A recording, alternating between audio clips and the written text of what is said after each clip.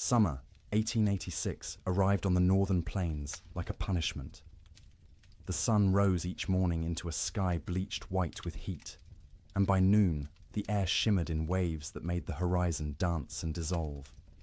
This wasn't the pleasant warmth of early summer when green grass ripples under gentle breezes. This was heat that cracked the earth open. Heat that turned once lush grasslands into expanses of brittle brown stalks that crunched under every step. The drought began in spring and never broke. April rains that usually soaked the plains and coaxed prairie grass to shoulder height simply didn't come. May stayed dry. By June, the creeks that normally ran year-round had become chains of stagnant pools, shrinking daily, ringed with the desperate tracks of cattle and wildlife competing for every drop. Ranchers watched their grasslands with growing unease, but not yet alarm. Bad years happened. The West was unpredictable. Surely the rains would come eventually. Surely this was just a temporary dry spell. They were running more cattle than the land had ever supported.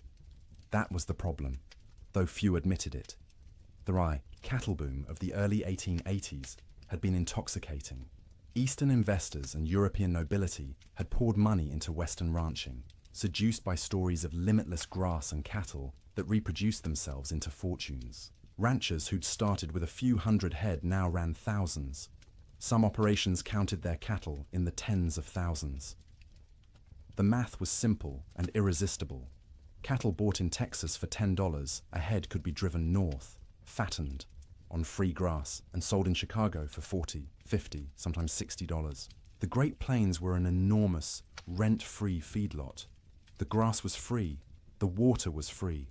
All you needed was cattle and cowboys to watch them, except the grass wasn't limitless, and the water wasn't guaranteed, and running 10 times more cattle than the land could sustainably support worked fine until conditions turned bad. That summer, conditions turned very bad indeed. Prairie fires became constant. The dry grass ignited from lightning strikes, from careless campfires, from sparks off wagon wheels striking rocks. Once started, fires raced across the plains for miles, sometimes days, consuming what little forage remained. Cowboys fought these fires with wet blankets and desperate prayer, but mostly they just watched the range burn, knowing each acre of blackened stubble meant less food for the cattle that fall in winter.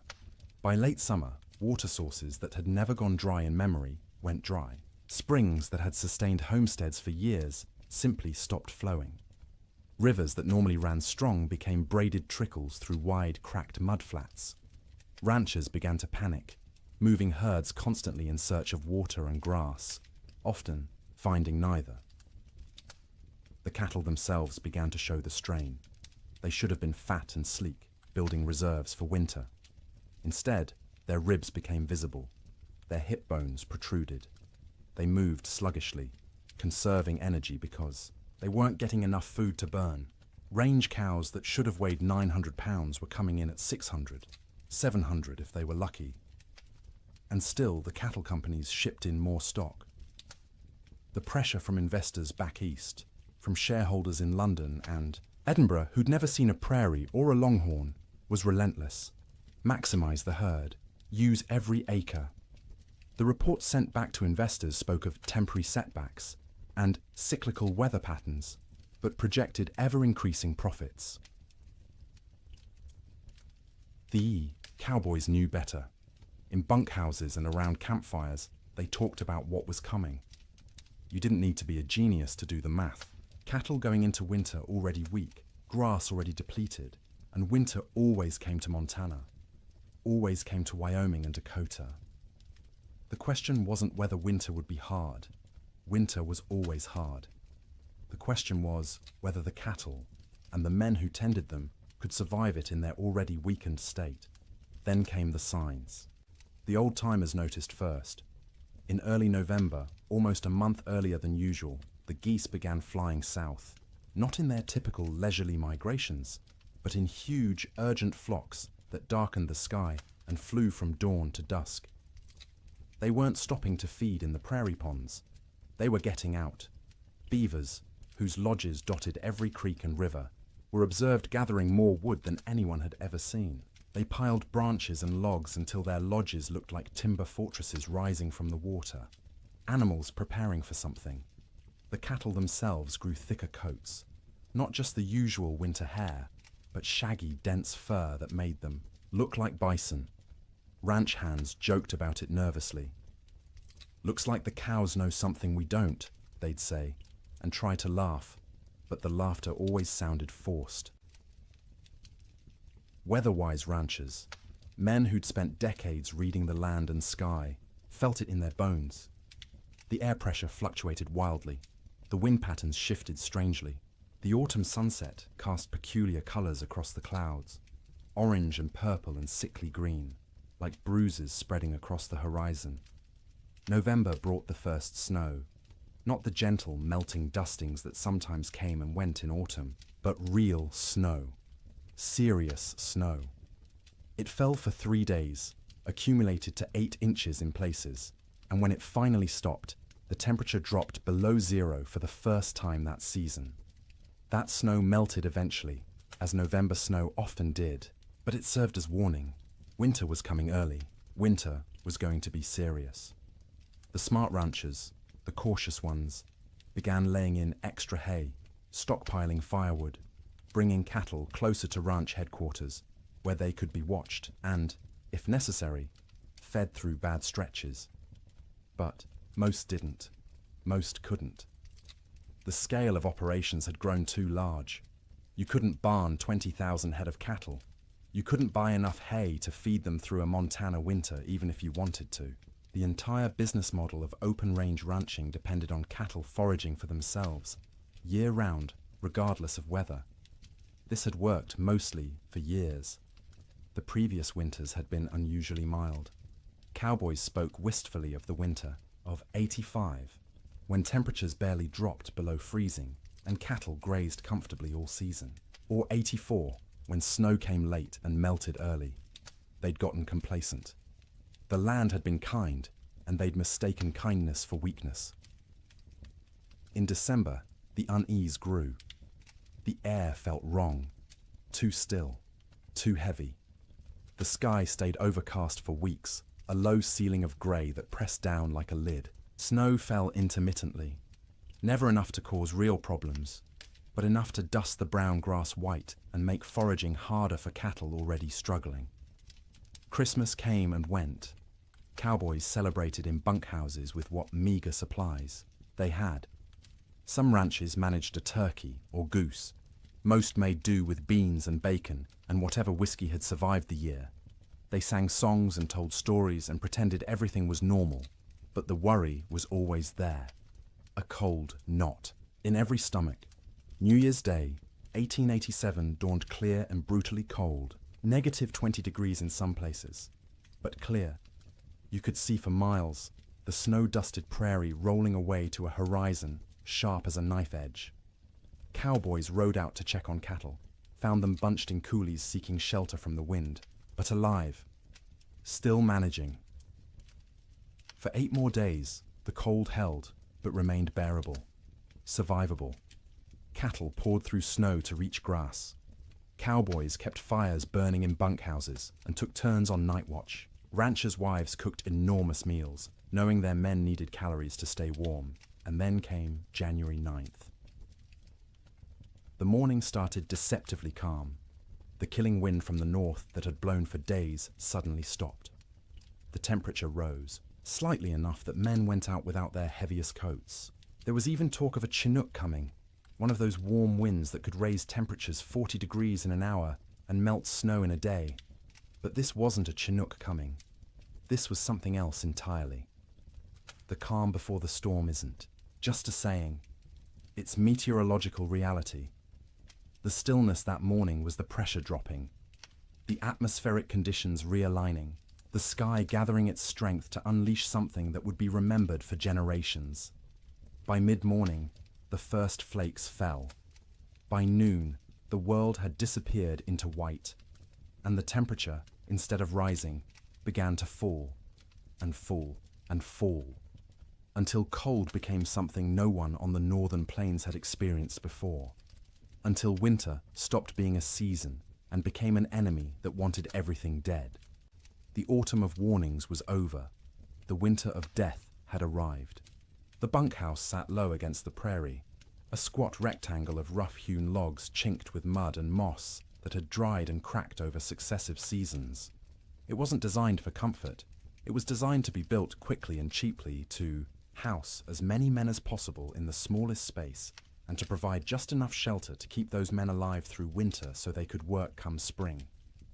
Most bunkhouses were single rooms, maybe 30 feet long and 15 wide, with a ceiling, so low a tall man had to duck under the support beams.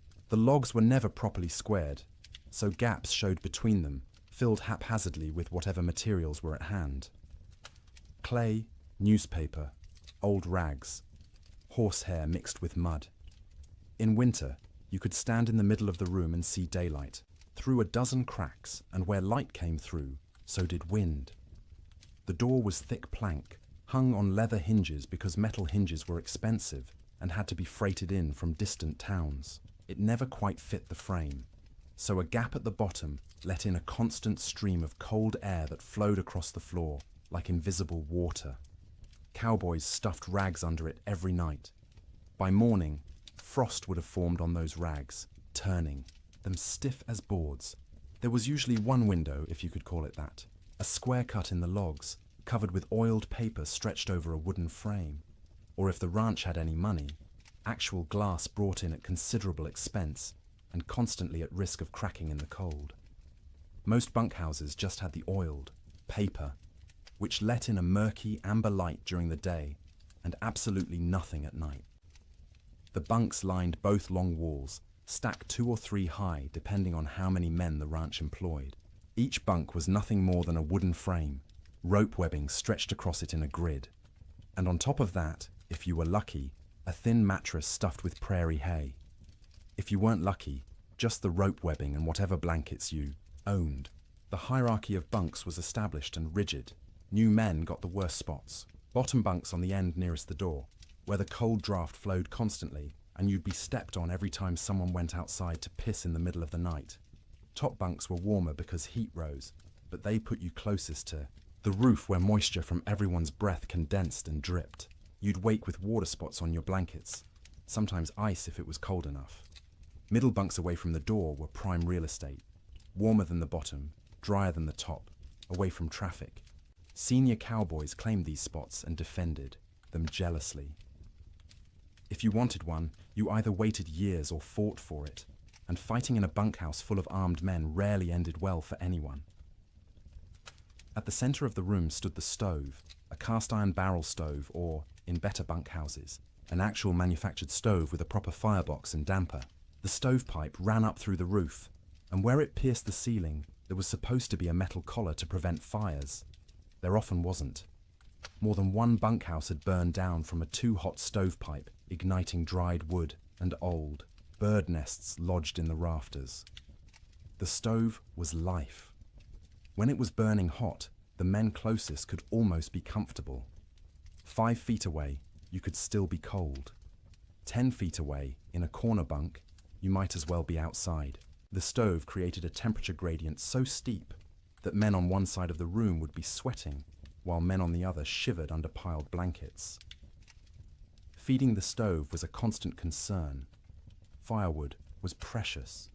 Trees were scarce on the open plains, and what wood existed had to be hauled in by wagon from river bottoms or mountainsides miles away. Some ranches burned coal shipped in by rail, but coal cost money, and ranchers were notoriously cheap about anything that didn't directly increase cattle numbers. More often, cowboys burned whatever they could find: dried cow chips, sagebrush, buffalo bones, of which there were still plenty scattered across the plains from the great slaughter of a decade earlier. None of these burned hot or long. You had to feed the stove constantly to maintain any heat at all. At night, someone had to take responsibility for the fire. Usually, this rotated among the men, with each taking a shift to wake periodically and add fuel. Miss your shift, let the fire go out, and you'd wake to find 20 angry cowboys ready to throw you outside in your underwear to see how you liked the cold. Even with the stove going, the bunkhouse was never truly warm in winter. It was less cold than outside, which was the best that could be hoped for. Your face would be hot from the stove, while your back was cold from the draft. Your feet would be numb while sweat trickled down your spine. Comfort wasn't the goal. Survival, was the goal. Make it to morning alive and functional.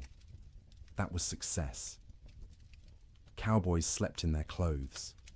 The idea of changing into night clothes, or worse, sleeping naked, was absurd. You slept in your wool shirt, your long underwear, your thick socks. On the coldest nights, you kept your pants on. Your hat stayed on your head or under it as a pillow, because hats were expensive, and you didn't want someone stealing yours while you slept. Boots were the exception. You took off your boots because sleeping in boots was miserable, and because boots needed to dry. They'd sit by the stove all night, the leather slowly warming and releasing the accumulated moisture of the day. The smell of drying leather mixed with the smell of unwashed men, wet wool, tobacco smoke, and the acrid tang of burning sage or cow chips. The smell of a bunkhouse was indescribable to anyone who hasn't experienced it. 40 men living in close quarters, bathing rarely because hauling and heating water was labor-intensive and rarely worth the effort.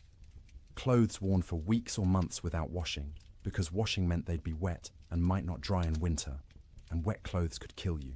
The privy was outside, so men used a bucket in the corner at night rather than brave the cold, and that bucket added its own special contribution to the atmosphere.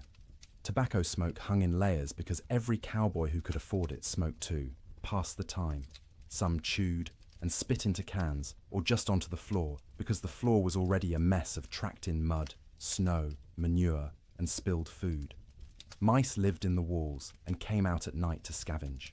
You could hear them scratching and squeaking, see them dart across the floor in the stove light. Some cowboys tried to kill them. Most gave up. There were always more mice, as long as they didn't chew holes in your blankets or get into the food. Stores, you learned to coexist. The sounds of a bunkhouse at night were particular. The wind outside, constant, varying from low moan to sharp whistle, depending on its strength and the gaps it found. The stove ticking as metal expanded and contracted with temperature changes. The creak of rope webbing as men shifted in there. Bunks, the thump of boots being pulled off and dropped on the floor. Snoring. Dear God, the snoring. 40 men in one room meant you'd have at least 10 serious snorers. Deep, rattling snores that shook the bunks. High, whistling snores that pierced through any attempt at sleep. Snores that stopped and started, until you'd lie there waiting for the next one, unable to relax. Sometimes men would throw boots at particularly bad snorers. Sometimes it helped. Usually it just made everyone else laugh and the snorer angry. Coughing was constant. The cold, the dust, the smoke, the close quarters meant everyone had some kind of lung affliction.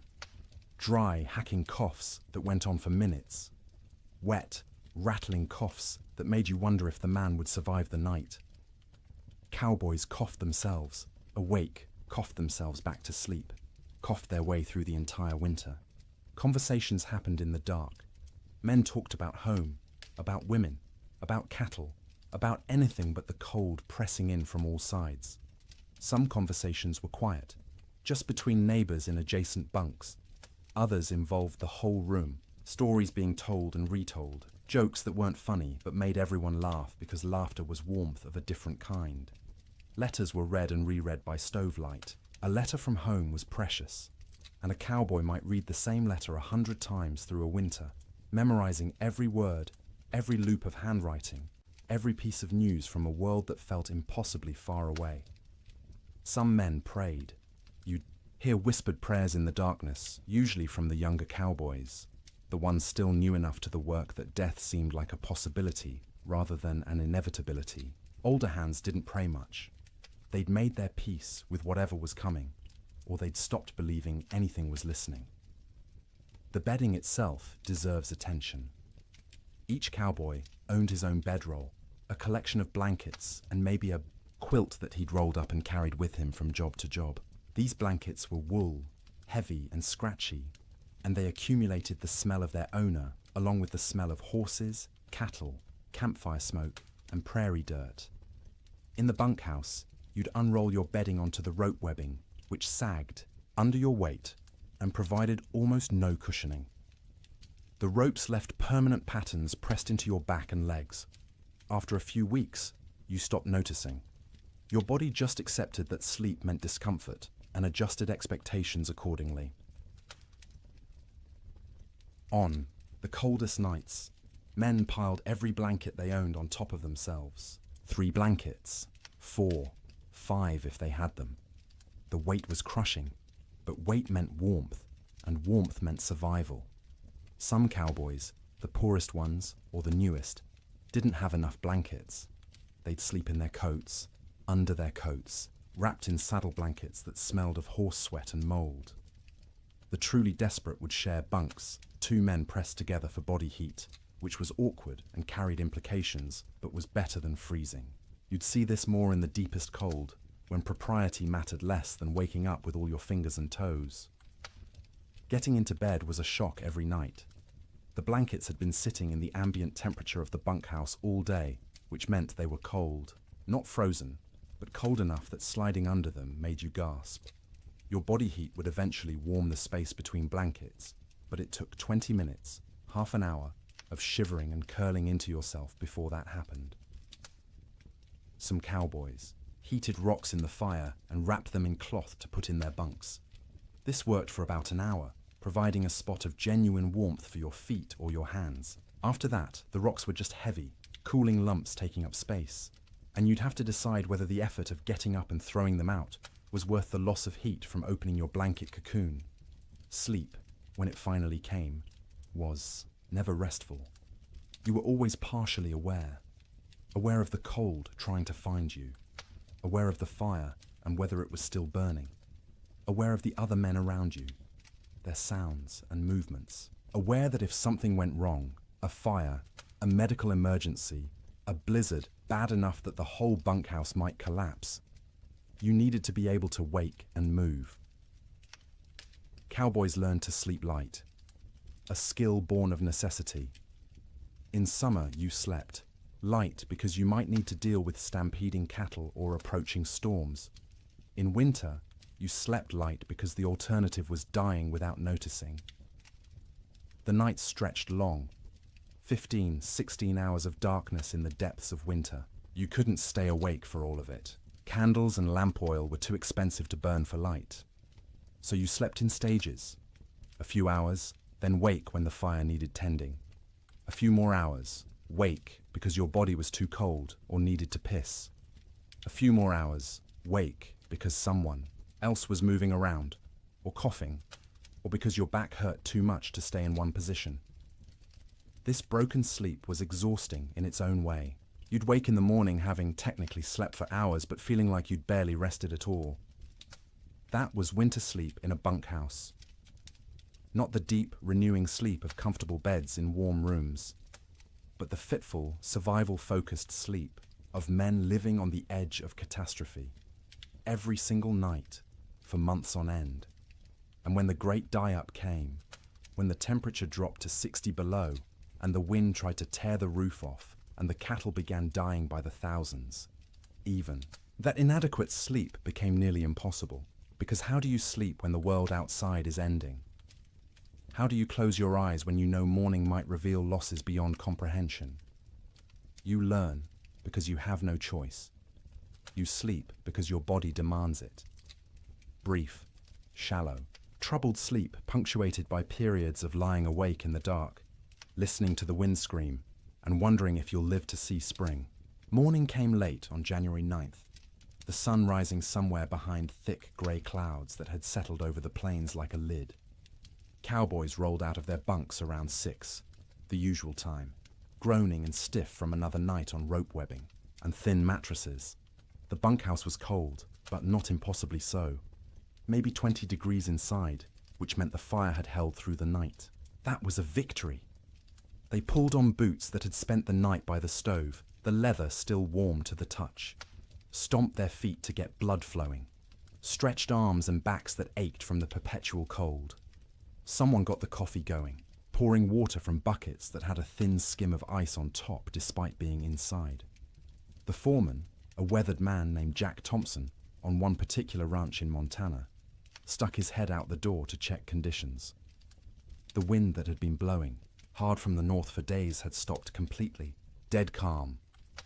The air felt heavy, thick, like you could almost chew it. Temperature had risen slightly overnight, maybe up to freezing, or close to it.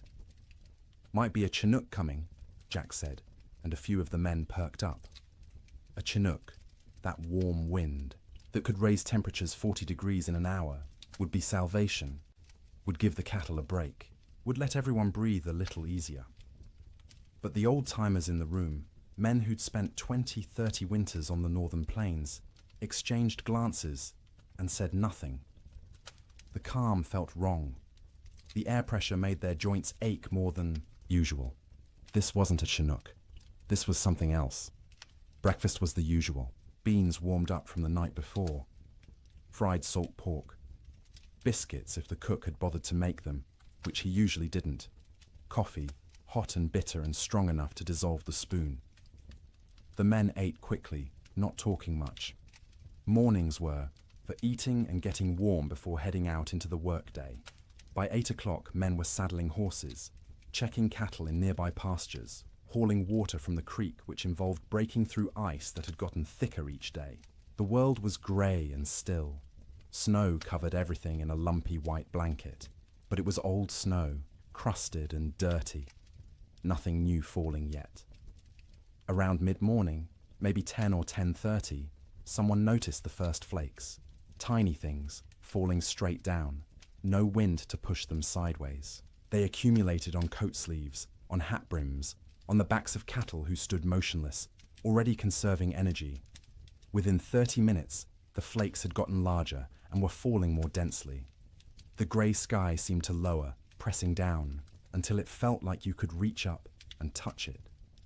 Visibility, which had been miles, dropped to maybe a quarter mile, then less. Cowboys on the range started heading back to the bunkhouse.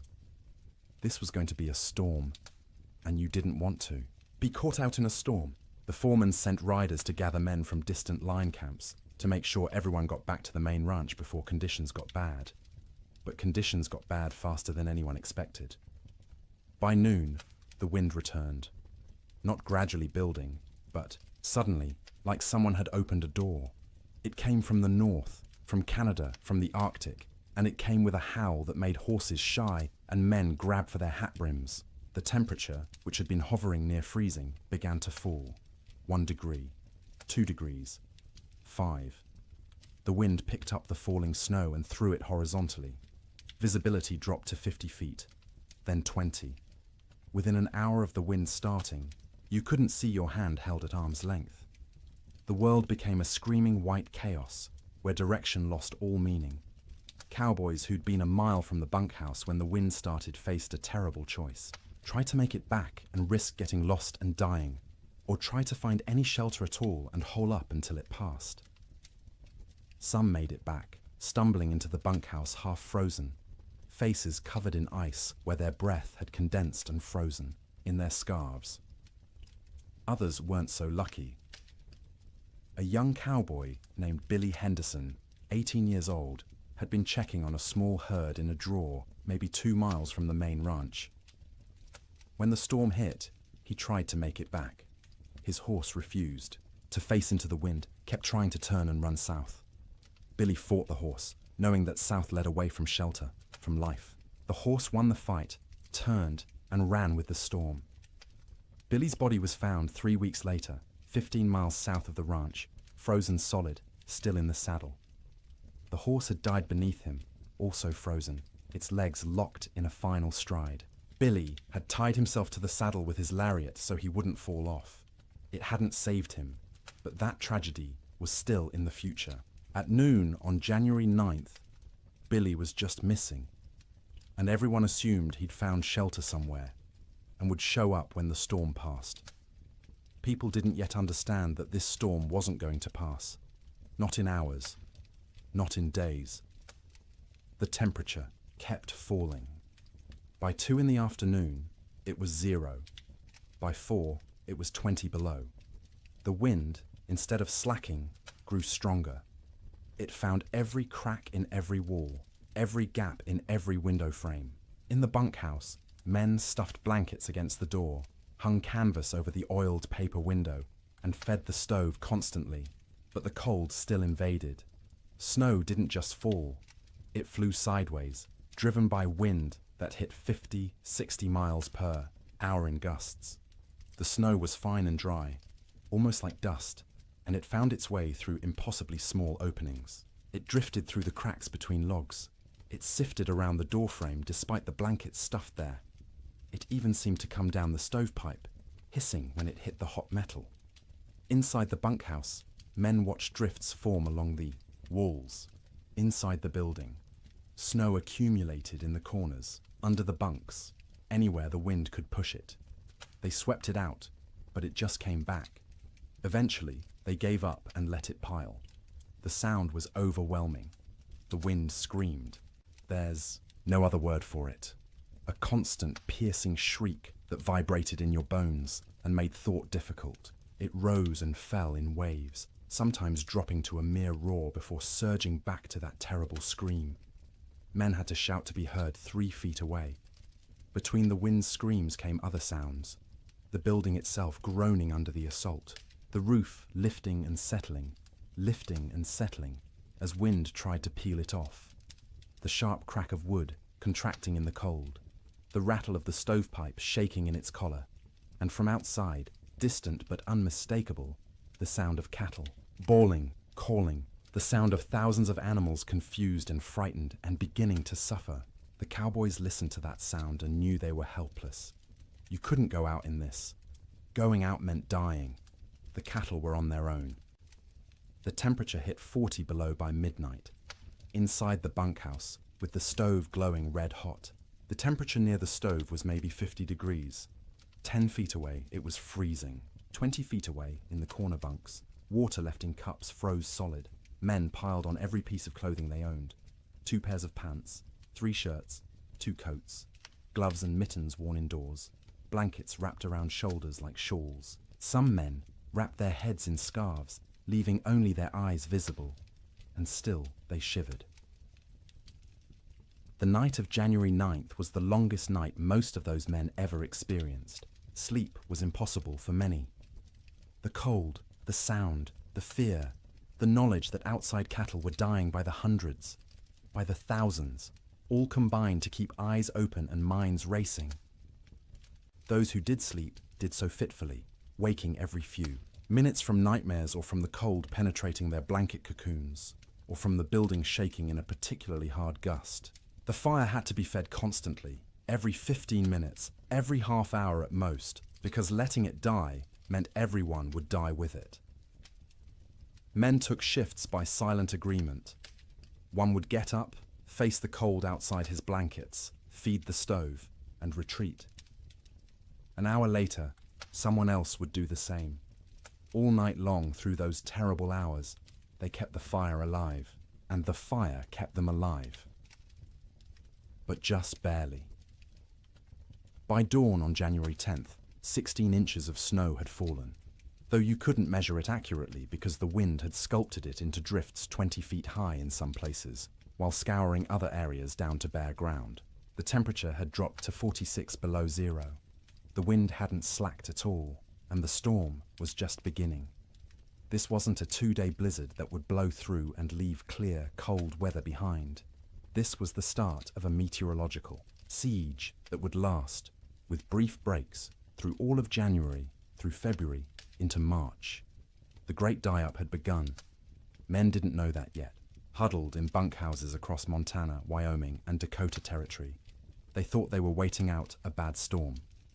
A few days, maybe a week, and it would clear. The cattle would be weak and scattered, but they'd recover. Spring would come, as it always did. They didn't yet understand that the world outside was dying, that cattle were already freezing where they stood, eyes frozen shut, ice forming over their nostrils with each breath, slowly suffocating as they slowly froze. That the open range, cattle industry, the boom that had made fortunes and drawn investors from around the world, was ending in that screaming wind. All they knew was cold. Cold beyond anything most had experienced. Cold that hurt to breathe, that made your lungs ache, that turned your breath to ice crystals before it could fully leave your mouth. Cold that was no longer just weather, but an active presence, a malevolent force trying to kill everything that lived. And the night ahead, the second night of the storm, would be even colder. -50, -60 in some locations. Cold that would crack trees. Cold that would freeze cattle solid while they stood. Cold that would seep through every wall, every blanket, every layer of clothing, searching for the warmth of human bodies and slowly, inexorably, draining it away. The cowboys fed the fire and waited. There was nothing else they could do. The Yiwa storm had them trapped as surely as if they were in a prison. All they could do was feed the fire, wrap themselves in blankets, and try to survive until morning, and then survive the morning after that, and the one after that, day after day, night after night, as the storm continued and the temperature stayed brutally, impossibly cold. The great die-up was no longer coming. It was here. Sleep. During the storm wasn't sleep as most people understand it. It was something closer to losing consciousness in brief intervals, the body shutting down, not because it felt safe, but because it couldn't maintain full awareness any longer. The exhaustion of constant vigilance, of shivering, of fighting the cold that pressed in from all sides, eventually overwhelmed even the most determined wakefulness. In the ranch houses scattered across the frozen plains, families faced the storm, with a different kind of terror than the cowboys in their bunkhouses. Ranch houses were sturdier than bunkhouses, built to last generations rather than just seasons. They had proper foundations, real windows with glass, doors that fit their frames. But they were also larger, harder to heat, and filled with children who didn't fully understand why the wind screamed so loudly, or why Papa looked so worried. The Ferguson family lived in a 2-room cabin near the Musselshell River in Montana. William Ferguson, his wife Martha, and their 4 children, ranging in age from 3 to 11. When the storm hit that afternoon of January 9th, William had been out checking on a small herd they kept close to the house. He barely made it back, stumbling through the door with ice caked in his beard and eyebrows, his face raw and bleeding from wind-driven snow. Martha had already pulled all the children into the main room, the one with the fireplace. The second room, the bedroom, was abandoned for the duration. You couldn't heat both rooms. You had to choose, and you chose the one with the fire. The children helped drag mattresses and blankets from the bedroom, piling them on the floor near the hearth. By nightfall, the temperature inside that bedroom, separated from the main room by just a thin wooden door, had dropped below freezing. Frost formed on the inside walls. The wash basin Martha had left on the dresser froze solid, expanding and cracking the ceramic bowl with a sharp report that made everyone jump. In the main room, the family arranged themselves for a siege. William stacked firewood within arm's reach of the fireplace, more wood than he'd normally burn in a week. Martha filled every pot and pan with water, knowing that if the storm lasted, they wouldn't be able to get to the well. The pump would freeze. The well itself might freeze. Water was survival. The children sensed their parents' fear and grew quiet, subdued in a way children rarely are. They huddled together on the mattresses, watching the fireplace with wide eyes as their father fed it log after log. The fire roared, consuming wood at an alarming rate, but even standing directly in front of it, you could feel the cold at your back. That first night, nobody truly slept. The children dozed fitfully, waking every time the wind hit a particularly violent gust, every time the house shook, every time their father got up to add wood to the fire. Martha sat up through most of the night, mending by firelight, her hands moving automatically through familiar motions, while her mind worried at the problem of how long their supplies would last. William dozed in his chair, the rifle across his lap, though what good a rifle would do against a blizzard he couldn't have, said.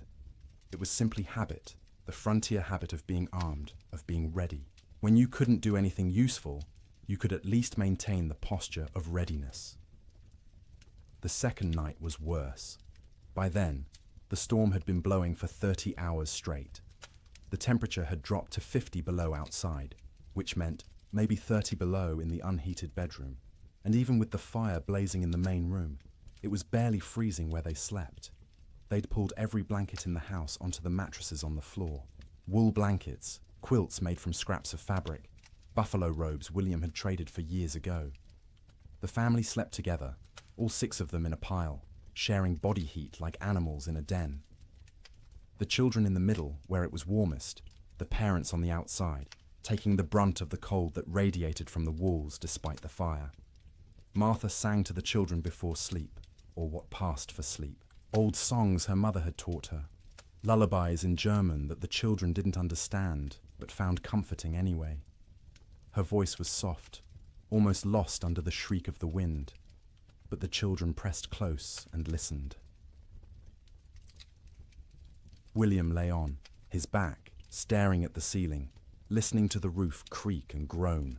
Every gust of wind made him tense, waiting for the moment when the roof would tear free and expose them all to the killing cold. It never did, but the fear never left either.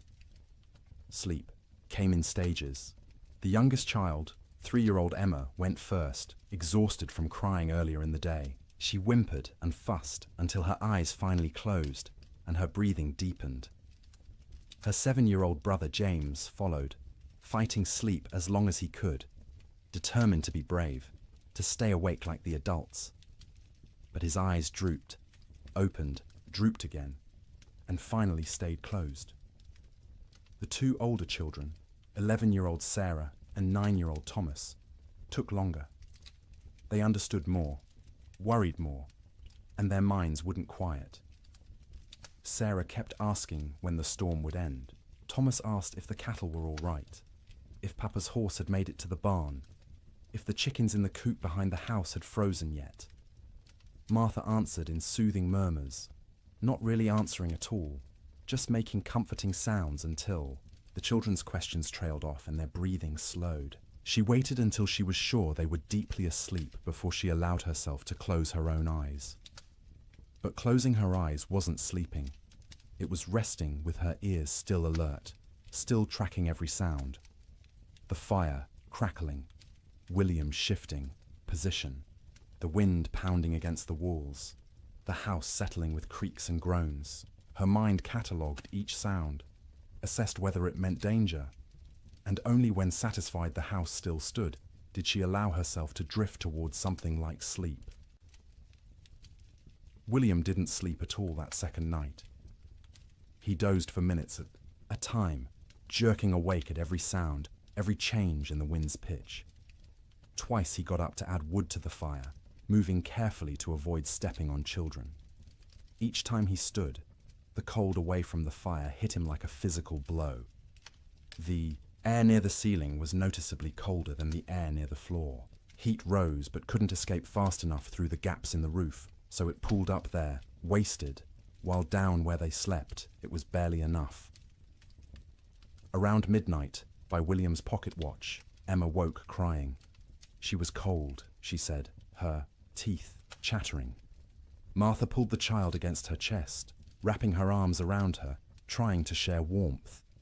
Emma's feet were like ice, even though she wore wool socks and was buried under blankets. Martha rubbed the small feet between her hands, trying to restore circulation, terrified of frostbite. The child eventually quieted and fell back into restless sleep.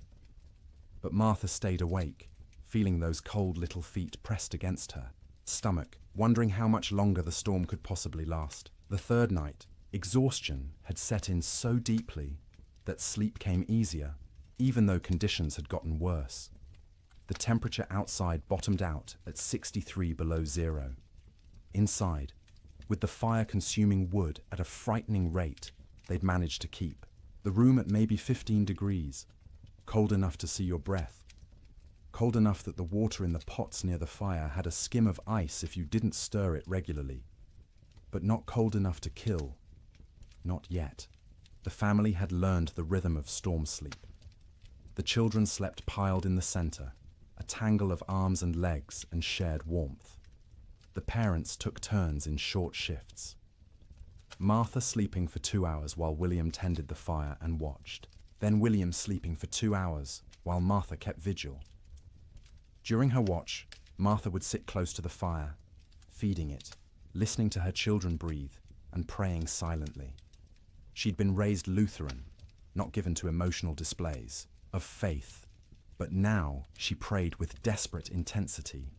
For the storm to end, for the wood to last, for her children to wake warm in the morning, for spring to come, impossible as that seemed in the howling dark.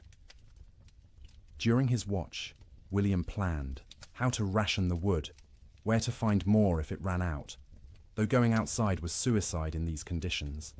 What they'd do when the food ran low. They had beans, flour, salt pork, and cornmeal. Enough for maybe 2 weeks if they were careful. But what if the storm lasted longer? What if they couldn't get to town when it ended because the snow was too deep? These thoughts circled endlessly, keeping him awake even during his supposed sleep shifts. He'd lie down, close his eyes, and his mind would immediately start calculating. How many logs they'd burned, how many were left, how cold it was, how long they could survive. The children slept better than the adults, helped by the simple resilience of youth. Their bodies demanded sleep and they gave in to it, even in conditions that would have seemed impossible before the storm. Sarah dreamed of summer, of the garden behind the house heavy with tomatoes and beans. Thomas dreamed of cattle drives, of riding with the cowboys to distant railheads. James dreamed confused child dreams that he couldn't remember on waking. Emma didn't dream at all, or if she did, they were wordless and forgotten. They'd wake periodically, usually needing to pee, which meant using the chamber pot in the corner because going to the outhouse meant death. The chamber pot became part of the room's landscape, emptied by William each morning by simply opening the door and throwing its contents out into the snow. It would freeze before it hit the ground. Martha developed a system for keeping track of the children during sleep. She'd reach out periodically, feeling for each small body, making sure everyone was still breathing, still warm enough. If a child had worked their way to the edge of the pile where it was colder, she'd gently pull them back to the center. If blankets had been kicked off, she'd rearrange them. This constant vigilance meant she never truly rested. Even during her sleep shifts, part of her brain stayed active, monitoring. She'd wake fully alert if a child coughed or moved suddenly, ready for crisis. Only after checking that everything was fine would she allow herself to drift back down. By the fourth night, a strange numbness had set in. The storm continued, would continue, had always been continuing, and would always continue. It became hard to remember a time before the storm, hard to imagine a time after. The world had narrowed to this room, this fire, this pile of blankets, these bodies pressed together against the cold. Sleep became deeper out of sheer exhaustion. The body can't maintain high alert indefinitely. At some point it simply gives up and crashes, regardless of external conditions. The children slept hard, twitching occasionally, making small sounds, but not fully waking.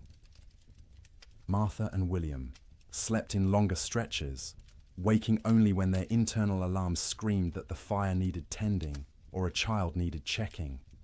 The quality of that sleep was poor. Dreams were vivid and often nightmarish. Martha dreamed of water freezing in her children's lungs, turning them to ice from the inside out. William dreamed of the roof tearing away and snow pouring in, burying them all in a white tomb. They'd wake gasping, hearts pounding, and need several seconds to remember where they were, that they were still alive, that the nightmare wasn't real. Not yet, but underneath the nightmares was the simple, animal relief of being horizontal, of having their eyes closed, of not having to actively fight the cold for a few hours. Their bodies took what rest they could get, storing it against future need, repairing what damage they could before the next crisis. In bunkhouses across the territory, cowboys experienced similar struggles. The difference was they had no children to protect, which freed them from that particular anxiety, but they also had less motivation to push through. A man alone can give up more easily than a father with children depending on him. Some cowboys did give up, in a sense. They wrapped themselves in every blanket they owned, lay down in their bunks, and simply stopped trying. They'd sleep for 20 hours straight, only waking to eat a little and relieve themselves before returning to their cocoons. This wasn't laziness, it was a survival strategy. In extreme cold with limited food, the best thing you can do is stay still, conserve energy, and wait. Others couldn't do it. The type of man who became a cowboy was often too restless, too active, to simply lie still for days. They'd pace the bunkhouse, drive everyone else crazy, gamble with cards or dice, anything to pass the time and distract from the gnawing fear that the storm might never end. In both bunkhouses and ranch houses, sleep became not rest, but simply another way of enduring. The days and nights blurred together into a continuous state of semi-consciousness, where you were never fully awake, but never fully asleep either. Your body was present, wrapped in blankets near a fire, but your mind wandered strange paths, disconnected from reality. And through it all, the wind screamed. The cold pressed in, the fire consumed wood, and people slept, or tried to sleep, or pretended to sleep, because what else could they do? Going outside meant dying. Staying awake meant slowly going insane from the sound and the fear. So they slept. Poorly, fitfully, desperately. But they slept. And each morning they woke, surprised on some level to find themselves still alive. Still, together, the fire still burning. The storm would eventually end, but not yet. Not for many days yet. And each of those days would require sleep stolen from between crises, rest grabbed in brief intervals, dreams haunted by cold and wind, and the terrible knowledge that outside the world was dying. The cattle felt the storm coming before any human did. Their instincts, honed by millennia of evolution, read signs in the air pressure, in the quality of light, in the way the wind tasted.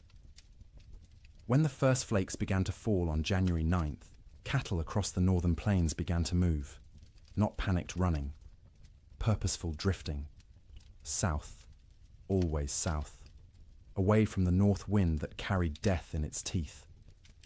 They moved in groups, small herds combining into larger herds, thousands of animals flowing across the white landscape like a slow river seeking lower ground. Consider one cow, a 3-year-old Hereford mix, red and white, branded with the Rocking M brand on her left hip. She'd been born on this range, knew every coulee and creek, had survived 2 previous winters without particular hardship. She was carrying a calf, due in spring, and the pregnancy had left her thinner than usual going into winter. Not starving, but without the thick layer of fat that would have been ideal. When the snow started falling heavily and the wind began to rise, she was grazing, in a shallow draw with perhaps 50 other cattle. They'd been pouring through existing snow to reach the dried grass beneath, working methodically, conserving energy. The new snow started covering the ground quickly, and the cow lifted her head, testing the air. The wind came from the north with a sound like tearing fabric. The cow turned her back to it instinctively, and every other animal in the draw did the same. They began walking south, not because they knew south led to safety, but because south meant away from the wind, and the wind had to be avoided. They walked steadily for hours. The snow was falling too thickly to see more than a few feet ahead, but cattle can navigate by sense of smell and by following the animal in front of them. The cow found herself in the middle of the group, which offered some shelter from the wind, but also meant she had to keep moving at whatever pace the herd set. By nightfall, they'd walked perhaps 5 miles. Not far, but the constant fighting against wind and snow was exhausting. The temperature had dropped dramatically, and the cow's breath froze in clouds of white vapor. Ice was forming on her eyelashes, making it hard to see. Her legs ached from pushing through snow that was now knee-deep in places. The herd came to a fence line, relatively new barbed wire strung between posts to mark the boundary of someone's claimed range. The cattle turned and walked along the fence, looking for a way through or around. They found neither. The fence extended as far as they could sense in both directions. Cattle aren't stupid, but they aren't problem solvers either. Finding their path blocked, they simply stopped. They stood with their backs to the wind, pressed against the fence line, and waited. For what, they couldn't have said. For the wind to stop. For the fence to disappear. For whatever force had always eventually made things better to make things better now. But things didn't get better. The wind increased. The temperature kept dropping. Snow accumulated on the cattle's backs. A heavy white blanket that they couldn't shake off because their muscles were already occupied with shivering, with the constant work of generating heat. The cow stood and shivered. Her body burned calories, trying to stay warm, calories she'd gotten from grass, but she hadn't eaten since morning and wouldn't be able to eat until she could paw through snow to reach grass beneath. She tried, lowering her head and pushing at the snow with her muzzle, but the wind-packed snow was too hard. Her hooves couldn't break through it either. Around her, other cattle made similar attempts. A few managed to find thin spots in the snow and got a few mouthfuls of dried grass. Most got nothing. They stood and shivered, and slowly, gradually, their body temperatures began to drop. Cattle can survive remarkable cold if they're well fed and can escape the wind. But these cattle were already weakened from a summer of drought. They had no windbreak, and they weren't eating. Their situation was unsustainable. Something would have to change or they would die. It was that simple. By the second day, the cow's suffering had intensified. She'd been standing for more than 24 hours straight. Her legs trembled with fatigue. Ice had completely sealed her eyes shut. She'd stopped trying to open them, instead navigating by sound and smell, and the feel of other cattle pressed against her on either side. Her ears, exposed to the wind, had frozen. The tissue was dying, would eventually slough off if she survived, leaving her with shortened, mangled ears. But that was future pain. Present pain was the cold that had worked its way into her joints, making every small movement agony. The hunger that gnawed at her belly. The thirst because she couldn't melt snow fast enough in her mouth to get adequate water. The calf inside her still moved occasionally, little kicks and shifts that she could feel. Some part of her body was still prioritizing that calf, still sending nutrients and warmth to the growing life within. But those resources were running out. The calf was drawing on reserves that no longer existed. Around her, other cattle were in similar condition, some worse. A few calves, born too early that spring and smaller than they should be, had already died, frozen solid while standing, their mothers standing next to them and occasionally lowing in confusion. Older cattle, those with the wisdom of many winters, had tried to move away from the fence to find a coulee or draw that might offer windbreak. Some succeeded and survived. Most simply exhausted themselves walking in circles in the blinding snow and returned to the fence line to die with the herd. By the third day, the cow had stopped shivering. This wasn't because she'd warmed up. It was because her body no longer had the energy to shiver. Shivering is a metabolic furnace, burning calories to generate heat, but she'd burned through all available calories. Her body temperature was dropping toward equilibrium with the air around her. She was freezing to death. Her breathing had slowed. Each breath was an effort, drawing air so cold it hurt her lungs into a body that barely had the energy to exhale. Ice had formed around her nostrils, narrowing the passages, making each breath a fight. She was still standing, but only because the cattle around her held her upright. If they'd moved, she would have fallen. Her legs were locked, frozen in position, no longer taking commands from her failing brain. Her heartbeat had slowed to a sluggish thump, thump, thump, thump, each beat weaker than the last. The calf inside her had stopped moving. Whether it was dead or simply dormant, she couldn't tell, and wouldn't have understood if she could. Her maternal instincts, so strong just days ago, had been overridden by the body's desperate attempt to keep itself alive. Sometime late on the third night, or early on the fourth morning, it's impossible to know exactly when, the cow's heart stopped. 1 beat, 2 beats, then nothing. Her eyes, frozen shut, would never open again. Her legs, frozen in position, would remain standing. She'd become a statue of ice and meat, indistinguishable from the living cattle around her, except that she no longer breathed.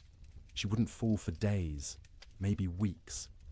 The cattle packed around her held her upright, and when they eventually moved or died themselves, she'd topple over, frozen solid, and become one more carcass among thousands littering the plains. This scene repeated across hundreds of miles. Fence lines became death traps where cattle bunched up and died in groups. Ravines that should have offered shelter instead became graves as cattle crowded in so tightly they couldn't move, couldn't forage, and slowly froze together into a single mass of bodies. Riverbanks saw some of the worst carnage. Cattle seeking water found the rivers frozen solid, but their thirst drove them to try anyway.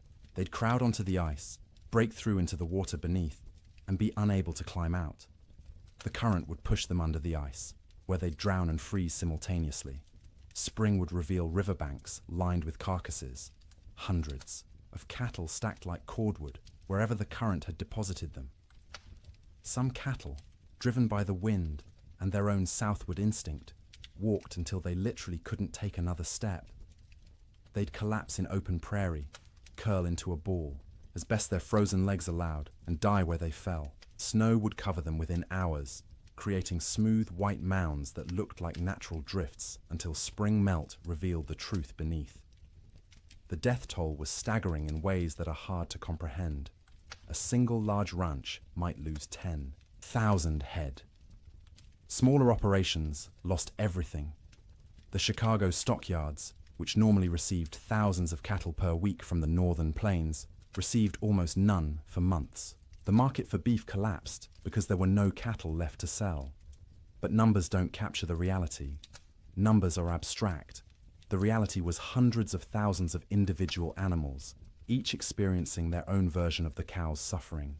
Each one cold, each one hungry, each one slowly freezing while standing in a wind that wouldn't stop screaming.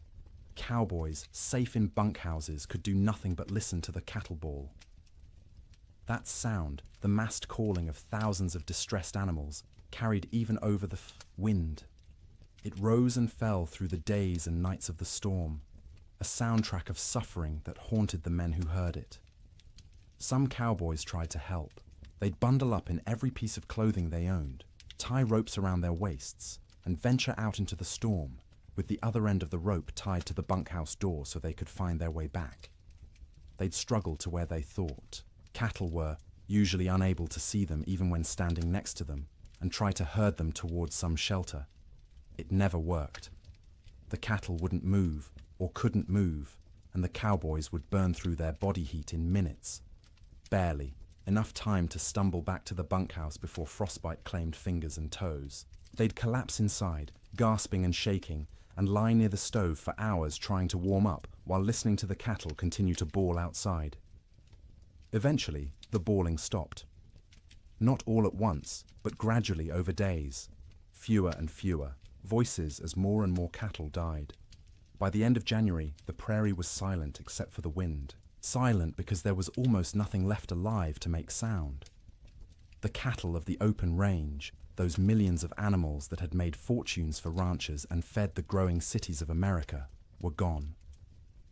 The survivors, scattered and traumatized, would take years to recover. Most would never be found, lost in coulees and ravines where their carcasses would feed wolves and coyotes through the remainder of winter. The Great Die-Up earned its name from the cattle. They died in numbers beyond counting, in suffering beyond imagining. And every single death was quiet, private. The animal alone in the storm, except for other dying animals. No comfort, no relief, just the cold and the wind, until the end came, and the shivering finally stopped. Food became an obsession within days of the storm's arrival. Not because people were starving, not yet, but because every meal consumed was one fewer meal in reserve, and no one knew how long the storm would last or when resupply would be possible. Every bite carried the weight of calculation. Every pot of beans represented diminishing stores that might need to last weeks or months. In the Ferguson ranch house, Martha inventoried their supplies on the second day of the storm. She did this by candlelight while the children slept, and William kept watch by the fire. She counted every bag of flour, every pound of cornmeal, every strip of salt pork hanging from the rafters of the cold bedroom. She measured beans by the cupful, rice by the handful, and wrote everything down in careful columns in a ledger book. Flour, 42 pounds. Cornmeal, 18 pounds. Dried beans, maybe 30 pounds, 3 different varieties mixed together in a burlap sack. Salt pork, 14 strips, some thick, some thin. Rice, 5 pounds. Sugar, 3 pounds, precious and rationed even before the storm.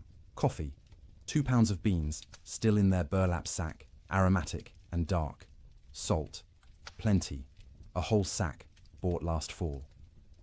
Lard, a good supply, stored in a crock. Dried apples, half a sack, from their own trees.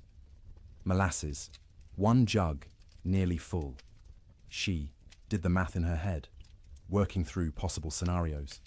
6 people, eating 3 meals a day. 18 meals per day.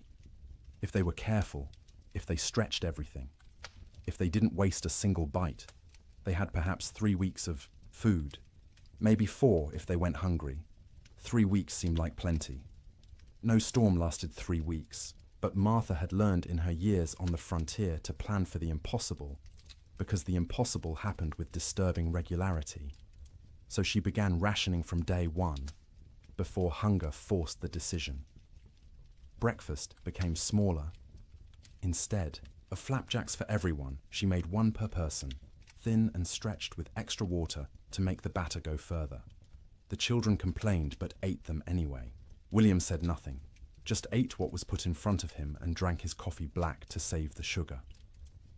Dinner became the main meal, usually beans.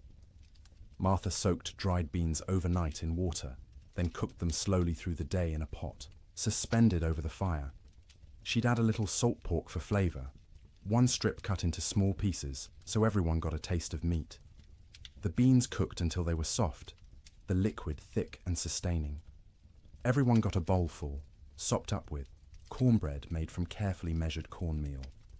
Supper was often just leftover beans from dinner, reheated and eaten with whatever bread remained. Sometimes Martha made a thin soup from the bean broth, adding bits of dried apple for sweetness, calling it a special treat to make the children smile. The coffee was for William alone. Cowboys and ranchers believed coffee was essential, more important than food, and William was no exception. He drank it black and strong, rationing the precious beans so he could have at least 1 cup per day. That coffee was his luxury, his reminder that civilization existed beyond the wind and snow. Martha drank tea when she drank anything, made from herbs she'd dried the previous summer. Mint that grew wild along the creek, sage gathered from the prairie, rose hips collected in autumn. The taste was thin compared to real tea shipped from China or India, but it was warm, and it was hers, and it didn't consume their stores. The children drank water or milk, though the milk supply was problematic. They had 1 cow, a gentle Jersey, kept in the barn, and William had to venture out twice a day to milk her. The trip to the barn was only 50 feet, but felt like a mile. He'd bundle in every piece of warm clothing he owned, wrap his face in a scarf until only his eyes showed, and step out into the wind. The cold hit him like a fist every time. In the few seconds it took to cross from house to barn, exposed skin would start to freeze, his eyes would water, and the tears would freeze on his cheeks. His lungs would ache from breathing air that felt like shards of glass. But he made the trip because the cow had to be milked or she'd sicken, and they needed the milk. The children needed the milk. It was protein and fat and calcium and all the things growing bodies required. So twice a day, through the entire storm, William made that 50-foot journey and considered himself lucky the barn was so close. The cow produced less in winter, maybe 2 quarts a day instead of her usual gallon, but those 2 quarts were precious. Martha skimmed the cream off the top and used it sparingly. The milk itself went to the children, divided equally, measured carefully, so no one got more or less than their share. Cooking in extreme cold presented unique challenges. The fire had to be hot enough to cook food, but not so hot it consumed wood too quickly. Martha became expert at judging the flames, adding just enough fuel to maintain cooking temperature while stretching the wood supply. Water was perhaps the most critical resource. William filled every bucket and pot with snow scooped from outside the door, then left the containers near the fire to melt. It took hours for snow to melt into usable water, and the water that resulted tasted flat and strange because it had no mineral content. But it was wet, and it was clean, and it kept them alive. They couldn't wash dishes properly, couldn't waste water or wood heating water for washing. Instead, Martha wiped plates and bowls clean with rags, rinsed them quickly in cold water if necessary, and called it good enough. No one got sick from dirty dishes. There were larger concerns. Personal hygiene went by the wayside entirely. No baths, no washing hair, no changing clothes. Everyone wore the same shirts and pants for weeks, adding layers when cold, removing them when near the fire. The smell in the main room became oppressive, but you stopped noticing after a few days. It was just how things were. In the bunkhouses, cowboys faced similar but different challenges. They had supplies, but those supplies were designed for men doing hard physical labor in normal winter conditions, not for men trapped indoors during the worst cold in recorded history. The typical bunkhouse larder consisted of dried beans, rice, flour, cornmeal, salt pork, bacon, maybe some beef jerky made from cattle slaughtered in the fall, coffee in large quantities because cowboys lived on coffee, sugar, salt, lard, sometimes canned goods if the ranch could afford them, but usually not. Canned goods were expensive and the freighting costs were prohibitive. The cook, if there was one, was usually an old cowboy too stove up for regular ranch work. He'd preside over the cast-iron stove like a priest at an altar, creating meals from limited ingredients with whatever skill he possessed. Good cooks were treasured. Bad cooks were tolerated because the alternative was cooking for yourself, and cowboys were generally incompetent in the kitchen. One particular bunkhouse in the Judith Basin had a cook named Old Pete, called that to distinguish him from young Pete, who wasn't a cook and wasn't even particularly young, but was younger than Old Pete. Old Pete had cooked in army forts, in mining camps, on trail drives. He knew 100 ways to cook beans and could make bread in a Dutch oven that rivaled anything made in a proper kitchen. But even Old Pete struggled with the storm's duration and intensity. His usual recipes assumed men would be working hard, outside, burning thousands of calories daily. Now they were sitting around trying to stay warm, burning far fewer calories. They didn't need as much food, but they were bored and hungry from boredom, and managing those competing needs was delicate. He started making meals smaller but more frequent. Instead of 3 large meals, he made 4 smaller ones, gave the men something to look forward to every few hours, something to mark the passage of time. Breakfast at dawn, such as dawn was, in the constant grey, a second breakfast mid-morning, dinner in early afternoon, supper at dark. Each meal was simple: beans cooked with salt pork, cornbread or biscuits, coffee always, constantly, the pot never empty. Occasionally he'd make a stew if there was meat available, though meat was running short. Most ranches had slaughtered a beef or 2 in the fall and hung the quarters to freeze.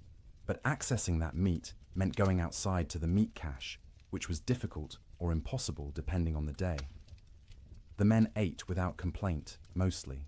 Cowboys weren't complainers by nature. You ate what was put in front of you and were grateful to get it. But you could see them calculating, same as Martha Ferguson, counting days, estimating stores, wondering how long until starvation became a real concern rather than a theoretical one. Coffee was its own category of essential supply. Cowboys drank coffee the way other people breathed, constantly and without thought. A pot of coffee sat on the stove at all times, thick and black and strong enough to float a horseshoe. Men would pour themselves cups throughout the day and night, warming their hands on the tin cups, savouring the bitter heat. Old Pete guarded the coffee supply jealously. He knew exactly how many pounds they had, how much they consumed daily. how long it would last. When supplies began running low, he started stretching the coffee by reusing grounds. First brew was strong for the morning pot. Those same grounds would be used again for the afternoon pot, weaker but still coffee. Sometimes he'd use them a third time, creating a thin brown liquid that was more idea than substance, but the ritual of drinking it was as important as the caffeine. Sugar went into coffee for those who used it, though most cowboys drank it black. Sugar was also used sparingly in baking, a spoonful in a batch of biscuits to help them rise and add a hint of sweetness. But sugar was running low everywhere, and by the end of January, most outfits were out entirely. Salt, at least, was plentiful. Salt preserved meat, flavored food, and was cheap enough that even poor ranches had plenty. Cowboys ate salt with everything, needed it to replace what they lost sweating despite the cold. Their bodies burned hot from shivering, from the constant work of staying warm, and salt was essential. The mental aspect of food during the storm was almost as important as the physical nutrition. Mealtimes provided structure to otherwise formless days. They were events to anticipate, rituals that reassured everyone that civilization persisted despite the chaos outside. Children needed this structure especially. The Ferguson children learned to recognize mealtimes by the smells from the fire, by their mother's movements, by the rattle of bowls and spoons. They'd gather without being called, eager not just for food, but for the routine. Martha would serve, each child personally, making a small ceremony of it. Sarah first, as the oldest, then Thomas, then James, then Emma.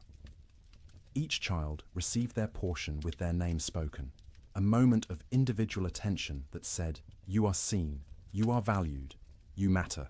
Then William, then finally herself, always last, always the smallest portion, though no one noticed because she was skilled at hiding it. They'd eat together, mostly in silence because food was serious business, but afterward there might be stories or songs. William would tell tales of his own childhood in Ohio, of winters there which had seemed hard at the time, but were nothing compared to this. Martha would sing in her soft voice German lullabies or hymns. The children would listen and feel for a moment that everything might be all right. After eating came the work of making food last. Crumbs were gathered and saved for thickening, soup. Grease from cooking was poured into a jar and used again. Bones from salt pork were boiled to extract every bit of flavor and nutrition, then boiled again, then fed to the dog who lived outside the door in a snow shelter William had built. Nothing was wasted. Waste was sin in the arithmetic of survival. Every scrap had value, potential use, future purpose. Martha became a miser of food, hoarding and parceling it out with grim determination, knowing that running out meant death, and death was not an option while her children lived. The storm continued. January crawled past, each day a battle against cold and hunger and despair. Food supplies dwindled steadily. By the end of the month, the Ferguson household was eating 2 small meals per day instead of 3. The children's eyes developed the hollow look of inadequate nutrition. Martha's dresses hung loose where they'd once fit snugly. William's belt had to be tightened 2 notches, then 3, but they ate something every day, and they were all still alive. And the cow still gave milk, though less each week, and the fire still burned, and that was enough. It had to be enough, because spring would come eventually. It always came. The question was whether they'd survive long enough to see it, and whether there would be anything left of their lives when it finally arrived. Theodore Roosevelt was not in Dakota Territory when the blizzard struck. He was in New York, warm and comfortable in his sister's house, living the life of an Eastern gentleman which he'd tried so hard to leave behind. But his money was in Dakota. His dreams were in Dakota. And when the reports began filtering east about the catastrophic winter destroying the northern plains, Roosevelt's future was being written in frozen cattle and bankrupt dreams. He'd come to Dakota Territory in 1883, a wealthy young man fleeing personal tragedy. His mother and his wife had died on the same day, in the same house, within hours of each other. The grief had been unbearable, suffocating, And Roosevelt did what men of means often did when Eastern life became too painful. He went west. He invested heavily in cattle ranching, buying into two operations: the Maltese Cross Ranch and the Elkhorn Ranch, both along the Little Missouri River in what would become North Dakota. He'd thrown himself into the work with characteristic energy, trying to become a real Westerner, a real cattleman. He'd learned to ride, to rope, to shoot. He'd earned grudging respect from cowboys who initially mocked his Eastern accent and glasses. Roosevelt loved the West with the passion of a convert. He loved the vast emptiness, the physical challenges, the sense of building something in a hard land. He wrote about it constantly in letters and journals, painting romantic pictures of cowboy life that had more to do with his ideals than reality. His ranches ran cattle on the open range like everyone else. Thousands of head, bought with Eastern money, fattened on free grass, and expected to multiply into a fortune. His partners and employees assured him the investment was sound. Cattle prices were strong. The range could support far more animals than they were running. Winter mortality was minimal in recent years. Roosevelt believed them because he wanted to believe. He needed the West to work, needed it to be the place where he could reinvent himself from grieving widower into rugged frontiersman. The cattle were symbols as much as investments, proof that he belonged in this harsh landscape. When the winter of 1886 to 1887 arrived, Roosevelt was back east, attending to political matters and family obligations. He was aware of the early reports, of harsh weather, but not overly concerned. Winter was always hard in Dakota. His men were experienced. His cattle were hardy. Surely they'd manage as they had in previous years. The first letters from his ranch managers arrived in late January. They were careful, measured, not wanting to alarm their employer prematurely. The weather had been severe, yes. Cattle were, suffering, certainly. But it was too early to assess the full damage. They'd know more in spring when they could ride out and conduct a proper tally. Roosevelt wrote back with questions. How severe? How many cattle were in danger? What measures were being taken to protect the herds? The responses, when they came weeks later, letters delayed by closed roads and disrupted mail service, were progressively more concerning. His ranch, manager at the Maltese Cross, a practical man named Sylvain Ferris, tried to be honest without being devastating. The storms had been worse than anything he'd seen in 20 years on the plains. The cold had been extreme, sustained, deadly, many. Cattle were certainly lost. The exact number wouldn't be known until spring roundup. But Ferris estimated at least 30% mortality. Maybe more, 30%. Roosevelt did the math in his study in New York, sitting in a comfortable chair by a warm fire, trying to comprehend what those numbers meant. He owned roughly 5,000 head between his two ranches. 30% meant 1,500 dead cattle. At $40 a head, that was $60,000 lost, more than many men earned in a lifetime. But it was worse than the money. It was the failure of his Western dream. The revelation that the land he'd romanticized could be cruel, that nature didn't care about his needs or desires, that the West wasn't the frontier of opportunity he'd imagined, but a hard country that broke more men than it made. The letters continued through February and into March. Each one was grimmer than the last. 50% losses now estimated, maybe 60. Entire line camps reporting no surviving cattle at all. Fences lined with dead animals piled 3 deep. The Little Missouri River, when it thawed, clogged with carcasses that had to be dynamited free to restore flow. Roosevelt read these letters with growing horror and despair. He'd been so confident, so certain of success. He'd borrowed money, encouraged friends to invest, staked his reputation on the cattle business. And now it was all dying in a winter he wasn't even present to witness. In March, when travel became possible again, Roosevelt received a telegram from Ferris. Brief, direct, devastating. "Come west, you need to see this." Roosevelt went. He took the train to Medora, the small town near his ranches, arriving in early April to a world transformed by death. The snow was melting, revealing what had been hidden. And what it revealed was carnage beyond anything he'd prepared himself for. He rode out with Ferris and other ranch hands to assess the damage. Everywhere they looked, cattle. Dead cattle. Frozen cattle. Cattle that had been dead so long the coyotes and wolves had already been at them. Cattle piled against fences. Cattle in ravines.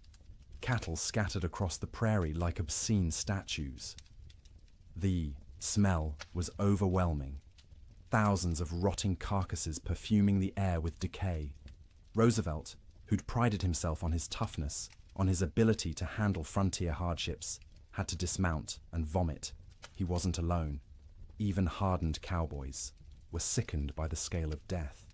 They rode for days, making tally, trying to determine what remained of the herds. Of Roosevelt's 5,000 head, fewer than 2,000 could be found alive. 60% losses. Some of those survivors were in such poor condition they'd likely die anyway. His investment, his dream, reduced by 2/3 in a single winter. The financial blow was severe. Roosevelt had invested approximately $80,000 in his cattle operations. He'd now lost at least $50,000. Maybe more when accounting for lost breeding potential, disrupted operations, and the collapse of cattle prices as the market flooded with emergency sales from desperate ranchers. But Roosevelt was wealthy by birth. His family money cushioned the financial loss. He could absorb $50,000 and remain solvent, which most ranchers could not. What he couldn't absorb as easily was the emotional and philosophical blow. He'd come west believing in self-reliance, in the nobility of honest labor, in the frontier as a proving ground for American character. The Great Die-Up revealed those beliefs as naive. Self-reliance meant nothing when nature decided to kill everything. Honest labor couldn't prevent disaster driven by forces beyond human control. The frontier proved nothing except that it could kill you regardless of your character. Roosevelt spent several weeks at his ranches that spring, helping with the cleanup, the salvage operations, the grim work of trying to build something from the ruins. He participated in roundups, searching for surviving cattle, trying to assess what could be rebuilt. At night, he slept in the cabin at the Maltese Cross Ranch, the same cabin where his cowboys had weathered the storm. The bunks were still there, the stove, the smoke-stained walls. He'd slept here before on previous visits, treating it as an adventure, roughing it among the men. Now he slept in those bunks, knowing what they'd endured, what this room had protected them from. The cabin was small, cramped, cold even in April. Roosevelt lay on a rope bunk under wool blankets that smelled of smoke and men, and tried to imagine what January had been like. The wind screaming outside, the cold pressing in from all sides, the sound of cattle dying in the darkness, the knowledge that your livelihood, your future, everything you'd worked for was ending, and there was nothing you could do. He couldn't fully imagine it. He'd missed the actual storm, been warm and safe in New York while his employees fought for survival. That distance, that absence, haunted him. He'd been the investor, the gentleman rancher playing at being a cowboy. When it mattered, when the real test came, he hadn't been there. This realization changed him. Not immediately, not in one dramatic moment, but gradually over the following months and years. The West was no longer a romantic escape. It was a hard place where hard things happened, where nature was indifferent to human suffering, where the rules that governed Eastern society didn't apply. This understanding would shape his later conservation work. As president, Roosevelt would set aside millions of acres as national forests and parks, would push for scientific management of natural resources, would argue that the West's resources weren't infinite and needed protection. The cattle disaster of 1887 was the seed of that understanding. But in the spring of 1887, Roosevelt was just a wealthy young man surveying the wreckage of his dreams. He walked among the dead cattle, rode across ranges that should have been covered with livestock but were eerily empty, and made calculations about what could be salvaged. His ranch managers were exhausted, traumatized by the winter they'd survived. Roosevelt listened to their stories with growing respect. These men had faced conditions he'd only read about and emerged alive, if not unscathed. Ferris told him about nights when they weren't sure the bunkhouse would stand, about mornings when they'd wake to find new snow drifted inside through the cracks, about the constant work of keeping fires burning, of rationing food, of listening to cattle die and being unable to help. Roosevelt paid his men bonuses, unexpected and generous, acknowledging what they'd endured. It was the least he could do, given that he'd been warm and safe while they'd nearly frozen. He also made a decision. He would not abandon his Dakota ranches entirely, but he would not rebuild to previous scale. The open range era was over. The land couldn't support the numbers they'd run. The climate was too unpredictable, the investment too risky. He kept the Elkhorn Ranch as a retreat, a place he could visit and remember why he'd come west in the first place. But the cattle operation was downsized dramatically. A few hundred head, manageable, with hay put up for winter feeding. A sensible operation rather than a grand adventure. The Maltese Cross was eventually sold. Too many bad memories. Too much money lost. Roosevelt needed to move forward, and that meant leaving behind the ranch that had represented such hope and ended in such disaster. In his autobiography, written years later, Roosevelt would describe the winter of 1886 to 1887 as a necessary education. The romantic had been burned away, leaving behind a more realistic understanding of nature and human limitations. The winter had killed his cattle and his illusions simultaneously, but he rarely spoke about what his employees endured.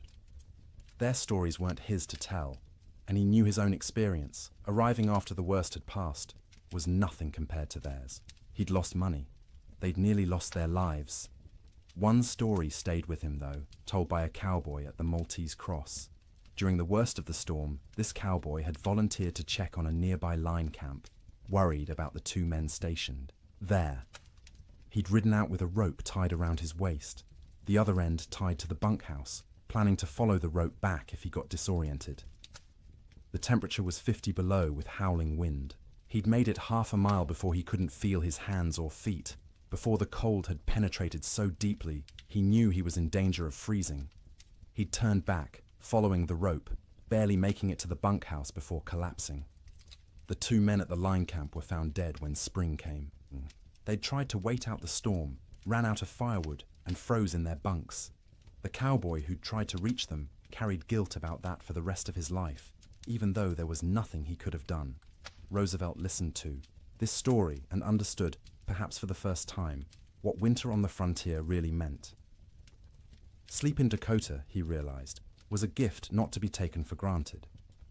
Every night his men had survived was a victory against odds that should have killed them, and every morning they'd woken was a reminder that survival wasn't guaranteed, that warmth and shelter and life itself were temporary conditions that could end at any moment. Roosevelt returned east that spring, his Western adventure permanently altered. He would continue to love the West, would continue to visit and hunt and write about it. But he would never again be naive about its harshness. The winter of 1887 had taught him that nature didn't care about your dreams, your money, or your character. It simply existed, indifferent, and you survived or you didn't. His cattle were mostly dead. His investment was lost, but he was alive, and his employees were alive, and that had to be enough. January ended, but the storm did not. February arrived with no fanfare, no change, just another day of grey sky and screaming wind and cold that wouldn't break. People stopped marking days on calendars. Time lost meaning when every day was identical. An endless repetition of surviving until dark, surviving through dark, waking to survive again. The psychological weight of the storm's duration became as dangerous as the physical cold. Humans are resilient, but not infinitely so. We can endure terrible conditions if we believe they'll end. But when days stretch into weeks, weeks stretch toward months, and conditions remain unchanged, the mind begins to fracture in subtle ways. In the Ferguson household, the children grew quieter. They'd stopped asking when the storm would end. They'd stopped asking much of anything. They sat by the fire, conserving energy, their eyes following their mother's movements with an intensity that unnerved her. They were always hungry now, and the hunger made them old beyond their years. Martha found herself forgetting things. She'd go to the cold bedroom to fetch something and stand there, shivering, unable to remember what she'd come for. She'd start sentences and lose the thread midway, words dissolving like snow on her tongue. William said her name sometimes, and she wouldn't hear him, lost in thoughts that circled endlessly around food, fire, survival. William stopped shaving. There was no point. No one to see him except his family, and vanity seemed absurd when survival was uncertain. His beard grew thick and unkempt, ice forming in it every time he went outside to milk the cow or fetch wood. He'd come back in looking, like a wild man, and the children would stare at him until Martha made them look away. The cow's milk production had dropped to less than a quart per day. The animal was suffering from cold and inadequate feed, standing in the barn with her ribs visible through her hide. William knew they should slaughter her, use the meat, but the milk was too precious. As long as she gave any milk at all, he'd keep making that twice-daily journey to the barn. Sleep patterns disintegrated completely. There was no day or night anymore, just periods of lighter grey and darker grey outside the oiled paper window. People slept when exhaustion overwhelmed them, woke when cold or hunger or nightmares forced consciousness. The family's sleeping pile shifted constantly as people moved, trying to find warmth, trying to escape dreams. Martha's dreams were always about food, elaborate meals from her childhood in Wisconsin. Her mother's kitchen, warm and fragrant, tables loaded with roasted chicken and potatoes and fresh bread and butter. She'd wake with saliva flooding her mouth, stomach cramping with want. The disappointment of reality crushing. They had beans, always beans, the same beans cooked the same way, day after day, until the thought of eating another spoonful made her gag. William dreamed about summer, riding across green ranges, cattle fat and healthy, sun warm on his shoulders. He'd wake disoriented, expecting heat, finding only cold. The contrast between dream and reality was so sharp it hurt physically. His chest would ache, his throat would close. He'd lie there fighting tears while his family slept around him. The children's dreams were less specific, but more unsettling. They'd whimper in their sleep, reach out for comfort, wake crying without being able to say why. Emma, the youngest, stopped sleeping deeply at all.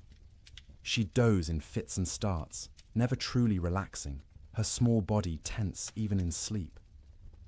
The storm broke briefly in early February. For 3 days the wind dropped to a whisper, the snow stopped falling, and temperature rose to just below freezing. Clouds remained, but didn't seem as oppressive. The change felt miraculous after weeks of unrelenting assault. William ventured outside beyond the barn for the first time since January. The landscape was unrecognizable. Snow had sculpted itself into bizarre formations, drifts 20 feet high in some places, bare ground in others. The fence line he'd built 2 summers ago was completely buried. Only the tops of fence posts showed, wooden fingers pointing at the grey sky. He walked out across what had been their pasture, breaking through crusted snow with each step. The snow held his weight for a moment, then collapsed, dropping him thigh-deep into soft powder beneath. It was exhausting to move, each step a battle, but he kept going, desperate for space, for distance from the cabin that had become their prison. He found a dead cow half buried in a drift. One of their small herd, frozen solid, the hide pulled, tight over protruding bones. He stood looking at it for a long time, feeling nothing. He was too tired for grief. The cow was dead. More would be dead. Everything might be dead. These were just facts now, beyond emotion. When he returned to the cabin, Martha and the children were standing in the doorway, watching him. They looked like ghosts in the grey light, pale and thin and insubstantial. He realized he probably looked the same to them. That night the Chinook wind arrived, warm wind from the southwest, carrying temperature up 30 degrees in 2 hours. It felt like a gift from God, a promise that winter could end, that warmth still existed somewhere in the world. People opened doors and windows despite the waste, of heat from their fires, desperate for fresh air, for the feeling of movement, for anything different. The warm wind melted the top layer of snow. Water dripped from roofs, ran in small streams across frozen ground, pooled in low spots. For brief hours, it seemed like spring might actually come, that the nightmare might be ending, but the Chinook betrayed them. After 2 days of relative warmth, the wind shifted back to the north. Temperature plummeted. The water that had melted froze instantly, creating a thick crust of ice over everything. The snow that had softened turned to concrete, and when more snow fell on top of that ice, it created a prison for any surviving cattle. Before the Chinook, cattle could at least paw through snow to reach grass beneath. After the ice crust formed, this became impossible. Their hooves couldn't break through.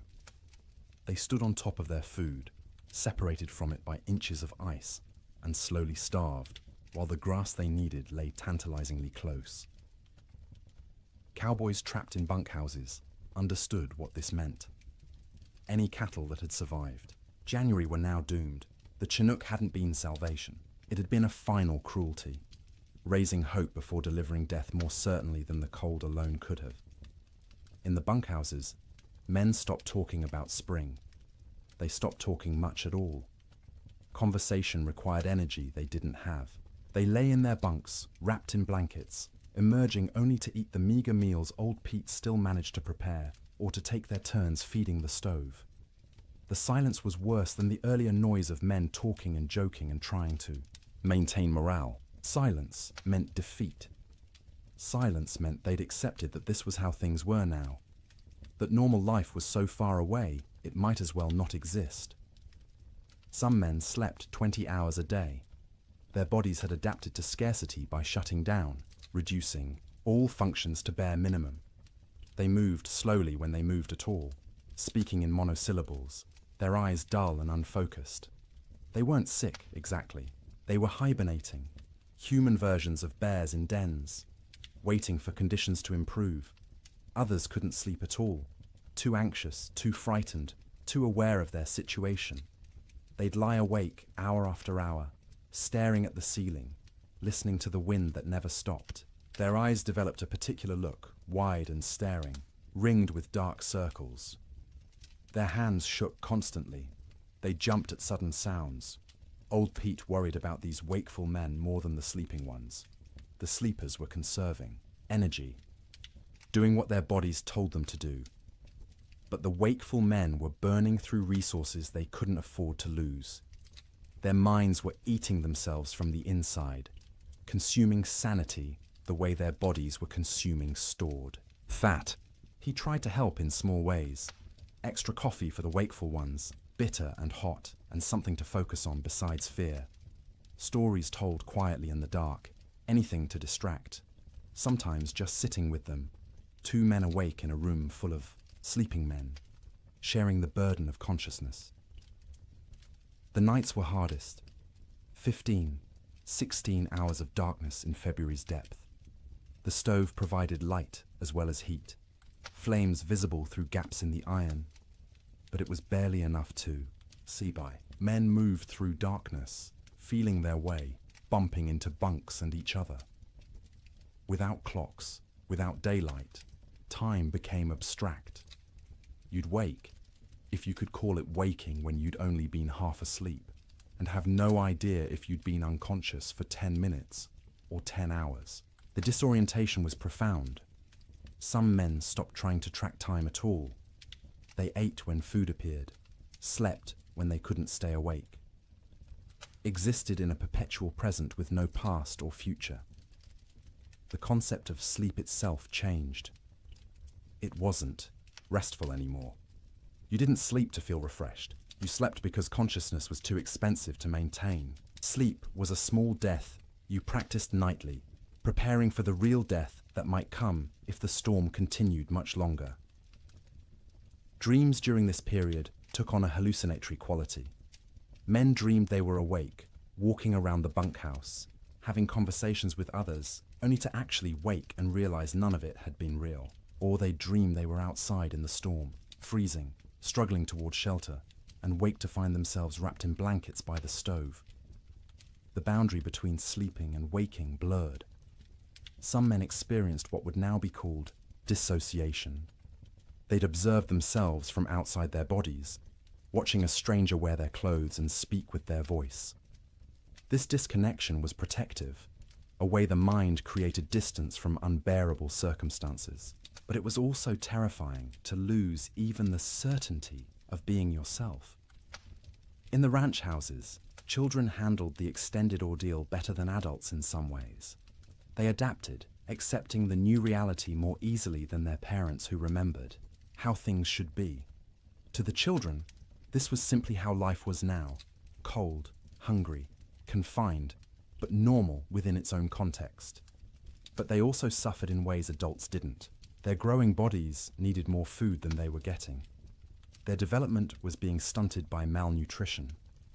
Sarah Ferguson, 11 years old, stopped growing taller.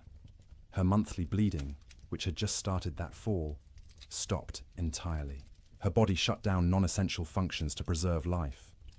Thomas developed a cough that wouldn't go away, a deep rattling in his chest that scared Martha.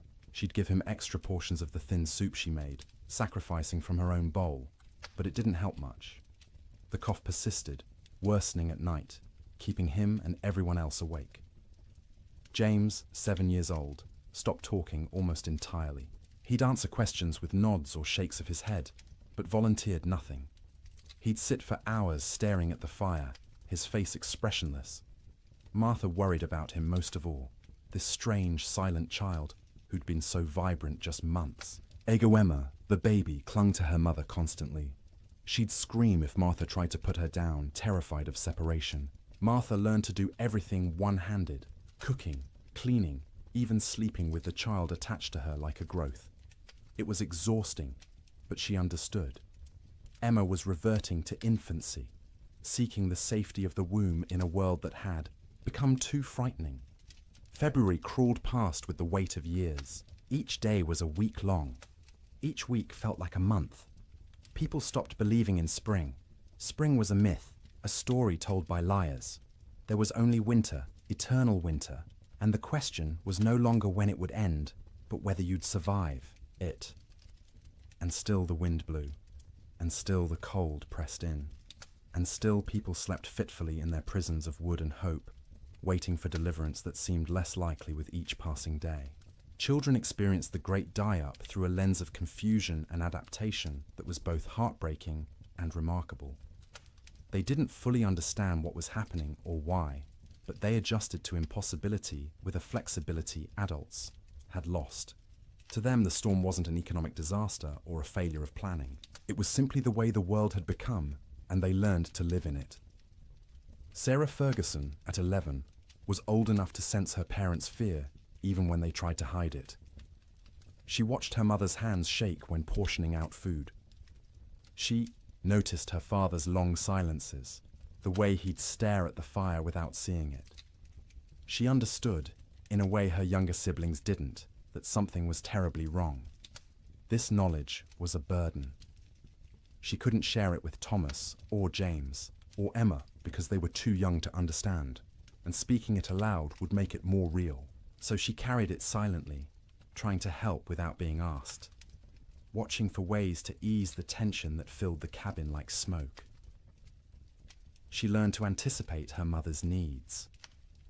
When Martha reached for the water bucket, Sarah was already moving, to refill it with snow. When the fire burned low, Sarah added wood before being told. She took charge of Emma when the toddler grew fussy, singing to her, telling her stories, anything to give Martha a few minutes of peace. At night, Sarah lay awake, listening to her siblings breathe, counting breaths, making sure everyone was still, alive. She'd developed an irrational fear that someone would simply stop breathing in the dark and no one would notice. So she stayed vigilant, even when her own body screamed for sleep. She dreamed about school, which seemed like something from another life. the one-room schoolhouse 3 miles from their ranch, where Miss Peterson taught reading and arithmetic to a dozen farm children. Sarah had loved school, loved learning, loved having somewhere to go that wasn't the ranch. The storm had started during Christmas break, and school hadn't reopened. Might never reopen if families didn't survive the winter. She wondered about her classmates. Were they trapped in their homes too? Were they hungry? Were they scared? Or had some of them already died, frozen in cabins that couldn't keep them warm, and she'd never know because news didn't travel through blizzards? These thoughts circled in her head at night, keeping her awake even when exhaustion made her bones ache. She was becoming an adult too quickly, forced to carry worries that children shouldn't have to carry. But she had no choice. The storm didn't care about childhood innocence. Thomas, at 9, dealt with the storm differently. He grew angry. Not explosive anger, not tantrums, but a cold, sullen fury that he directed at everything and nothing. He was angry at the wind for not stopping, angry at his father for not fixing things, angry at God for letting this happen, angry at himself for being trapped and helpless. He'd punch his thin straw mattress when no one was looking, imagining it was the storm, hitting it until his knuckles hurt. He'd kick at the wall, leaving small scuff marks that his mother saw but didn't comment on. He needed to fight something, but there was nothing to fight except weather, and weather was beyond fighting. At night, Thomas didn't sleep so much as surrender. He'd fight consciousness until his body simply shut down, crashing into sleep so deep it was almost like fainting. He'd wake suddenly, disoriented, not remembering where he was for terrifying seconds before memory returned and reality settled back into place. His dreams were violent. He fought bears, wolves, faceless men. He swung fists and weapons, defending his family against threats that dissolved when he tried to focus on them. He'd wake with his heart pounding, sweat soaking his collar despite the cold, and lie there, trying to calm down before he disturbed everyone else. He was hungry all the time, a gnawing, constant hunger that made him think about food obsessively. He'd remember meals from before the storm, special occasions when they'd had roasted chicken, or beef, or his mother's apple pie. The memories were so vivid he could taste them, and the disappointment when he opened his eyes to find only reality was crushing. His mother noticed his anger, but didn't know how to help. She'd try to hug him, and he'd tolerate it stiffly, uncomfortable, with comfort, needing to be tough. He was the man of the house when his father was outside. He had to be strong. He couldn't let himself be a child, even though he was desperately, urgently still a child who needed reassurance that everything would be all right. James, at 7, retreated into silence and fantasy. He created elaborate stories in his head, imagining himself as a hero who could control weather, who could make the sun come out and melt all the snow. In his fantasies, he'd save his family, save the cattle, save everyone. People would thank him. His father would be proud. These daydreams, occupied hours. He'd sit by the fire, face blank, living entirely in his imagination where he was powerful instead of helpless. His mother worried about his silence, not understanding it was protection.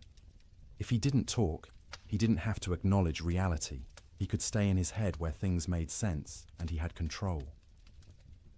At night, James slept deeply but unrestfully. He'd thrash and kick, fighting battles in his dreams, sometimes crying out words no one could understand. His siblings had learned to sleep away from his feet because he'd kick without waking. Martha would sometimes reach over and touch his forehead, checking for fever, but he was just hot from the exertion of his dreams. When he did talk, it was often about summer. He'd ask when they could go outside and play, when they could go fishing in the creek, when the cattle would come back. His questions broke Martha's heart because she had no answers. She'd deflect, saying soon, or when winter ends, knowing these were lies, but unable to tell a 7-year-old that winter might not end, that nothing might come back.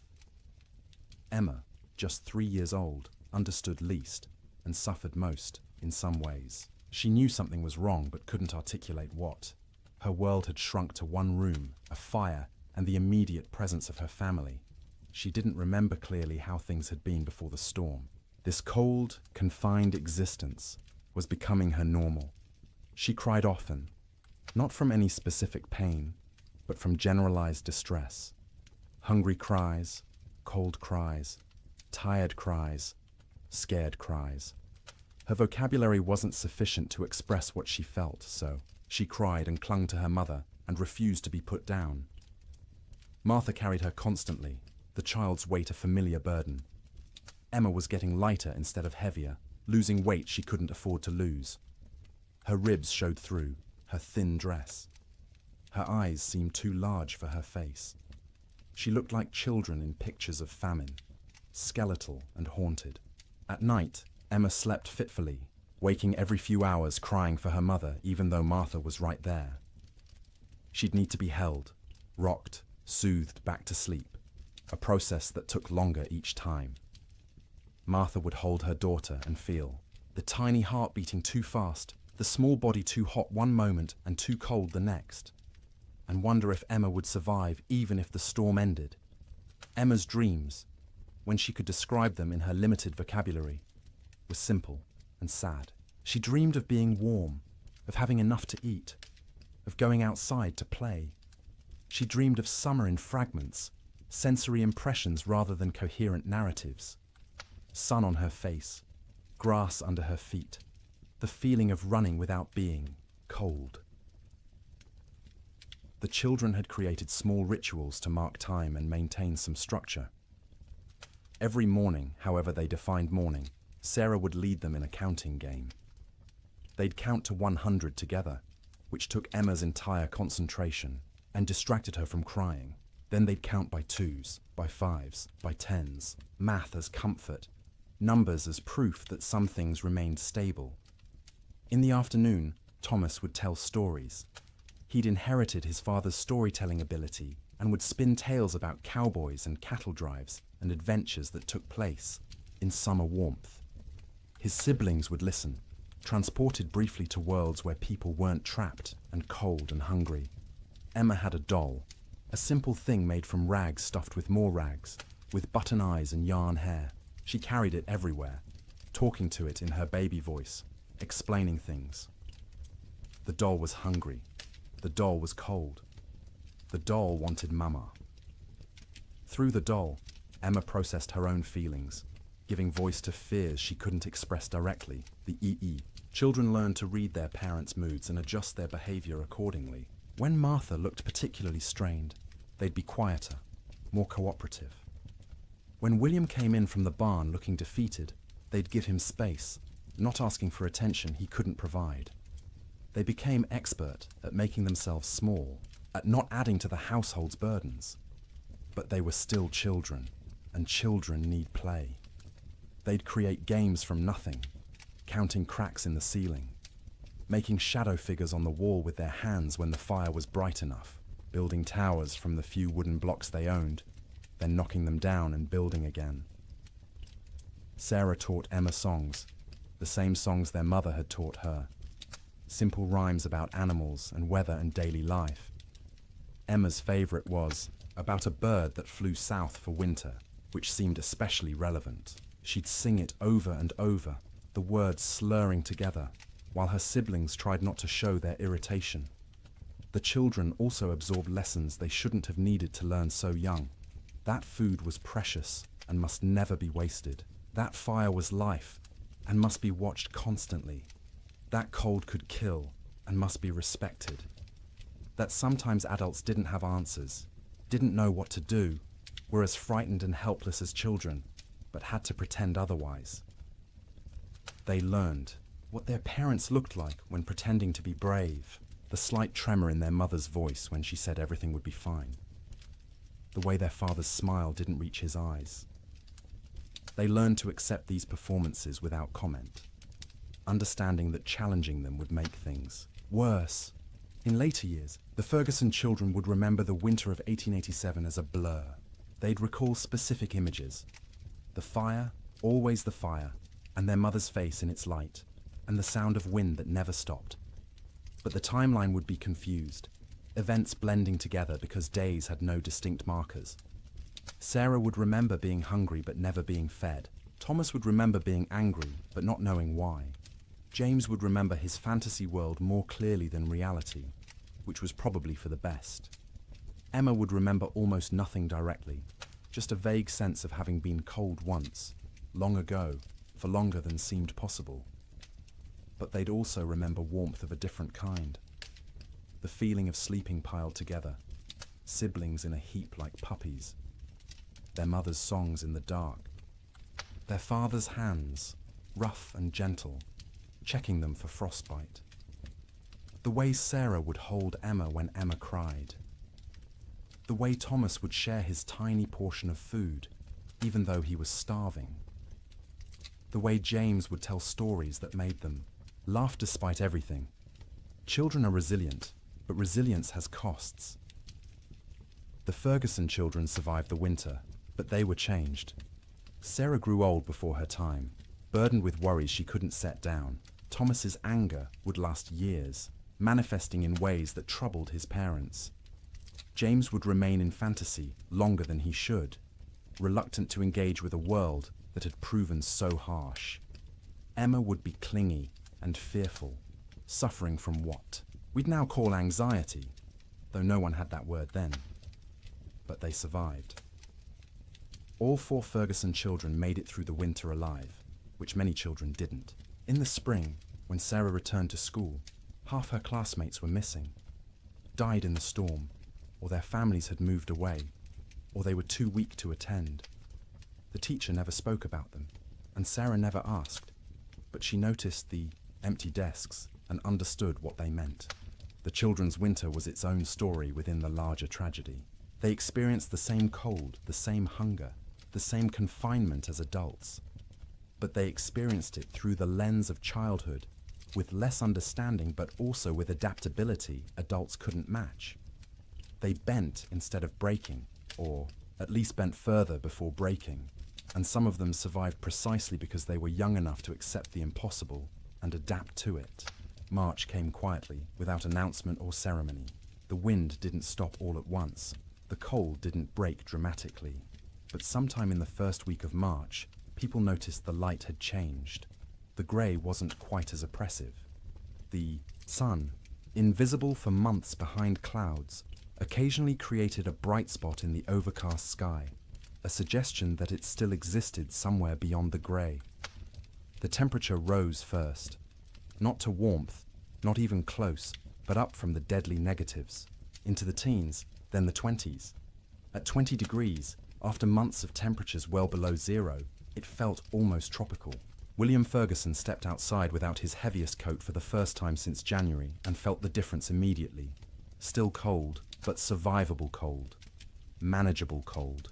Human cold. The wind dropped next. Not gone, but diminished from its constant shriek to something closer to a whisper. You could hear other sounds again. Birds, tentatively returning. The creak of the barn, your own footsteps in the snow. After months of wind that drowned out everything, the relative silence was disorienting, and then finally the snow stopped falling. Days passed without new accumulation. The sky remained cloudy, but the clouds weren't releasing their burden anymore. What was on the ground would stay on the ground, but nothing new was coming. This realization spread through trapped households, like a physical wave. The storm was ending. Winter was releasing its grip. Spring, impossible spring, was actually going to come. But the thaw revealed horrors that had been hidden under snow. As temperatures rose above freezing and snow began to melt, the dead emerged. Cattle everywhere. More cattle than anyone had imagined possible. They lay along fence lines, stacked 3 and 4 deep, where they'd crowded against barriers trying to escape the wind. They filled ravines, hundreds in a single coulee, frozen together into a grotesque mass. They lined riverbanks, piled where they'd sought water, and found ice instead. William rode out in mid-March to assess their losses. The snow had melted enough to navigate, though the ground was a swamp of mud and standing water. He rode for hours, seeing nothing but dead cattle. Their small herd of 30 head was gone, all 30 dead. Some near the barn where they'd sought shelter. Others scattered across their range, frozen in place, some still standing. The smell was overwhelming. As the carcasses thawed, they began to rot. The air across the plains filled with the sweet, cloying stench of decay. You couldn't escape it. It permeated clothing, hair, got into your mouth and nose until you tasted it constantly. Cowboys tied, scarves soaked in vinegar over their faces, but it barely helped. The financial devastation was absolute. Ranches that had run thousands of head found hundreds alive, if that. The great cattle companies, backed by Eastern and European money, went bankrupt overnight. Investors who'd expected returns of 20–30% instead lost everything. The boom was over. The cattle kingdom had fallen. But more important than money, more immediate, was the human cost. As spring progressed and travel became possible again, stories emerged. A family in Wyoming had burned their furniture for fuel, then their floorboards, then had frozen to death anyway. A cowboy in Montana had tried to reach town for supplies, got lost in a storm, and was found frozen solid sitting upright on his horse, both man and animal dead. Children died quietly in their sleep, their small bodies unable to maintain heat. Old people died the same way, peaceful endings to hard lives. Young men died trying to help, venturing out into storms to check on neighbors or cattle, never making it back. Women died in childbirth in cabins where no help could reach them. Babies dying with their mothers. The death toll among cattle was calculable, measurable, shocking in its enormity. Estimates ranged from 60 to 90% mortality across the northern plains. Hundreds of thousands of animals dead. But the human toll was harder to count. People died alone in isolated cabins, their bodies not discovered until spring. Whole families vanished. Homesteads found empty when the snow cleared. No trace of where the occupants had gone, or whether they'd survived. Theodore Roosevelt returned to his ransacked ranches and surveyed the ruin of his Western dreams. Cowboys, who'd barely survived, told stories of unimaginable hardship. Ranchers calculated losses that dwarfed their ability to recover. And slowly, painfully, everyone who'd survived began the work of rebuilding. But they rebuilt differently. The open range was dead, killed as surely as the cattle that had grazed it. Ranchers who continued in the business built barns, stored hay, kept smaller herds they could actually feed through winter. They fenced pastures, rotating cattle seasonally rather than letting them roam year-round. The cowboy, as romantic figure, driving vast herds across unfenced prairie, became a relic of a past that had ended in ice and death. The survivors were changed. Martha Ferguson emerged from that winter 20 pounds lighter, her hair gone grey at 32. William's hands shook for months afterward, trauma expressing itself in tremors he couldn't control. The children carried scars that wouldn't show.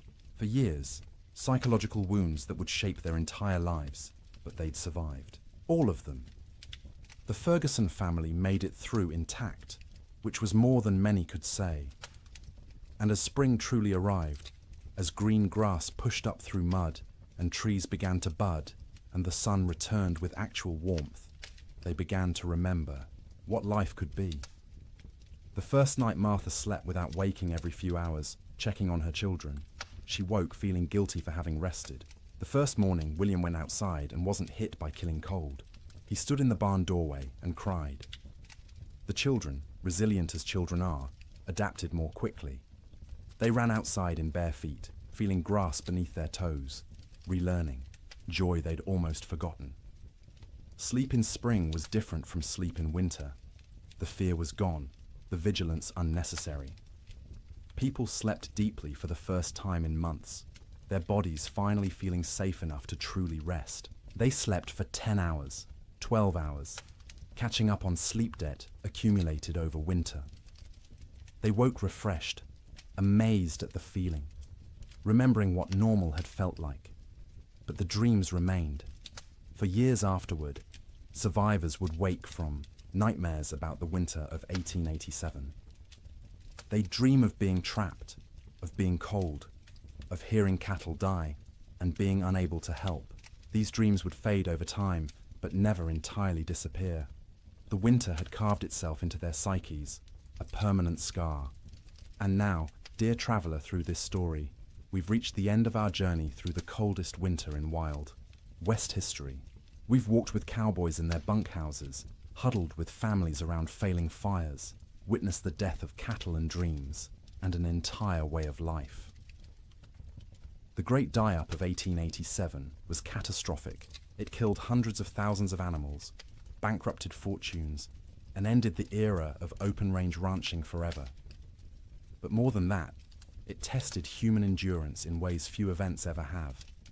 It asked people to survive the unsurvivable, to sleep, in conditions where sleep seemed impossible, to maintain hope when hope was absurd, and they did. Not all of them, not even most of them without terrible cost, but enough survived to tell the story, to rebuild, to ensure that the lessons learned would protect future generations. As you lie in your warm bed tonight, safe from cold and storm, let yourself feel the profound gift of that warmth. The pioneers of the Wild West would have considered your comfort miraculous, impossible luxury beyond imagining. Central heating, insulated walls, blankets made in factories rather than woven by hand. You live in the future they could only dream of, the safety they fought to reach.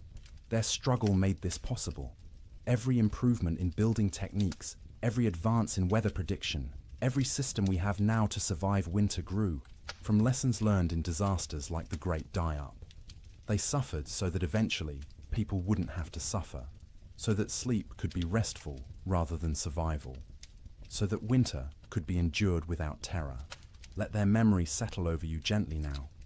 Let the wind that screamed across the Montana plains become the whisper of your fan. Let the cold that killed become the pleasant coolness of your air conditioning. Let the hunger that gnawed at them become the satisfaction of knowing you can eat when you wake.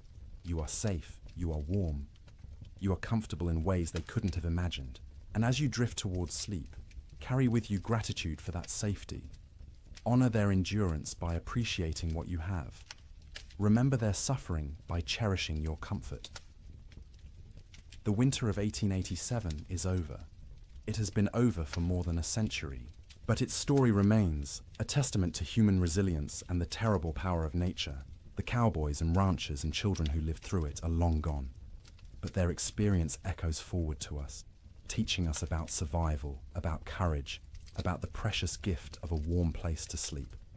So sleep now, deeply and peacefully. Let the weight of blankets comfort rather than burden you. Let the darkness be restful rather than fearful. Let your dreams be gentle rather than haunted. The storm has passed. Spring has come. The long winter night is over, and you, in your warm bed, in your safe room, can rest without fear, can close your eyes without vigilance, can surrender to sleep, knowing you'll wake to warmth and safety. The Great Die-Up claimed so much, so many cattle, so many dreams, so much hope. But it couldn't claim everything. It couldn't kill the human capacity to endure, to adapt, to survive impossible conditions, and emerge, if not unscathed, then at least alive. Still capable of love, still capable of rebuilding, still capable of hope. That resilience lives in you too. You carry it in your genes, inherited from ancestors who survived winters and storms and hardships we can barely imagine. Their strength is your strength. Their determination is your determination. Their ability to close their eyes in terrible circumstances and wait to face another day is yours as well. You don't need it tonight. Tonight, you can simply rest. Let the story of the Great Die-Up fade like snow melting in spring sun. Let the cold recede. Let warmth embrace you completely. Sleep well, knowing that winter always ends, that spring always comes, that the coldest night eventually gives way to dawn. The pioneers of 1887 learned this truth at terrible cost. But they learned it, and they survived. And because of them, you live in a world where winter is manageable, where cold is temporary, where sleep is safe. Close your eyes now. Let your breathing slow. Feel the weight of your body sink into your mattress, supported and comfortable. You've traveled a long way tonight, through a winter that ended before you were born. You've witnessed suffering and endurance and the slow arrival of relief. Now it's time to find your own relief, your own rest, your own peaceful surrender to sleep. The wind has stopped screaming. The cold has lost its teeth. The cattle are grazing on green grass in valleys where snow once piled 20 feet deep. And you are here, warm and safe, ready to sleep, ready to dream gentle dreams, ready to wake refreshed to a world where the great die-up is history, where winter is a season rather than a death sentence, where sleep is rest rather than survival. Good night, traveller. Thank you for joining me on this journey through the coldest winter in Wild West history. May your own sleep be everything those pioneers couldn't have. May you wake warm and safe, grateful for the comfort that cost them so much to achieve. The storm is over. Spring has come. Sleep well. Good evening and welcome back, friends. Tonight, we are going to journey through the Great Famine winter, when medieval Europe froze for 7 years. As always, let me know where in the world you are listening in from. Get cozy, settle in, and let's begin. In the spring of 1315, a mother in northern England made an unthinkable decision. She locked her children inside their cottage, walked into the frozen wasteland, and never returned. But she wasn't abandoning them. She was saving them. Was she? Knew what all of Europe would soon discover was that the world itself was dying. The rain wouldn't stop. The cold wouldn't break. And for the next 7 years, winter would reign supreme. Her name was Marjorie of Durham, and her neighbors found her children 3 days later, alive, huddled around the last embers of their fire. The eldest, a boy of 9, clutched a note his mother had left. The priest who recorded it wrote that his hands shook as he read her words aloud. My flesh will buy them grain. My absence will grant them mercy. Tell them I walk toward God, not away from them. You see, Marjorie had understood something terrible. Something that would take the rest of Europe months to grasp. This wasn't just another harsh spring. This was the beginning of an extinction. The marketplace where she'd traded her body for bread had made the calculation clear. A living mother meant 5 mouths to feed. A missing mother meant for orphans. The church had to shelter, and the church still had grain, still had walls, still had hope that this nightmare would end. But here's what makes Marjorie's story so haunting. She wasn't unique. Parish records from 1315 show hundreds of similar disappearances. Parents vanishing into blizzards, elderly grandparents wandering into forests, always leaving notes, always locking doors from the outside, always walking toward death like it was salvation. The chronicler Geoffrey Le Baker would later write about that spring with words that feel pulled from nightmares. Rains began on St. George's Day and fell like God had forgotten how to do anything else. Not the warm rains of April that wake sleeping seeds, but frozen needles that killed whatever they touched. Crops didn't fail, they drowned standing.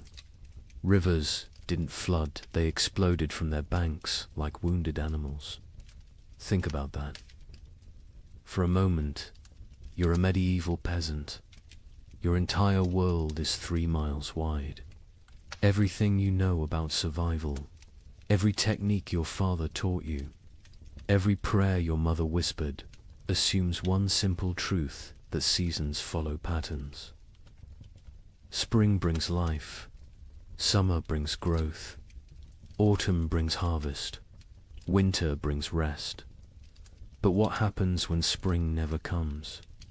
When winter refuses to die? When the very foundation of existence cracks beneath your feet? That's what began in 1315. Not a famine, not a crisis, but the complete collapse of natural order. And Marjorie of Durham, walking into that frozen dawn, leaving her children behind to live, was just the first character in a story that would consume 15 million souls before it ended. The question isn't how Europe survived, it's what Europe became to survive it. Picture yourself waking up on Easter morning, 1315, in a small village outside Paris. Your neighbor Johannes jokes about yesterday's rain ruining his seedlings. His wife laughs, saying one wet spring never hurt anyone. Within 6 months, Johannes will trade his youngest daughter for a bag of moldy grain. His wife will disappear one night, and the village will pretend not to notice the fresh meat at the butcher's stall. But this morning, they're still laughing. The peculiar thing about catastrophe is how quietly it arrives. No trumpets, no divine warnings, just rain. Endless, crushing, biblical rain that began falling across Europe in May 1315 and simply didn't stop. That Easter morning in Kratzy-le-Chapelle, 20 miles from Paris, felt like any other. The baker Michel had risen at cockscrow to fire his ovens. His wife Agnes counted their silver, planning to buy young pigs at the summer fair. Their son Pierre played with wooden knights, recreating battles he'd never fight because there wouldn't be a world left to fight for.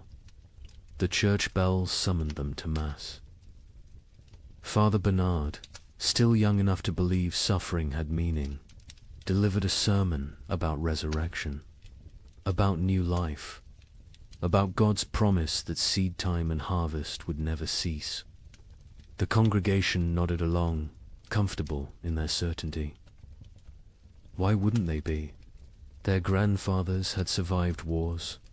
Their fathers had survived plagues. Surely they could survive a little rain. But if you'd looked carefully that morning really, Latude have seen the signs. The sparrows that usually nested in the church eaves were gone. Not dead, gone. The cats had stopped hunting, instead huddling in doorways with their fur perpetually damp. And the old women, the ones who remembered the harsh winter of 1258, had started hoarding soldat. Johannes, the man who joked about his seedlings, was a cloth merchant. Successful enough to own 2 cows and rent 3 strips of land. His wife Marie had borne him 7 children, 4 still living, which made them lucky by medieval standards. Their youngest, Isabel, had just turned 6. Hair like spun gold. Her father would say, worth its weight in gold, someone else would say 6 months later, weighing her against a sack of spoiled wheat. The rain that Easter was unusual only in its persistence. It had fallen for 3 days straight, turning the roads to mud, keeping the holiday merchants away. But rain in April wasn't catastrophe, it was inconvenience. The real terror wouldn't begin until May 15th, the feast of St. Dymphna, when the rain turned cold. Brother Francis of the Abbey St. Denis recorded it first. He'd been copying manuscripts when he noticed his breath misting in the scriptorium. In May, at midday, the ink froze on his quill. He thought perhaps illness had taken him. Fever turned backward into chills. Then he saw the other monks rubbing their hands, saw the frost forming on the inside of the windows. By June, That cold rain had become something medieval Europeans had no word for. We might call it freezing rain, but they called it devil spit. Water that fell as liquid but froze on contact. Entire fields became sheets of ice in summer. Roses bloomed and died in the same hour, encased in crystal tombs. The wheat, which should have been knee-high in green, stood stunted and yellow. The barley rotted in the earth before it could sprout. The rye grew, but wrong-twisted, black, infected with something that would later be recognized as ergot, the fungus that causes hallucinations and gangrene. Some villagers, desperate for any harvest, ate it anyway. They danced themselves to death in the streets, laughing as their fingers turned black and fell off. But we're getting ahead of ourselves. Let's return to Johannes and his family, because their story is everyone's story. By late May, Johannes had stopped joking about anything. The constant rain had ruined the roads, making trade impossible. No merchants could travel, which meant no cloth could be sold, which meant no coins for bread. Not that there was bread to buy. The baker Michel had closed his ovens now. Grain meant no flour, meant no purpose to the fire. June brought the first death in Crassy-la-Chapelle. Not from starvation, not yet. Old Catherine, who'd survived 70 winters, simply gave up. She announced at Sunday Mass that God had abandoned them, walked home, lay down in her bed, and willed herself to die. The priest called it despair, a mortal sin. But privately, he envied her escape. The real horror began in July, when the rain briefly stopped. For 3 days, the sun appeared, weak and watery but present. The villagers rushed to salvage what they could, to plant anything that might grow before autumn. They worked day and night, hands bloody from tearing at the muddy earth, planting beans, turnips, anything fast-growing. On the 4th day, the hail began. Not regular hail. Chunks of ice the size of fists, driven sideways by winds that shouldn't exist in summer. They shattered shutters, killed chickens, knocked full-grown men unconscious. When it stopped, nothing remained of those desperate plantings. The fields looked like they'd been trampled by an army of giants. That's when Johannes made his first, unthinkable choice. He killed one of his cows, not for meat not, yet but for mercy. It was starving, crying constantly, too weak to stand. He told his children it had gotten sick, but Marie knew. She saw him save the blood in buckets, saw him portion it carefully with their dwindling barley. Blood pudding would keep them alive another week. Argus arrived wearing winter's clothes. Frost in the mornings, ice on the water buckets, breath. Misting even at noon. The second cow died on its own, and Johannes counted it lucky. They ate everything: the meat, the organs, the marrow from the bones. They boiled the hide for soup. They ground the bones for flour. Nothing was waste, because waste meant death. Brother Thomas of Westminster Abbey wrote something strange in his chronicle that summer. The heavens have forgotten how to cease their tears. At first, monks like Thomas saw it as God testing their faith. A brief punishment, maybe for the wars between England and Scotland, maybe for the French king arresting the Pope. Surely it would pass. But then came the letters from sister monasteries. From Cologne, our fields are lakes. From Florence, the Arno has swallowed 3 villages. From Krakow, the children ask what the sun looked like. What terrified Thomas wasn't the rain itself, it was the temperature. In July, the height of summer, he could see his breath while saying morning prayers. Ice formed on the altar wine. And still the rain fell. The monastery's chronicle, which Thomas kept with meticulous care, tells us exactly when normal ended and nightmare began. June 23rd, the eve of St. John, traditionally celebrated with bonfires that burned until dawn. That year, no fire would stay lit. The rain fell horizontally, driven by winds that belonged to December, not midsummer. Thomas wrote, "The brothers attempted 7 times to light the sacred fire. Each time, the rain doused it before a single prayer could be spoken. Prior William declared it a sign of what he dared not say." Thomas had been corresponding with monasteries across Christendom for 20 years. His position as chronicler meant he received letters from abbeys in Scotland to Sicily, from Ireland to Poland. Usually, these letters discussed theological matters, requested copied manuscripts, or shared news of appointments and deaths. But starting in July 1315, every letter carried the same message, dressed in different words. Something was terribly wrong with God's creation. From Melrose Abbey in Scotland came a letter that made Thomas's hands shake.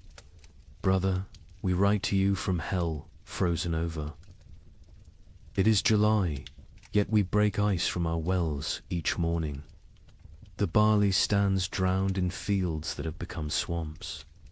Yesterday, we found a shepherd frozen to death. In July, Brother Thomas. He was young, strong, only 20 summers. We found him standing upright, eyes open, still holding his crook. The sheep around him were ice statues. Have we entered the end times? The abbot of Cluny in France sent word that would have been dismissed as madness any other year. The vine withers as if cursed. The soil rejects all seed. We have consulted. Our oldest records nothing, speaks of summer frost, of hail in August, of rain that burns like ice. Our farmers weep in the fields, beating the mud with their fists, begging it to remember its purpose.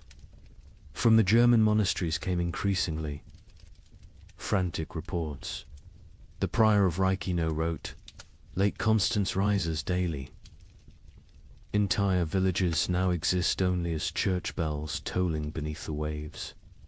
We ring our own bells in answer, but God remains deaf. The rain tastes of sulphur. Birds fall from the sky mid-flight, frozen solid.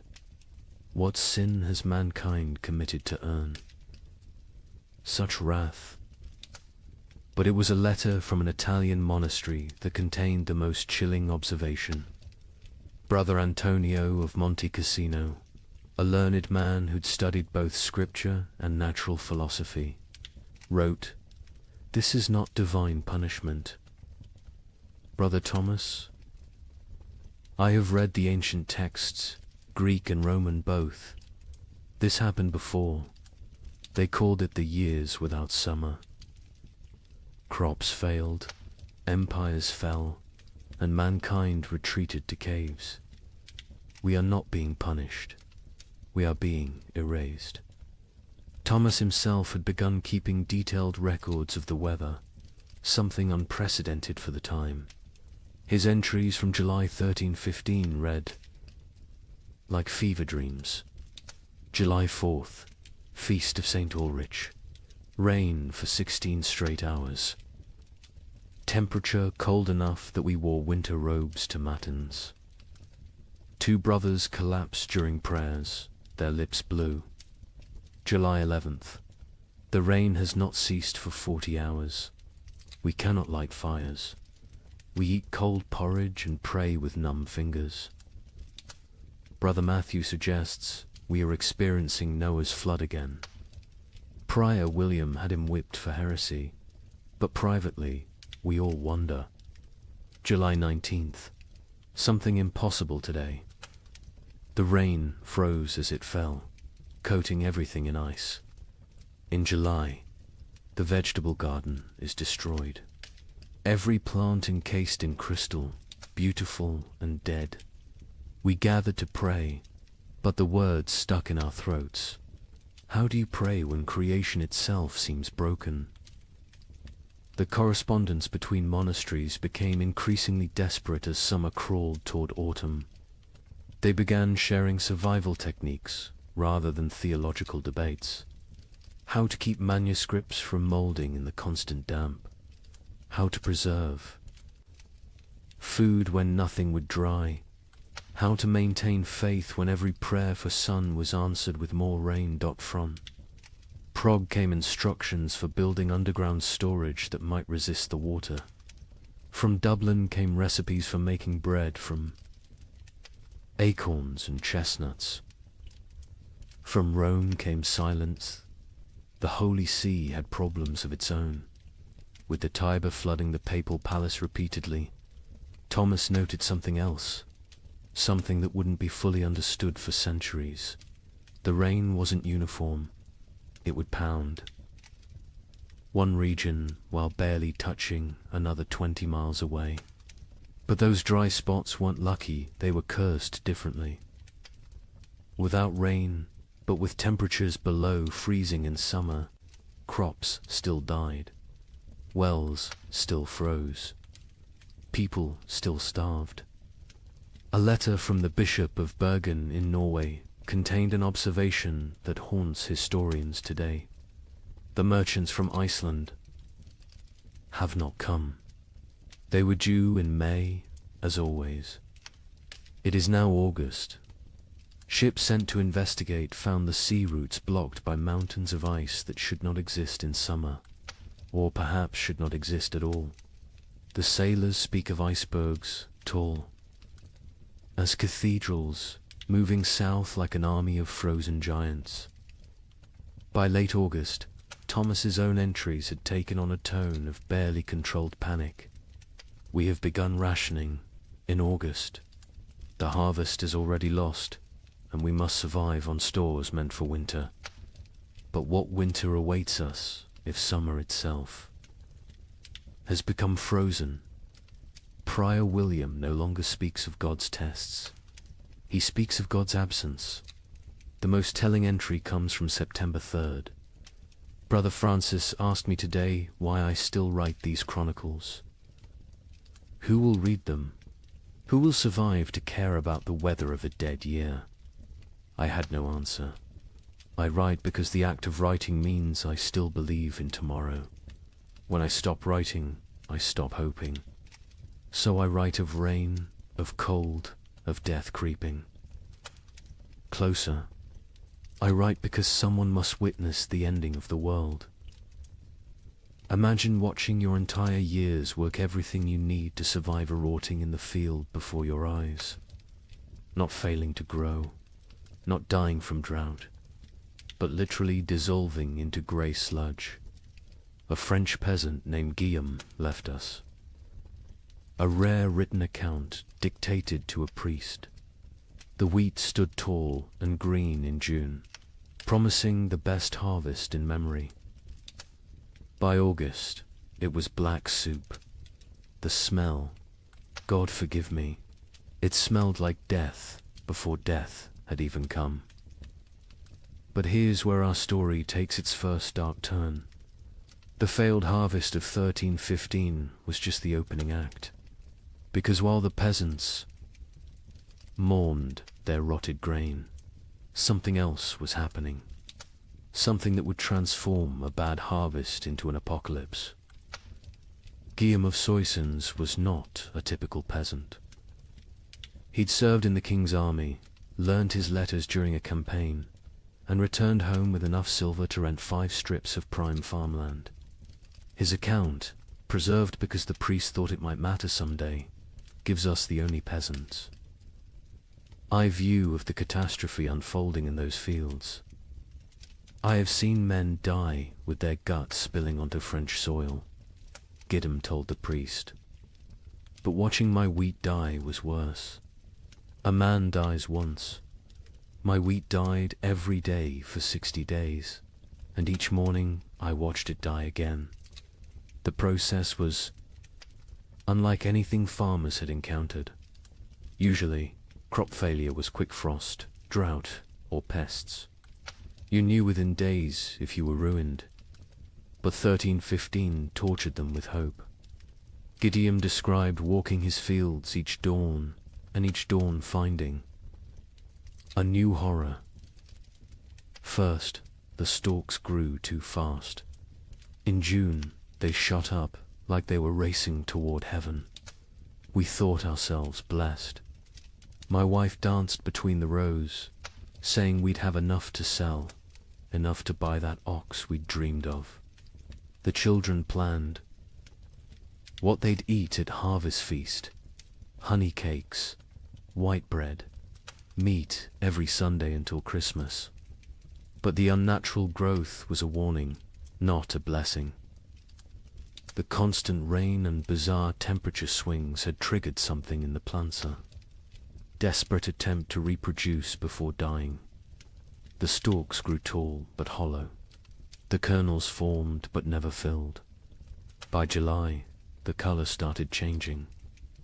Not all at once. First, little spots like rust on a blade. We told ourselves it was nothing, just moisture. It would pass, but the spots spread. They merged, they consumed. A field that was green at sunrise would be brown by sunset. What Gideon was describing, though he couldn't know it, was a perfect storm of plant diseases. The cold, wet conditions had created ideal breeding grounds for multiple fungi. Stem rust, leaf blight, and ergot attacked simultaneously. But ergot was the cruelest. It didn't just destroy the grain, it transformed it into poison. The heads of wheat turned black and swollen, like fingers left too long in water. When you touched them, they burst, releasing clouds of black dust that made you cough blood. My neighbor Henry, trying to save something, anything, gathered these black kernels. His family ate bread made from them. Within 3 days, his children were screaming about devils in the walls. His wife's fingers turned black and fell off. Henry himself danced naked in the square until his heart burst. The aristocracy, watching from their castles, initially felt secure. They had stores from previous years, contracts with merchants, the ability to import grain. The Lord of Soissons, Robert de Courtenay, even rode through the failing fields in July, telling the peasants not to despair, that he would reduce their taxes, that no one would starve. But Lord Robert didn't understand what Gideon understood. This wasn't one bad harvest. This was the end of agriculture itself. The ground changed. Gideon explained. It wasn't soil anymore. The rain had been falling so long, so hard, that all the good earth washed away. What remained was grey clay. That wouldn't hold seed, wouldn't grow weeds, wouldn't even grow the grass. It was like God had salted the earth, but with water instead of salt. By August, desperation drove innovation. Farmers tried everything their ancestors had never dreamed of. They built fires in the fields, trying to dry the soil. They dug drainage ditches that filled faster than they could empty them. They brought their livestock to sleep among the crops, hoping animal warmth might save something.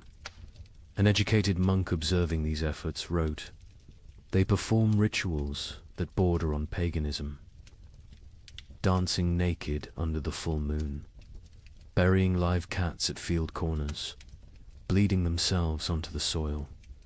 They have forgotten Christ and remembered older, darker gods, yet still the crops fail."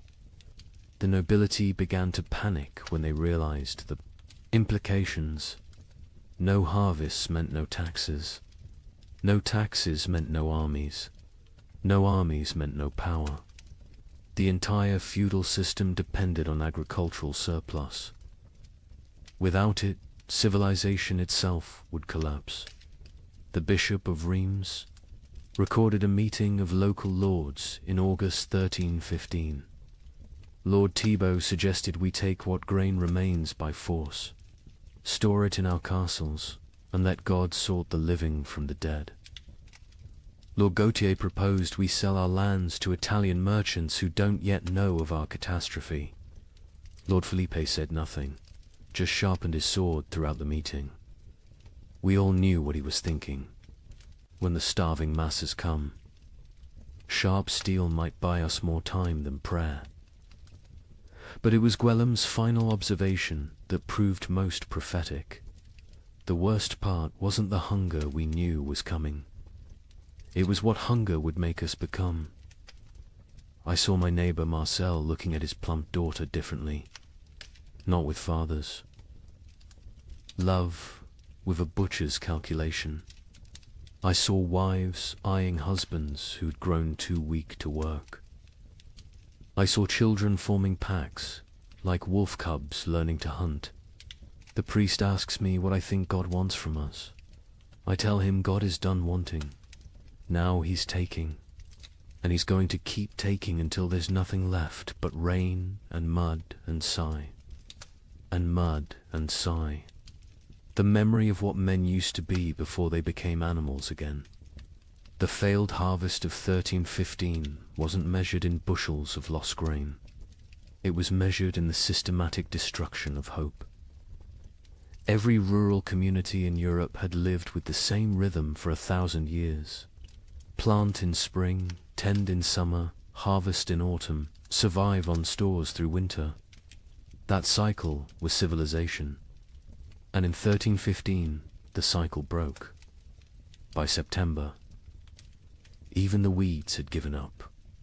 Fields that should have been golden with wheat or barley were instead grey seas of mud, punctuated by the black skeletons of dead trees. The only things that grew were fungous, bulbous things that appeared overnight in colours nature had never intended. Purple, electric blue, sick yellow. Children who ate them died laughing. Adults who ate them died screaming. The recording. Priest added his own note to Gwillem's testimony.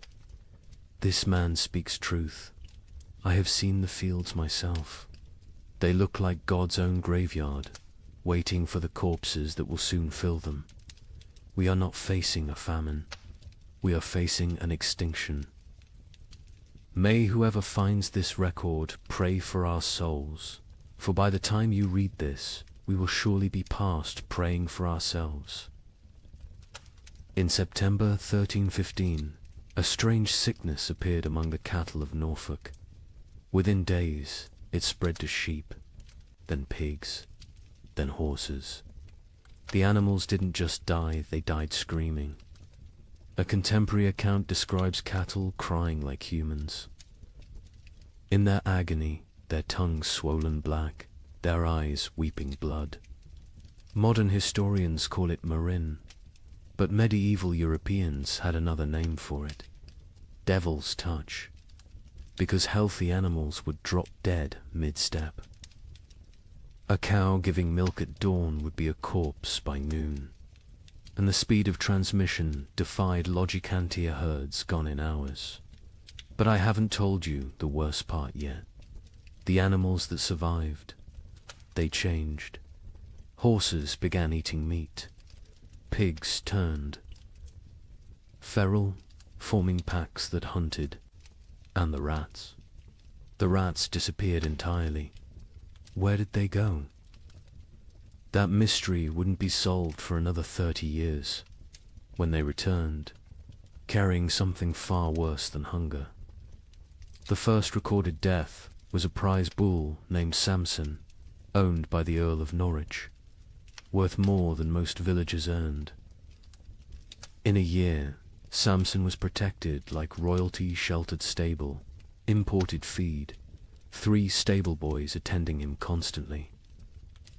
On September 8th, he was healthy enough to breed. By September 9th, he was dead, his massive body twisted in angles that bones shouldn't allow. Foam tinged pink with blood dried around his mouth. The Earl's stable master, a methodical man named Walter, documented what happened next with the precision of someone who knew he was witnessing something unprecedented. The sickness jumped from Samson to the cows without touch, without sharing water, without even sharing air. They were in separate barns, yet by sunset, 17 were dead. Their deaths were not peaceful. They bellowed with voices that sounded human. They thrashed until their bones broke through their hides. They died with their eyes open, staring at something we could not see. Within a week, every cow in Norfolk was either dead or dying. But the disease didn't respect species boundaries. Sheep began falling next, their wool turning grey overnight before they collapsed. Then pigs, usually hardy enough to survive anything, started dying in ways that defied nature. They'd squeal for hours, a sound witnesses compared to children, screaming before their hearts simply exploded. A traveling merchant named Otto from Flanders recorded what he saw on the roads. I have traveled these paths for 20 years. I know where every farm keeps its herds. Today, I counted 4,000 dead cattle between Lynn and Norwich. They lie where they fell in fields, on roads, some still standing upright, held by mud that is frozen around their legs. The smell reaches you a mile before you see them. Sweet rot mixed with something chemical, like copper left in vinegar. The speed of death was matched only by its strangeness. Animals died in patterns that suggested intelligent entire herds forming perfect circles before collapsing inward. Flocks of sheep arranging themselves in lines before dying in sequence, like dominoes. Witnesses spoke of animals appearing to communicate across species before death, horses whinnying to cows who lowed back, as if sharing some terrible knowledge. But then came the transformations among survivors, and this is where chronicle accounts become almost too bizarre to believe, except that multiple independent sources confirm the same phenomena. Sir William de Ross, a knight with lands across Yorkshire, wrote to the Archbishop of York, "Your Grace must believe what I write, though it sounds like madness. My destrier, Caesar, a warhorse I've ridden into 3 battles, has begun hunting. Not grazing, hunting. I watched him corner a rabbit, kill it with his hooves, and eat it. He tears flesh with teeth never meant for meat. Other horses flee from him now. He stands alone in his paddock, blood on his muzzle, waiting for something none of us understand. The pigs were worse. Those that survived the plague didn't return to their pens. They grouped together in the forests, moving in coordinated packs. A woodcutter named Thomas testified to the Bishop of Ely. 20 of them, maybe more, moving like wolves, but smarter than wolves. They set ambushes. They used one injured piglet as bait to draw a merchant from his cart. When he climbed down to help him, the others came from the trees. We found his bones 3 days later, picked clean, arranged in a pile like they were showing off. The transformation wasn't limited to behavior. Physical changes occurred that medieval veterinarians couldn't explain. Horses grew longer teeth, sharp enough to tear meat. Pigs developed thicker hides that arrows couldn't pierce. Chickens that survived grew black feathers, regardless of their original coloring, and their eggs when cracked, contained blood instead of yolk. A learned monk. Brother Adlard, who had studied Arabic texts on animal husbandry, proposed a theory.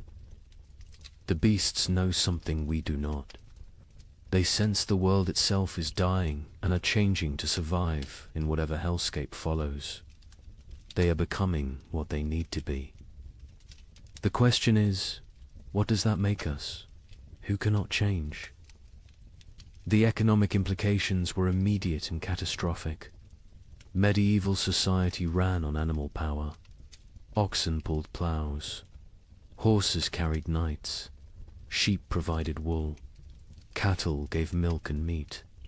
Without them, agriculture collapsed entirely. You couldn't plant without oxen. You couldn't travel without horses. You couldn't stay warm without wool. The reeve of a manor in Lincolnshire left records showing the speed of collapse.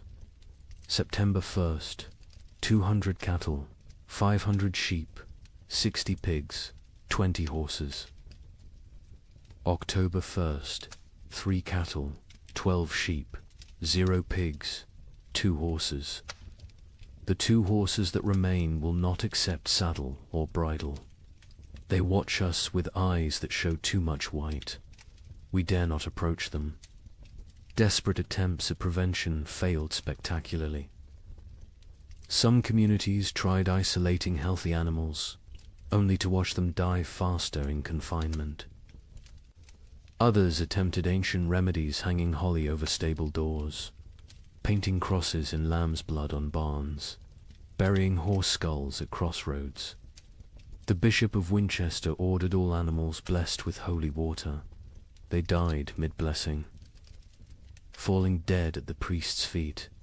The most disturbing account comes from a monastery in Somerset, where Brother Francis observed something that shouldn't have been possible. The rats are gone. All of them. Not dead weave, found no bodies, simply vanished. The cats who hunted them sit in empty granaries, mewing at shadows. The barn owls have stopped hunting, stopped calling. Some have been found dead with full bellies, as if they ate something that killed them from within. But there are no rats. Where did they go? Into the walls, under the earth, or somewhere else entirely, somewhere they can wait out what's coming. This observation would prove prophetic. The rats had indeed gone somewhere deep into Eastern Eurpean forests, into cave systems, into places where they could breed and change and feast on the endless supply of corpses the famine would provide. When they returned in the 1340s, they brought the Black Death with them, as if they'd been preparing their revenge for 30 years. But in September 1315, all anyone knew was that the animals were dying or changing, and without them, human survival became nearly impossible. The social contract that had existed between human and beast for millennia, we feed you, you serve us, shattered completely. Nature itself had declared war on civilization, and the animals were its first casualties. In London, December 1315, something unprecedented happened. A wealthy merchant named Richard de Barkin tried to buy bread with a gold coin worth more than most people saw in a lifetime. The baker laughed in his face. "Can your gold fill my children's bellies? Can it bring back the grain?" This is the moment medieval Europe's entire economic system shattered.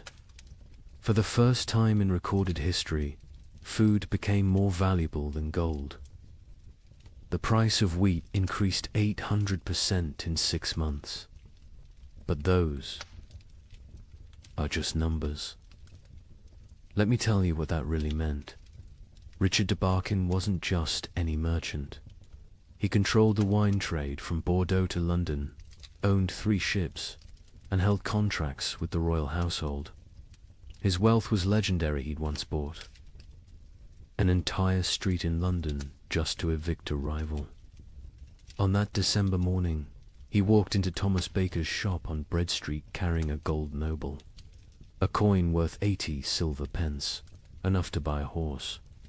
Thomas Baker, his hands still dusted with the last of his flour, looked at the coin like it was a stone. "I have one loaf left," he said, "my last flour. When it's gone, I close my doors forever. That loaf goes to my children. Your gold cannot create grain from nothing." Richard, accustomed to gold opening every door, placed 2 more nobles on the counter. Thomas swept them onto the floor. "Take your metal to the Thames and see if the fish will trade bread for it. I'll keep my loaf." The story spread through London within hours, not because a rich man was refused bread, but because everyone suddenly understood. The fundamental assumption of civilization that money could buy necessities had died. The keeper of the Royal Exchange, Simon de Canterbury, recorded the complete collapse of monetary meaning. December 1st, 1 penny buys a loaf. December 15th, 1 shilling buys a loaf. December 30th, 1 pound buys a loaf. January 13, 16, no amount buys a loaf, for there are no loaves to buy. But the breakdown went deeper than inflation. The very concept of value imploded. A manuscript from Guildhall records an exchange that would have been incomprehensible months earlier. Margaret Carpenter traded her wedding ring, passed down 5 generations, for 2 turnips. John Smithson offered his house for a ham. The hams. Owner refused. The guild system, which had regulated trade for centuries, collapsed overnight. The worshipful company of bakers, once among London's most powerful guilds, disbanded when 8 of 12 members died trying to defend their shops from crowds. Their final record, dated January 3rd, 1316, states, "We dissolve this fellowship, as there is nothing left to fellow over. May God forgive what we have become." In Paris, the situation grew even more surreal. The provost of merchants, attempting to maintain order, issued daily price controls. Every morning, he'd announce the maximum legal price for bread. Every evening, bakers would ignore it entirely. One baker, hauled before the provost for charging 30 times the legal rate, responded, "Hang me if you wish. My corpse will bake no bread. Pay my price or starve legally, those are your choices." The relationship between social classes inverted overnight. A peasant with a hidden store of grain wielded more power than a duke with chests of gold. The Chronicle of St. Denis's records, the Count of Champagne, among the realm's richest men, was seen begging at a farmer's door. The farmer, who once would have been flogged for looking the Count in the eye, kept him waiting 3 hours before trading a sack of mouldy oats for the Count's sword, armor, and signet ring. Venice, Europe's commercial heart, tried to maintain normalcy through imports. The Doge sent ships to Egypt, to Constantinople, to anywhere grain might exist. Most never returned. Those that did brought news that shattered hope. The catastrophe wasn't regional. From Ireland to Poland, from Scotland to Sicily, the earth had stopped providing. A Venetian merchant's letter to his partner survives. "I have 40,000 ducats in gold. Yesterday, I tried to buy bread with it all. The baker said he'd rather throw his last loaf to the fish than trade it for coins. I offered him my palazzo. He laughed and said, 'Can I eat marble? Can I digest paintings? We have invented money, created banking, built commerce. None of it matters when there is nothing to buy.'" The church, traditionally the provider of last resort, faced impossible mathematics. The Abbey of Cluny's accounts show their dilemma starkly. We have grain for 300 souls for 6 months. 7,000 souls crowd our gates. If we feed all 4, compassion's sake, all die in 3 weeks. If we feed only our brothers, we survive but lose our purpose. Christ multiplied loaves in Phaedrus. We can only divide and subtract. Some monasteries chose martyrdom through generosity, opening their stores until empty, then dying with those they tried to save. Others became fortresses, monks armed with clubs defending walls, while starving crowds pleaded outside. The abbot of Glastonbury wrote, "We have become what we swore never to be, choosers of who lives and who dies. Each grain of wheat is a decision. Each meal is a judgment. We are not God, yet we play him daily." The collapse of money created new forms of trade that horrified contemporary observers. The Bishop of Lincoln recorded, "Women sell themselves, not for coin, but for bread.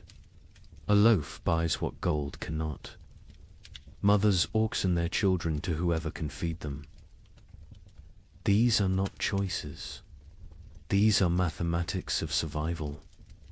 In Hamburg, they developed a grotesque solution: the flesh market. Not selling human flesh, not yet, but selling the promise of it. People would sign contracts pledging their bodies after death in exchange for food while living. A German merchant wrote, "The dying sell their future corpses for present bread. Buyers mark their purchases, waiting like vultures. When someone falls, arguments break out over whose property they've become." The English crown attempted to maintain control through force. Edward II issued proclamations making food hoarding punishable by death. The result: those with food hid it better. Royal agents searching for hidden grain often found families dead of starvation, sitting around empty tables, having hidden their food so well they couldn't find it themselves in their final delirium. A royal clerk named William de Dean recorded, "The futility. We hanged a man for hiding grain. The crowd watching the execution fought over his shoes before he stopped kicking. We cannot hang hunger. We cannot execute starvation. The king commands the rain to stop, the crops to grow, the natural order to restore itself. The rain continues. The king might as well command the dead to rise." By February 1316, even the concept of theft had changed. How could taking food be a crime when not taking it meant death? London's courts stopped prosecuting food theft after jurors refused to convict. One judge wrote, "A man stole bread from a child. The child's mother killed the thief with her bare hands. Who is the criminal? Who is the victim? Our laws were written for a world where food existed. That world is gone." The most profound change was in how people understood wealth itself. For 1,000 years, wealth meant gold, land, titles, power. Now it meant calories. The Archbishop of Canterbury observed, "A beggar with a hidden turnip is richer than a lord with a castle." We spent centuries accumulating treasures that now mean nothing. We should have been stockpiling grain. But who could imagine a world where gold couldn't buy bread? Who could conceive of money itself becoming worthless? This economic collapse wasn't temporary. Even after the harvests eventually returned, the absolute faith in currency never fully recovered.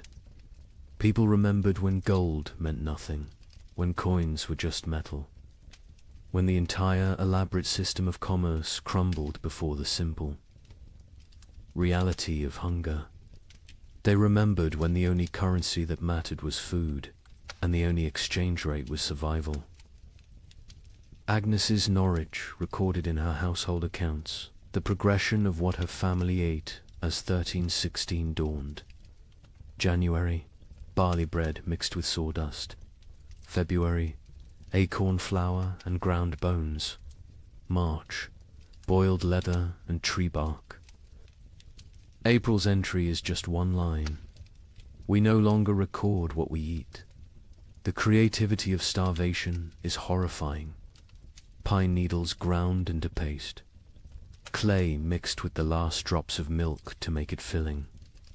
Parents secretly bleeding themselves at night. To mix blood into their children's gruel for protein. But in the city of Erfurt, they discovered something that would haunt Europe's collective memory forever.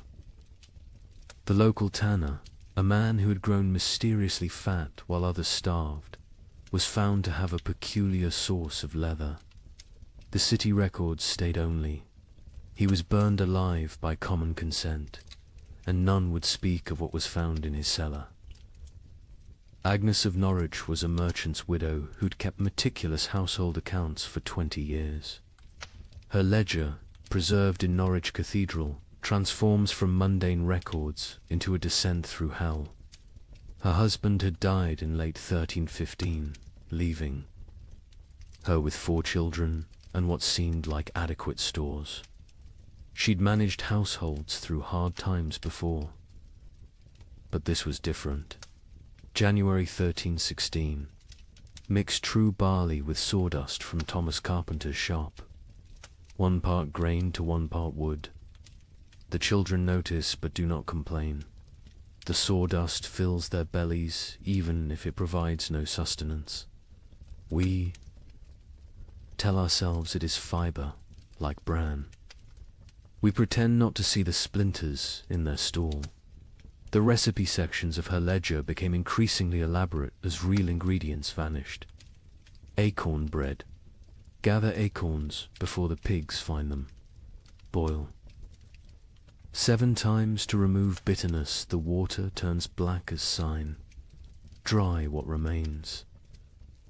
Grind with stone's mill wheels are too precious for such base material. Mix with water and anything that binds egg. If God provides, blood if he doesn't. Bake until it stops smelling of forest rot. By February, even her precise nature couldn't hide the desperation. Bone meal from the butcher, he claims it's sheep, but the fragments look human-sized. I do not ask. Mix with the last acorn flour. Add melted snow-clean snow from rooftops, not the ground where the dead have lain. The children eat, their teeth hurt from the grinding. Better tooth pain than belly pain. A travelling monk who sheltered with Agnes that February wrote his own account. The widow feeds her children soup that is merely hot water with leather boiled until it releases some essence of the animal it once was. She watches them drink it, with such intensity as if her gaze could transform it into beef stew. The youngest boy asks what meat this is. She says it is shukau. He accepts this. The substitutions became a science. Flemish merchants developed detailed guides for extending food that read like alchemical texts. Pine needle tea provides the sensation of eating when boiled thick enough. Add chalk dust for substance. The stomach believes it is full for precious hours. Warning: more than 3 cups daily causes blood in the urine. In Paris, a baker named Henri Fouquet was arrested for his miracle bread that stayed fresh for weeks. Under torture, he revealed the secret. Ground bones mixed with plaster, baked with real flour, spread only on the outside. People see bread. Smell bread, initially tastes bread, he confessed. By the time they realize it's mostly limestone and corpse dust, they're too hungry to care. The Guild of Physicians in Montpellier documented the physical effects of these substitutions. Patients present with bellies swollen like pregnant women, yet they starve. Cut open after death, we find stomachs packed with clay, leather, wood, pulp, everything except food. They die full of nothing. Their bodies refuse to process tree bark into sustenance, no matter how finely ground, how carefully prepared. Children adapted faster than adults, developing tastes for the impossible. A priest in Reims wrote, "The young ones seek out specific trees, knowing which bark tastes less bitter. They have favorites: soak over ash, young wood over old. They teach each other which mushrooms cause the least pain, which grasses fill the belly longest." Children who should be learning Latin are instead becoming experts in eating the inedible. But March brought innovations that crossed into nightmare. Agnes's ledger, her handwriting now shaky. Martha Fisher says fresh blood from living animals goes further than from the dead. A cup drawn from a cow still walking provides more strength than meat from a week-old corpse. We take turns cutting our last goat, keeping it alive, taking just enough. It screams now when it sees us coming with the bowl. The monastery at Fulda recorded even darker adaptations. Brother Marcus suggests we bleed ourselves in rotation, each monk providing for others. The abbot forbids it, calling it cannibalism by degrees. But when the abbot falls ill, we find he's been secretly bleeding himself to feed the youngest novices. His arms are covered in cuts. He dies drained, literally and figuratively. In London, they discovered people grinding the mortar from between stones of ancient Roman walls. It contained traces of animal blood used in its mixing centuries ago. "They call it stone soup," wrote the sheriff. "They believe Roman blood maintains potency across 1,000 years. The city walls are disappearing as people eat our defenses." The absolute nadir came in Erfurt, where Hermann the tanner had maintained his weight while everyone else became skeletal. His neighbors noticed he always had meat, always had leather to work, even as all animals had died months ago. They noticed, too, that missing persons' clothes appeared in his shop, cleaned and folded. The investigation began when a mother recognized her missing daughter's distinctive birthmark on a piece of leather. The city records are deliberately vague. Found in his cellar, barrels of salt meat bearing no resemblance to any beast, skins hanging that showed tattoos and scars, bones too stray to be cattle, too thick to be pig. The mob didn't wait for trial. They sealed Hermann in his own tanning vat and boiled him alive. His screams lasted 3 hours. No one considered this excessive, but Hermann wasn't unique. Across Europe, the mathematics of survival created impossible choices. A Dutch merchant wrote, "In Amsterdam, we no longer ask what meat is served.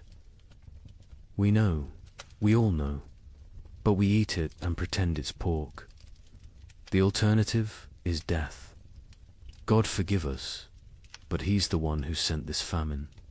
Agnes of Norwich's final food relay entry, April 1316, is indeed just one line. We no longer record what we eat, but she continued writing other observations. May, my youngest son no longer asks for food. June, found Margaret's teeth in her bed. They fell out in the night. July, we have forgotten the taste of bread. August contains no words, just tally marks, possibly counting days, possibly counting deaths. The last entry, September 1316, in a different hand. Agnes died this morning. We found her in the garden, eating earth, smiling. She said it tasted like heaven. We buried her where she fell. The ground was already open from her feeding. We are what remains of her family. We have survived on what she taught us to eat. We have survived on what she refused to eat. Both lessons were love. The great substitution wasn't just about replacing food with non-food. It was about replacing civilization with survival, morality with mathematics, humanity with hunger. Every successful substitution, every recipe for bark bread, every method for making leather edible was both a triumph of human ingenuity and a step toward something inhuman. Here's a question that sounds simple until you're living it. If you have enough food for your family to survive 6 months, but your neighbor's children are dying today, what do? Share and all die in 3 months? Or bar your door and listen to them cry? A priest in Ghent documented these impossible choices. A mother of 4, calculating exactly how much food each child needed based on their chances of survival. The strongest got more, the weakest ... didn't. She loved them all, he wrote. That's why she chose. Father Benedict of Ghent had been a priest for 30 years when the famine came. His parish records, instead of births and deaths, became a chronicle of moral arithmetic that would haunt him until his own death. He wrote not in Latin, but in common Flemish, wanting everyone to understand what survival really cost.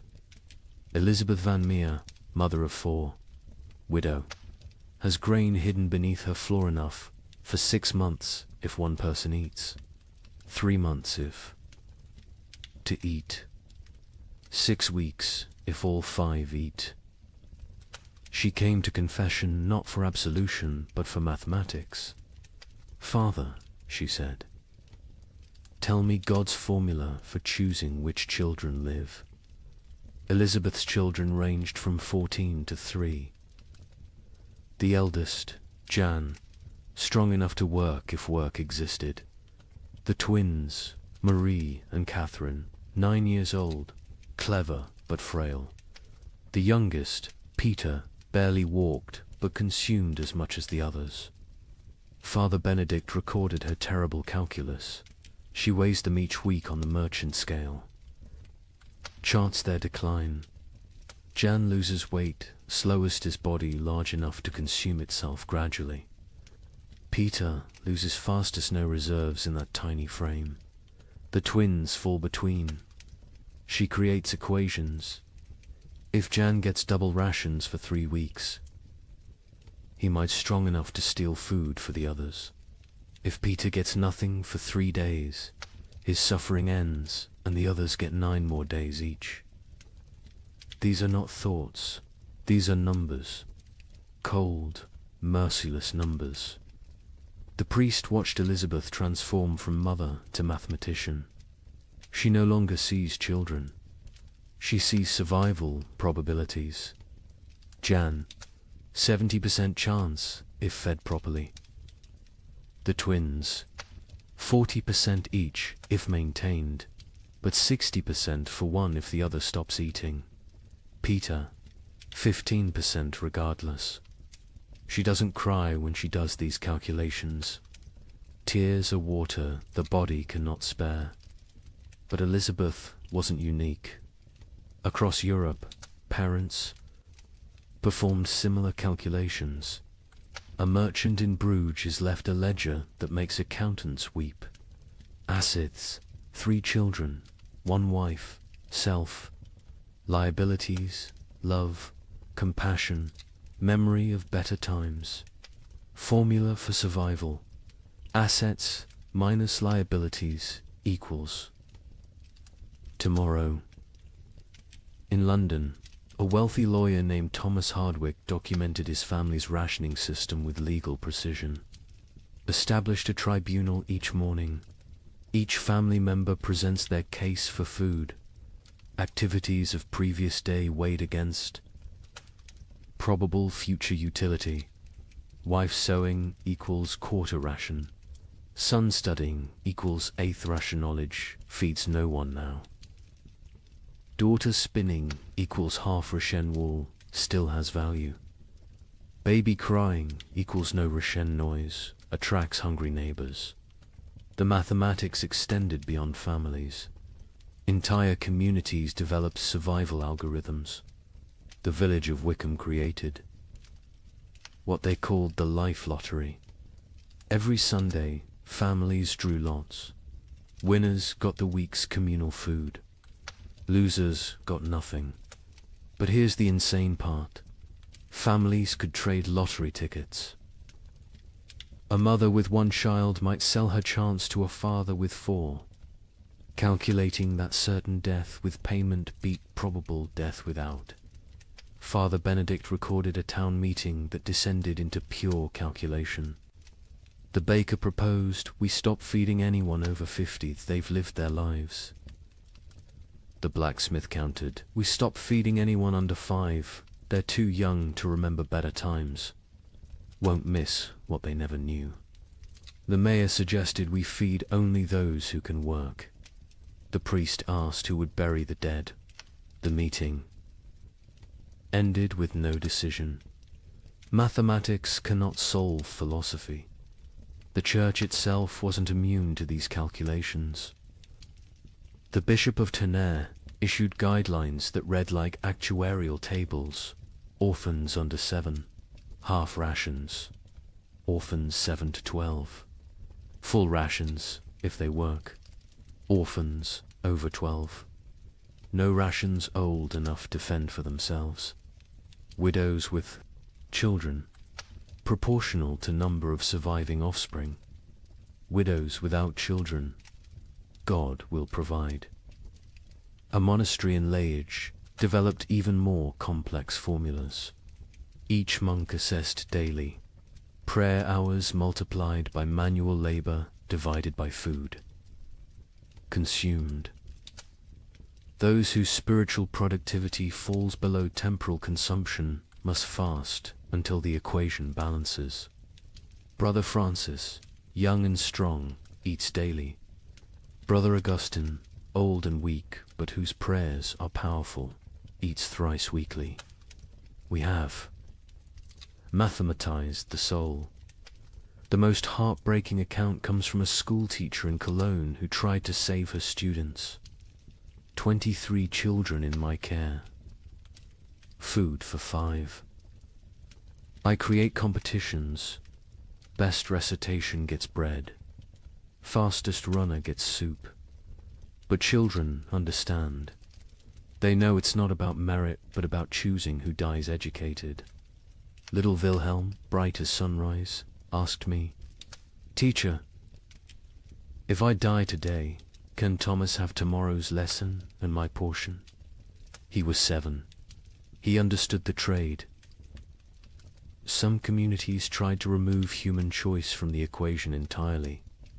In Basel, they built what they called the Wheel of Fortune, a great spinning disc with names. Each day, spin the wheel. Where it stops determines who eats. Pure chance. No favoritism, no guilt. The wheel chose who lived and died. Citizens preferred random cruelty to deliberate choice. A Venetian merchant named Carlo Dandolo wrote the most clinical assessment. Sentiment is luxury. Love is liability. Calculate thus. Calories needed per pound of human maintained. Work output possible per calorie invested. Return on investment measured in days survived. My eldest son provides best ratio, strong enough to forage, smart enough to steal. My youngest daughter provides worse, consumes without producing. The middle children are variables, depending on daily performance. I am not a monster. I am an equation.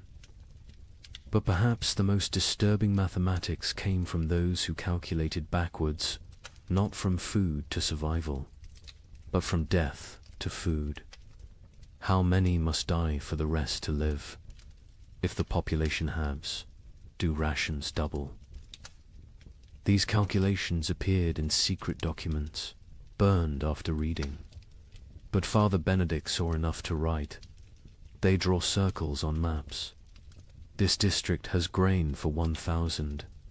Population 3,000. Solution: ensure 2,000 die quickly. How? Bar thee. Gates: poison the wells. Spread disease. These are not plans of war. These are plans of peace. Peaceful elimination of excess population. The psychological toll of these calculations broke minds. Elizabeth Van Meer, the mother from the beginning, eventually snapped. Father Benedict found her one morning, feeding all her children equally, generously, using their entire store in one meal. She said, she solved the equation, he wrote. Everyone dies together, full, happy, as a family. No choosing. No survivors bearing guilt. Mathematical perfection. 0 equals 0. But she couldn't do it. At the last moment, she hid a portion, gave it to Jan, the eldest, and walked into the forest with the 3 younger children. They found her frozen arms around the little ones, all of them smiling. Jan survived, found by traders, raised by strangers. Years later, he became a mathematician, obsessed with solving unsolvable problems, never saying why. Father Benedict's final entry on the mathematics of survival: God gave us multiplication be fruitful and increase. The devil gave us division, choose who lives and dies. We have become expert in dark arithmetic, subtracting souls, dividing families, calculating the minimum viable population. We measure love in ounces of grain, weigh souls against bread. Calculate the exchange rate between mercy and survival. Every choice is an equation. Every equation is a condemnation. Every survivor is a mathematician who solved for X, where X equals continued existence and all other variables equals 0. The mathematics of survival reduced human society to its most basic algorithm. Who dies so others live? Every family, every community, every institution faced this equation. Some solved for maximum survival, others for minimum suffering. None solved for justice, because justice requires abundance, and abundance was memory. These calculations left scars that lasted generations. Survivors could never forget the arithmetic they'd performed, the variables they'd eliminated, the human constants they'd reduced to 0. They'd learned that civilization was just addition, add food, add comfort, add morality, and that's survival, which is subtraction. Subtract the weak, subtract the old, subtract love itself if necessary. In the end, the only sum that mattered was greater than 0. In the summer of 1316, something extraordinary happened. The rain stopped for 3 weeks, just long enough for desperate farmers to plant whatever seeds remained. The chroniclers called it God's mercy. Markets opened, people celebrated. A merchant in Bruges wrote to his partner, "The curse is lifted. Prepare the wagons." The crops grew with supernatural speed in the brief sunshine. Green shoots everywhere. Hope returned like a physical warmth. Families who had been preparing to separate to increase survival chances made plans to reunite. Then came August 10th, 1316, the day the hail began. Chunks of ice the size of goose eggs. For 3 hours, every single plant that had grown in those Precious 3 weeks was obliterated.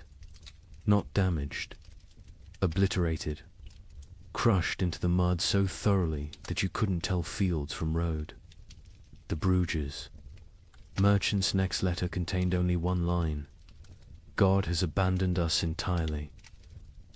But let me tell you how those 3 weeks unfolded, because understanding the height of hope makes the fall into despair that much more devastating.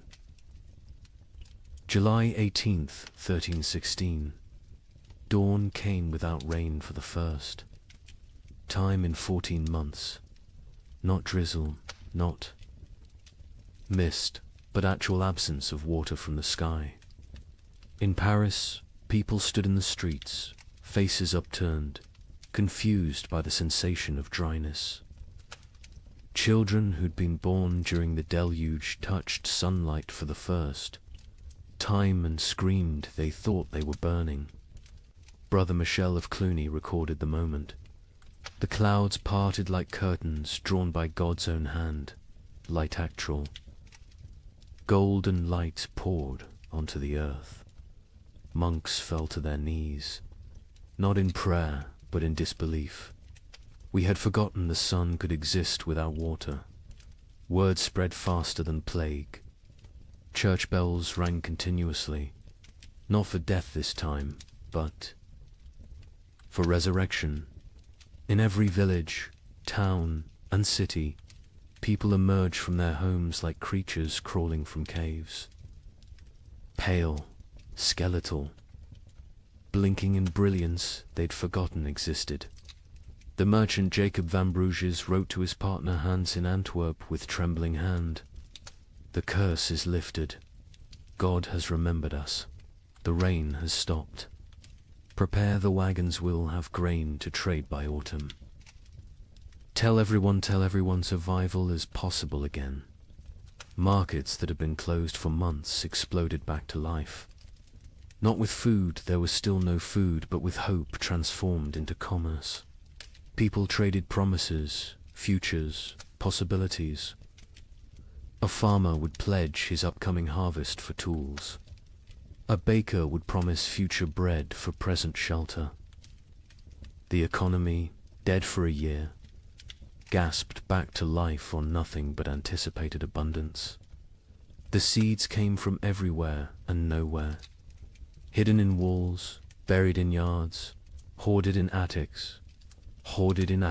Every kernel that had been saved, just in case, was brought into the light.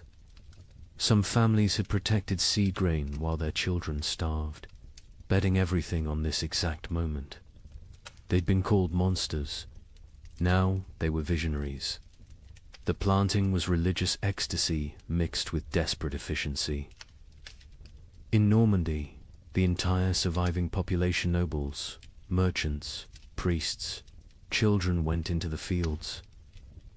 The Duke of Normandy himself, who hadn't touched soil in his lifetime, was seen on his knees, pressing seeds into earth with tears streaming down his face. A young girl named Marguerite wrote in her diary, "Papa says we're planting hope. Mama says we're planting survival. I think we're planting prayers and watching to see if God makes them grow." And grow they did. The crops erupted from the soil with impossible vigor. Wheat that should take weeks to sprout appeared in 3 days. Barley shot up overnight. Beans climbed their poles so fast you could watch them move.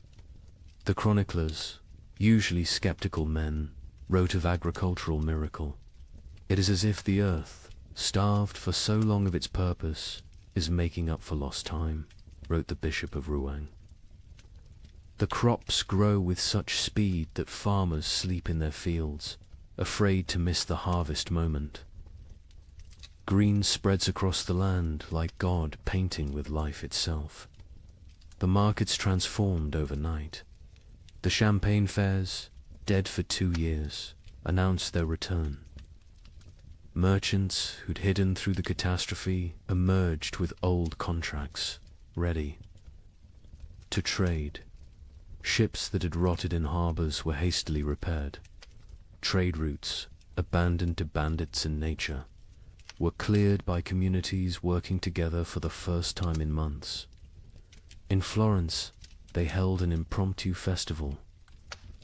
Not planned, just spontaneous explosion of joy. Musicians who'd sold their instruments, played drums, made from barrels.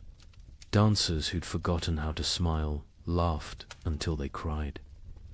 Children who'd never known celebration invented it on the spot. An Italian chronicler wrote, "We feast on nothing but hope, and it fills us better than bread ever did." Families made reunion plans. Fathers who'd sent sons away to increase survival odds sent word to return. Mothers who'd placed daughters in convents prepared to bring them home. Communities that had fractured into hostile fragments began to speak of reconciliation. The 3 weeks of sun didn't just grow crops, they grew possibility. A priest in Ghent gave a sermon that captured the moment. "We have walked through the valley of death's shadow. But see, the shadow lifts. The valley blooms. We are Job, tested and found faithful. We are Noah, watching the waters recede. We are Lazarus, called from the tomb." Even the nobility, who'd maintained distance from their starving subjects, joined. The collective delusion. The Count of Flanders announced a harvest festival for September, promising wine from reserves nobody knew existed. The King of France declared that all debts incurred during the unfortunate rain would be forgiven once. The harvest was complete. The Pope issued a bull declaring the famine officially ended by divine intervention. The crops grew so fast that some whispered of dark magic. In Germany, rumors spread that the plants were unnatural, fed by the corpses of the million dead, growing on human fertilizer. But even these whispers were dismissed. Who cared if the wheat grew from graves? The living needed bread. By August 9th, the fields were green carpets of promise. The wheat stood tall, the barley swayed golden, the beans hung heavy on their vines. Another week, maybe 2, and harvest could begin. Calculations were made not of who would die, but of who would live. All of them. All would live. The night of August 9th, strange clouds gathered. Not rain clouds, something else. They glowed with an odd green light. Lightning without thunder. Wind without direction. Animals, the few that remained, became restless. Horses screamed. Dogs howled. Cats vanished entirely. August 10th, 1316. 2:47 in the afternoon. The exact time is known because the clock tower in Bruges stopped when the first hailstone hit it. They fell like God's own artillery. Ice chunks the size of goose eggs, driven by winds that shouldn't exist in August. But these weren't normal hailstones. Witnesses described them as sharp, angular, some shaped like pyramids, others like daggers. They didn't just fall, they attacked in. The fields of Flanders, farmers tried to shield their crops with their own bodies. The hail broke their backs, shattered their skulls, left them dead atop the plants they'd tried to protect. Children sent to bring in animals were found hours later, beaten to death by ice from the sky. But the crops suffered worse. The hail didn't just flatten them, pulverize them, drove them so deep into the mud that archaeologists still find compressed plant matter at that geological layer. 3 weeks of growth erased in 3 hours. Not damage deleted. The fields looked like they'd been scraped clean by God's own hand. When it stopped, silence fell across Europe. Not peaceful silence, the silence of complete despair. People stood in their obliterated fields, unable to speak, unable to cry, unable to comprehend. The hope hadn't been gradually eroded, had been murdered in a single afternoon. Jacob van Vey. Bruges, the merchant who'd written so joyfully to his partner, sent one final letter. Not even a letter, just 8 words on a torn piece of parchment. God has abandoned us entirely. Do not come. The suicides began that evening. Not the slow suicide of starvation, but immediate, decisive ending. Entire families walking hand in hand into rivers. Farmers hanging themselves from trees that overlooked their destroyed fields. Bakers closing themselves in their ovens. The Diocese of Reims recorded 300 suicides in 3 days. Those were just the ones found. A chronicler in Paris wrote, "The cruelty was not in taking the crops. It was in letting them grow first, in letting us believe, in letting us hope. This was not God testing faith. This was God showing us faith is mockery. We are not Job. Job was loved enough to be tested. We are nothing." The 3 weeks of sun had been crueler than 14 months of rain. The rain had killed slowly, allowing adjustment, acceptance. The false hope killed instantly, crushing spirits that had just dared to unfold. Those who'd shared their last seeds, believing in tomorrow, now faced starvation with nothing. Those who'd emerged from hiding, trusting in recovery, were now exposed with nowhere to return. The miracle markets closed forever. When archaeologists excavate medieval marketplaces, they find a distinct layer dated to August 13th. Coins, rotted wagon wheels, and human remains of those who simply laid down where they stood and never got up again. Hope, it turns out, is the cruelest killer of all. You might think the nobility weathered this better. They had stores, armies, stone walls. Let me tell you about the Count of Flanders' winter feast of 1317. 40 nobles gathered in his great hall, the last of the wine flowing, the final reserves of grain baked into bread. They ate, they danced, they pretended the world wasn't ending. By morning, 12 were dead, not from poison, from shock. Their bodies, weakened by months of subtle starvation, couldn't process the sudden richness. The Count himself survived. 3 more days, long enough to dictate his final words. "My castle is my coffin. Let none enter until the curse lifts." They found his body 4 years later. He had burned his furniture, his tapestries, even his books for warmth. The richest man in Flanders died, gnawing on leather straps. The feast itself had been an act of delusion, dressed as defiance. Count Louis of Nevers had sent invitations in December 1316, written on vellum worth more than food. "Let us gather as nobility ought, to demonstrate that breeding conquers nature." The guests who arrived on January 6th, the feast of the Epiphany, looked like spectres playing at being lords. The Duchess of Brabant arrived in a carriage pulled by servants her horses had been eaten months ago. The Duke of Luxembourg wore armor that hung loose on his shrunken frame, clanking with every movement like bones in a box.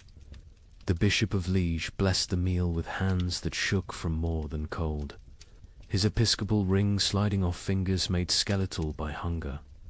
But they maintained the facade. They spoke of hunting parties that would never happen, of spring tournaments already impossible, of marriages between children who were likely dead. The Count's chamberlain, Robert de Bethune, later wrote in his secret diary, we dressed corpses. In silken made them dance. We were already dead. The feast was merely our funeral performed by the deceased. The meal itself was madness. After months of eating ground acorns and boiled leather, they faced actual bread, real meat, wine that wasn't mixed with water and prayers. The Count had emptied his entire reserve, deciding either everyone would survive together or die with dignity. He chose wrong. They died with neither survival nor dignity. The Countess of Hainault was the first to fall, her stomach rupturing from the sudden expansion. She died vomiting blood onto her ermine cloak, apologizing for the mess. The young Baron of Chimay collapsed with wine running from his nose, his body unable to remember how to process alcohol. One by one, they fell like dominoes, their starved systems overwhelmed by abundance. The survivors watched their friends die from eating. The cruelest irony in a world already drowning in cruel ironies. The Count himself ate carefully, sparingly, but even he couldn't escape. His physician, one of 3 nobles who survived the night, recorded, his lordship's body shook as if possessed. He sweated ice in January. His eyes bled. He knew death was coming and used his remaining strength to bar the castle doors from inside, condemning himself to die alone rather than risk others entering for the remaining food. Across Europe, similar scenes played out in every castle. These fortresses, built to withstand armies, couldn't withstand hunger. Stone walls kept enemies out, but kept starvation in. Moats that protected against invasion became barriers preventing. Foraging. Height advantage meant nothing when there was nothing below worth taking. The Duke of Burgundy's castle at Dijon became infamous for what chroniclers called the vertical graveyard. As servants and knights died, they were stacked in the towers, frozen by winter, preserved in their positions of death. By spring 1317, visitors could climb the tower stairs and pass through layers of the dead, each floor representing a different week of mortality. The Duke himself was found at the top, seated on his throne, frozen mid-gesture, as if still issuing commands to the dead below. In England, the situation was equally dire. Edward II's own court at Westminster ran out of food in February 1317. The King of England, ruler of territories from Scotland to Gascony, was reduced to sending knights to rob his own subjects' gardens for turnips. A chronicle records, His Majesty was seen gnawing a candle made of tallow, declaring it tasted better than nothing, which was the alternative. The nobility's suffering was different from the peasants, not worse, but uniquely horrible. They had never learned to survive without excess. A peasant knew how to stretch grain, how to forage, how to make something from nothing. Nobles knew only how to command others to provide. When there were no others left, or nothing to provide, they were helpless. Lady Margaret de Clare, one of England's wealthiest women, left a diary that captures this helplessness. I own 17 manors, but cannot eat earth. I have chests of gold, but gold provides no sustenance. I have titles and right and privileges, all worthless as the parchment they're written on. My servants are dead or fled. I, who never dressed myself, now cannot light a fire. I will die. Not from hunger, but from ignorance of survival. The castle hierarchies collapsed in ways that would have been unthinkable before.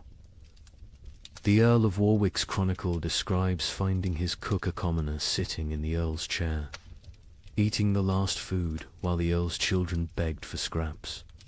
When confronted, The cook simply said, "I know how to prepare food.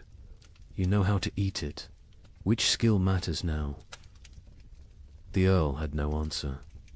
Some nobles attempted to maintain order through increasingly desperate measures. The Count of Toulouse issued edicts from his castle requiring peasants to deliver food that didn't exist. When they didn't comply, he sent knights to punish them. The knights found empty villages, just wind and bones.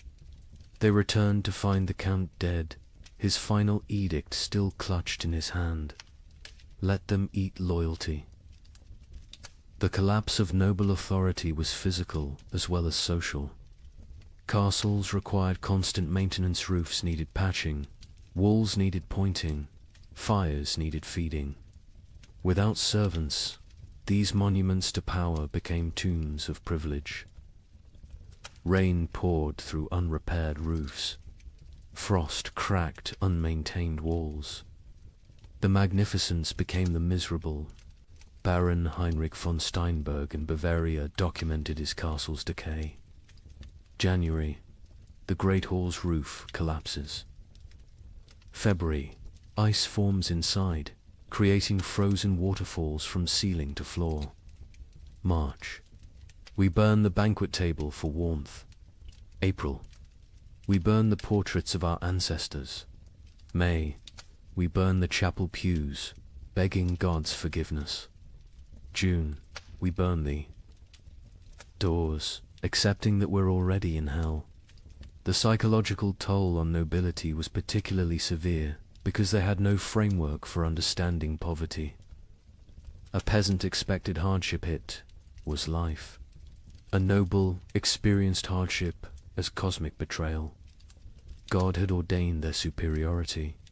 This suffering suggested God had changed his mind. The Abbess of Fantevrolt, herself, noble-born, wrote, "They come to me, these duchesses and countesses, asking why God has abandoned them. I tell them God hasn't abandoned them, he's simply treating them like everyone else. They find this more terrifying than abandonment. Some nobles attempted escape through marriage, not for alliance, but for food. The Count of Champagne offered his daughter to anyone who could provide a year's grain. A wealthy merchant accepted, then discovered the Count had already eaten the grain before the wedding. The merger of nobility and merchant class, which would normally take centuries, happened in months, paid for in bread. Others chose more extreme exits. The Duke of Austria held what he called the final tournament nobles, jousting not for honor, but for the right to eat the loser's horses. The Duke himself participated and lost, whether deliberately or through weakness, unknown. His horse fed 12 people for 3 days. The Duke's body fed the crows. By the winter of 1318, castle after castle stood empty, not conquered, abandoned.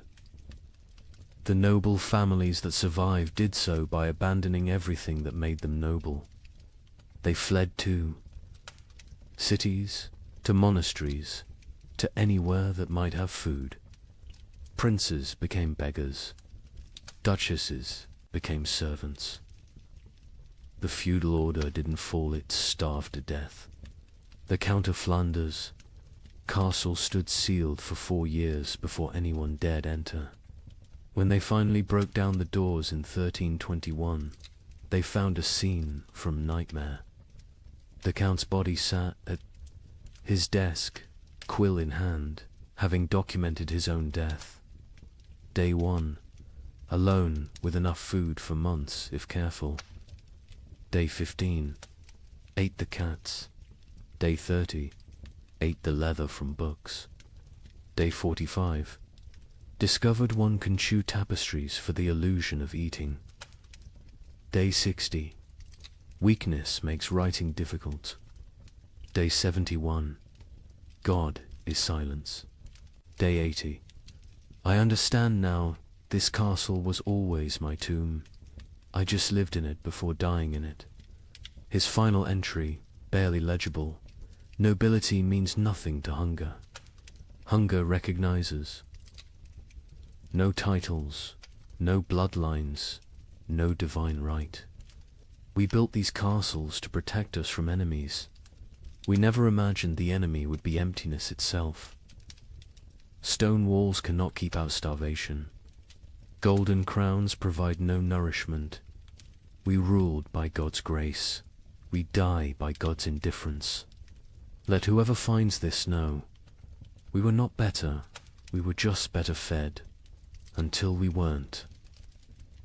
In the midst of this frozen hell, something strange began happening. Groups of people started walking naked through the snow, whipping themselves, claiming the cold couldn't touch true believers. They called themselves the Brethren of the Cross. But locals had another name: Ice Apostles. Their leader, a former monk named Heinrich, preached that the famine wasn't God's punishment, it was God's gift. He freezes the world to preserve the faithful for paradise, Heinrich declared. His followers would stand naked in blizzards until they collapsed, believing hypothermia was religious ecstasy. But here's what the chroniclers don't usually mention. In villages where the ice apostle was passed through, the death rate dropped. Not from miracles, from mathematics. Every follower who froze to death meant more food for those who remained. Heinrich of Cologne had been a respectable Dominican monk until the winter of 1316. He'd studied theology in Paris, could read Greek and Hebrew, and was known for his reasoned sermons on divine mercy. Then something broke in him. Maybe it was finding his entire monastery frozen to death during morning prayers. Maybe it was the child who died in his arms asking why God made her hungry. Whatever the cause, Heinrich emerged from that winter transformed. His first sermon as leader of the Ice Apostles was delivered naked in a blizzard outside Mainz Cathedral. You cling to warmth as if warmth is life. You fear cold as if cold is death. But I tell you, the cold is God's own embrace. The frozen are the chosen. This ice age is not ending, but beginning. God is freezing the world to preserve his faithful like saints, relics preserved in crystal. The theology was insane, but internally consistent. Heinrich taught that the great famine was actually the beginning of paradise. The cold was purifying the world. The hunger was freeing souls from flesh. Death by freezing was not death, but transformation, the body becoming one with God's frozen perfection. His followers didn't die. They crystallized into eternal forms. The Bishop of Cologne wrote in horror, Heinrich strips his followers naked, men, women, children, and leads them in procession through the snow. They sing hymns while their flesh turns blue, then black. They call frostbite gods kisses when toes fall off from freezing. They celebrate the shedding of earthly weight. They stand in frozen rivers until they cannot stand, then lay down to complete their transformation. But Heinrich was clever in his madness. He didn't demand immediate death. The transformation was gradual. First, initiates gave up cloaks, then shoes, then undergarments. Each stage brought them closer to divine coldness. This gradual exposure meant some survived long enough to spread the movement. Others died at precisely calculated intervals, creating a steady stream of martyrs without eliminating the entire group at once. The rituals were elaborate and horrifying. The baptism of ice involved breaking through frozen rivers and submerging converts until they stopped shivering. Heinrich claimed this was the moment the soul accepted divine cold. The communion of snow had followers eating only snow for days, claiming it was bread from heaven, already blessed by God's frozen touch. A merchant from Nuremberg witnessed their evening prayers. Hundreds of naked bodies kneeling in snow, their skins so blue it looked painted. They whipped themselves. With branches frozen into ice clubs, each strike shattering skin like broken pottery. Blood froze before it could flow. They called it red ice prayer beads. Children among them, babies even, held up by dying mothers, all singing about the warmth of freezing. The movement spread with terrifying speed. By spring 1317, ice apostle groups appeared from Poland to England. Each had their own variation of Heinrich's teachings, but all shared the core belief. The cold was sacred, survival was sin, and freezing to death was the highest form of worship. In France, they called themselves Les Jelly Saints, the frozen saints. They would stand motionless in town squares during blizzards, human statues gradually covered in snow until they died standing. Townspeople would find them in the morning, frozen mid-prayer, and debate whether to move bodies that looked more like ice sculptures than corpses. The English variant. The Frost Brothers added self-cannibalism to their practices. As members froze to death, others would eat their frozen flesh, claiming it was purified by God's cold, and therefore not cannibalism, but communion. The Archbishop of Canterbury banned the movement, but enforcement was impossible for authorities who tried to arrest Frost. Brothers found only frozen corpses arranged in disturbing tableaus. But here's what made the ice apostles truly insidious. They targeted the most vulnerable. Heinrich actively recruited the elderly, the sick, the starving, those already near death. He offered them meaning for their suffering. Instead of dying forgotten in some hovel, they could die as martyrs in public spectacles. A widow named Agnes wrote before joining them, "My children are dead. My husband is dead. I will die within days regardless. Heinrich offers me the choice to die for something instead of from something. Is joining madness worse than dying sane but meaningless?" The mathematics of their deaths were coldly practical. A village of 100 people with food for 50 had a problem. If 30 ice apostles achieved transformation, suddenly there was enough for the remaining 70. The movement solved starvation through voluntary mass suicide disguised as religious ecstasy. Some villagers actively encouraged the ice apostles. The mayor of Strasbourg secretly provided Heinrich with lists of the dying poor, suggesting them as ready for transformation. The town council of Basel offered the ice apostles free passage but required them to perform their freezing rituals outside town walls. They wanted the benefits of fewer mouths without the spectacle of public death. Heinrich himself seemed aware of this dynamic. In a letter to a former colleague, he wrote, "They think I'm mad. Perhaps, but my madness feeds their children. Every follower who freezes is one less competitor for grain. We are solving the famine through faith. Is it not better to die believing you're achieving paradise than to die knowing you're just starving?" The church struggled to respond. Declaring the movement heretical was easy. Stopping it was impossible. How do you prevent people from freezing themselves to death when they're going to freeze to death anyway? The Pope issued bulls condemning the ice apostles. But papal authority meant little to people who believed the Pope himself was too warm to understand God's frozen truth. Some priests tried infiltrating the movement to redirect it. Father Johannes of Worms joined a group, gradually convincing them that true freezing required surviving winter to freeze again next year. He saved dozens through this theological manipulation.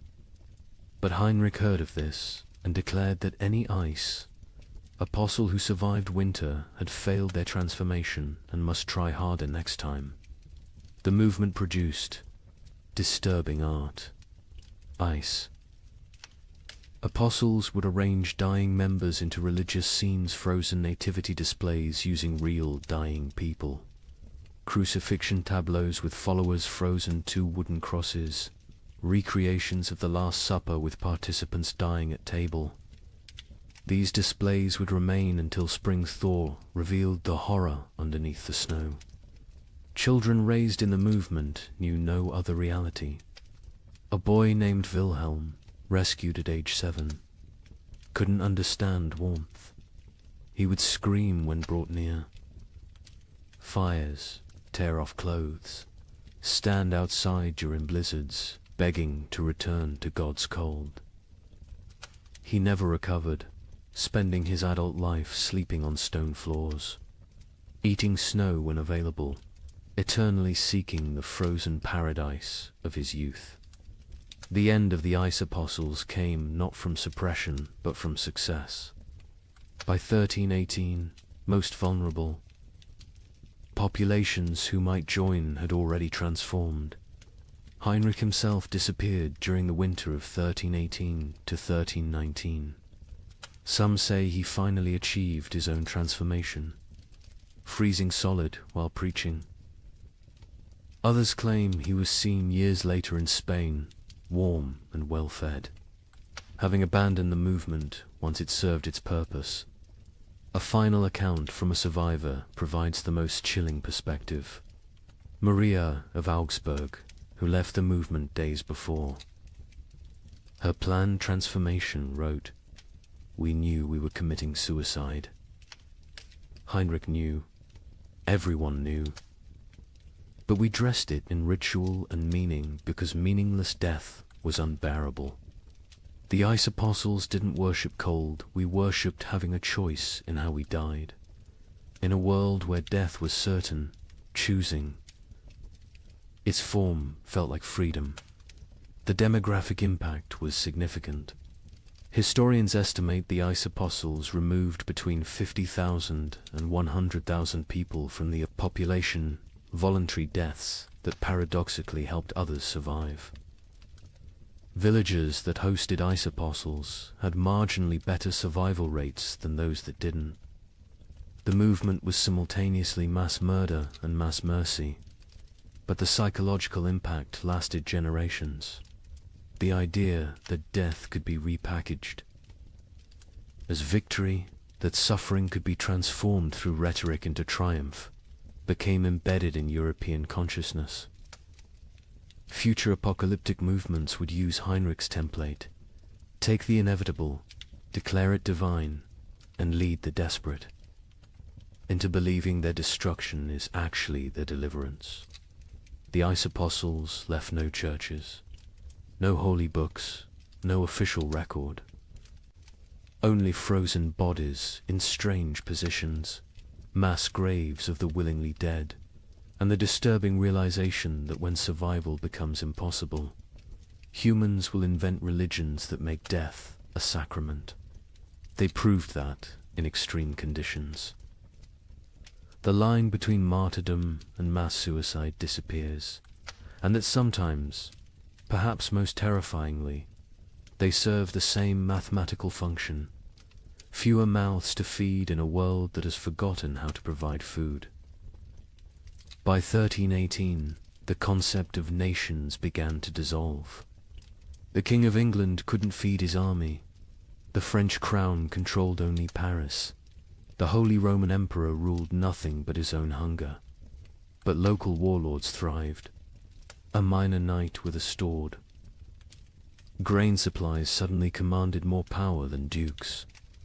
These frost lords, as they were called, built tiny kingdoms that lasted weeks or months. Their reigns ended predictably. When the food ran out, their followers ate them. The Bishop of Strasbourg recorded one such ending. Lord Wilhelm's men roasted him over his own hearth.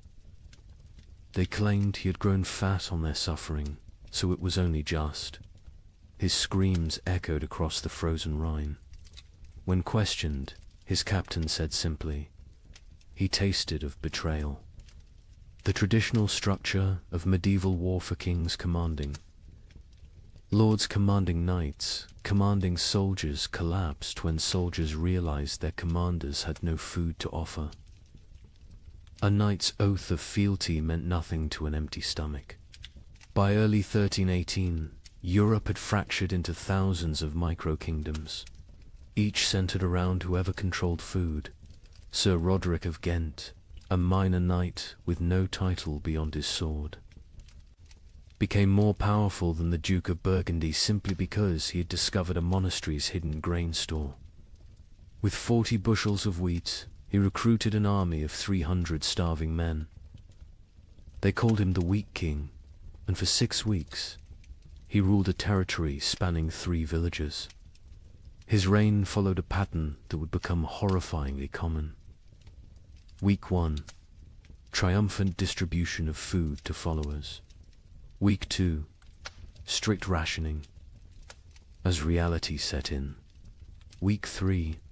Increasingly desperate raids on neighboring territories. Week 4. Internal conflicts over dwindling supplies. Week 5. The mathematics becoming clear. Week 6. The inevitable conclusion. A surviving member of Roderick's band, Thomas the Miller, testified, "We knew by week 5 that the grain would run out." Roderick knew too. He stopped eating, said he was fasting for victory. Really, he was trying to stretch supplies. But you can't lead starving men if you look fed.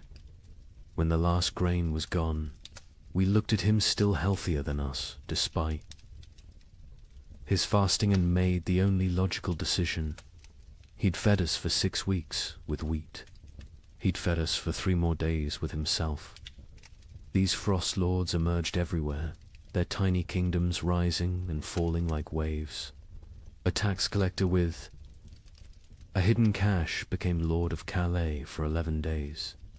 A merchant who'd hoarded salt pork ruled Antwerp for a month.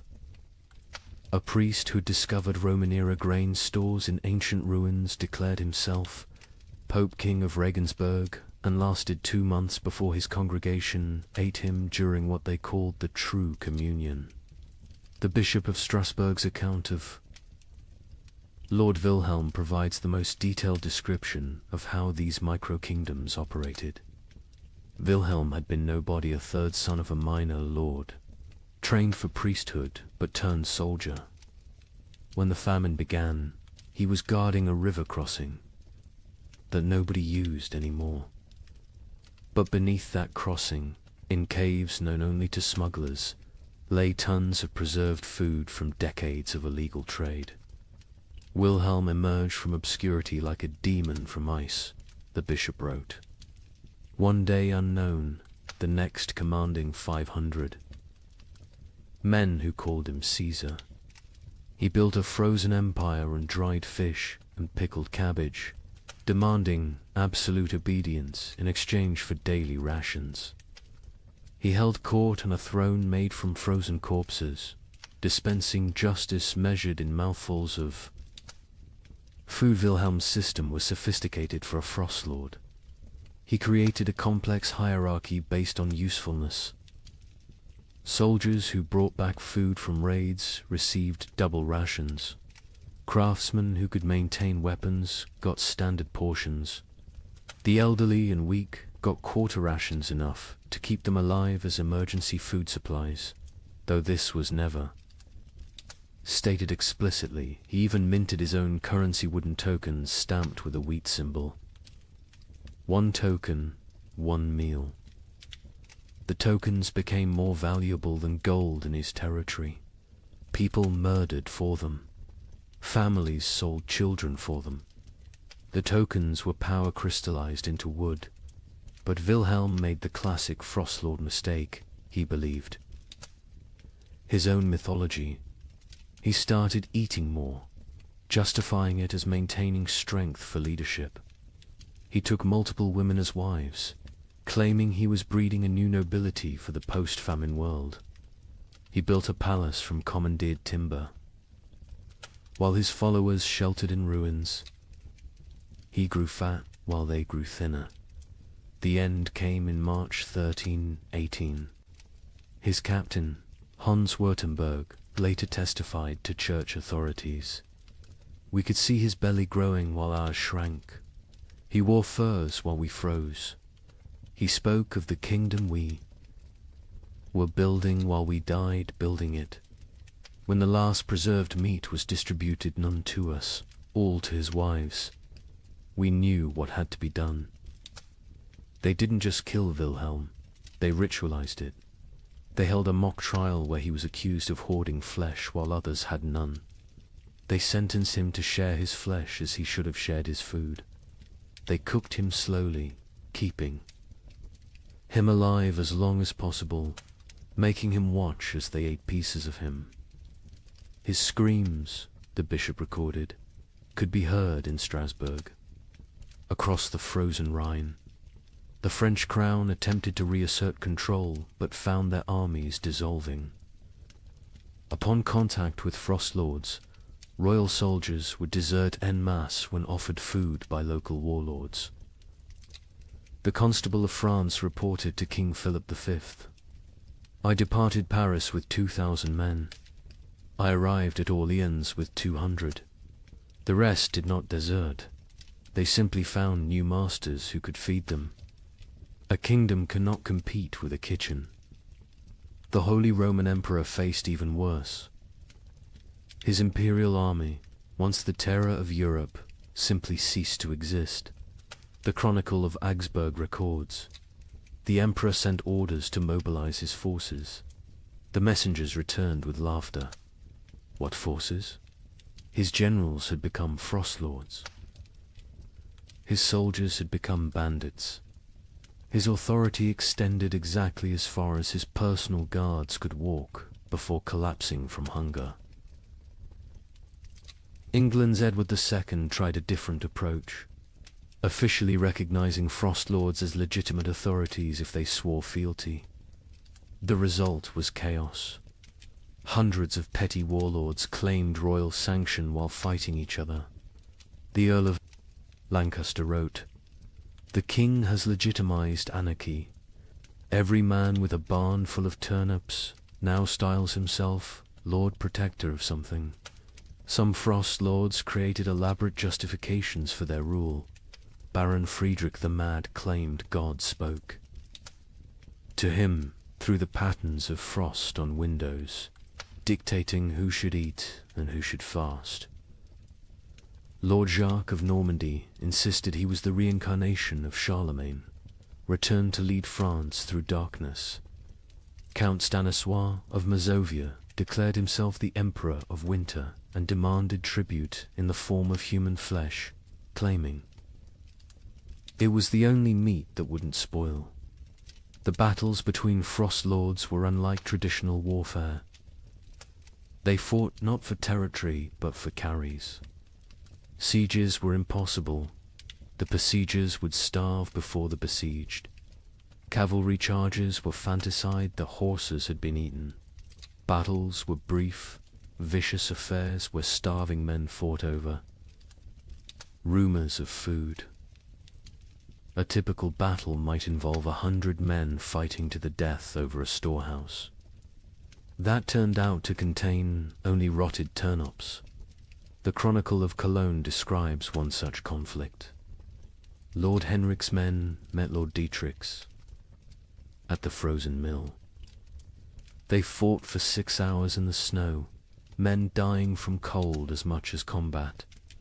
The winners found 3 sacks of mouldy rebelli, enough to feed them for the march home. 43 died for perhaps 43 meals. This is the mathematics of the winter wars. Naval warfare ceased entirely.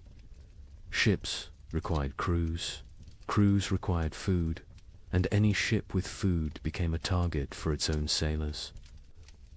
The entire English fleet in Portsmouth was found in spring 1318, with the officers eaten and the common sailors gone, having sailed to wherever they imagined food might exist. Most likely, they ate each other at sea.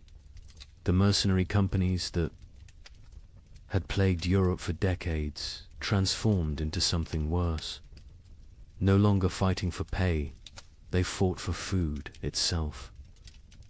The Free Company of the Wolf, led by a former priest called Father Fang, became notorious for their practice of recruitment. They would attack villages, eat the weak, and force the strong to join them.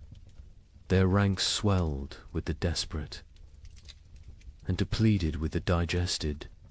The most successful frost lord was arguably Margaret the Terrible, a former abbess who controlled grain stores across 3 monasteries.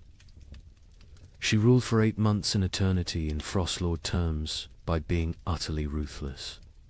She fed her followers just enough to keep them loyal, but not enough to make them strong. She rotated guards constantly so none could organize rebellion. She had tasters for her food, but the tasters were different each meal. Chosen by lottery, her end came not from rebellion, but from mathematics. She calculated she could survive another month on remaining stores.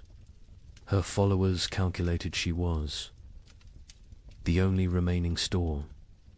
They didn't kill her quickly like Wilhelm. They kept her alive, locked in her own granary, taking small pieces when needed. She lived for 3 weeks as a conscious larder, her brilliant mind intact enough to appreciate the irony. By summer 1318, most frost lords were dead. They're tiny. Kingdoms dissolved into memory and meat, but they had served a horrific purpose. They had organized the chaos of starvation into structured systems of consumption. They had turned random death into regulated death. They had made the unbearable bearable by giving it hierarchy and meaning. A surviving chronicle summarizes the winter wars perfectly. Nations require shared purpose. Kingdoms need common cause. But in the frozen years, the only shared purpose was survival. The only common cause was calories. Every man became his own nation, every grain store its own kingdom. We didn't have wars between countries, we had wars between kitchens. And in the end, every king became a meal. But nothing compares to what happened in the winter of 1319. In villages across Germany, something unprecedented occurred. The children left, not taken, not sold. They simply walked away into the snow, hundreds of them, following. A 12-year-old girl named Margareta, who claimed she knew where summer was hiding. Parents were too weak to stop them. Some say too relieved.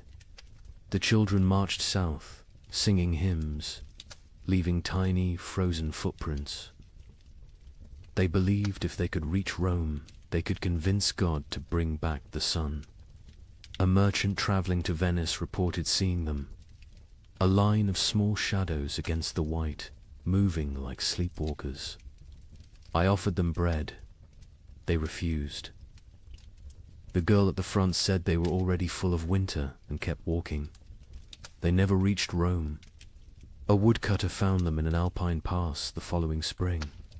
Hundreds of small bodies perfectly preserved in ice, still holding hands. Still walking formation. Still heading south toward a summer that would never come. Margareta of Hamelin.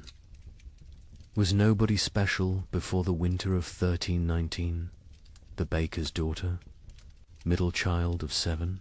Known only for her strange habit of speaking to sparrows that no longer existed?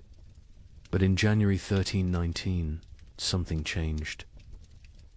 She began telling other children about dreams where summer lived in a golden palace beyond the mountains, imprisoned by winter demons, waiting for children pure enough to free it.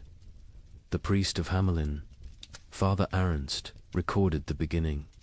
The girl stands in the square each dawn, speaking of summer as if it were a person.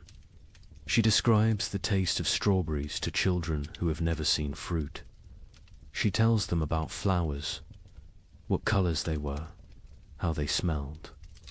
Children who were born during the famine, who know only grey and white and cold, listen to her like she's describing paradise.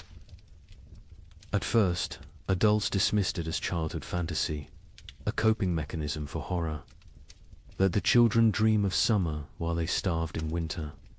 But Margaretta's stories grew more elaborate, more specific. She claims summer sent her messages through ice patterns on windows. She said she could hear summer crying, trapped behind the wall of winter, begging to be freed. Summer is not gone. She preached to growing crowds of children.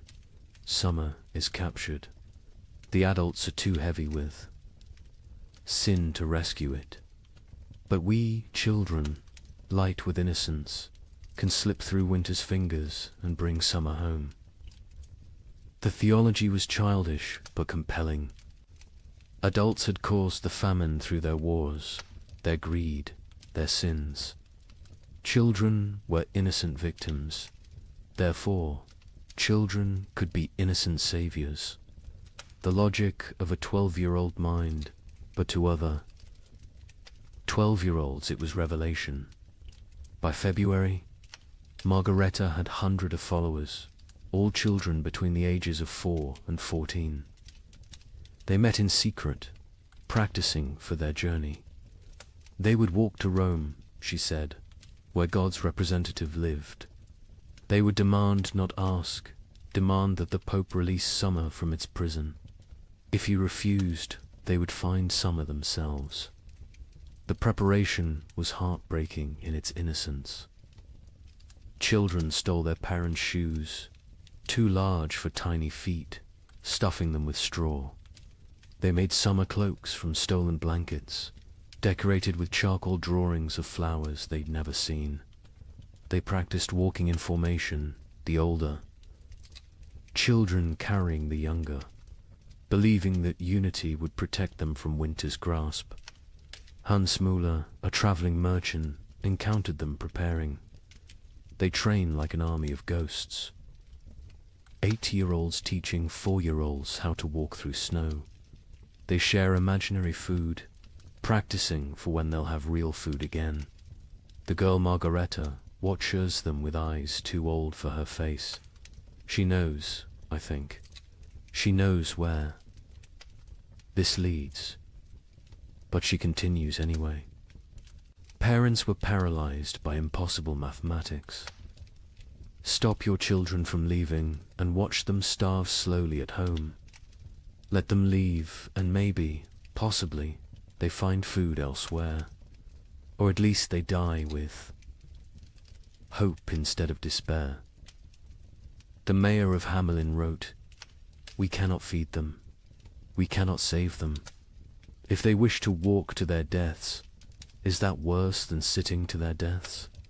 At least walking gives the illusion of agency." Some parents actively encouraged their children to join. Widow Brown pushed her 3 sons toward Margaretta, saying, "Follow her to summer or heaven, whichever comes first." Johann the Smith told his daughter, "Better to die seeking warmth than to freeze knowing warmth will never come." On February 28, 1319, they left. 312 children walked out of Hamelin at dawn, singing a hymn Margaretta had taught. Them, summer sleeps beyond the mountain, dreams of green in halls of white. We shall wake it with our walking, turn the darkness into light. They were joined by children from every village they passed. Rothenburg added 50. Wurzburg contributed 70. Nuremberg, despite the mayor's attempts to stop them, lost nearly 200 children in a single night. By the time they reached Augsburg, the procession numbered over 1,000. The Bishop of Augsburg tried to stop them, blocking the road with armed guards. Margareta walked up to him, this 12-year-old girl facing the church's authority, and said, "You can kill us. Here or let us die seeking salvation. Either way, our blood is on your hands. But if we die seeking, at least we die with purpose." The bishop, shamed by a child, let them pass. He later wrote, "I should have stopped them, but stopping them would have meant admitting there was nothing to seek, no hope to find, no summer waiting anywhere. I let them pass because their delusion was kinder than my truth." The procession grew stranger as it moved south. Children who could no longer walk were pulled on makeshift sleds. Those who died were not left behind. The others carried frozen corpses, believing they would revive when summer was found. They ate snow exclusively, claiming Margareta had blessed it to sustain them. Many believed they were already dead, that this was their soul's journey to paradise. A monk traveling north met them near Innsbruck. They moved like a river of small ghosts, their singing echoing off mountain walls. The girl at the front no longer walks, she floats, carried by older children who believe touching the ground would break the spell. I offered them shelter in our monastery. They refused, saying walls would trap them in winter forever. The merchant, Giuseppe Di Marco, returning to Venice from Germany, provided the last confirmed sighting, a line of shadows against the alpine snow. Still walking, still singing, though the song now sounds like wind through empty houses. The leader, a girl, her lips blue with cold, but still moving in prayer or madness. I offered bread, real bread, not imagination. She looked at me with eyes already seeing another world, and said, "We are already full of winter. We need no earthly food." They walked past me into the mounting storm, and I swear before God they seemed to fade rather than depart, becoming one with the blizzard itself. They never emerged from the Alps. Search parties sent when spring finally came found them in a high pass, preserved perfectly in ice. They had died walking, still in formation, still holding hands. The smaller children carried by the larger, all facing south toward an Italy they would never see, a Rome they would never reach, a summer that had never been imprisoned except in the desperate imagination of a 12-year-old girl. Margareta was found at the front, her face turned skyward, arms outstretched as if embracing something invisible. In her frozen hand, a piece of parchment with a single line. Summer was inside us all along, but winter was stronger. The bodies were left where they lay. The Archbishop of Salzburg declared the site sacred ground, saying, "They died as pilgrims, seeking God's warmth. Let them remain as monuments to faith or folly, no longer know the difference." But the story doesn't end with their deaths. When spring finally came in 1322, when the famine finally broke, wildflowers grew in unusual abundance along the route the children had walked. Skeptics said it was from the organic matter their bodies had left. Believers said it was summer finally answering their call, 3 years too late. Parents who had let their children go lived with mathematical grief. They had solved the equation of survival by subtracting their offspring. Most went mad. The baker of Hamelin, Margaret's father, spent his remaining years making bread he would leave outside his shop each dawn for when the children returned from summer. He died calling Margareta's name, swearing he could hear her singing. The children's crusade of frost became mythology before the last body was found. Some claimed the children had found summer and stayed there, unable to return. Others said they had become the spirits of winter, doomed to walk the Alps forever, searching for warmth that doesn't exist. A few insisted they had seen the children in dreams, playing in fields of grain, finally warm, finally fed, finally free. A chronicler in Vienna wrote the definitive epitaph. They were children who had never known spring, following a child who dreamed of summer, seeking a warmth that had died before they were born. They walked to their deaths with more purpose than most live their lives. They failed to find summer, but they succeeded in escaping winter, which may have been the only success possible.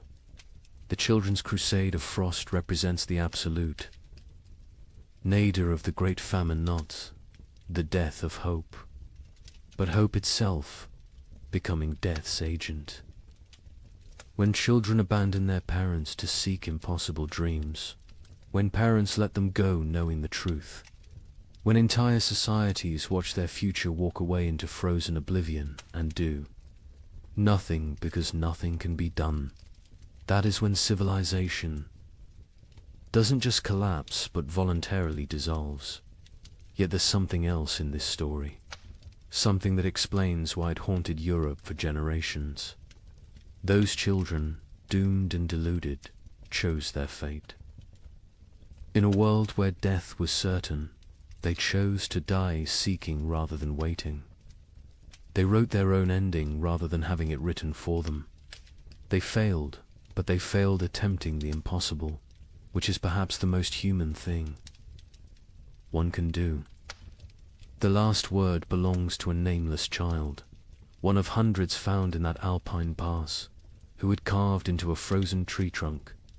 We came to find summer. We found each other. That is enough. By 1320, something unprecedented was happening across Europe. Entire villages were disappearing, not dying, disappearing. A tax collector would arrive to find homes standing empty, fires still warm, food still on tables, but not a soul in sight. Bishop of Lincoln investigated 17 such villages. His report contains a chilling observation. In each dwelling we found the same thing, a single word carved into the main beam. Forgiven. We know not if they sought forgiveness or granted it.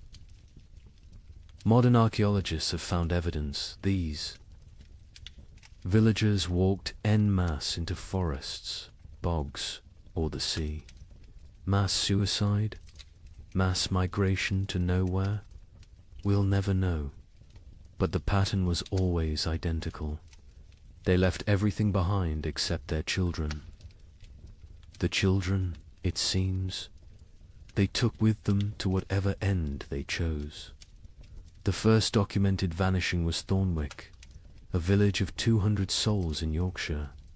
The king's tax collector, William de Vere, arrived on March 15, 1320, to find smoke still rising from chimneys, but no one to tend the fires. His report to the crown reads like a ghost story. The village stands as if frozen in a moment. Bread half-eaten on tables. Needlework abandoned mid-stitch. A pot of porridge still warm over dying embers. But of people nothing, not even bodies. They have vanished as completely as if God himself erased them from existence. But they hadn't been erased. They had chosen erasure. In every house, carved deep into the main support beam, that single word, forgiven. Some carved carefully, with time and purpose. Others scratched hastily, as if in final moments before departure. All in different hands, but all the same word, the Bishop of Lincoln. Thomas Beckhampton was sent to investigate when 7 more villages in his diocese reported similar vanishings. His investigation team included scribes, soldiers, and physicians. What they found challenged their understanding of human behavior. "We tracked them," the bishop wrote. 200 people cannot vanish without trace. We found footprints leading from the village, all together, walking in the same direction. Men, women, children, elderly, every soul that could walk had walked. Those who couldn't walk had been carried. The tracks led to Sherwood Forest and then ... stopped. Not scattered, not turned back, simply stopped, as if they had stepped off the earth itself. Deeper investigation revealed planning. These weren't spontaneous disappearances, but coordinated evacuations. In Thornwick, they found evidence of a final feast. Everyone had eaten together one last time, using the last of their stores.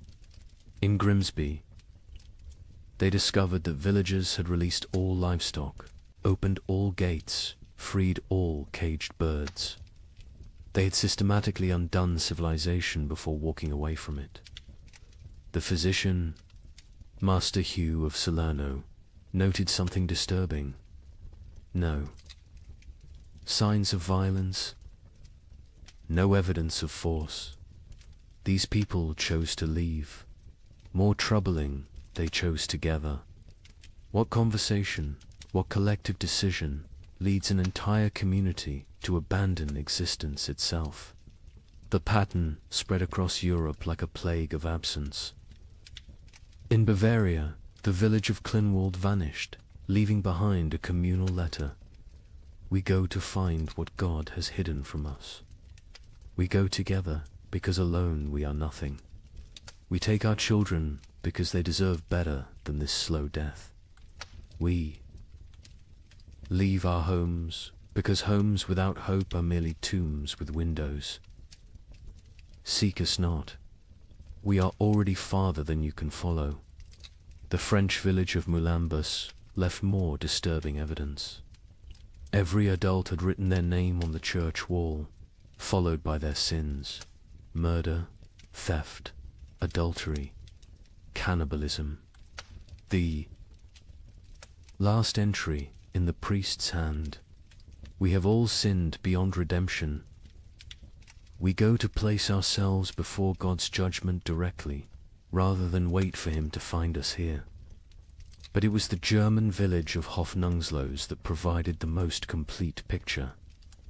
They had left a chronicle, written collectively, each family, contributing a passage. "We have eaten our horses. We have eaten our dogs. We have eaten our leather. We have eaten our dead. We have eaten hope itself. What remains is not life, but the mockery of life. We choose to end this mockery on our own terms. The Muller family counts 5 souls still breathing. We have survived by unspeakable acts. Our youngest no longer speaks. Our eldest no longer sleeps. We are alive, but not living. Tomorrow we walk toward whatever judgment awaits. I am Klaus the smith.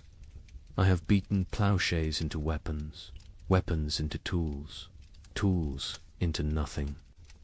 My hammer has nothing left to strike. My forge has nothing left to burn. I have nothing left to be. We go to become nothing together." The entries continued 4 pages, each family's testament to horror endured and horror committed. The final entry, unsigned: "We forgive each other because no one else will. We forgive ourselves because we must.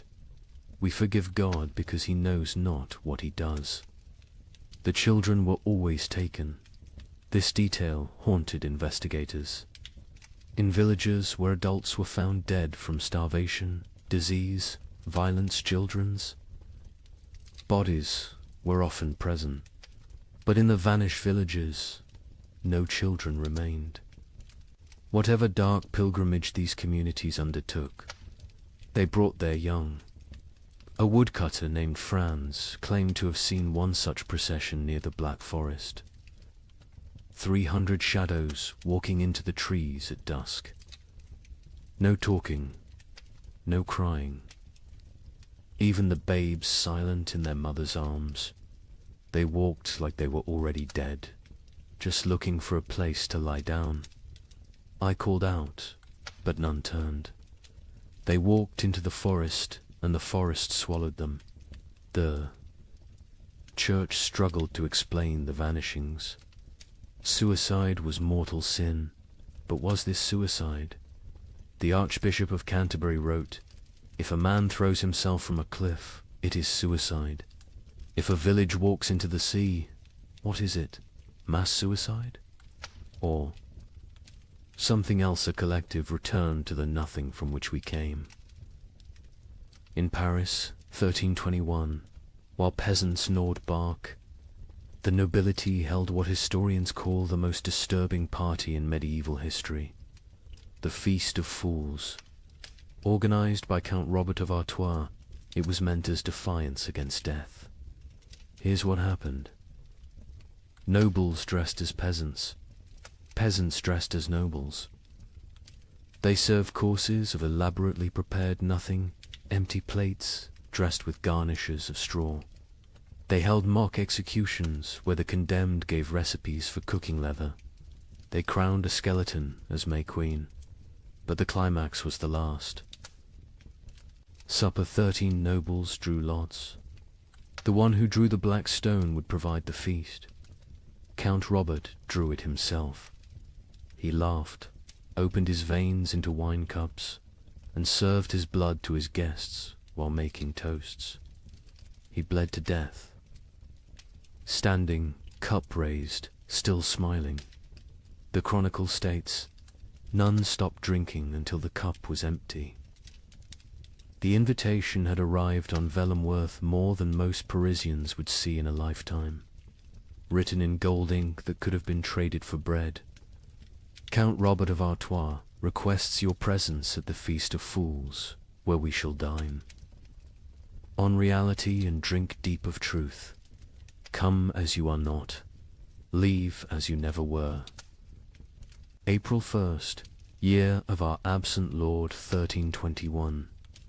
Count Robert had survived the famine through typical noble privileged hoarded grain, fortified walls, the ability to take from those who couldn't resist. But something had broken in him when his youngest daughter died not from starvation, but from abundance. She'd found his hidden honey store, eaten herself to rupture, died vomiting sweetness while Paris starved. He'd laughed when they found her body, and hadn't stopped laughing since. The feast's preparation was elaborate insanity. Robert spent the last of his wealth on decorations for serving nothing.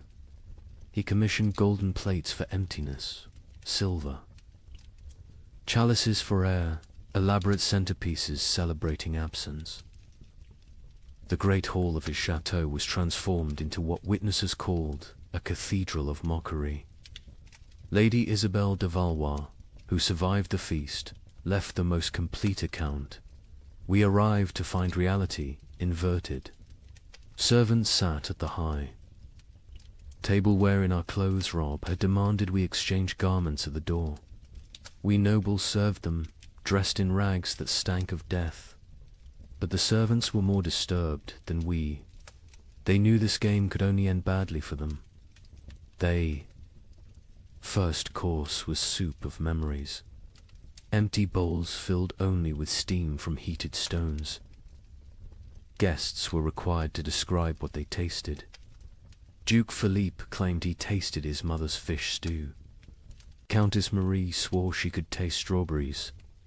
Baron Henry said he tasted his own death and was asked to be more specific about the flavoring. Robert presided over this madness dressed as Death himself, black robes, skull mask, scythe resting against his chair. But he'd modified the costume. Death wore a crown of bread loaves, molded and painted gold, technically edible but deliberately withheld. Death is the only one eating well these days, he announced, so I dressed appropriately. The second course was meat of mathematics. elaborately garnished platters containing nothing but written equations. If one person eats for 3 days, 3 people eat for 1 day, or 9 people eat for 4 hours. Solve for X, where X equals survival. Guests were required to eat the paper, chewing their calculations, swallowing their arithmetic. The Duke of Orleans choked on a particularly complex formula involving compound interest in human flesh. Between courses, entertainment, a troupe of starving actors performed the tragedy of abundance, a play where King Midas starved surrounded by golden food. Halfway through, one actor actually collapsed mid-soliloquy. The audience applauded, thinking it was part of the performance. When they realized he was truly dead, they applauded louder. The third course, fish of philosophy. Servants brought paintings of fish, beautifully rendered, while Count Robert delivered a lecture on the nature of reality. Is a painting of a fish less real than a fish? Can you eat either in these times? At least the painting doesn't rot. Art has become more substantial than substance. Then came the mock trials. Guests took turns being executed for the crime of survival. Each condemned had to share their worst act, their method of staying alive. The Duchess of Berry admitted to eating her own stillborn infant. The Count of Nevers confessed to walling up servants with grain stores so he wouldn't be tempted to share. The Bishop of Parisiaz, a bishop attended, revealed he'd been giving last rites with unconsecrated hosts because he'd eaten all the blessed ones. Each confession was met with mock judgment. Guilty of humanity, Robert would declare. Sentenced to continued existence. The crowd would laugh, but it was laughter like screaming, laughter like sobbing. Laughter because the alternative was acknowledging what they'd all become. The fourth course was vegetables of vanity, sculptures made from human hair and nail, clippings arranged to look like salads. We consume ourselves, Robert explained. We always have. The famine just made it literal. Guests were required to eat these too. The Marquis de Toulouse vomited immediately. He was forced to eat that as well. Nothing wasted, Robert insisted. That's the new nobility. The entertainment grew darker. A puppet show where marionettes made from human bones performed a harvest dance. A choir of orphans singing recipes for preparing leather. A juggler tossing skulls who revealed, mid-performance, that they were his own children's skulls. The audience couldn't tell what was performance and what was confession. The fifth course, bread of betrayal. Actual bread appeared, one small loaf. The room went silent. Real food, after hours of elaborate nothing. Roberts explained the game. Tell us who you killed for food. The best story wins the bread. What followed was an auction of atrocity. The Baron of Anjou described smothering his elderly mother to inherit her hidden grain. The Countess of Blois explained how she'd poisoned her husband when she discovered he'd been secretly eating while she starved. The Duke of Normandy won with his tale of hosting a dinner party, serving his guests, his own son, then revealing the truth after they'd eaten. He took one bite of the bread and vomited blood. The bread was made from sawdust and painted to look real. The sixth course, wine of wisdom.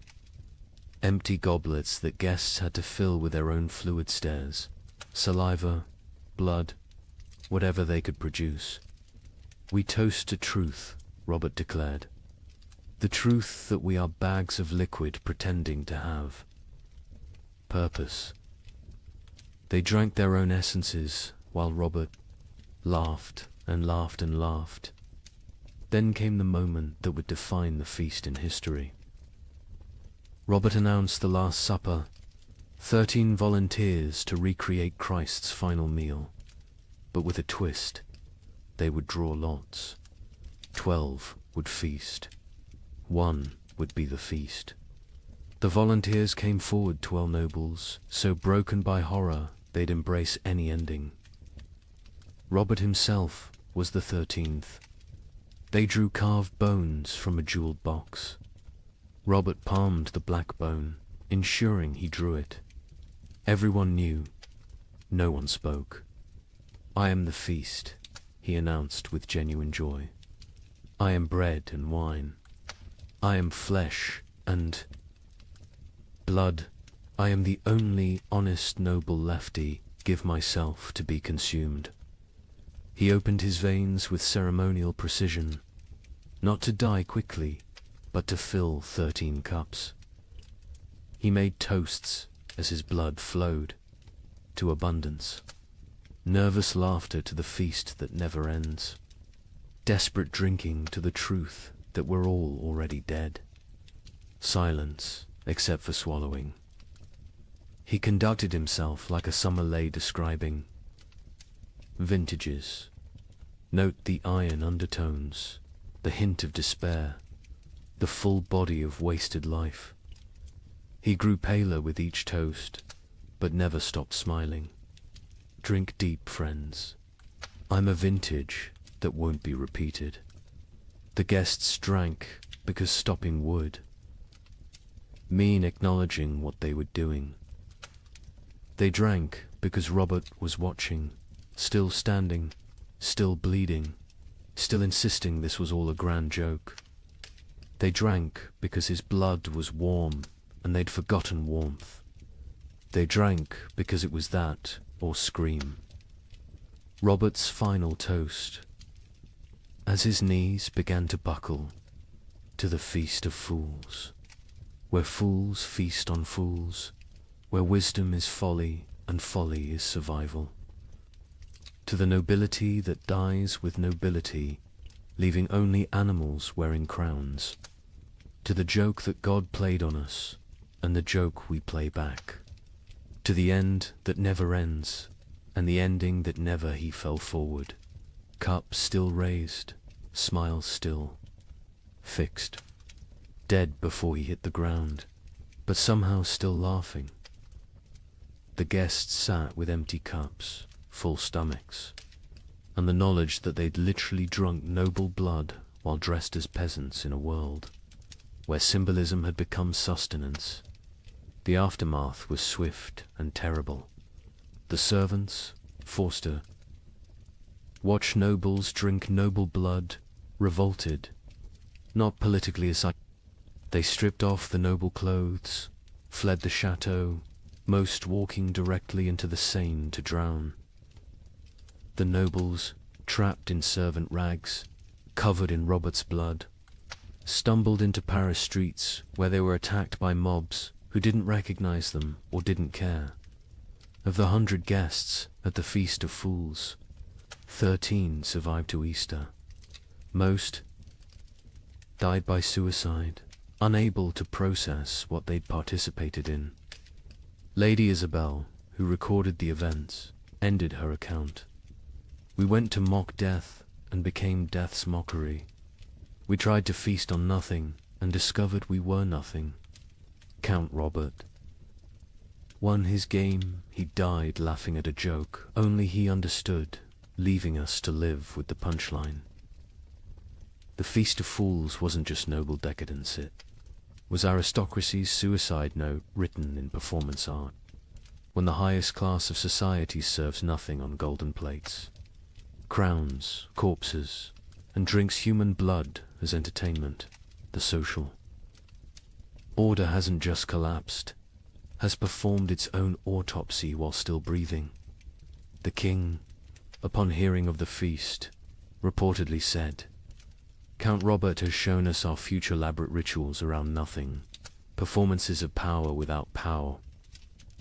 Substance, consumption of ourselves disguised as celebration. He then ordered all records of the feast destroyed. They survived because Lady Isabel hid her account inside a Bible, writing, "Let future generations know that when the world ended, the nobility threw a party. We dressed our doom in silk and served our destruction on silver platters. We made horror into art because art was all we had left. And when the last toast was raised, it was to our own annihilation, delivered with perfect etiquette." Let me share numbers that medieval minds couldn't comprehend. In 1310, Europe's population was roughly 75 million. By 1322, it was 60 million. 15 million people gone. Not from plague, not from war, from cold and hunger, but statistics hide. Individual horror. In the town of Ypres, they kept exact records. Population 1315, 10,400. Population 1,322, 2,100. But here's the detail that haunts. Of those 2,100 survivors, only 300 were the original residents. The others, they came from elsewhere, drawn by rumors of food, only to find more death. The prior of Ypres wrote, "We no longer bury the dead. We stack them like cordwood, waiting for spring. But spring never comes warm enough to dig. The numbers tell a story that words cannot." The Abbey of Saint-Denis kept meticulous death records, originally for prayers for the departed. By 1318, they'd stopped recording names, just tally marks. 5 marks crossed through. 5 marks crossed through. Pages and pages of groups of 5, like a child learning to count, except each mark was a human soul. Brother Felipe, the abbey's mathematician, calculated the rate of death. In 1315, we lost 1 soul per week. By 1316, 1 per day. By 1317, 1 per hour. By 1318, we stopped counting because the living were too few to count the dead. Mathematics itself collapsed when the numbers exceeded comprehension. The Italian city-states, with their banking traditions, kept the most precise records. Florence's census of 1310 recorded 120,000 souls. The census of 1322 recorded 45,000. But hidden in those numbers was darker arithmetic. Of the 45,000 survivors, 30,000 had arrived during the famine, refugees from the countryside. The original Florentine population had dropped from 120,000 to 15,000. 7 of every 8 natives had perished.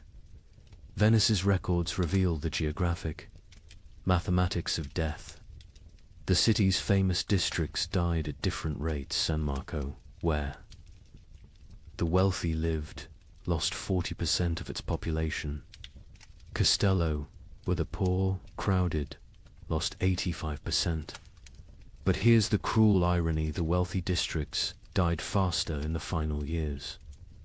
Once money meant nothing, poverty became an advantage.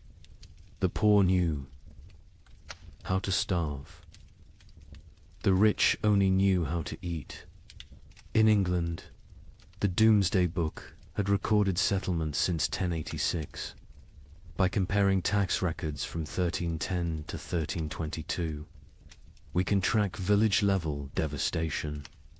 In Norfolk, 40% of villages recorded in 1310 no longer existed. By 1322, not depopulated, erased.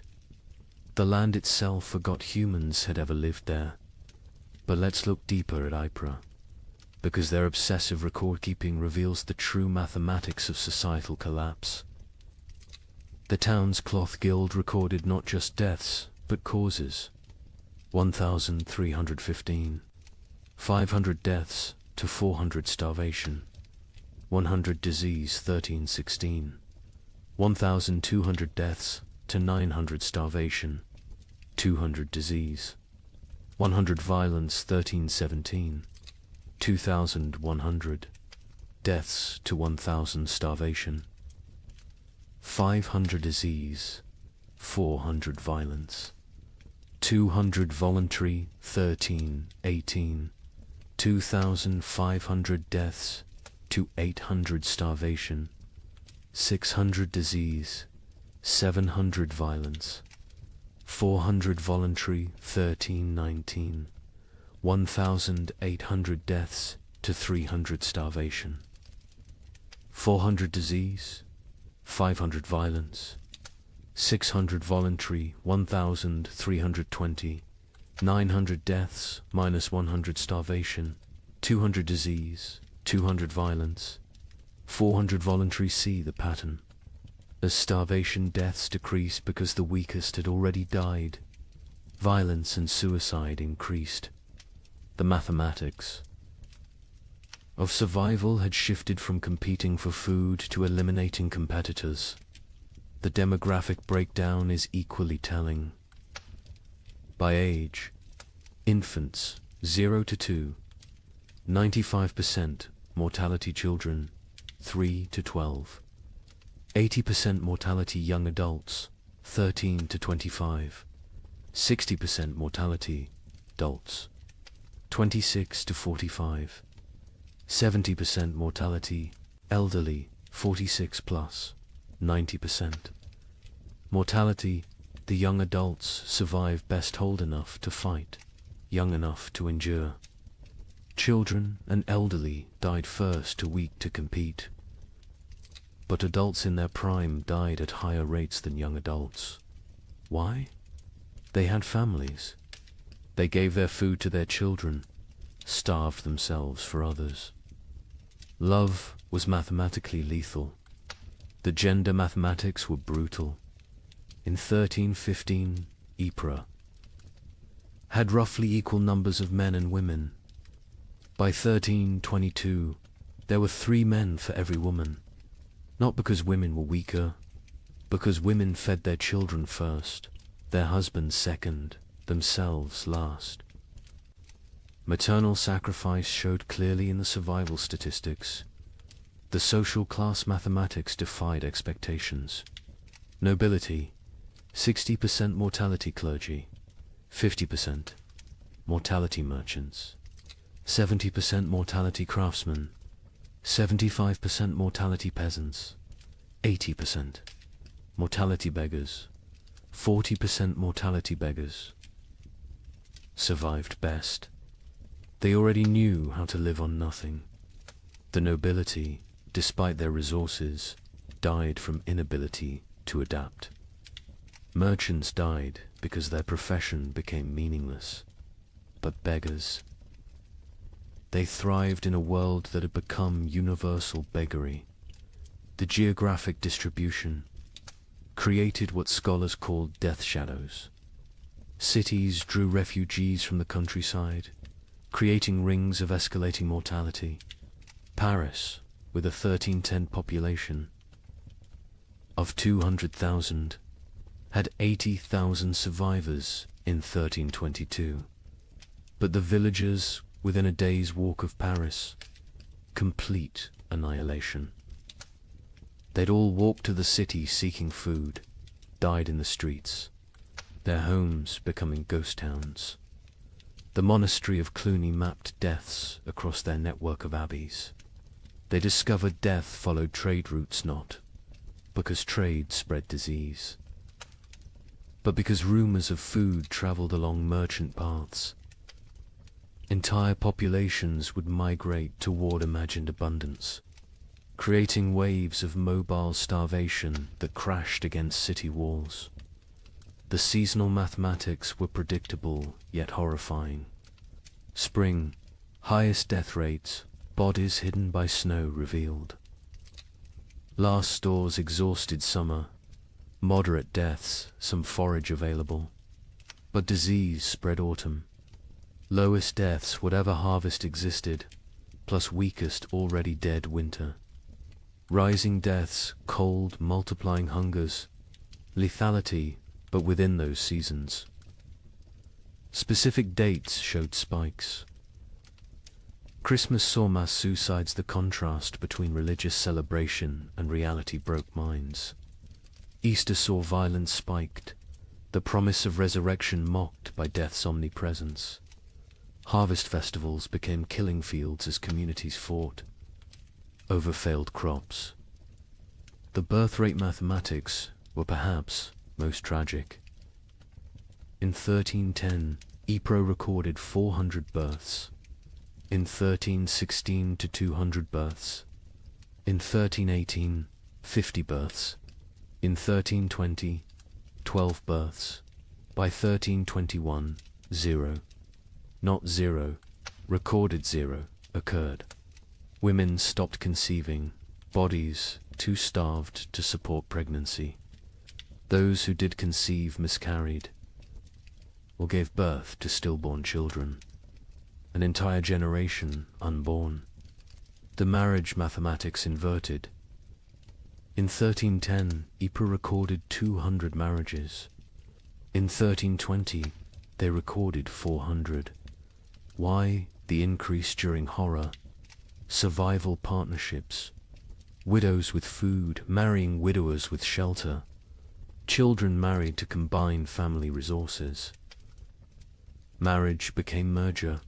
Love replaced by mathematics. The death-to-burial ratio reveals societal collapses.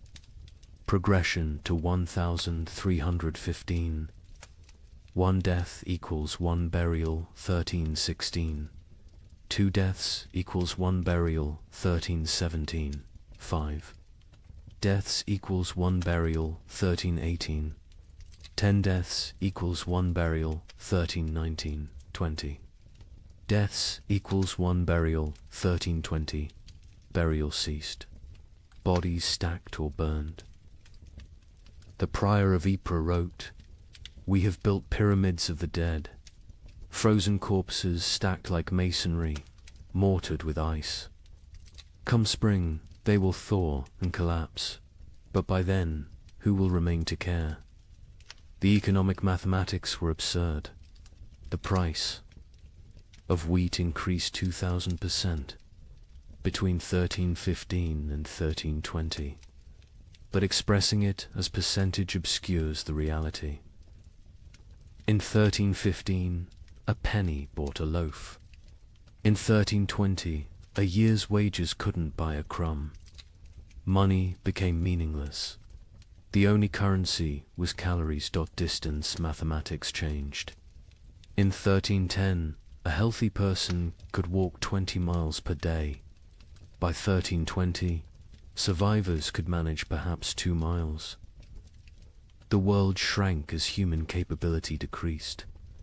Villages 10 miles apart became unreachable foreign lands. Geography expanded as humans contracted. The theft mathematics reveal moral collapse. 1,315. 100 thefts. Mostly grain, 1316. 500 thefts. Anything. Edible, 1317. 1,000 thefts. Including clothing and fuel, 1318.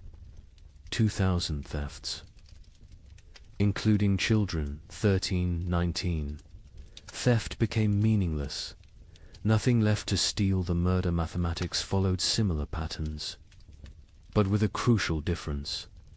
Murders peaked in 1318, then declined not from returning morality, but from lack of strength. By 1319, people were too weak to kill. Violence required carries nobody could spare. The migration mathematics created empty zones and death clusters. Rural areas emptied as survivors walked to cities. Cities became graveyards as refugees died in streets. The population didn't just decline, it concentrated, then collapsed. Like a star becoming a black hole, the linguistic mathematics were subtle but telling. The Ypres records showed declining vocabulary over time. 1315 records use varied, complex language. By 1320, the same. Scribes used perhaps 200 words repeatedly. Hunger had literally reduced their ability to think in complex terms. Survival required all cognitive resources. The time mathematics warped reality. Survivors reported years feeling like decades, days feeling like minutes. The prior wrote, "We have lived 7 years that feel like 70. I am 40 but feel 400. Time itself is starved, moving slowly like everything else dying." The children's mathematics were most heartbreaking. In 1315, Ypres had 3,000 children under 12. By 1322, 45. Of those 45, only 3 were from Ypres. The others were orphans who'd wandered in from elsewhere. Their origins unknown, their parents dead, their futures non-existent. An entire generation deleted. Here's the mathematical truth medieval minds couldn't grasp. Exponential death. When food production drops 50%, population doesn't drop 50%, drops 80%. Because that 50% reduction creates competition, disease, violence, and suicide that multiply mortality beyond the initial cause. Famine doesn't just kill through starvation, kills through the mathematics of social collapse. The final statistic, the one that captures the true horror of the 15 million who died. Historians estimate only 5 million died directly from starvation. The other 10 million died from what starvation created: disease, violence, suicide, exposure, accidents caused by weakness, childbirth without resources, infections without medicine. 2/3 of deaths weren't from famine, but from famine's mathematics. The prior of Ypres' final entry, dated March 1322. I have kept these records for 7 years. I have reduced human souls to marks on parchment, lives to numbers, horror to mathematics. But mathematics cannot capture the sound of children crying for food that doesn't exist. Cannot calculate the weight of watching your family die by degrees. Cannot solve for why God allows such equations. The numbers say 2,100 remain from 10,400. But numbers lie. None remain. We 2,100 are not survivors, we are the not yet dead. Walking statistics waiting for our final tally. Mathematics has proven that hell is not fire and brimstone. Hell is subtraction without end, division without remainder, the null set of human hope. In 1321, as the worst seemed to be passing, something strange happened. The rats returned, but they were different, larger, bolder, moving in coordinated swarms. A chronicler in Milan wrote, "They fear neither cat nor dog nor man.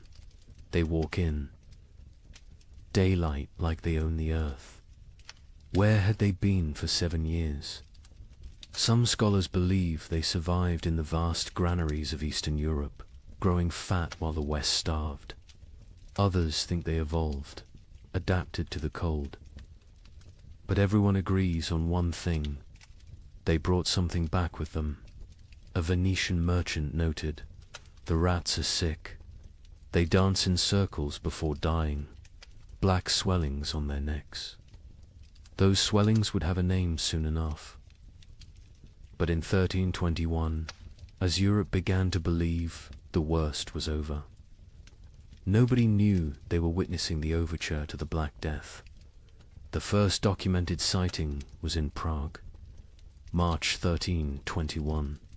A baker named Joseph, one of the few whose ovens still functioned, reported to the city guard, They came at dawn, hundreds of them, moving like water through the streets.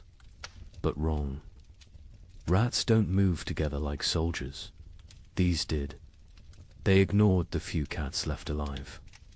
The cats ran from them. Within days, similar reports flooded in from across Europe. But these weren't the timid creatures that had vanished in 1315. The merchant Giovanni di Marco, traveling from Venice to Vienna, documented what he saw. Rats the size of rabbits, some larger, grey-black fur so thick arrows bounce off, eyes that reflect light like demons. They don't scatter when approached. They stand their ground, studying you, calculating. The Archbishop of Mainz received disturbing reports from his parishes. The rats show intelligence beyond nature. They work in teams, some distract while others steal. They've learned to open larches, untie knots, even use simple tools. A priest in Worms saw one using a stick to knock bread from a high shelf. This is not natural. This is diabolic. But where had they been? The 7-year absence created wild theories, but one Benedictine scholar, Brother Antonius of Regensburg, proposed something chillingly plausible. The rats didn't vanish, they migrated east, following ancient Roman grain routes to the steppes. Beyond Hungary, there, in the vast underground granaries, built by emperors and forgotten by time, they found paradise. Infinite grain, no predators, perfect breeding conditions, 7 years of unlimited food and reproduction. They've returned not as the same species, but as something evolved. The physical changes were documented obsessively. A physician in Paris dissected several specimens, twice the size of pre-famine rats. Muscle density increased by half. Teeth lengthened and serrated, capable of chewing through wood, even soft metals. Most disturbing, enlarged brains. The cranial capacity has increased by 1/3. These are not the rats that left. These are their descendants, shaped by 7 years of plenty while we endured 7 years of want. The behavioral changes were even more unsettling. The rats showed coordination that defied explanation. A witness in Cologne described an attack on a grain warehouse. They moved in waves. First wave gnawed the doors, while others waited. When guards appeared, they retreated. In perfect synchronization, they returned at night with more numbers, attacking from multiple points simultaneously. They knew we were watching. They waited until we were exhausted. They had lost all fear of humans. Previous generations of rats fled from people, lived in shadows, scavenged secretly. These new rats walked openly through marketplaces, entered homes while families ate, stared directly at humans with what witnesses described as calculating intelligence. A child in Nuremberg reported rats watching her family eat dinner through the window. "Counting us," she said. "The cats, those few that survived the famine, refused to hunt them." A chronicler in line observed. "Our best Mauser, who survived 7 years of horror by hunting, now cowers when rats pass. He recognizes something we don't. The predator-prey relationship is inverted. The cats know they're now the prey. Dogs fared no better. Hunting hounds trained to kill wolves ran from rat. Swarms, a pack of street dogs in Milan, hardened by years of surviving on corpses, was found torn apart. Witnesses said the rats had hunted them like wolves hunt deer, driving them into a corner, exhausting them, then moving in for the kill. But it was the rats' relationship with the dead that proved most disturbing. During the famine, corpses had accumulated faster than burial. mass graves, body piles, frozen pyramids of the dead, all untouched for years. The returned rats showed intense interest in these sites. Not to feed, they seemed well fed, but to investigate, a gravedigger in Bordeaux reported. They dig into the mass graves, not eating, just ... examining. They spend hours among the bones, touching them with their paws, almost like they're reading something. Then they emerge and dance, spinning, leaping, falling over, getting up, spinning again, like they're drunk or mad. The dancing disease appeared first in the rats, then in the animals they bit, finally in humans. But in 1321, people thought it was just strange behavior. They didn't connect it to disease. Why would they? The rats looked healthy, even robust. Larger, stronger, more vital than any rats in memory.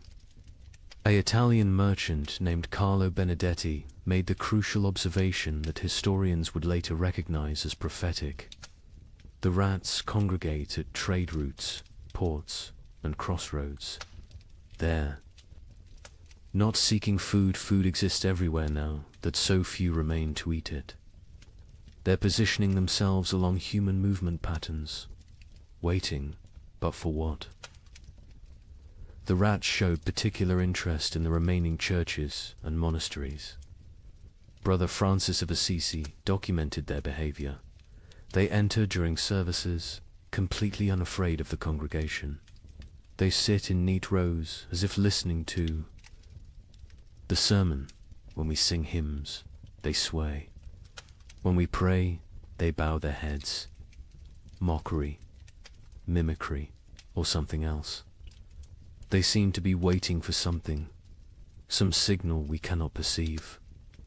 The first human deaths directly attributable to the returned rats came in summer 1321, not from attack from disease. A family in Bruges who'd been bitten while defending their grain store fell ill within days. The symptoms were unlike anything seen during the famine. High fever, delirium, and most distinctively, black swellings in the neck, armpits and groin. The family died within a week, but not before describing their hallucinations. The rats speak to us in dreams. They show us cities of the dead, kingdoms built in grave earth, empires of bone and plague. They promise us citizenship and their necropolis if we stop fighting and accept the gift they bring. Medical professionals were baffled. A physician in Prague wrote, "The disease is nothing like the starvation, sickness, or winter plague. It burns through bodies like fire through dry wood. The black swellings appear where the body fights hardest, lymph nodes swelling with failed resistance. But, strangest of all, the victims dance before they die, just like the rats. The dancing sickness spread from the bitten to their families, from families to neighborhoods, from neighborhoods to districts. But in 1321, it was still contained, still rare. Most who died that year still died from famine's lingering effects. The new plague was just beginning its incubation, both in human bodies and human societies. The rats' intelligence manifested in increasingly complex ways. They learned to avoid traditional traps, poison, and hunting methods. They developed new social structures: scout rats who tested food for danger, guard rats who watched for threats, even what appeared to be leader rats who directed group movements through series of squeaks and gestures. A scholar in Vienna documented their learning capabilities. We captured one, intending study. Its companions spent 3 nights trying to free it, using increasingly sophisticated methods: leverage, distraction, even attempting to pick the lock with twisted metal. When they failed, they sat outside the cage in vigil until the captured rat died. Then they left. But the next night, our laboratory burned. The fire started in 3 places simultaneously. Draw your own conclusions. The church struggled to explain the rat's return. Were they demons? Punishments? Tests? The Bishop of Cologne preached. For 7 years they abandoned us to our suffering. Now they return in our moment of hope, stronger for their absence. They are either God's final curse or Satan's opening move in some greater game. Either way, they herald something worse than what we've endured. Popular folklore developed quickly. Rats were secret rulers of the underworld who'd retreated to plan humanity's destruction. They would transform human souls, twisted by starvation, into animal form. They were advanced scouts for an invasion from hell itself. Each theory was more fantastic than the last, but none were as terrible as the truth. The truth was biological, not theological. The rats had spent 7 years in isolated populations, breeding rapidly in the eastern granaries. Diseases that would normally kill them had instead created resistant populations. The Black Death bacterium, Yersinia pestis, had found perfect incubation conditions, countless hosts, rapid reproduction, isolation from human interference. The rats weren't evil. They were evolution's answer to abundance. After scarcity, by autumn. 1321, the dancing sickness had spread to every major city. Still not epidemic, still not recognized as connected to the rat, but growing. The correlation between rat populations and disease was noticed by a few. An Italian doctor wrote, "Where rats congregate, sickness follows. Where rats dance, humans die. Where rats thrive, plague arrives."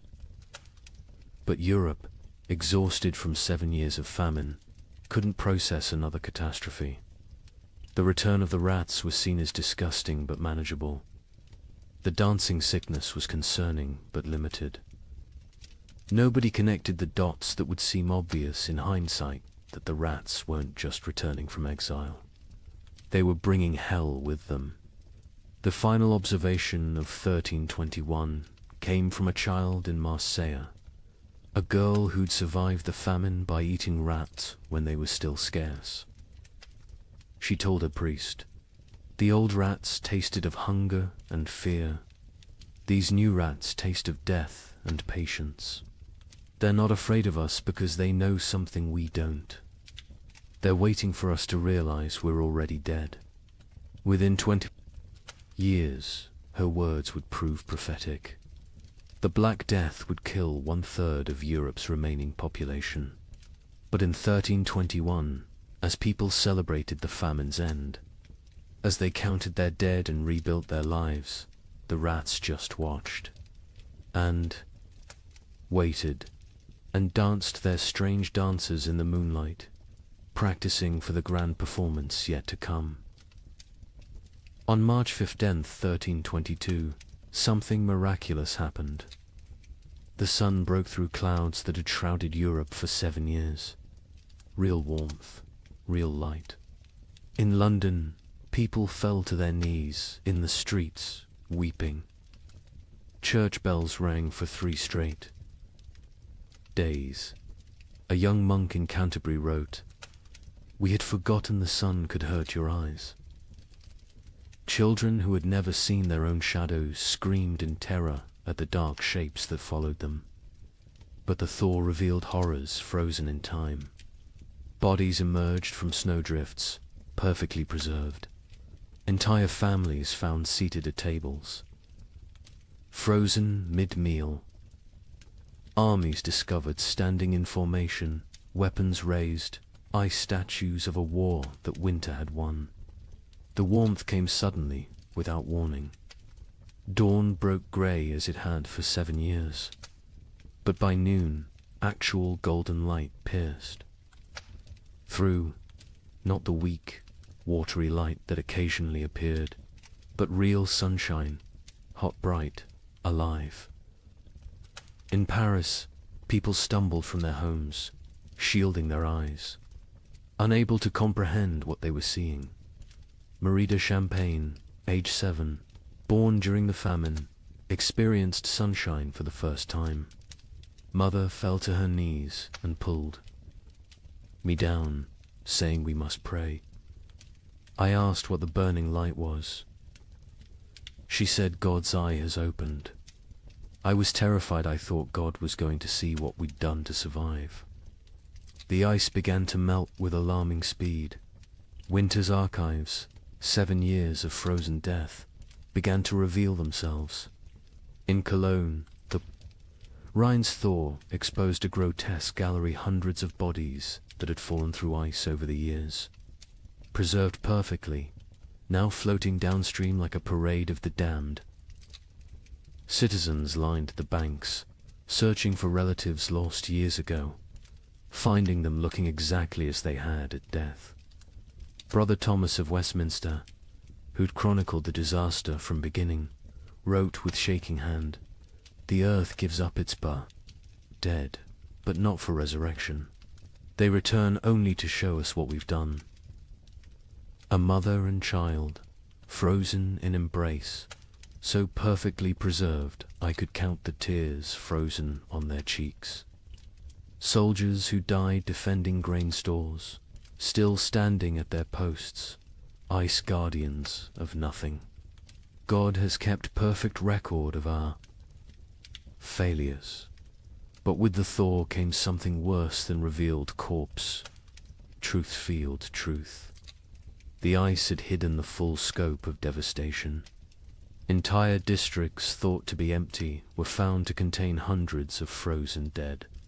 Mass graves, hastily covered with snow, began to melt and shift, creating mudslides of human remains. The spring of 1322 didn't bring renewal. It brought archaeology of horror in the Alps.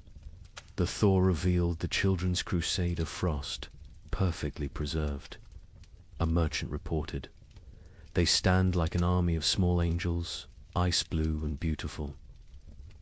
In their death, still holding hands, still facing south, still seeking summer that has finally come too late. Pilgrims are already calling it holy ground. I call it the world's guilt made manifest. Europe that emerged from the Great Famine was unrecognizable. Languages had changed, words for hunger had multiplied, while words for joy had been forgotten. Children born during the 7 years were stunted, marked forever by starvation. They would be called the famine generation, shorter, weaker, but survivors of the impossible. The social order had shattered. Peasants who survived owned land, for the first time inherited from the dead. The church's authority collapsed. Where was God during the freeze? And most critically, the population drop created labor shortages that would, within a generation, end feudalism itself. The Great Famine didn't just kill millions, it killed the medieval world. The linguistic changes were documented by scholars. Attempting to translate pre-famine texts, the abbot of Cluny wrote, "We have 23 new words for different types of hunger, but have lost the words for feast, abundance, and satisfaction. Children learning to speak, use, eat, as past tense only, they cannot conceive of eating as a present or future action. We've developed exact terms for the taste of leather, bark, clay, but forgotten words for flavors of meat. The famine generation bore physical marks that would last lifetimes. Stunted growth, adults reaching barely 5 feet, bone deformities from childhood rickets. teeth destroyed from eating stones and wood, but worse were the invisible scars. They hoarded food obsessively, even in plenty. They ate alone in darkness, unable to share meals. They counted every grain, weighed every crumb. A physician in Paris noted, "They survived famine, but remain imprisoned by it. Their bodies live in 1322, but their minds remain in 1318. The social revolution was immediate and irreversible. A third of Europe's nobility had perished, entire bloodlines extinct. Peasants squatted in abandoned castles, worked lordless lands, claimed ownership through occupation. The survivorship created overnight social mobility, a serfhood hidden. Grain became a merchant. A baker's assistant who'd outlived his master became a guild leader. A prostitute who'd hoarded food became a property owner. The church's authority evaporated like morning frost. 7 years of unanswered prayers had broken faith's monopoly. New sects emerged, some worshipping nature, others embracing nihilism. The Pope's call for renewed devotion was met with laughter. A graffiti in Rome read, "God starved. We survived. Who then is stronger?" Priests found congregations unwilling to tithe, unable to trust divine providence that had provided only suffering.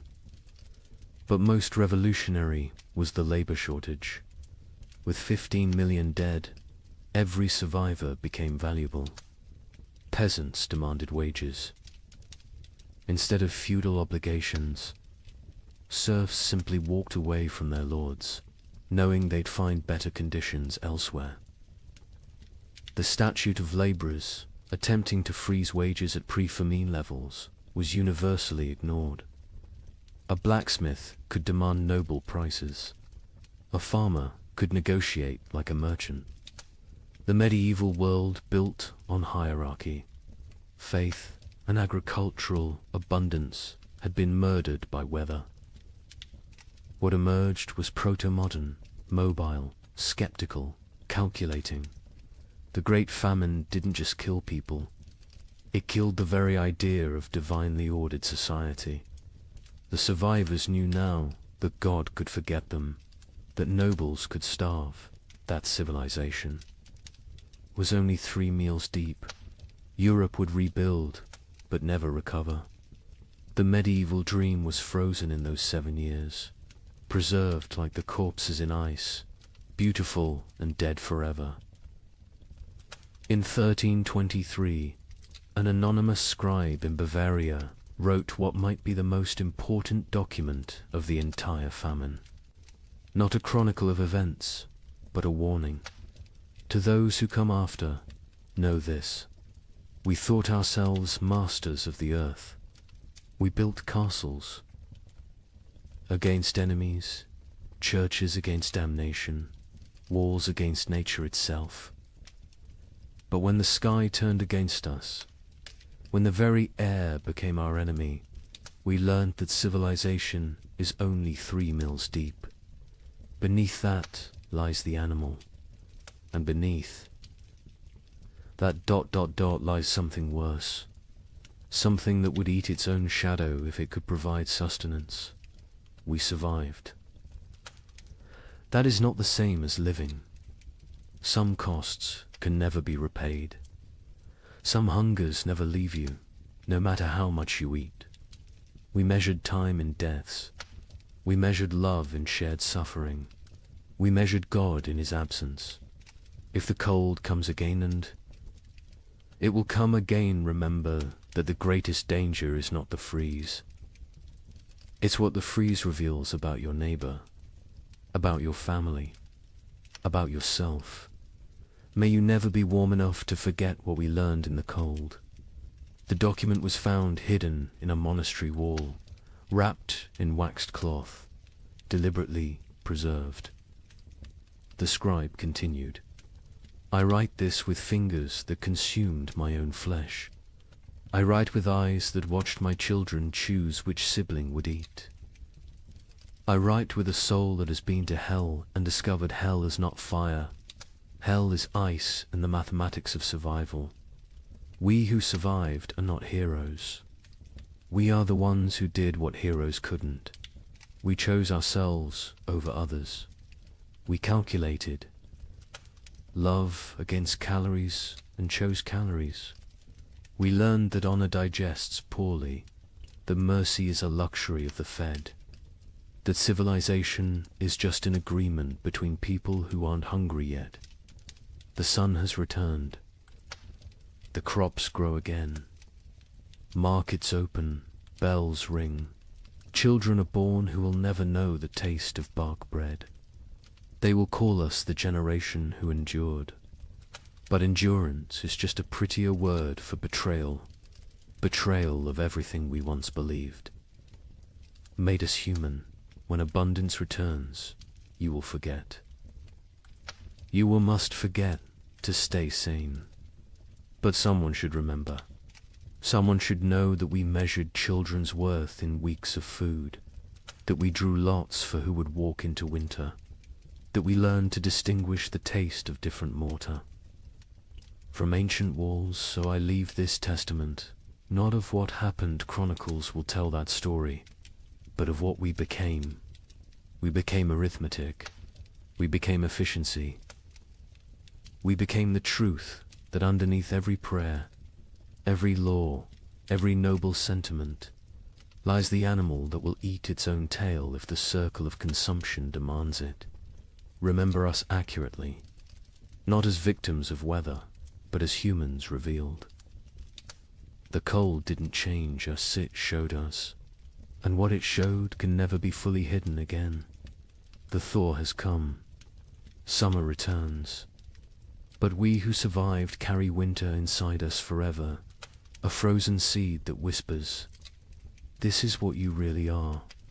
Everything. Else is just the dream of well-fed men."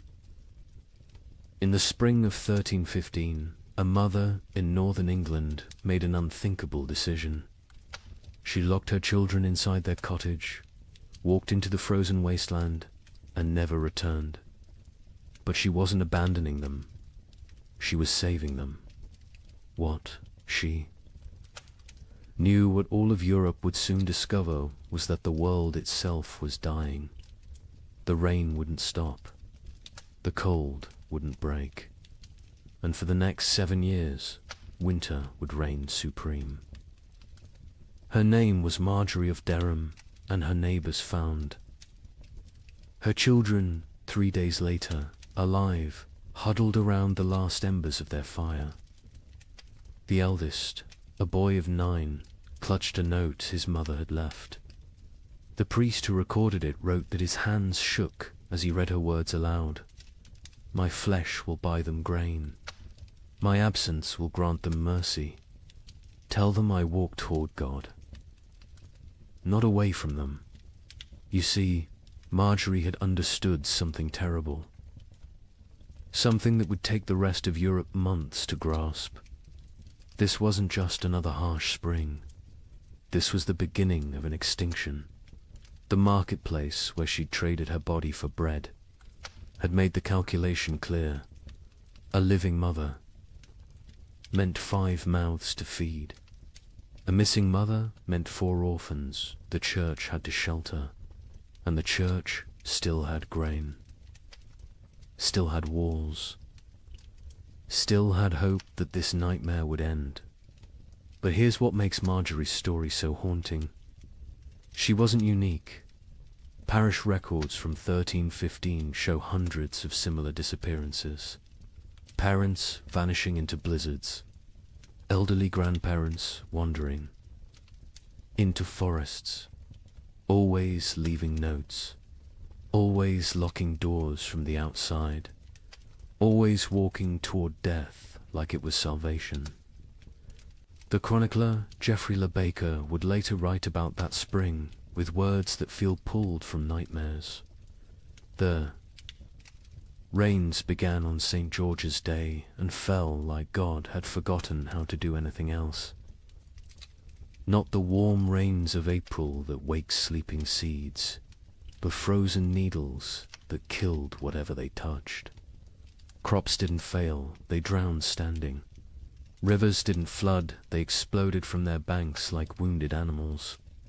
Think about that. For a moment, you're a medieval peasant. Your entire world is 3 miles wide.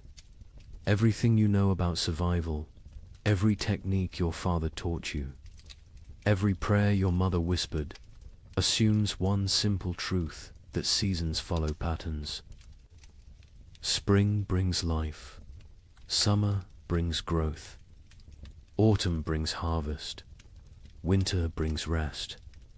But what happens when spring never comes? When winter refuses to die? When the very foundation of existence cracks beneath your feet? That's what began in 1315. Not a famine, not a crisis, but the complete collapse of natural order. And Marjorie of Durham, walking into that frozen dawn, leaving her children behind to live, was just the first character in a story that would consume 15 million souls. Before it ended, the question isn't how Europe survived, it's what Europe became to survive it.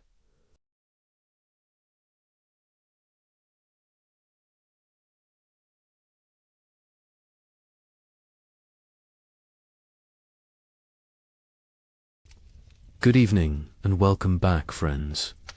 Tonight, we are going to journey through the winter that never ended, America's forgotten ice years. As always, let me know where in the world you are listening in from. Get cozy, settle in, and let's begin. She stood at the frost-covered window. Her breath formed clouds in the June air. Outside, snow fell on what should have been green cornfields. Her children huddled by the dying fire. They wrapped themselves in every blanket the family owned. She whispered a prayer, the same prayer she had whispered every morning for weeks. She asked God when spring would finally come. She did not know this was only the beginning. Picture thousands of similar scenes across the American frontier. Thousands of windows, thousands of prayers whispered into the impossible cold. What happened in 1816 was merely a prelude, a warning that no one heeded. 20 years later, something far worse came to the American interior. This time it would last not 1 year, but 3 brutal winters. They bled into each other without mercy, without explanation, without end. Between 1836 and 1838, a climate catastrophe struck North America. It has been nearly erased from popular memory. Historians debate the causes today. Solar minimums, volcanic eruptions half a world away, or a deadly combination of forces beyond human understanding. The pioneers who lived through it had no such explanations. They had only survival. They had only the next day, and the day after that, if they were lucky enough to see it. This is their story. The story that America chose to forget. What you are about to hear challenges everything you thought you knew about westward expansion. Textbooks celebrate the march of civilization across the continent. They praise the brave pioneers, claiming their piece of the American dream. But they rarely mention the winters that nearly ended it all. They do not talk about the settlements that simply vanished. They do not discuss the mass graves discovered decades later, or the journals hidden in attics, journals filled with words that survivors could not bear to speak aloud. This is the story of the winter that never ended, and the people who somehow lived to see spring again. Late 1835. The American frontier hummed with optimism. The economy was booming. Land was cheap. Opportunity seemed limitless. Thousands of families poured westward into territories that promised fertile soil and new beginnings. Michigan Territory, Wisconsin, Illinois, Indiana, Ohio. These were the lands of promise. These were the places where a man could build something from nothing. A young couple in their early 20s had just claimed 160 acres in Michigan Territory. They were newlyweds. She was pregnant with their first child. He had spent the summer building a one-room cabin with his own hands. The logs were chinked with mud and moss. The roof was solid. The door hung true. They planned their first full harvest together. She planted a small garden near the cabin. Carrots, potatoes, beans. He cleared 3 acres for corn. At night they sat by the fire and talked about the future, about the children they would have, about the farm they would build, about growing. Old together on this land, an older family arrived in Illinois in the autumn of 1835. They had come from Pennsylvania, a mother and father with 3 children under 10 years old. They had sold everything they owned for this chance. The wagon journey had taken 6 weeks. The children were tired but excited. The father staked his claim near a creek. Good water, timber nearby, rich black soil that crumbled in his hands. He told his wife this was it. This was where they would prosper. She believed him. They all did dot in Ohio. A widower worked a small farm with his 2 teenage daughters. His wife had died of fever the previous summer. The grief was still raw, but he had responsibilities. Daughters to feed, a farm to maintain, a future to secure. For them, the older girl was 16, capable, strong. She helped with everything. The younger was 14, still learning, still growing. Together the 3 of them made it work. They honored the memory of the wife and mother they had lost by surviving, by building, by moving forward. This was frontier life in late 1835. Hard but hopeful, isolated but connected through shared struggle. Communities were small but tight-knit. Neighbors helped neighbors. Barn raisings brought everyone together. Churches served as social centers. Sunday services were as much about community as worship. People traded labor, traded goods, traded gossip and news from back east. The isolation was real.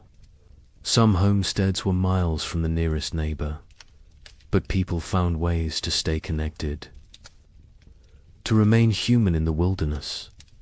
Daily routines followed the sun. Wake before dawn, tend the livestock, milk the cows, feed the chickens, collect eggs. Breakfast was simple. Cornmeal mush, salt pork if you had it.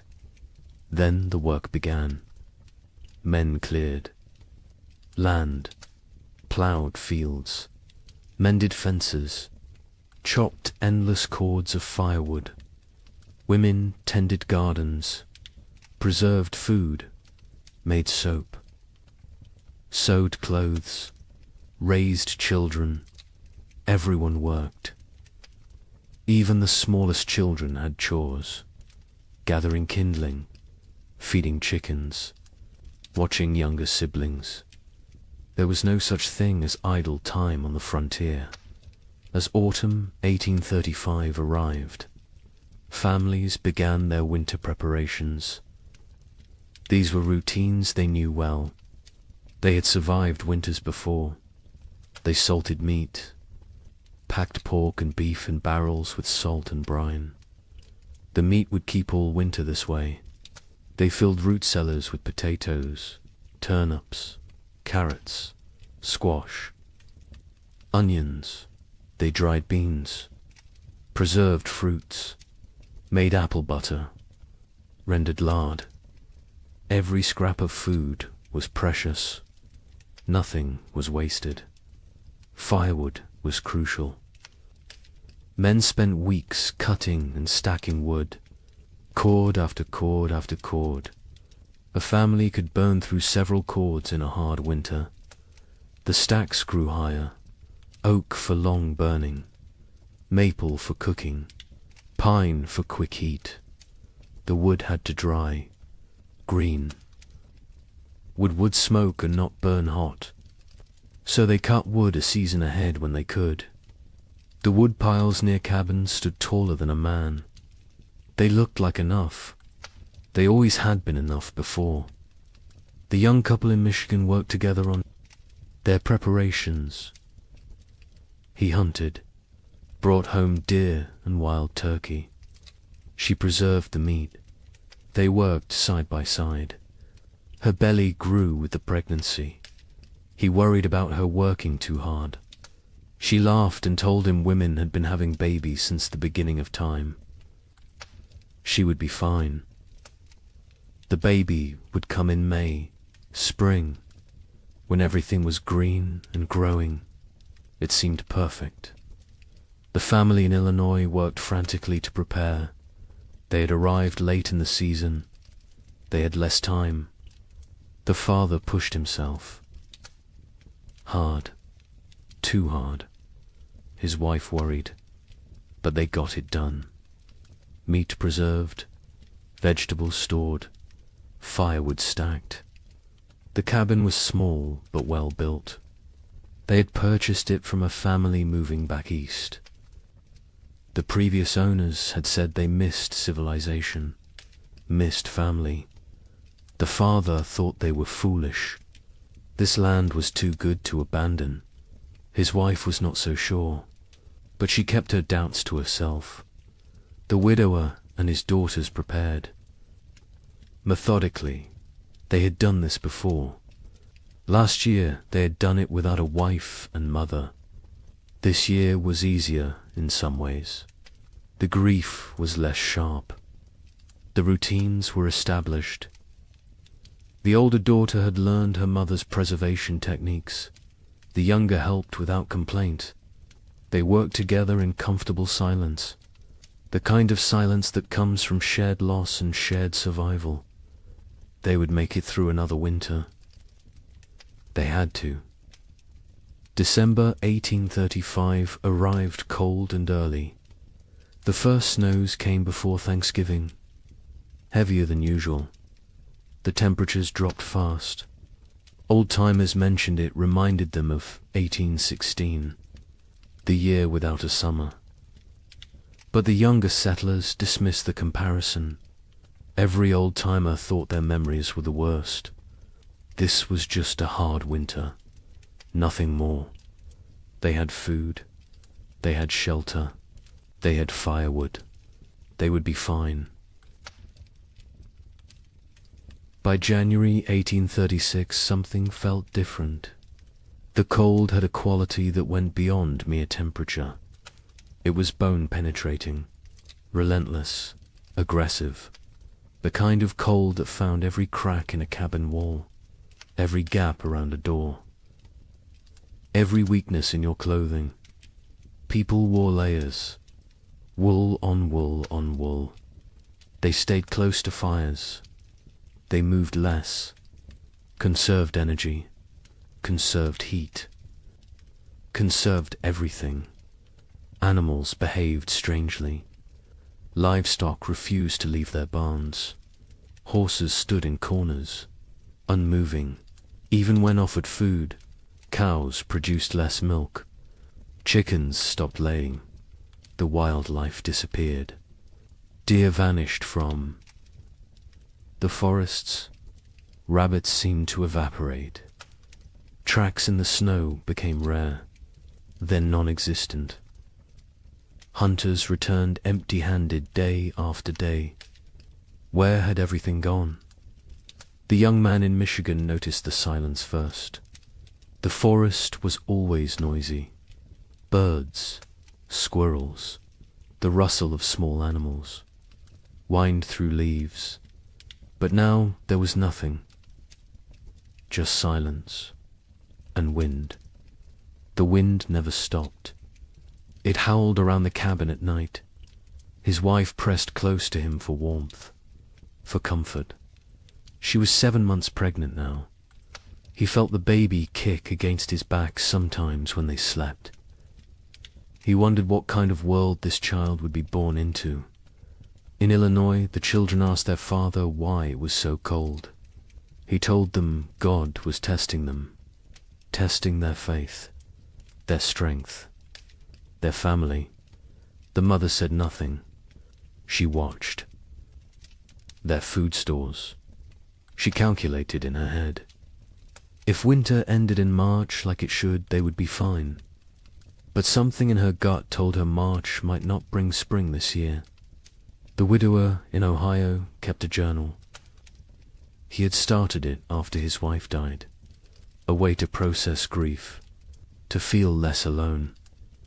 In late January 1836, he wrote an entry that he would later try to burn. He wrote that the cold felt wrong, not natural, that he had a feeling of dread he could not shake, that his daughters felt it too, though they did not speak of it. He wrote that he was afraid, not of dying, but of failing to protect his girls, of not being enough. February arrived. It should have shown signs of weakening. Winter, longer days, occasional thaws, the promise of spring lurking beneath the cold. But February 1836 brought none of these things. It brought deeper cold, more snow, storms that lasted days. The sun appeared rarely. When it did, it seemed weak, pale, unable to warm anything. People began to worry, really worry. This was beyond a normal hard winter. Food stores were being depleted. Faster than expected. You burned more firewood in extreme cold. You ate more to maintain body heat. The calculations that had seemed conservative in November now seemed optimistic. Families began to ration. Smaller portions, fewer meals. Make it stretch. Make it last. Spring would come. It had to come. But as February turned to March, and March brought no relief, only more snow and more cold, a new emotion crept into Frontier. Cavern's fear, real fear, the kind that sits in your stomach and grows, the kind that wakes you at night, the kind that makes you count your remaining potatoes and feel panic rising in your chest, because spring should be here, and it was not. Coming, March 1836. The month that should bring thaw and birdsong and the first signs of life returning. Instead, it brought blizzards, heavy wet snow that collapsed roofs, winds that tore at cabin walls, temperatures that dropped so low that water froze solid inside homes, despite the fires burning constantly. People began to understand. This was not a normal winter. This was something else entirely. The young wife in Michigan went into labor on March 15th, 3 weeks early. Her husband rode through a blizzard to fetch the nearest midwife. She lived 4 miles away. He almost did. Not make it. The horse struggled through chest-deep drifts. The wind cut through every layer he wore. He found the midwife. She came. They rode back together. The journey that should have taken an hour took 3. The baby came that night. A girl, small but healthy, she cried strong. The mother wept with relief and exhaustion and fear. The midwife stayed 2 days until the storm broke. When she left, she told them the baby would need extra warmth, extra care. The mother already knew. She held the infant against her skin constantly, shared her body heat, prayed the cold would break before her milk ran thin. In Illinois, the family made a decision. They would send the eldest boy to the nearest town, 12 miles south, to buy supplies, if any could be had, extra flour, salt, anything. The boy was 8 years old, small for his age, but tough. His father gave him careful instructions. Follow the creek, stay near cover. If a storm comes, find shelter and wait it out. The mother packed him food for 2 days. She kissed his forehead, told him to be safe. He left before dawn. He returned 4 days later, frostbitten, exhausted, empty-handed. The town had nothing to sell. Their stores were depleted too. Everyone was rationing. Everyone was afraid. He had slept in a barn the first night, a chicken coop the second. A family had taken him in on the third night, fed him soup, let him warm by their fire. They had children his age, thin children with hollow eyes. He came home and told his parents what he had seen. His father nodded, said nothing. His mother turned away so the children would not see her cry.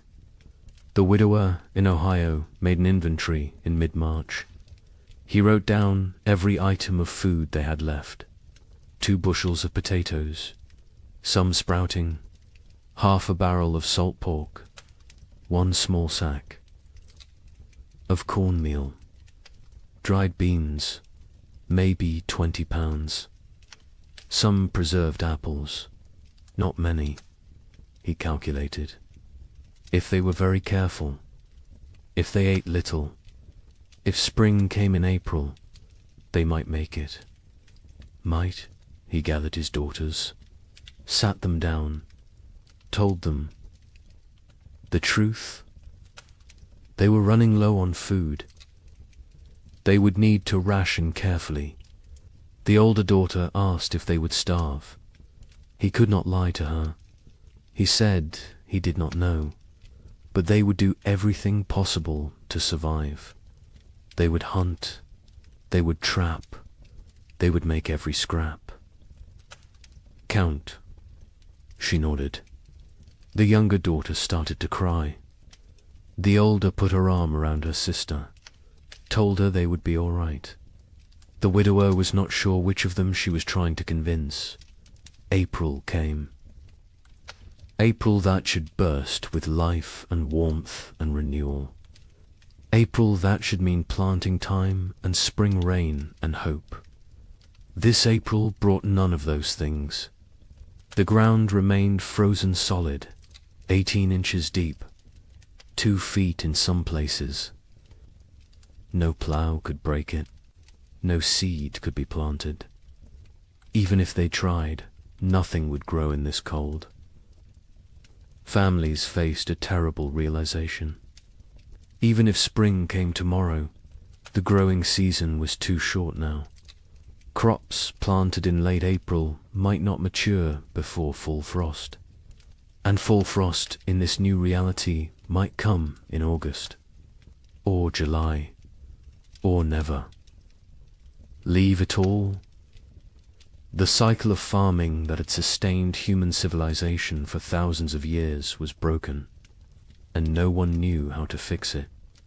The young couple in Michigan began hunting for any food source. The man set snares for rabbits. The traps stayed empty. He tried fishing through the ice. Nothing. Not even the fish were biting. He ranged farther from the cabin, looking for any game, any sign of life. His wife worried when he was gone. She sat by the window with the baby, watched for his return. Sometimes he was gone for 2 days. When he came back with nothing, they did not speak of it. They simply held each other and their daughter and tried not to think about tomorrow. Neighbors began to disappear. The family 2 miles east was there. One day, gone the next. Their cabin door stood open, their belongings left behind. Only the food was gone, and their wagon, and their animals. They had fled south, or tried to. No one knew if they made it. More families followed. Every week someone else left. The community that had been tight-knit was fraying, unraveling. People made choices for their own survival now. There was no room for collective thinking anymore. Some tried to help each other still. Families with slightly more food shared with those who had less. But even generosity has limits when your own children are starving. A man in Indiana gave his last potatoes to a neighbor. His own family went without for a week. When his wife confronted him, he said it was the Christian thing to do. She said Christian charity would not save their sons. They argued. It was the first real argument of their marriage. There would be many more before spring finally came. Churches held special services, prayer meetings, asking God for deliverance, for spring, for mercy. Attendance was sparse. Travel was too dangerous. Faith was wavering. A preacher in Illinois gave a sermon about Job, about suffering that tests faith, about endurance through trial. 3 families walked out. One man stood and shouted that God had abandoned them. The preacher had no answer, because maybe he had. By late April 1836, reality had set in. This was not going to end. Not soon. Maybe not ever. People stopped saying spring would come. They stopped making plans. They focused only on surviving the day in front. Of then, nothing more. The future was too uncertain, too terrifying. Better not to think beyond the next meal, the next night, the next morning if you were lucky enough to see it. The psychological toll was as brutal as the physical. People began to break under the strain. A woman in Wisconsin stopped speaking entirely, just sat by her fire, staring. Her husband tried everything. She would not respond. Their children were terrified. Eventually the husband took the children and left. He could not stay with a woman who had stopped being present. Some said he was cruel. Others said he did what he had to do. There was no right answer anymore. Marriages strained. Parents fought. Children grew silent and withdrawn. The pressure of constant survival wore away at human connections, at love, at compassion, at everything that made life worth living. People became hollow, going through motions, existing but not living, waiting for an end they could not see, and still the cold did not break. May arrive, May that should be warm and green, May that should mean gardens growing and livestock grazing. This May was grey and frozen. Snow fell on the 10th, again on the 18th, again on the 23rd. People stopped being surprised. They just accepted. This was the world now. Cold and dead and endless. But something else was coming. Something worse. Because as terrible as this first winter had been, it was only a prelude. The summer of 1836 would bring brief hope. Just enough to make people believe the worst was over. Just enough to make them vulnerable. And then winter would return. Colder, longer, more deadly. Wait until you hear what happens next. Spring refused to come. That is the simplest way to describe what happened in 1836. Spring simply refused to arrive. March became April, April became May, and still the ground stayed frozen. Still the snow fell. Still the temperatures remained far below what any living person had. Experienced Dot, the young mother in Michigan Territory, held her baby and watched the window. Every day she looked for signs. A bird, a patch of bare ground, anything that suggested winter was weakening. She saw nothing but white, endless white. Her husband ventured out less now. The cold was too dangerous. The exertion burned calories. They could not afford to lose. He sat by the fire and stared at the walls. She knew what he was thinking. The same thing she was thinking. How long can we last? Their food stores had dwindled to almost nothing. The potatoes were gone. The preserved meat was gone. They had cornmeal, perhaps enough for 2 more weeks if they were careful, if they made it thin, if they did not mind the constant gnawing hunger.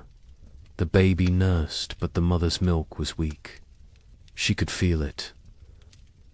Not enough fat, not enough nutrition.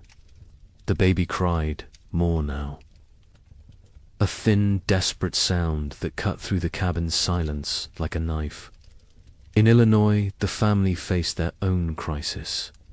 They had 5 mouths to feed, 3 children, 2 adults. The mathematics were brutal. They cut their portions again.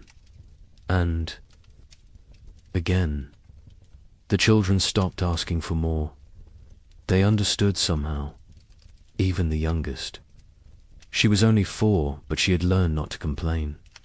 Learned that complaining changed nothing. The mother watched her children grow thinner. Their faces became angular, their eyes too large, their movements slower. She wanted to scream, to rage against the unfairness, but rage would not bring spring. So she stayed silent and counted the days. The father went hunting every few days. He never found anything. But he went anyway, because sitting in the cabin watching his family starve was worse than freezing in the forest. At least in the forest he was trying. At least he was doing something. He set traps. He checked them religiously. They stayed empty. He tried fishing through ice on the creek. Nothing. The fish had gone dormant or died. He did not know which. He returned empty-handed every time. His wife would look at him. He would shake his head. No words necessary. They both knew. The widower in Ohio and his daughters had become experts at survival. They burned furniture for warmth when the firewood ran out. A chair 1 week, a table the next. They ate 1 meal a day. Soup stretched so thin it was barely more than hot water. They trapped a squirrel once. 1 squirrel for 3 people. They made it last 2 days. They boiled the bones for broth, sucked the marrow, used every part. Nothing was wasted. Nothing could be wasted. The older daughter took on more responsibility. She was 17 now, though she looked younger. Malnutrition had stunted her growth, hollowed her cheeks, but her mind was sharp. She kept track of their supplies, rationed, carefully, made decisions about what to eat and when. Her father let her. He trusted her judgment. She had her mother's practical nature, her mother's strength. Sometimes he looked at her and saw his dead wife. It was comforting and heartbreaking in equal measure. The younger daughter was 15. She spoke less than before. The cold and hunger had made her withdrawn. She did her chores without complaint, helped where she could, but there was a distance. In her eyes, a remove. Her father worried about her, about what this experience was doing to her mind. To her spirit, he tried to engage her in conversation. She would answer in single words, yes, no, maybe, then return to silence. He did not know how to reach her anymore. Communities that had held together through the winter began to fracture. Trust eroded. A family in Michigan discovered their hidden food cache had been raided. Someone had broken in while they slept, taken half their remaining supplies. They suspected a neighbor, a man they had helped the previous autumn, but they could not prove it, and confrontation seemed pointless. Everyone was desperate. Everyone was capable of terrible things when survival was at stake. Theft became common. People took what they needed to live. A chicken here, a bag of grain there, tools, blankets, firewood, anything that might help them survive another day. Some felt guilt, others felt nothing. Morality becomes flexible when you are watching your children starve. The social contract that held frontier communities together was dissolving, replaced by something more primal, more brutal. Every family for themselves. Churches tried to maintain order, to provide spiritual comfort, but attendance dropped. People could not afford the calories to walk to services, could not spare the time away from survival, could not reconcile a loving God with this endless cold. A preacher in Indiana Territory gave his final sermon in April. He told his sparse congregation that God worked in mysterious ways, that suffering brought them closer to heaven, that this was a test of faith. A farmer stood up, said his 3-year-old daughter had died 2 nights before, asked what she was being tested for. The preacher had no answer. The church never held another service. Parents made impossible choices. A couple in Illinois debated whether to eat their last seed corn. It was meant for planting, for the future, for hope. But their son was dying, 6 years old and dying of starvation. They could see it, his body consuming itself, his ribs visible through his shirt, his eyes sunken. They ground the seed corn into meal, made bread, fed him. He ate slowly. His stomach had shrunk. He could not eat much, but it was something. They had chosen survival today over the possibility of food tomorrow. They would live with that choice for the rest of their lives. Livestock died. Cattle froze in their barns. Horses became too weak to stand. Pigs huddled together for warmth, but still succumbed to the cold. Chickens stopped laying entirely. People slaughtered their animals, not according to any plan, just when they became desperate enough. Each slaughter was a small tragedy. That cow represented future milk, future. Calves, future security. But future meant nothing when you might not survive the week. So they killed and ate and tried not to think about tomorrow. The meat from livestock helped, but it went fast. A family could butcher a pig and eat well for a few days. Then the meat was gone, and they were back where they started. Hungry, desperate, counting down to nothing. Some families tried to preserve the meat, to make it last, but without sufficient salt. Without proper cold storage that did not involve simply leaving it outside where wolves might take it, the meat spoiled, or got stolen, or disappeared in the night. May arrived with no warmth, no green, no life.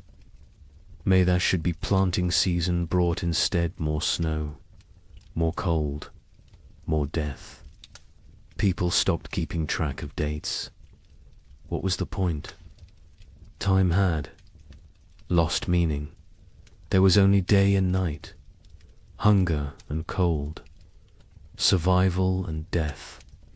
Nothing else mattered. Nothing else existed. The young man in Michigan made a decision. They had to leave, had to try to reach his brother's farm in southern Ohio. It was 200 miles, through frozen wilderness, with a 4-month-old baby. His wife thought he was insane, said they would die on the road. He said they would die here. At least moving gave them a chance. They argued, quietly, so as not to wake the baby. He wanted to leave immediately. She wanted to wait for weather to break. He said the weather was not going to break. She knew he was right. But she also knew their chances of surviving a 200-mile winter journey were close to zero. They compromised. They would wait 1 more week. If the weather did not improve, they would go. They both knew it would not improve. But the compromise gave them something. A deadline, a decision point, a plan. Even a futile plan was better than sitting and waiting. To die. They spent the week preparing. He made a sled from cabin boards. She sewed carrying sacks. They packed their few remaining possessions, some clothes, a pot, a knife, a blanket, and the baby. Always the baby.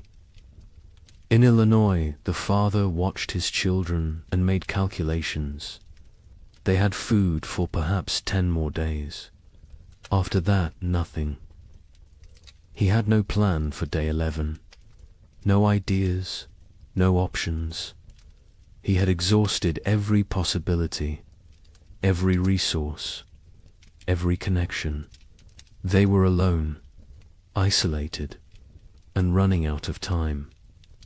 He told his wife they might need to consider sending the children to town to find families who could take them in. She refused, said they would stay together. Whatever happened, they would face as a family. He did not argue. He understood. But he also knew that keeping the family together might mean watching all of them die. The widower in Ohio faced a different calculation. His daughters were old enough to understand, old enough to participate in decisions. He sat them both down, told them they had food for maybe 2 weeks, asked them what they thought they should do. The older daughter said they should stay, that leaving was more dangerous than staying. The youngest said nothing, just stared at the floor. The widower agreed with his older daughter. They would stay. They would make what they had last as long as possible. They would hope for spring, even though hope felt like a luxury they could not afford. June finally brought a change, not spring. Exactly, but less cold. Temperatures rose above freezing during the day. Snow began to melt. Patches of bare ground appeared. People emerged from their cabins, blinking, disoriented, like animals coming out of hibernation. They looked at their neighbors, saw the same hollow faces, the same haunted eyes, the same question. Did we really survive? But the relief was short. Lived. Because even with warmer weather, it was too late for a normal growing season. Crops planted in June would not mature before fall. And who knew what fall would bring? Who knew if this was really over, or just a brief respite before more? Cold. People planted anyway, because what else could they do? They put precious seeds into still, cold ground, prayed for growth, for warmth, for time. The young couple in Michigan decided to stay. The brief warmth had changed their calculations. They planted a small garden. Corn, beans, squash. The baby was stronger now. The mother's milk had improved slightly with less stress. They felt cautiously optimistic. Maybe the worst was over. Maybe they had survived. They tried not to think about all the families who had not, about the empty cabins they had passed, about the graves marked with simple wooden crosses. They focused on their own survival, on the tiny shoots of green emerging from the soil, on small reasons to hope. In Illinois, the family planted everything they had, every remaining seed. It was a gamble. If the crops failed, they would have nothing. No seeds. For next year, no backup plan. But they could not eat seeds, and they could not wait another year. So they planted and prayed and watched the sky nervously, expecting frost, expecting snow, expecting disappointment, because this year had taught them to expect nothing good. The widower and his daughters planted a small plot, just enough for the three of them. They had learned efficiency through necessity. No wasted space, no wasted effort.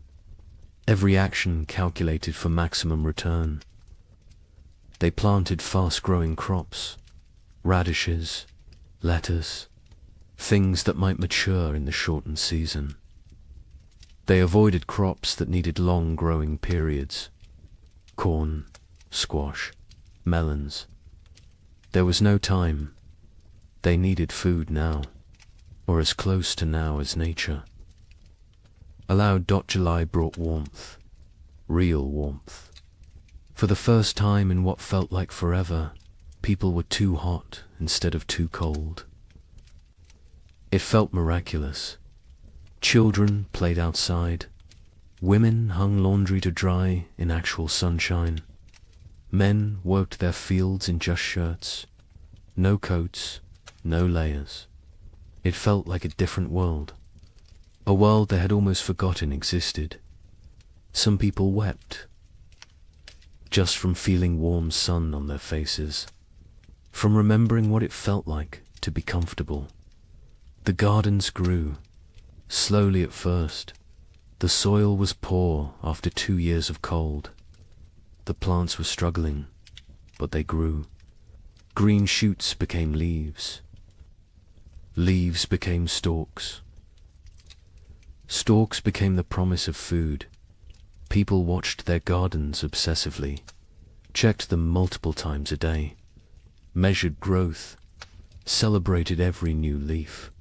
These plants represented survival, represented hope, represented the possibility of making it through another winter.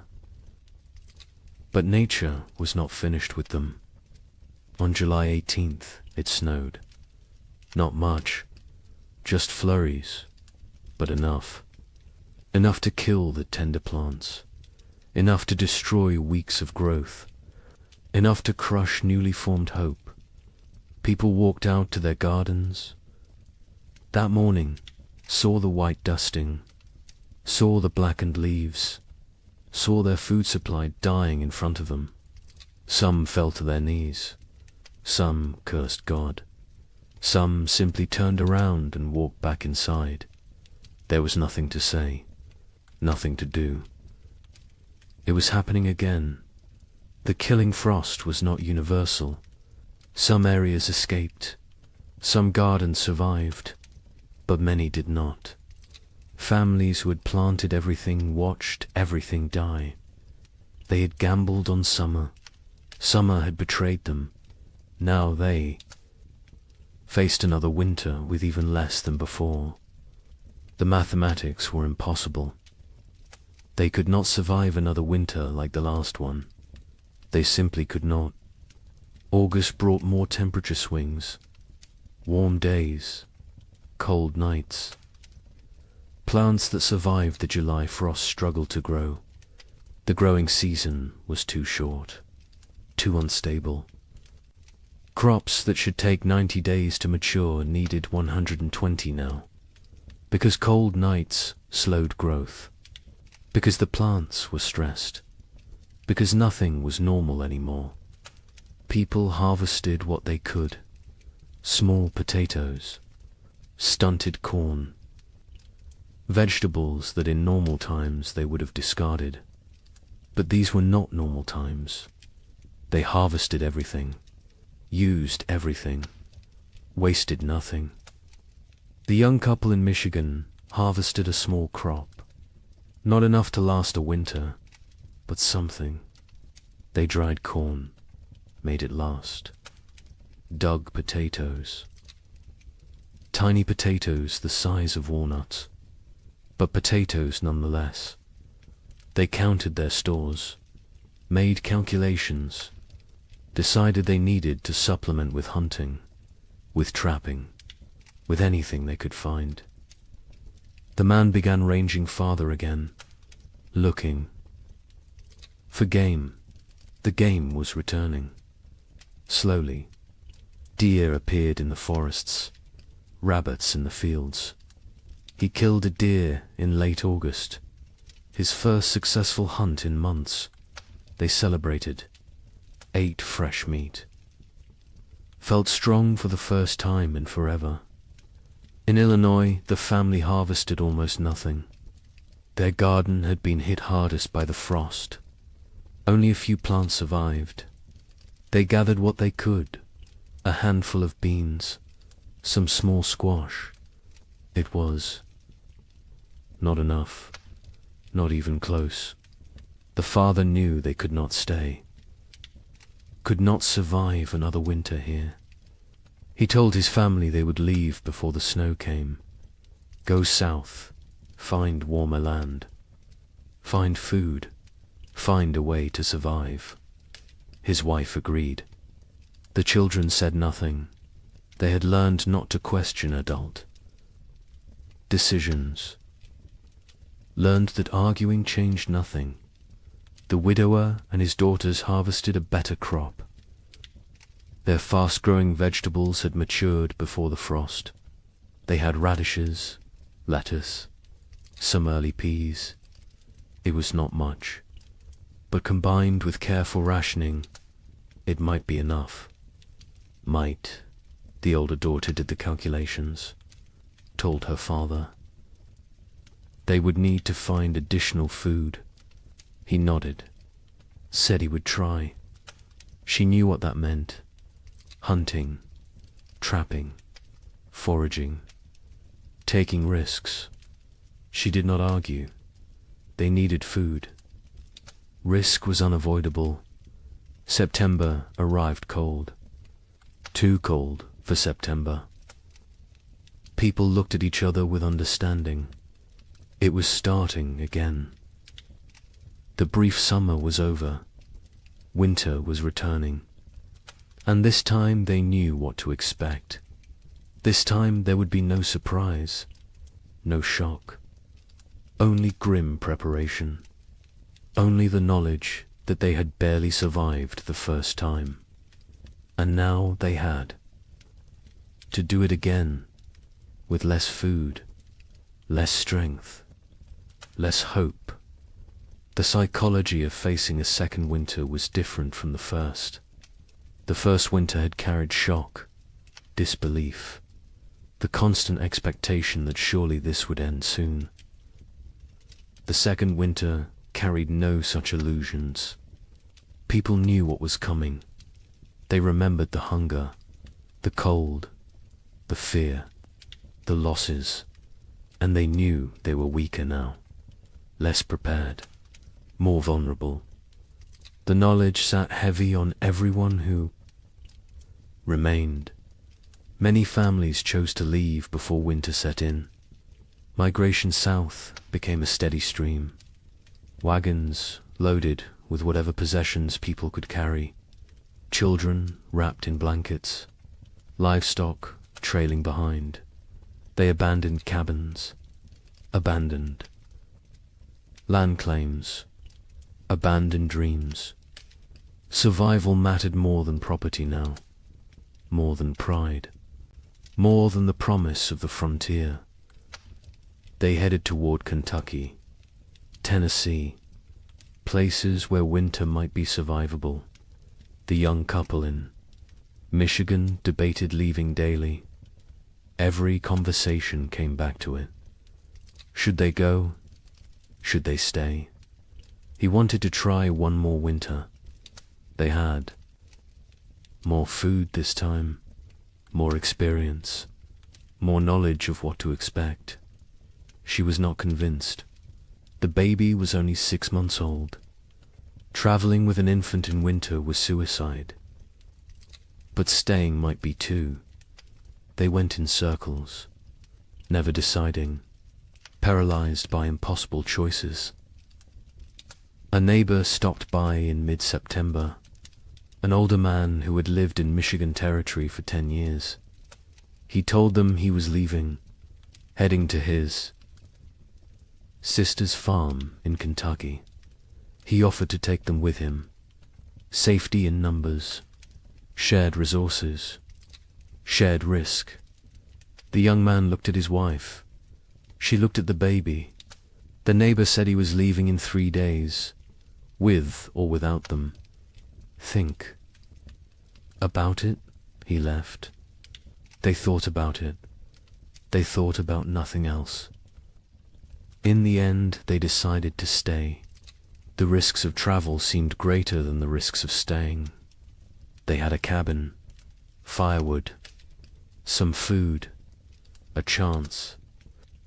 The journey was hundreds of miles through increasingly hostile weather with a baby. The math did not work, so they stayed. They watched their neighbor's wagon disappear down the trail, wondered if they had made the right choice, knew they would never know until it was too late to change their minds. In Illinois, the family prepared to leave. They sold what they could, traded the rest, packed a wagon with essentials. They left in late September, before the first snow. The father took one last look at their cabin, at the land he had dreamed would make his fortune. His wife put a hand on his arm, told him they would come back someday. He nodded but did not believe her. Neither did she. They climbed onto the wagon. The children huddled in the back. They started south, toward an uncertain future. But at least it was movement. At least it was trying. The journey south was hard. The roads were poor. Mud, ruts, fallen trees. The wagon broke an axle on the 3rd day. The father spent half a day repairing it. They pushed on. Other families traveled the same roads. Sometimes they camped together, shared fires, shared stories. Everyone had the same tale. Cold, hunger, loss, death. The stories became repetitive, became numbing. After a while, people stopped sharing, just nodded at each other, understanding without words. They reached southern Illinois after 2 weeks. The father inquired about land. Prices had dropped. So many people fleeing south had flooded the market. He found a small farm, 40 acres. The previous owner had died. His widow was selling. The father offered what he had. It was not much. She accepted anyway. She just wanted to go back east, back to family, back to safety. The Illinois family had a new home, farther south, maybe far enough. The widower and his daughters stayed in Ohio. They had discussed leaving, but decided against it. The older daughter argued they knew this land, knew where to hunt, where to trap, where to find water. Starting over somewhere new meant learning everything again, meant being vulnerable in unfamiliar territory. Better to face the devil you know. Her father agreed. The younger daughter said nothing. She rarely spoke anymore, just existed. Moving through routines mechanically, October brought the first hard freeze, earlier than normal, earlier than even last year. People who had hoped for a longer autumn were disappointed.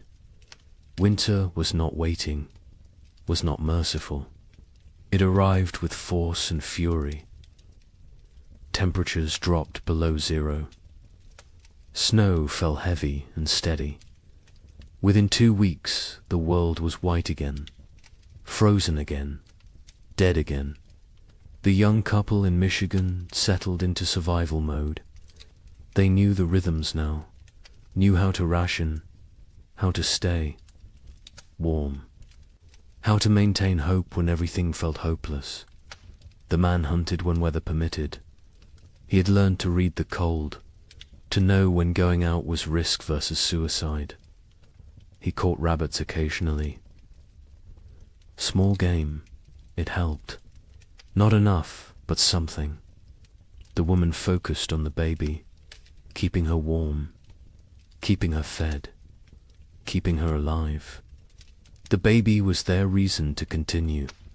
Without her, they might have given up, might have laid down and waited for the end, but she needed them, depended on them, so they kept going, kept trying, kept fighting, even when they were exhausted, even when they wanted to quit.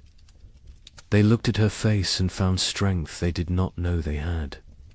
Communities that had not already dissolved finished dissolving. People stopped visiting, stopped checking on neighbors. The isolation became total. Each family alone in their cabin, alone in their struggle, alone in the dark. The only sounds were wind and cold and occasionally wolves. The wolves had returned, hungry, desperate, like everyone else. They came close to cabins at night, howling, looking for weakness, looking for opportunity. A family 3 miles from the young couple disappeared in November. The husband went to check on them after not seeing smoke from their chimney for several days. He found the cabin empty, the door hanging open. Snow drifted inside.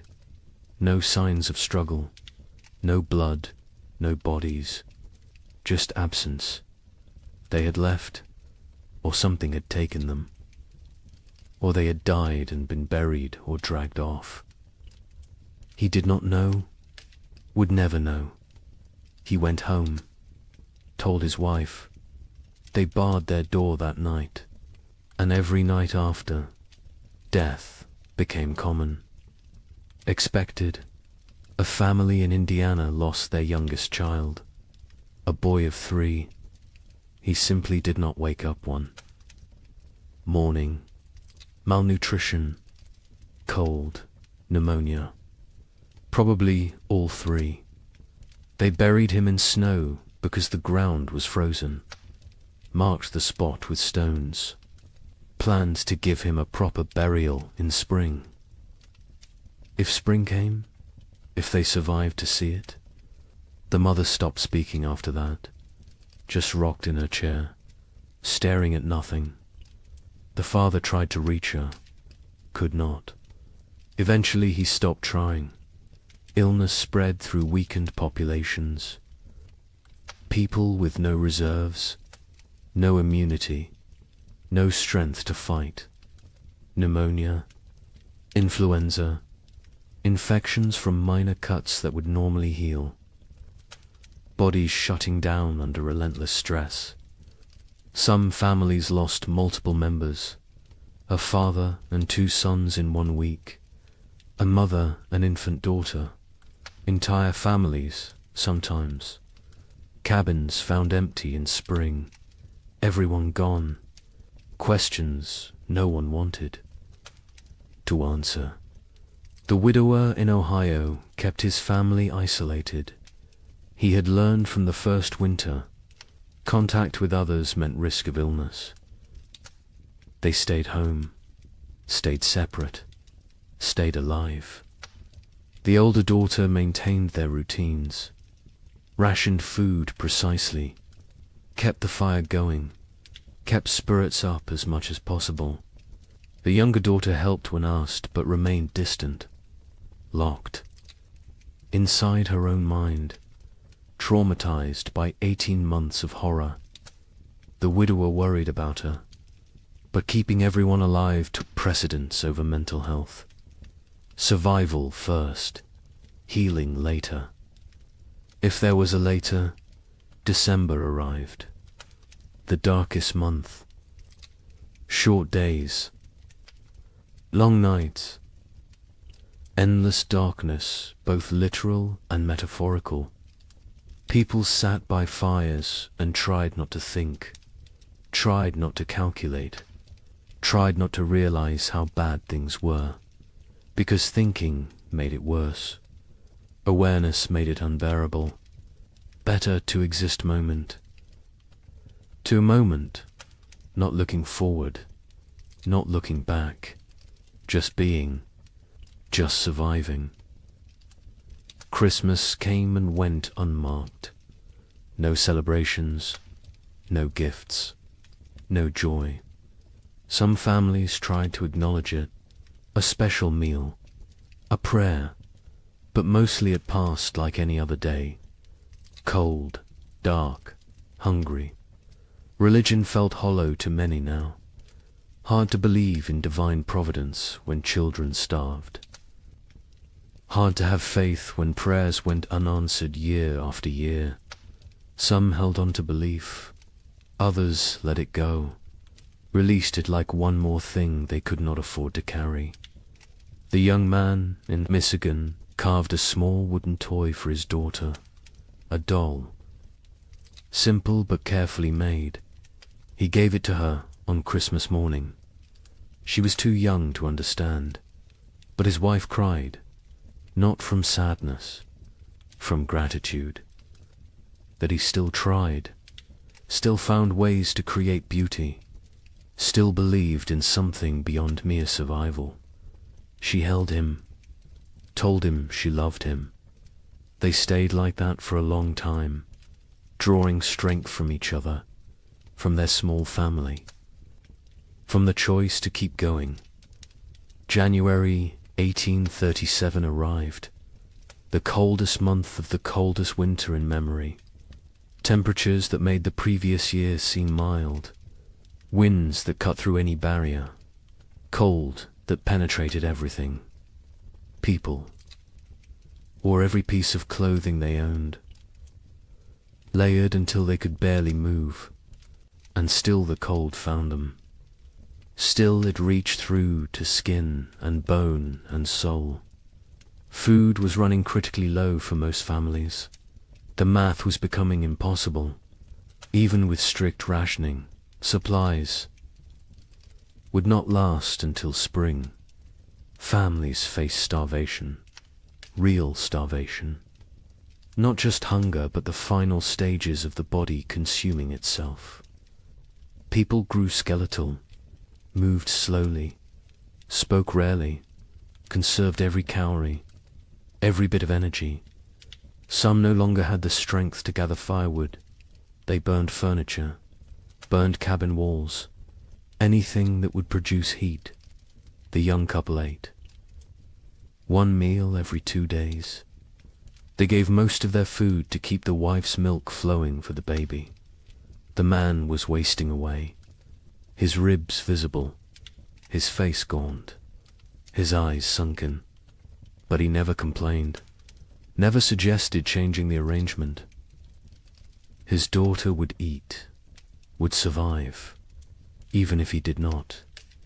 The wife saw what he was doing, begged him to eat more. He refused, said she needed strength for the baby. she did not argue further, because he was right, and because arguing took energy. They did not have.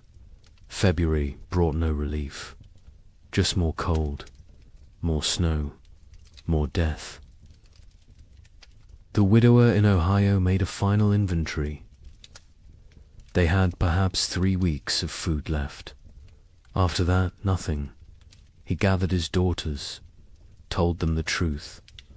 They would need to start hunting more aggressively, taking more risks. It was dangerous, but necessary. The older daughter nodded, said she would help. She had learned to trap, to track, to skin small game, skills her mother never imagined she would need. The younger daughter looked up briefly, then back down. The widower wondered what she was thinking, if she was thinking, or if she had retreated so far inside herself that she was unreachable. But then something changed. Late February brought a warm spell. Temperatures above freezing for 3 consecutive days. Snow melted. The sun appeared, bright, almost cheerful. People emerged from cabins, looked around, dared to hope. Maybe this was it. Maybe winter was breaking. Maybe they had made it through. The warmth lasted a week, then ended abruptly. Temperatures plunged again. Snow returned. But something was different. The cold was less aggressive, less absolute. Spring was not here, but it was coming. Finally, actually coming. People could feel it, could sense it. The rhythm of seasons reasserting itself. Nature remembering how things were supposed. To work Marsh brought increasing warmth. Real thaw. Ice melting on rivers. Snow receding from fields. Mud appearing. Glorious mud. People celebrated mud like it was gold, because mud meant earth, meant ground, meant the possibility of planting, of growing, of food. The young couple in Michigan stood at their window and watched snow melt, watched brown earth emerge. The wife cried. The husband held her. They had survived. Somehow, against all odds, they had survived. Wait until you hear how much worse it gets.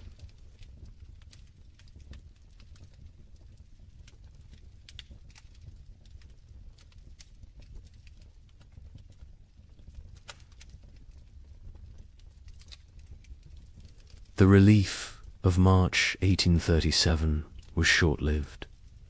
Spring arrived tentatively, weakly, like it was unsure of its own existence. Temperatures rose, but not enough, not consistently. Warm days followed by cold nights. Progress followed by setbacks. Nature could not decide what season it wanted to be.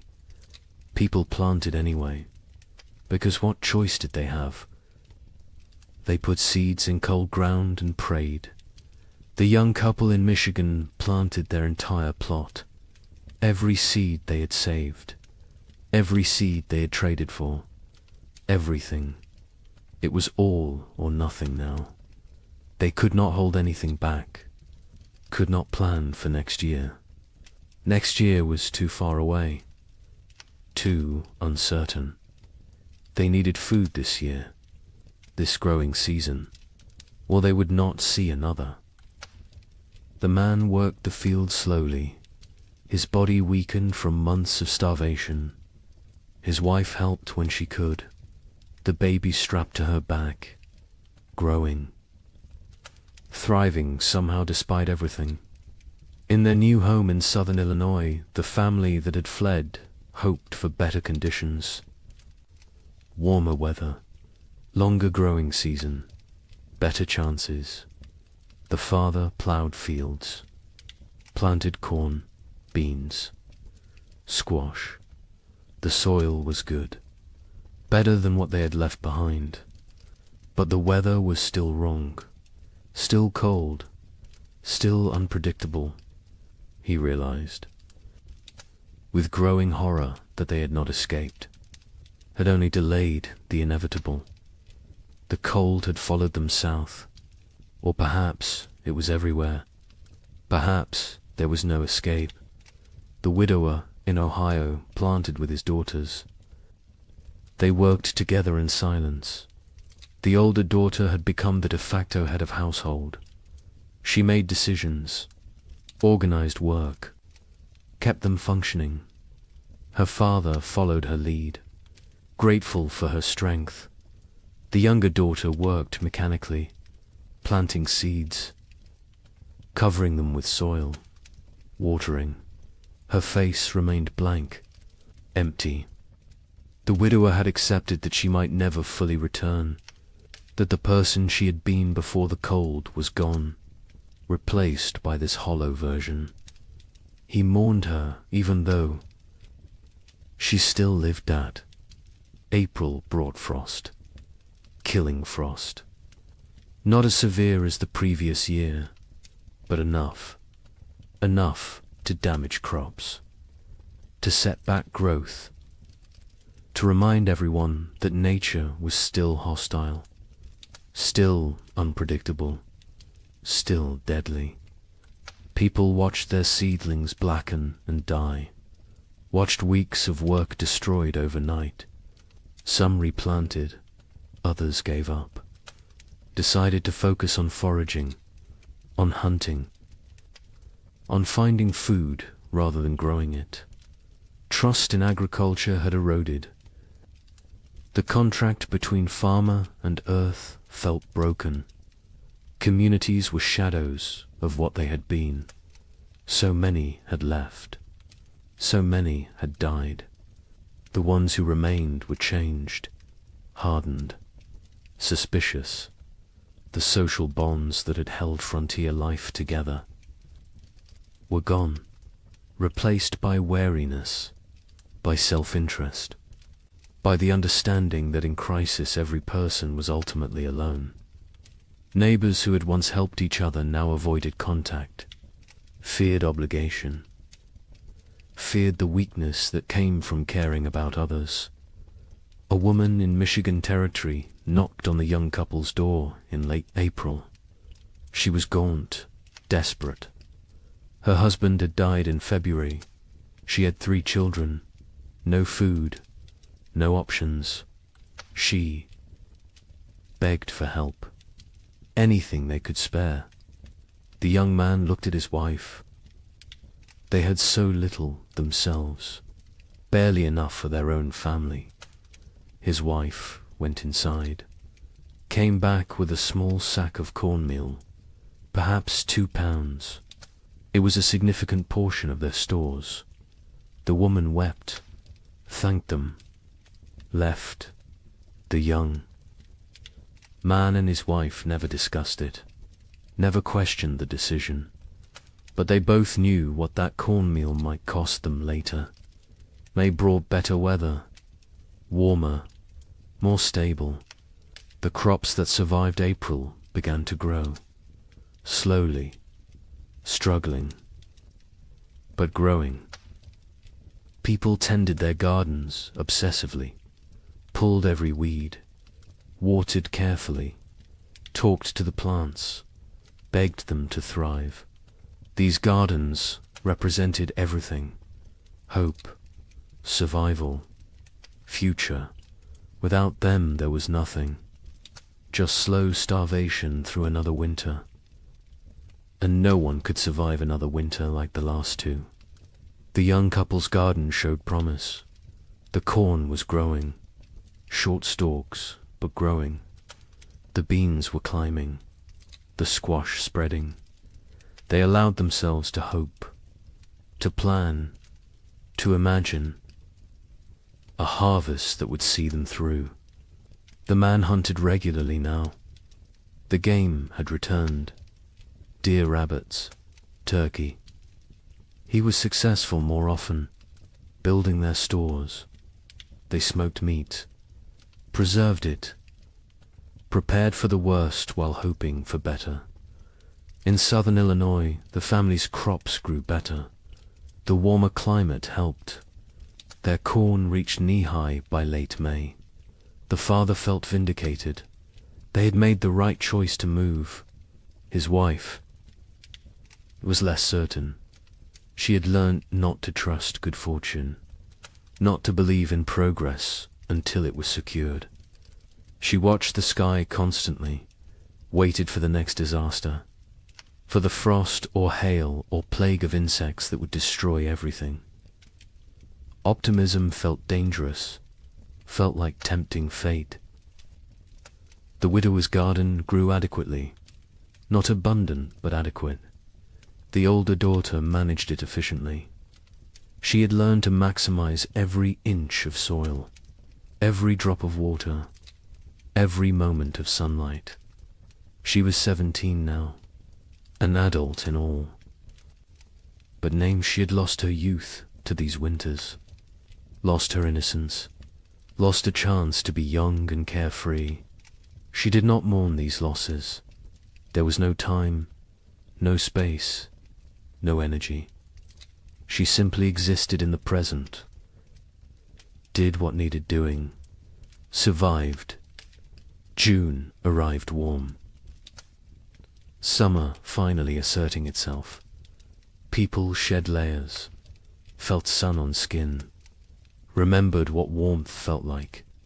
Children played outside, really played, not just huddled for warmth, but ran and laughed, and acted like children.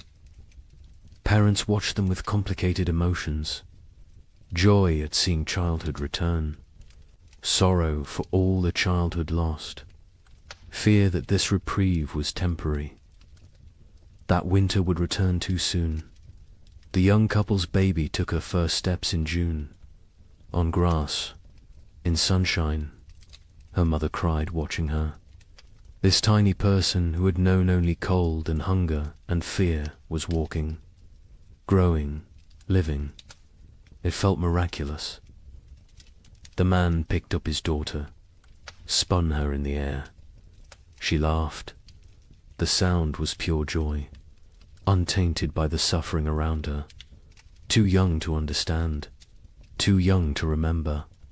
They both hoped she would never remember these years, never carry the scars they carried. July was hot, genuinely hot. People complained about heat, then laughed at themselves for complaining. Heat was blessing. Heat was life. Heat meant crops growing, meant long days, meant hope. The gardens flourished. Corn grew tall. Beans produced pods. Squash spread across the ground with heavy fruit. For the first time in 2 years, abundance seemed possible. Not guaranteed, but possible. But nature had taught them not to trust. On July 23rd, a hailstorm struck southern Indiana. Hail the size of eggs. It shredded crops, destroyed gardens, killed livestock. Families who had been preparing for harvest lost everything in 20 minutes. The storm passed, left devastation. People walked through destroyed fields in shock, corn beaten into the ground, beans stripped from vines, squash smashed. Months of work, all their hope, gone. The Eloy family was spared. The storm passed north of them, but they heard about it. Heard about families losing everything. The father thanked God. The mother said nothing. She had stopped thanking God, stopped blaming God. God was absent from this struggle. They were alone. They survived or died based on luck and effort. Nothing more, no divine plan. No greater purpose, just random chance and brutal nature. August brought the harvest. For those whose crops survived, it was a time of desperate work, gathering everything before weather could destroy it, before animals could take it, before anything else could go wrong. People worked dawn until dark, harvesting, preserving, storing, building supplies for the winter they knew was coming, because winter always came, and it came early, and it stayed late, and it tried to kill you.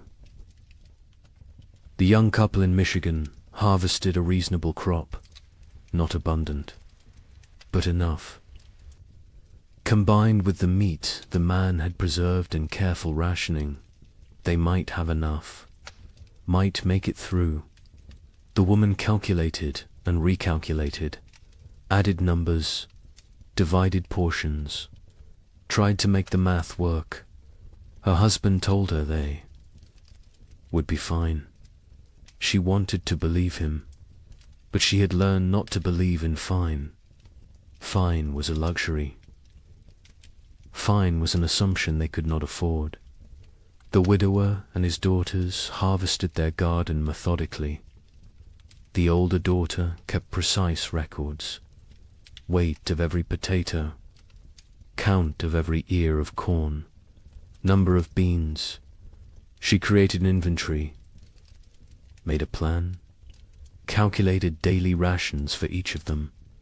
Her father was impressed, told her so.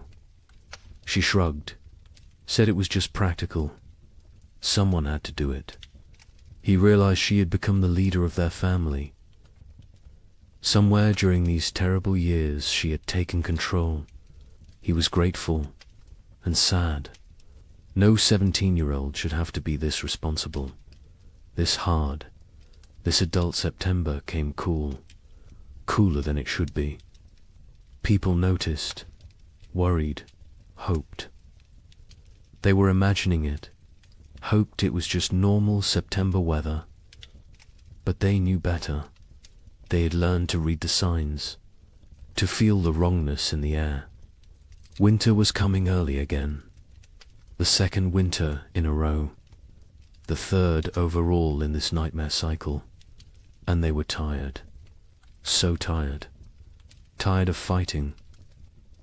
Tired of surviving. Tired of being afraid. October brought the first snow. 6 weeks early. Heavy snow that blanketed everything. Buried the world in white. People watched from windows with dead eyes. They had known it was coming, had prepared as best they could, but knowing did not make it easier, did not make it less terrifying.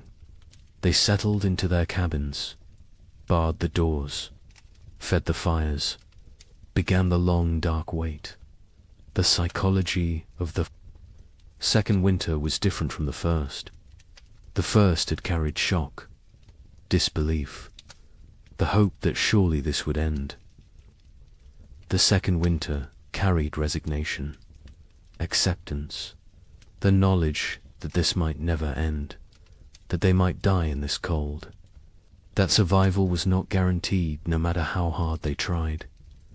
This knowledge was heavier than the cold, heavier than the hunger. It pressed down on souls, crushed spirits, made people hollow. The young couple settled into routines. He maintained the fire. She cared for the baby. They rationed food strictly. 1 meal a day.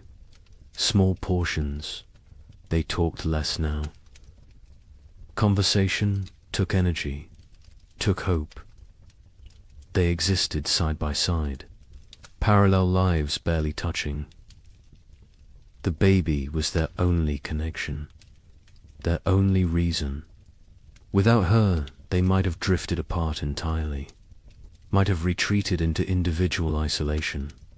But she needed both of them, so they stayed together, functioned as a unit, survived. In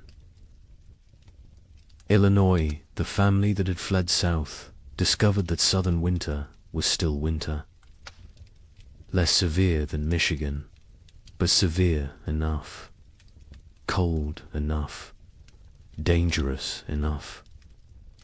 The father realized they would need to go farther south next year. Kentucky, maybe. Tennessee. Somewhere winter was mild. Somewhere survival did not require such desperate measures, his wife agreed.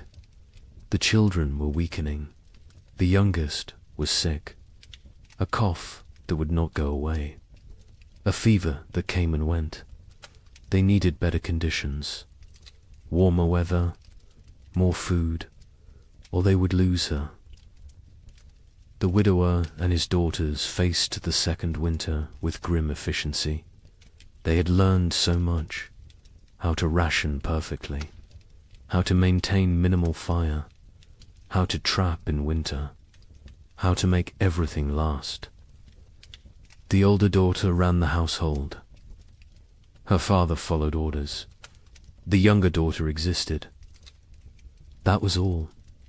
She ate when told, slept when told, worked when told, but there was nothing behind her eyes.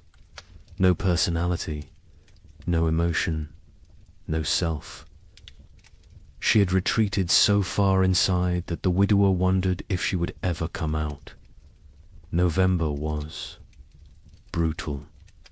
Temperatures far below normal. Winds that never stopped. Snow that fell constantly. People burned through firewood faster than anticipated. Started burning furniture again. Cabin walls. Anything wooden. Anything that would burn. Heat was more important than shelter at a certain point. Better to freeze in an open cabin than freeze in a closed one. At least an open one gave you a chance to see death coming. Food became critical. Families ran low faster than expected. The cold required more calories. The body burned fuel trying to stay warm. People ate more, depleted stores more quickly. By mid-November, some families were already rationing desperately, making soup with water and a single potato, boiling bones multiple times to extract every bit of nutrition, eating things that would normally be considered inedible, tree bark, leather, anything that might contain some caloric value. A family 4 miles from the young couple knocked on their door in late November. A father with 2 sons. Their wife and mother had died in October. Pneumonia. They had no food left. Nothing. They were starving. The father asked for help. His sons stood behind him, thin, shaking, eyes too large in gaunt faces. The young man looked at his wife. She looked at the baby. They had enough food for themselves. Barely. Not enough to share. The young man told them he was sorry. He had nothing to give. The father nodded. Said he understood. They left. The young couple never saw them again. Never learned what happened to them. Preferred not to know. December brought darkness. Literal and metaphorical. The days were so short. The nights so long. People sat in dark. Cabins, conserving candles, conserving lamp oil, conserving everything. The darkness was oppressive, heavy. It made time feel strange, distorted. Days blended together. You woke, ate a small amount, sat, slept, woke again. Was it day? Was it night? Did it matter? Time lost meaning when every moment was the same. Cold, dark, hungry, afraid. The young couple's baby got sick in early December. A fever. She cried constantly. Would not nurse. The mother held her day and night. tried everything. Cold cloths, warm cloths, Arb's prayer. The fever broke after 3 days. The baby survived, but the mother did not recover emotionally.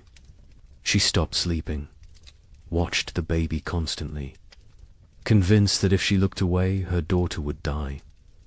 The man tried to comfort her, told her the baby was fine. She would not listen, could not listen. Fear had taken hold. Rational thought had fled. Christmas came. No celebration, no acknowledgement. It was just another day. Cold, dark, hungry, the young. Man had carved another toy for his daughter. A small horse. He gave it to her on Christmas morning. She grabbed it, put it in her mouth. Too young to play properly, too young to understand. His wife smiled weakly, told him it was beautiful, then went back to staring at the baby. The man sat by the fire, wondered how much longer they could do this, wondered if survival was worth the cost, then felt guilty for wondering. The Illinois family's youngest child died on December 30th. The cough had gotten worse. The fever never broke. She was 6 years old. They wrapped her in a blanket, laid her in the snow, marked the spot. The mother did not cry. She had no tears left. The father built a small cross. The other children stood silently. They had learned not to show emotion. Emotion was weakness.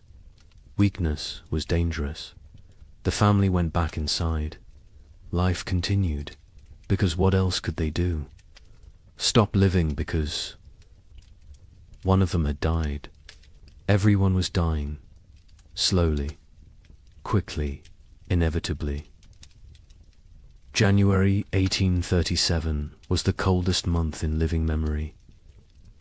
Temperatures dropped to levels that should not be possible, that could not be survived. People huddled by fires, wore every piece of clothing, burned everything that could burn. And still the cold found them, reached through walls, through clothes, through skin, into bones, into souls. Cold that felt sentient, malevolent, actively trying to kill. The widower in Ohio burned his bed in January, then the girl's bed. They slept on the floor near the fire, all three together, sharing body heat, sharing blankets.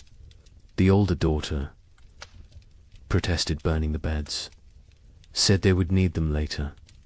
Her father said later did not matter if they froze tonight.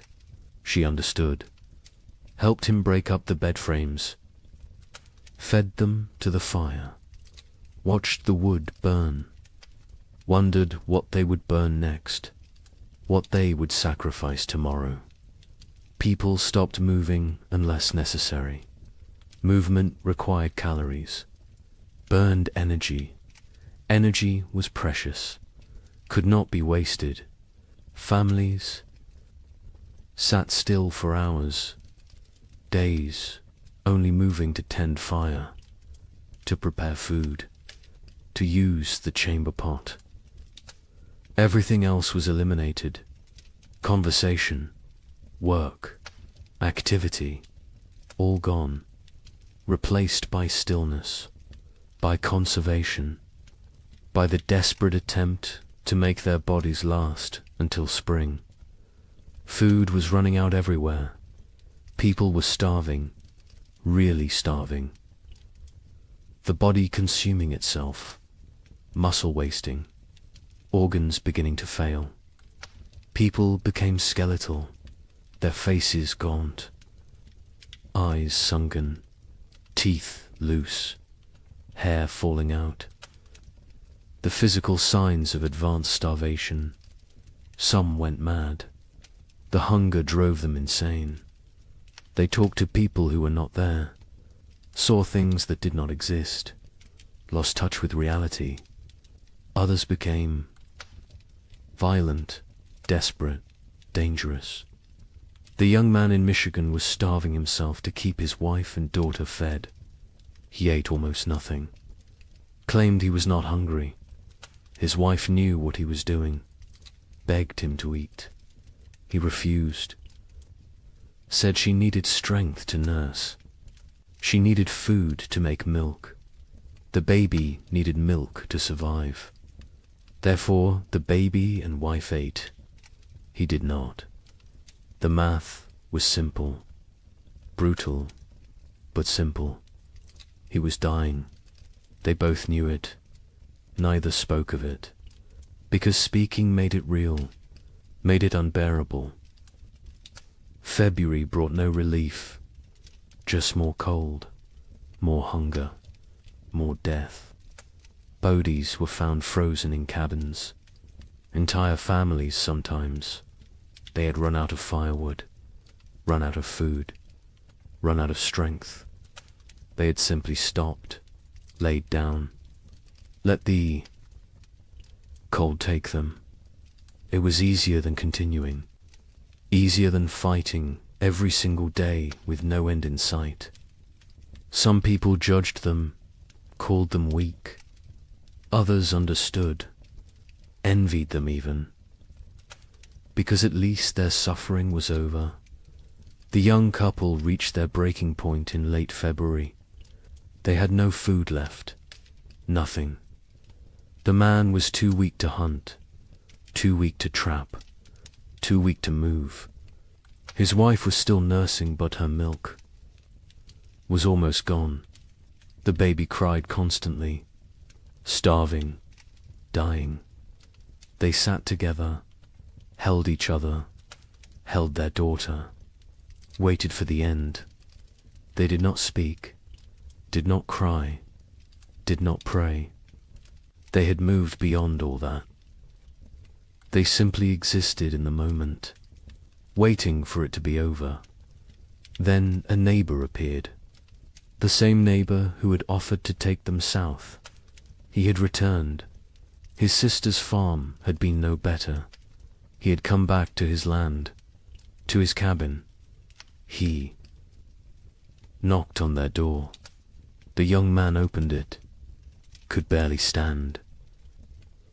The neighbor saw the situation immediately, went to his wagon, brought back food, salt pork, cornmeal, dried beans. Not much, but something.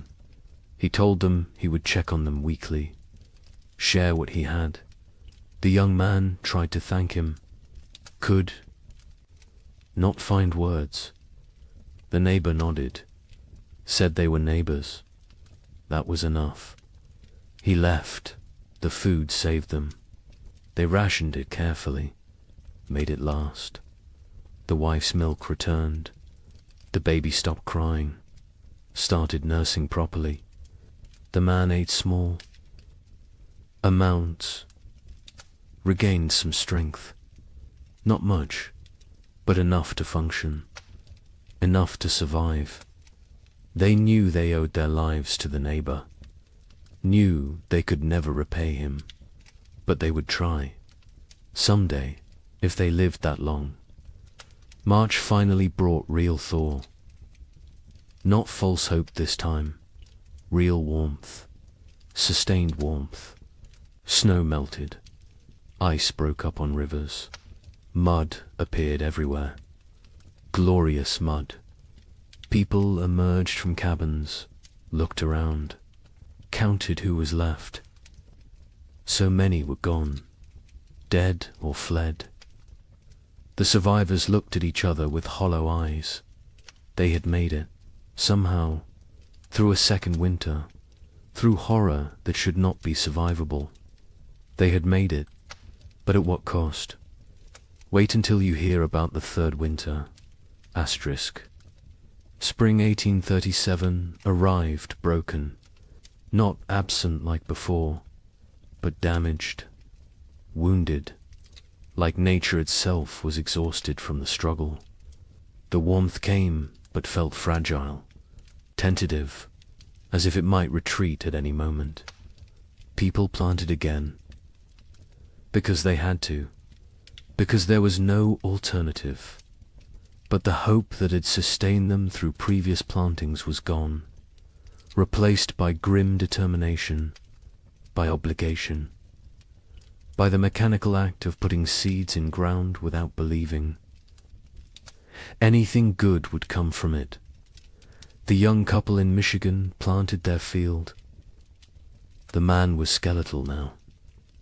His body had not recovered from February, probably never would, but he moved through the motions, ploughing, planting. His wife helped, the baby on her back, growing despite everything, thriving in ways that defied logic. Children were resilient, more resilient than adults. She embodied hope even when her parents had none. They worked for her, survived for her, continued for her. The neighbor who had saved them helped with planting. He had lost his own family in the first winter. Wife and 2 daughters. He never spoke of them, never explained what happened, but the grief lived in his eyes, in his movements, in the way he threw himself into work. Helping others was how he survived, how he found meaning. The young couple became his purpose, his reason to continue. He checked on them weekly, shared food when he had extra, fixed things around their cabin, asked for nothing in return. In Illinois, the family that had lost their youngest daughter planted in silence. The mother moved mechanically, planting, watering, weeding, but her spirit was elsewhere, with her dead child, with the life they should have had. The father tried to engage her. She responded in single words. Yes, no, maybe. Their remaining children watched their parents fracture, watched the marriage dissolve under the weight of grief. The oldest boy, now 9, took on more responsibility, helped his father, tried to shield his younger siblings, became an adult too soon. Like everyone else, the widower in Ohio planted, with his older daughter, just the 2 of them. The younger daughter had stopped functioning entirely. She sat in the cabin, stared at walls, did not speak, did not respond, had retreated so far inside herself that she was unreachable. They had tried everything, talking to her, holding her, leaving her alone. Nothing worked. She was alive but not living, present but absent. The older daughter cried about it sometimes, late at night, when she thought no one could hear. Her father heard, said nothing, because what could he say? They were all broken. Some breaks just showed more than others. April brought adequate weather. Not warm, not cold, just neutral. The crops grew slowly, struggling. The soil was depleted after years of abnormal cold. Nutrients locked away. The plants were pale, weak, but growing. People tended them obsessively, talked to them, prayed over them, begged them to thrive. These gardens represented final chances, last hopes. If the crops failed this year, there would be no next year, no more attempts. This was it. May arrived cooler than normal, not catastrophically cold, but not warm either. The growing season was compromised again, shortened. Plants that needed 100 days to mature might only get 80, maybe less. People did what they could, fertilized with anything available, Manure, ash, compost, watered constantly. Protected seedlings from cold nights. Fought for every plant, every stalk, every leaf. Communities barely existed now. The population had dropped so dramatically that calling them communities felt generous. Collections of isolated families, strangers occupying the same general area. No cooperation, no shared resources, no collective identity, just individuals fighting separate battles. The social structures that had once defined frontier life were dead, replaced by atomization, by loneliness, by the understanding that in the end everyone dies alone. The young couple saw other people rarely. Weeks would pass without contact. When they did encounter neighbors, the interactions were brief, uncomfortable. No one wanted to share information about food stores, about successes or failures, about anything that might reveal vulnerability. Trust was gone. Community was gone. Only wariness remained. Eyes that assessed whether you were threat or opportunity. Calculations about whether helping you would benefit them. Nothing was given freely anymore. Everything had price. June brought better weather. Finally, real warmth. Sustained warmth. The crops responded. Grew with vigor they had lacked before.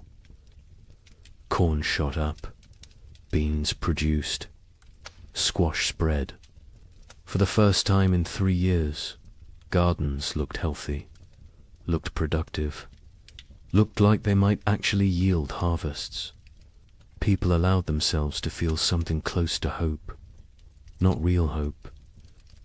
That was too dangerous, but cautious optimism. The possibility that maybe, possibly, they might have enough food. The young man hunted successfully in June. Deer were abundant again. The population had recovered, or perhaps the human hunters had diminished enough that game was plentiful. He killed 2 deer in 3 weeks. They smoked the meat, stored it, carefully added it to their supplies. The wife calculated, recalculated. If the garden produced even half of what it promised, combined with the smoked meat, careful rationing, they would make it. Would survive another winter. The math finally worked. But the wife had learnt not to trust good fortune. She waited for disaster, for the frost, the hail, the blight. Something would go wrong. Something always went wrong. She checked the garden multiple times daily, examined every plant, looked for signs of disease, of insect damage, of anything that might threaten their harvest. Her husband told her to relax. She could not.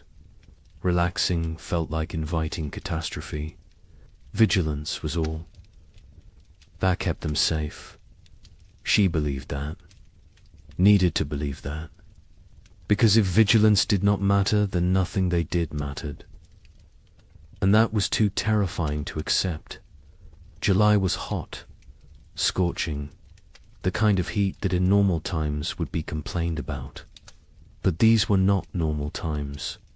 Heat meant growth, meant long days, meant crops maturing. People celebrated heat, worked in it without complaint. Sweat was blessing. Discomfort was price of survival. They paid it gladly. The gardens flourished. Corn grew tall, over 6 feet. Tassels appeared. Ears formed. Beans hung heavy on vines. Squash fruit swelled. It looked like abundance, like salvation. The Illinois family's garden exceeded expectations. They would have enough, more than enough. The father felt vindicated again. They had survived, had made the right choices, had protected their family. His wife said nothing. She had learned that survival was temporary, that next year would bring new challenges, new threats, new opportunities for loss. The dead daughter haunted her, would always haunt her. Success. Today did not erase yesterday's failures, did not bring back what was lost. The widower and his older daughter harvested the first. Vegetables in late July, radishes, lettuce, early peas. They ate fresh food for the first time in months. The taste was overwhelming, sharp, vibrant, alive. The older daughter cried while eating. Her father pretended not to notice. They offered food to the younger daughter. She took it, chewed mechanically, swallowed. No change in expression, no recognition of the gift they were giving her. She was gone. The person she had been was dead. This shell remained. They would care for it, protect it. But they had accepted that their family was now too. People. Not August brought the main harvest. People worked frantically, gathering everything, storing everything, preserving everything. This harvest represented life, represented hope, represented the possibility of future they could not afford to lose any of it. Every ear of corn mattered, every bean, every squash. They worked dawn to dusk, exhausting themselves, not caring. This was too important to spare effort. The young couple harvested more food than they had seen in 3 years. Corn beans, squash, combined with the smoked venison, they had enough. Actually enough. Not barely enough. Not maybe enough. But truly. Enough. They stood in their cabin looking at the stores. The wife started laughing, then crying, then laughing again. The man held her. They had made it, had survived, had beaten the odds. Their daughter played at their feet, oblivious, perfect. A miracle they did not deserve, but received anyway. The neighbor helped them preserve food, showed them techniques for long-term storage, how to keep corn dry, how to prevent mold, how to protect against rodents. He had learned so much in his years on the frontier. Before the cold years he had been successful, prosperous even. Now he was just surviving, like everyone else. But he remembered the old knowledge, the techniques that worked. He shared them freely, asked nothing in return. The young couple offered to pay him, with food, with labor. He refused, said neighbors helped. Neighbors, even though neighbors barely existed anymore. Even though community was dead, he held on to the old ways, the old values. It was how he honored his dead family. September arrived cool. People tensed, waited for the cold, for winter to come early again, for the pattern to repeat, but it did not. September stayed temperate, pleasant even. Leaves changed color on schedule. Geese flew south at the normal time. Nature seemed to be remembering how to be normal, how to follow the rhythms that had existed for millennia. People did not trust it, could not trust it, but they noticed, hoped, very carefully hoped. October brought the first frost, right on schedule. Normal frost, expected frost, not the killing freeze of previous years, just regular autumn cold. Farmers finished their harvests, stored the last vegetables, prepared for winter. But this preparation felt different, less desperate, less terrified. They had food, real food, enough food. Winter was coming, but it was normal winter, survivable winter. They could do this. The young family brought in their last harvest in mid-October, filled their cabin with stores. The man built additional storage, racks for corn, bins for potatoes, hooks for smoked meat. The cabin was crowded now, full of food, full of life, full of hope. His wife walked around touching everything, making sure it was real. Not a dream, not delusion, actually real. She counted, recounted. The numbers worked. They would eat this winter, would eat well even. The relief was almost unbearable. The Illinois family stored their harvests methodically. The father built a proper root cellar, dug into a hillside, lined with stone, cool and dry, perfect for storage. He placed potatoes carefully, carrots, turnips, everything that would keep. The corn hung from rafters, the beans dried in bags, the squash lined shelves. It looked like prosperity, like success. He allowed himself to feel proud. His wife did not share the feeling. She looked at the food and thought only of their dead daughter, of how she would never eat any of it. The father tried to reach her, tried to pull her back to the living. She would not come. Grief had her, would always have her. The widower and his older daughter stored their harvest efficiently. They had learned to waste nothing, use every space, maximize every resource. The cabin was full, the root cellar was full. They had succeeded.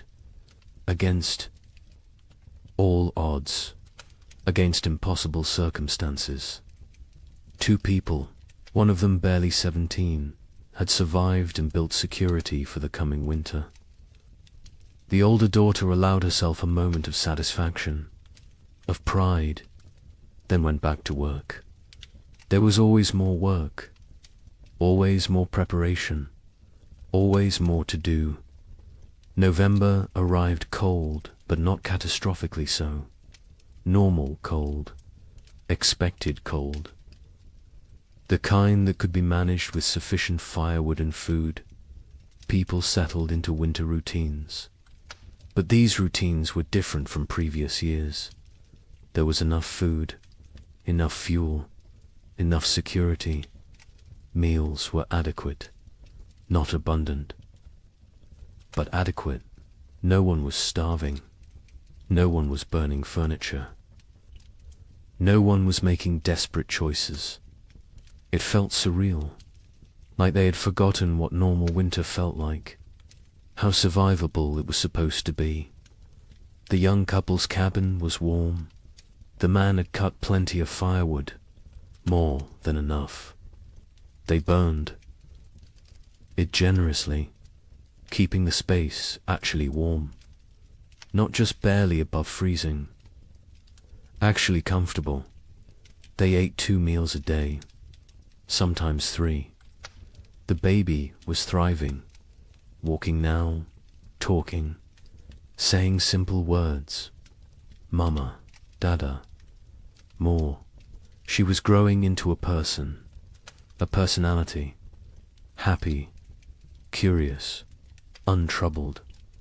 She remembered nothing. Of the previous winters, was too young. It was blessing. The parents were grateful. Grateful she would not carry the scars they carried. Christmas came. The young couple celebrated. The man carved more toys for his daughter. A whole set now. Horse, dull. Simple blocks. The wife cooked a special meal, used extra supplies, made bread, made stew with vegetables. It felt extravagant, wasteful even. But they did it anyway, because they could, because they had survived, because they deserved one day of abundance, one day of joy. The neighbor joined them. They ate together, talked, laughed even. It felt foreign, strange, but good. So good, though. Illinois' family marked Christmas quietly. The father suggested they celebrate, make a special meal. The mother refused, said she could not celebrate when her daughter was dead. The father did not push, let it go. The children received no gifts, no special food, no acknowledgement, just another day. They did not complain, did not expect anything different. Childhood joy had died years ago. They were little adults now, serious, pragmatic, damaged. The widower and his older daughter observed Christmas with quiet reflection. They made a slightly larger meal, said prayers, remembered the wife and mother who was gone, remembered the sister and daughter who was gone in a different way. The younger daughter sat with them, ate when prompted, otherwise unresponsive. They had given up trying to reach her, had accepted this was who she was now. They would care for her as long as necessary, forever if needed, but they no longer expected recovery, no longer hoped for her return. She was gone. They mourned her, while she still lived. January 1838 arrived cold, but normal cold, the kind that belonged in January, the kind that was manageable. People burned firewood steadily, but not desperately, ate food regularly, but not extravagantly, lived, actually lived, not just survived. There was difference. Survival was mechanical, was existing without living. Living was having moments beyond mere existence, moments of comfort, of satisfaction, of something approaching contentment. People had not lived in 3 years. Now they remembered what it felt like. The young man sat by the fire one January evening, his wife beside him, their daughter asleep. Between them, he looked around the cabin, saw the food stores, felt the warmth, heard his family breathing. He started crying. Quietly, his wife took his hand, asked what was wrong. He said nothing was wrong. Everything was right. For the first time in 3 years, everything was actually right. They were warm, fed, together, alive. It felt like miracle, like grace, like something they had not earned, but received anyway. February brought storms, heavy snow, strong winds, but the cabin was warm. The food was adequate. The family was safe. The storms raged outside. Inside there was peace. The baby played with her toys. The mother sewed. The father carved. They existed in domestic tranquility. It felt surreal, impossible, like any moment they would wake up and discover it was dream, that they were actually still in the second winter, still starving, still freezing, still dying. But they did not wake up, because it was real. The nightmare was ending, finally, actually ending. The Illinois family endured February without crisis. They had enough of everything, enough food, enough fuel, enough supplies. The physical needs were met, but the emotional damage remained. The mother barely spoke, spent hours staring at nothing. The father tried to engage her. She would not engage. The children adapted, learned to parent themselves. The older boy especially. He took care of his younger siblings, made sure they were fed, dressed, safe. The father was grateful and heartbroken. No 9-year-old should have to be so responsible, but gratitude outweighed. Heartbreak. The family functioned. That was enough. The widower and his daughters survived February to easily. After 3 years of desperate struggle, normal winter felt trivial. They had so much food, so much fuel, so much security. The older daughter relaxed slightly, not much, but slightly, allowed herself to believe they would make it, would survive, would see spring. Her father noticed the change, was glad. She deserved peace, deserved to feel safe, even if that safety was temporary, even if next year brought new challenges. She deserved this moment. March arrived with thaw. Real thaw, permanent thaw. Spring was coming. Not false hope this time, not temporary reprieve, actual spring, the kind that arrived and stayed, the kind that brought warmth and life and renewal.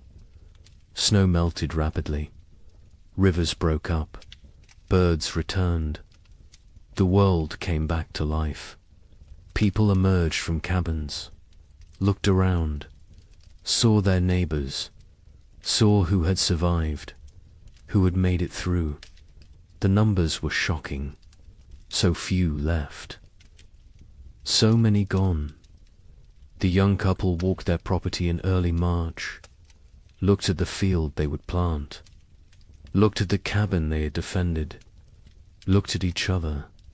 They had survived, had kept their daughter alive, had made it through 3 winters that should have killed them. They did not speak. Words were insufficient. They simply stood together, holding hands, watching their daughter chase the neighbor's dog through melting snow, laughing, perfect, untouched by the horror. Her parents had endured.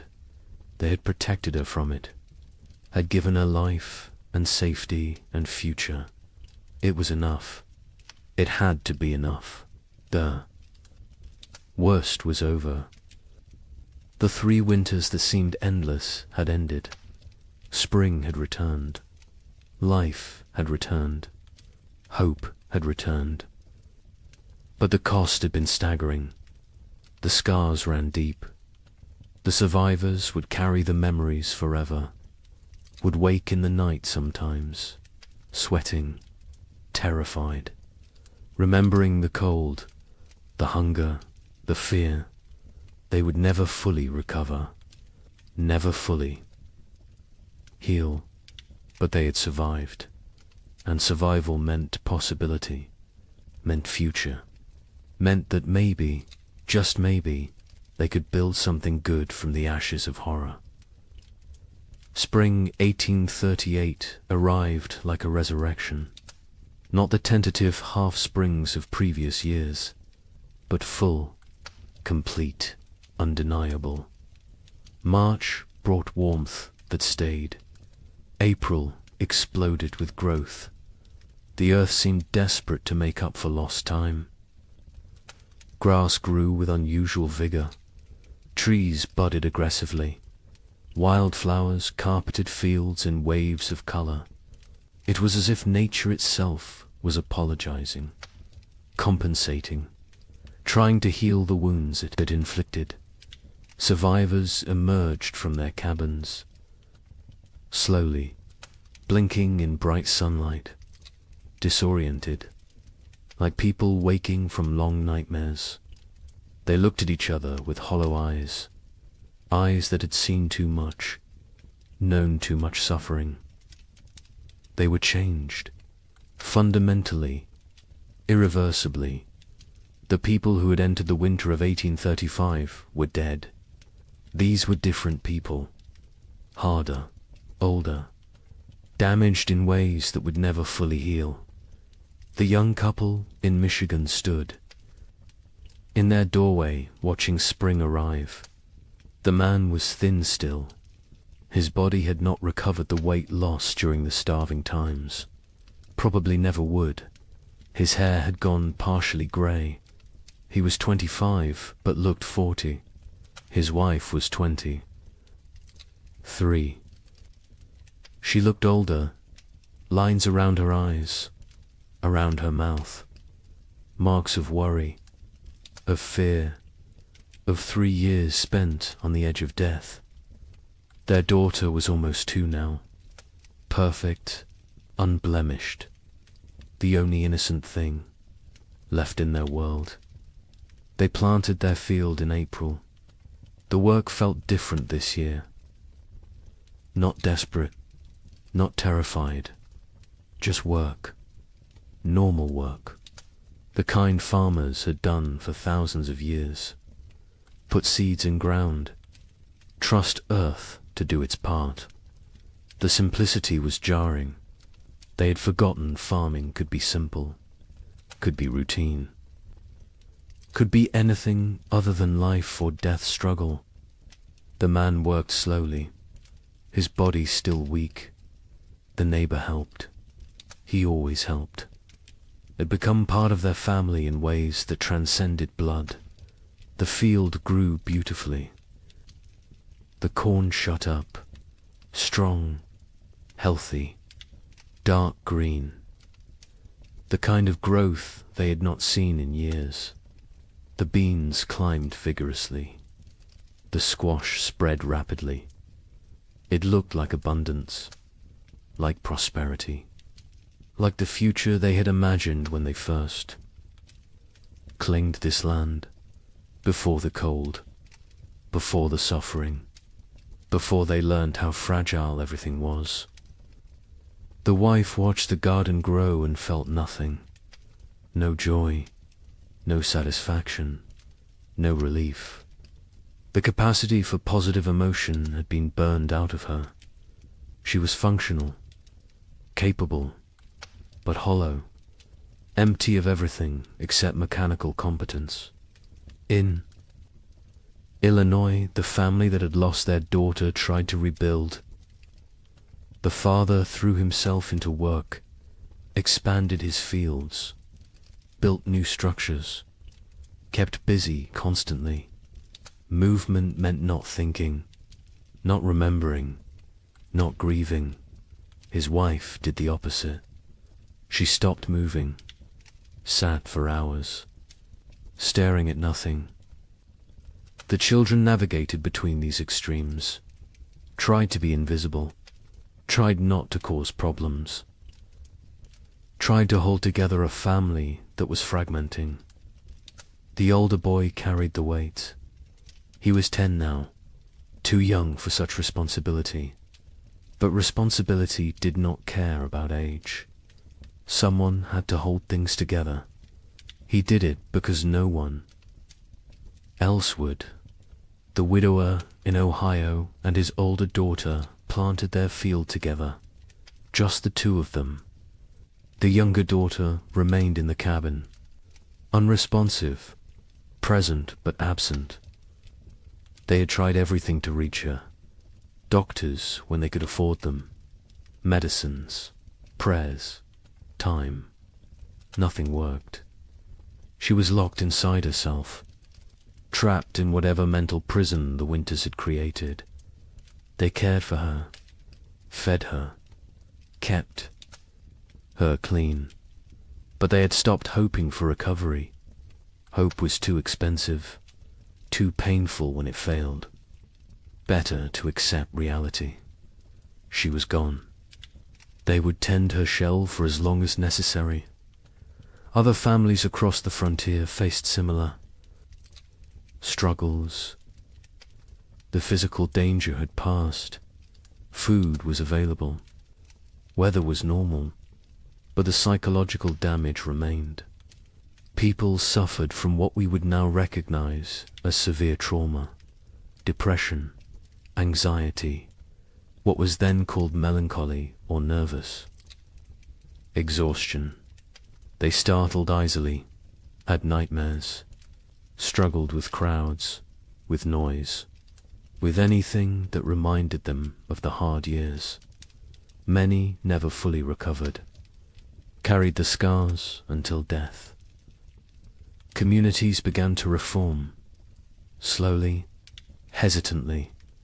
People who had isolated for survival started reaching out again, started talking to neighbors, started attending church, started rebuilding the social structures that had dissolved. But it was different now. The easy trust was gone. The assumption of mutual aid was gone. People helped each other, but warily, with limits, with boundaries. The innocence of early frontier community had died, been replaced by something more cautious, more cynical, more realistic. A traveling minister came through Michigan territory in May, held revival meetings, promised salvation, promised explanation for the suffering, promised that God had a plan. Some people came, desperate for meaning, desperate to believe their suffering had purpose. The young couple attended once, listened to the minister talk about divine testing, about Job, about how suffering brought people closer to God. The wife stood up, walked out. Her husband followed. They never went back. If God had done this to them, then they wanted nothing to do with God. If God had not done this, then he was powerless to prevent it. Either way, church offered nothing they needed. Others found comfort in religion, clung to faith as the only thing that made sense of senselessness, believed that heaven waited, that their dead children were safe, that suffering on earth was temporary, that eternity would compensate for temporal pain. The young couple did. Not judge them. Whatever got you through was valid, but they could not share that faith. Had lost it somewhere in the second winter, when their daughter was dying and prayers went unanswered, when they realized they were alone, truly alone. Number. God, no providence. Just luck and effort and random chance. Summer brought abundance. The crops matured perfectly. The harvest was extraordinary. People gathered more food than they had seen in 5 years.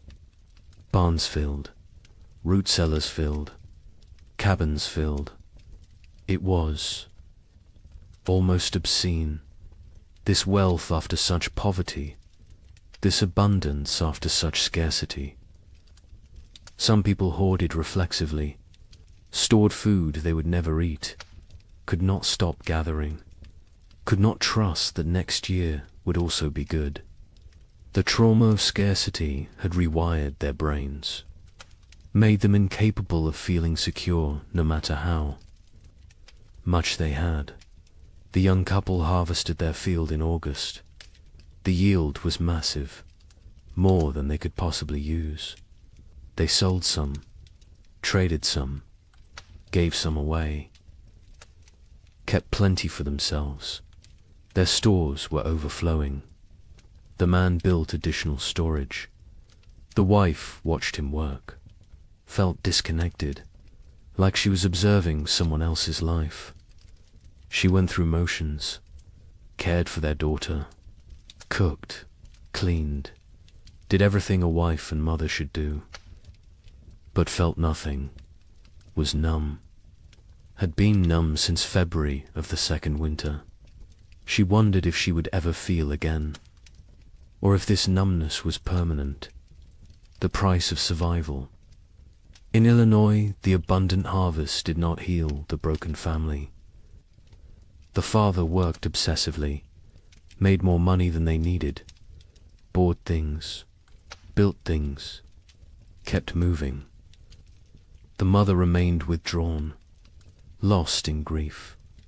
The children adapted, learned to function without real parenting, became independent too soon. The family existed together but separately, parallel lives in the same space, not connected, not whole, just adjacent. The widower and his older daughter harvested successfully. Their fields produced well. They had security for the coming winter. The older daughter was 18 now. An adult, she had offers of marriage. Young men who saw her competence, her strength, her capability. She refused them all, said she could not leave her father, could not leave her sister, could not abandon her responsibilities. Her father told her to go, to live her life. She refused.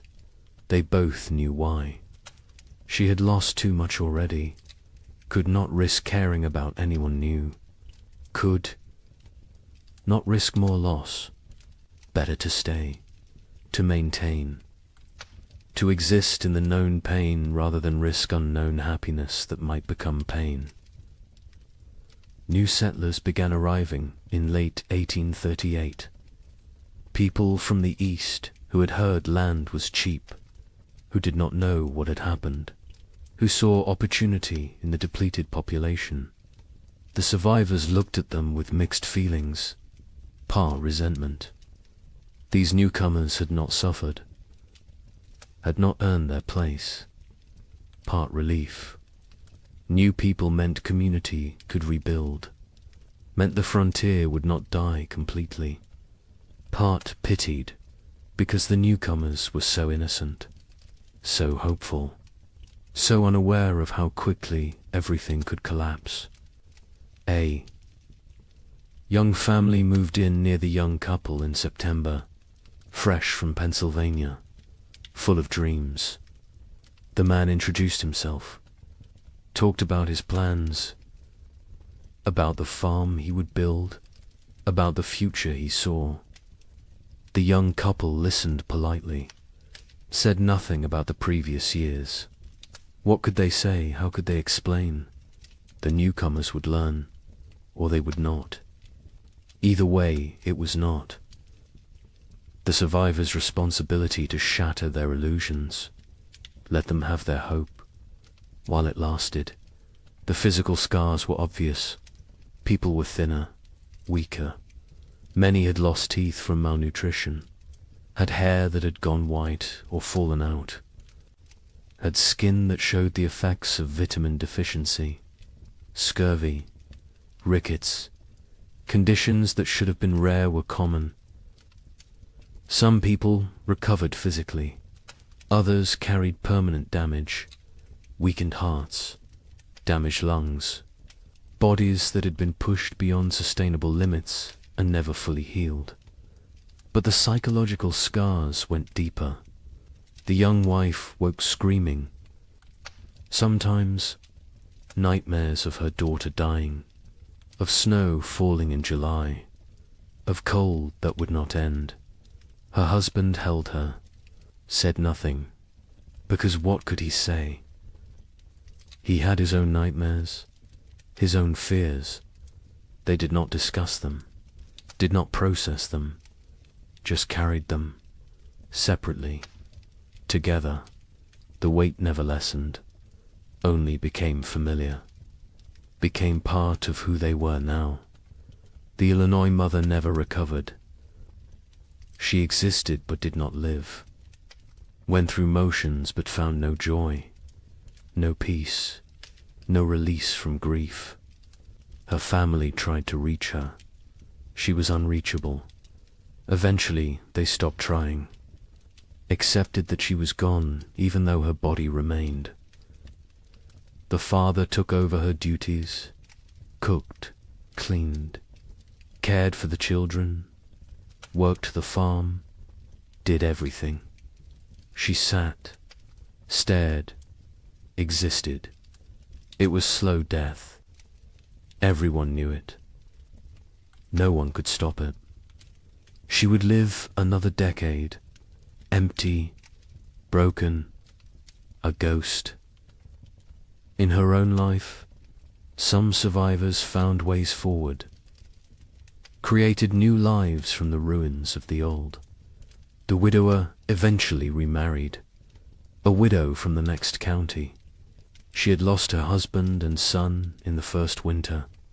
They married not from love, but from practicality, from loneliness, from the need to not be alone. It was not romantic, but it worked. They built a life together, quiet, stable, functional. His older daughter never married, stayed home, cared for her sister, became essential to the household, found purpose in duty, in responsibility, in maintaining. She never seemed unhappy, but she never seemed happy either. Just existed in the middle, neither satisfied nor dissatisfied. Just present, the young couple stayed together, raised their daughter, had 2 more children in the years after, built a successful farm. From the outside they looked normal, prosperous even, but between them was distance, a gulf created by 3 years of shared trauma that they could never fully bridge. They cared for each other, were faithful, were good parents. But the passionate young couple who had claimed the land in 1835 was gone, replaced by 2 damaged people doing their best. It was enough. Had to be enough. They did not expect happiness, did not seek joy, just sought stability, safety, security, found those things, made a life from them. By 1840, the population had stabilized. Some areas had recovered partially, others remained sparsely populated. The demographic impact was significant. Thousands had died. Thousands more had fled. The westward expansion had been set back years. Territories that should have achieved statehood remained territories. The ambitious growth projections of the early 1830s were abandoned.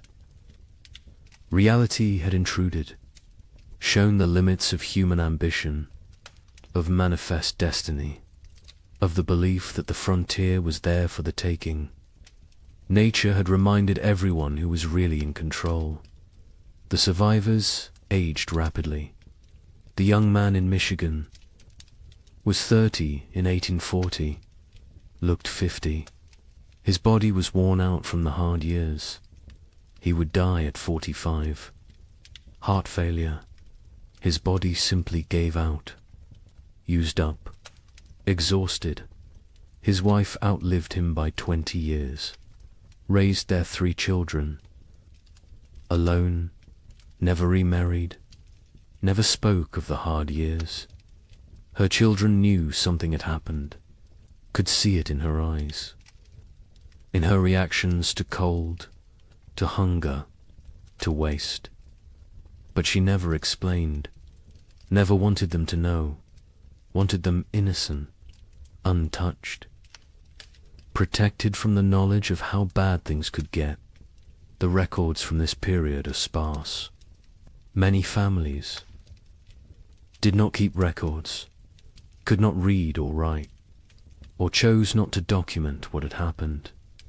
The census of 1840 shows dramatic population decline in the affected territories.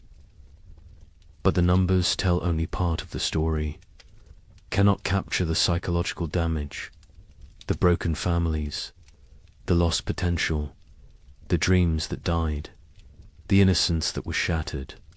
Those losses are not recorded, not documented, not preserved. But they were real, were significant. were the true cost of the winters that would not end. Some survivors tried to document what happened, wrote letters to relatives back east, kept journals, created records.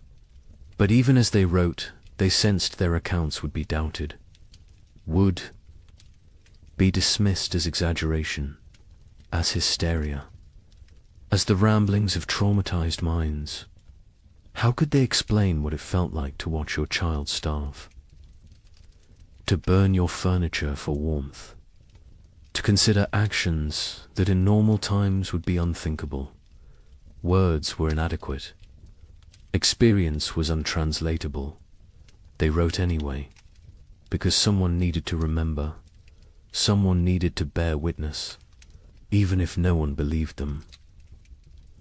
The young man in Michigan wrote to his brother in Ohio in 1840, described what they had endured. His brother wrote back, said surely it had not been that bad, said the human mind exaggerated traumatic memories. The young man never wrote to him again, did not have energy to convince anyone, to defend his experience, to prove his suffering. He knew what had happened. His wife knew. Their neighbor knew. That was enough.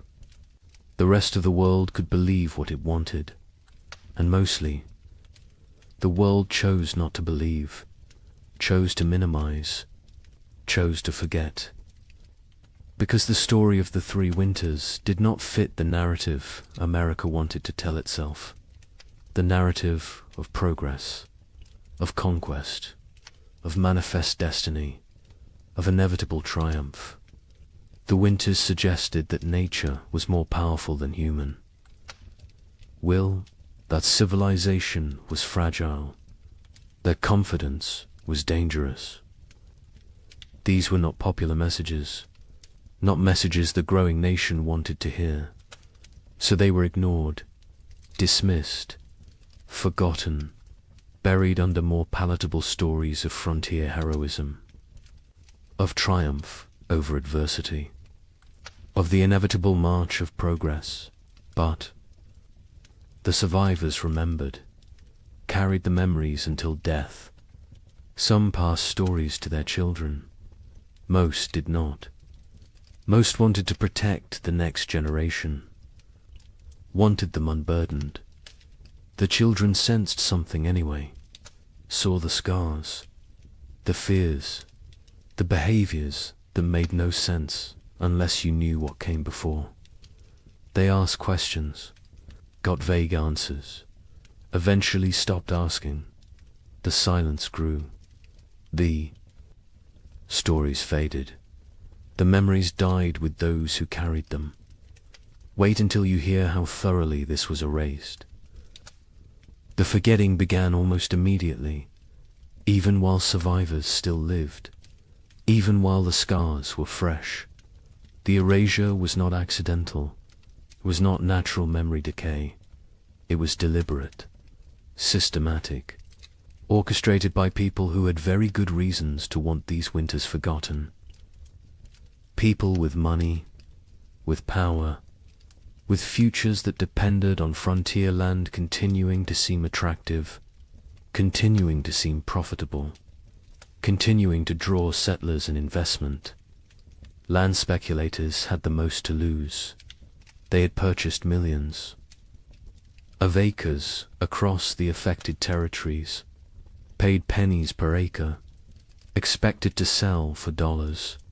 Their entire business model depended on continued westward migration, on families believing the frontier offered opportunity, prosperity, future.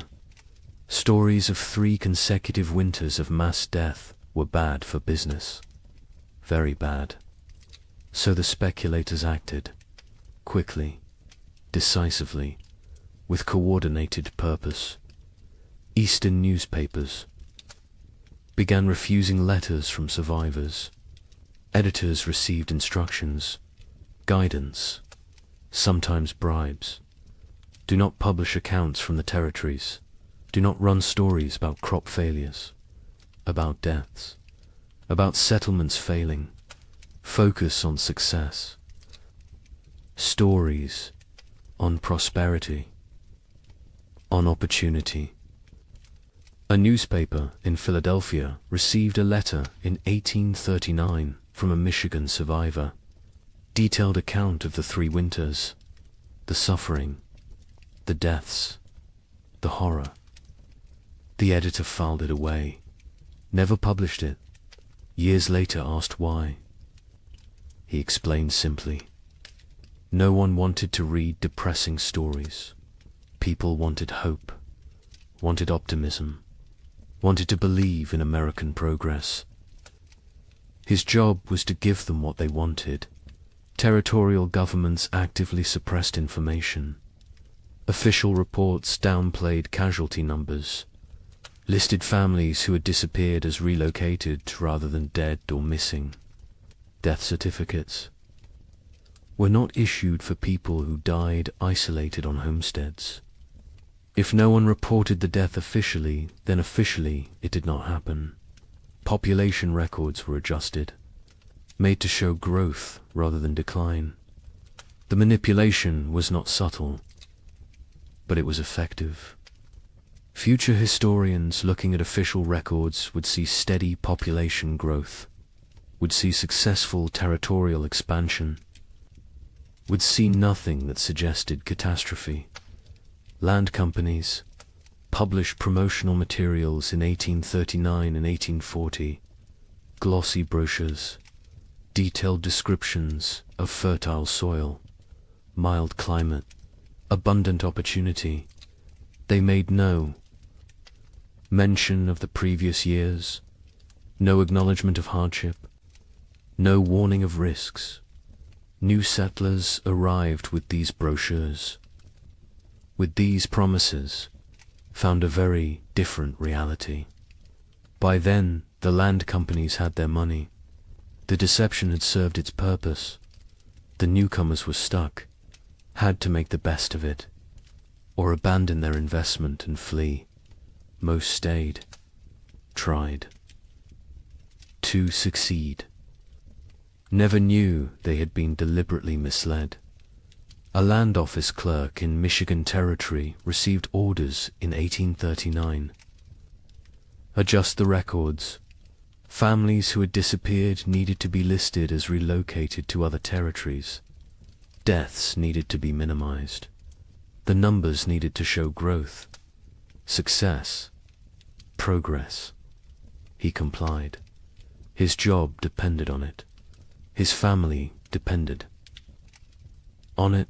He made the changes, falsified documents, erased people from existence. Years later, guilt-ridden, he confessed to his wife, told her what he had done. She told him he had no choice. Everyone had to survive somehow. He accepted this, but the guilt never left. He carried it until death, never told anyone else, never made it right. Just carried the weight of erasing thousands of people to protect property values. Railroad companies were equally invested in suppressing the truth. Their business plans required population growth in the territories, required towns, commerce, customers. Empty land was worthless. They needed settlers, needed them desperately. Stories of mass death were obstacles, barriers to profit. So they acted, funded newspapers that told the right stories, hired writers to create promotional content, paid for testimonials from satisfied settlers, built a narrative of success and opportunity that bore little resemblance to reality. The suppression extended to personal correspondence, letters from survivors to relatives. Back east were sometimes intercepted, lost, destroyed. Postal clerks received instructions. Letters containing certain content should not reach their destinations, should disappear. It was not official policy, not written down anywhere, but it happened regularly, systematically. Survivors wrote letters describing their experiences. Melt them. They never arrived. The relatives back east never learned the truth, continued to believe the promotional literature, continued to encourage others to move west. The cycle continued. Churches participated in the suppression, not overtly, not deliberately perhaps, but they promoted a narrative that made the hard years easier to ignore. Suffering was divine testing. Those who died were called to heaven. Those who survived were blessed. This framing made the catastrophe seem like individual, spiritual journey rather than systemic climate disaster. Made it about personal faith rather than policy failure. Made it easier to move forward without asking difficult questions, without assigning blame, without demanding accountability. The survivors themselves often did not speak about their experiences. Many were deeply traumatized, could not articulate what had happened. The words did not exist. The concepts did not exist. Post-traumatic stress disorder would not be named. For another century, they just knew they could not talk about it, could not revisit it, could not make others understand. So they stayed silent, kept the memories locked inside. The silence was mistaken for acceptance, for healing, for moving on. It was none of these things. It was survival mechanism. It was protective barrier. It was the only way they could continue functioning. Others faced social pressure to remain silent.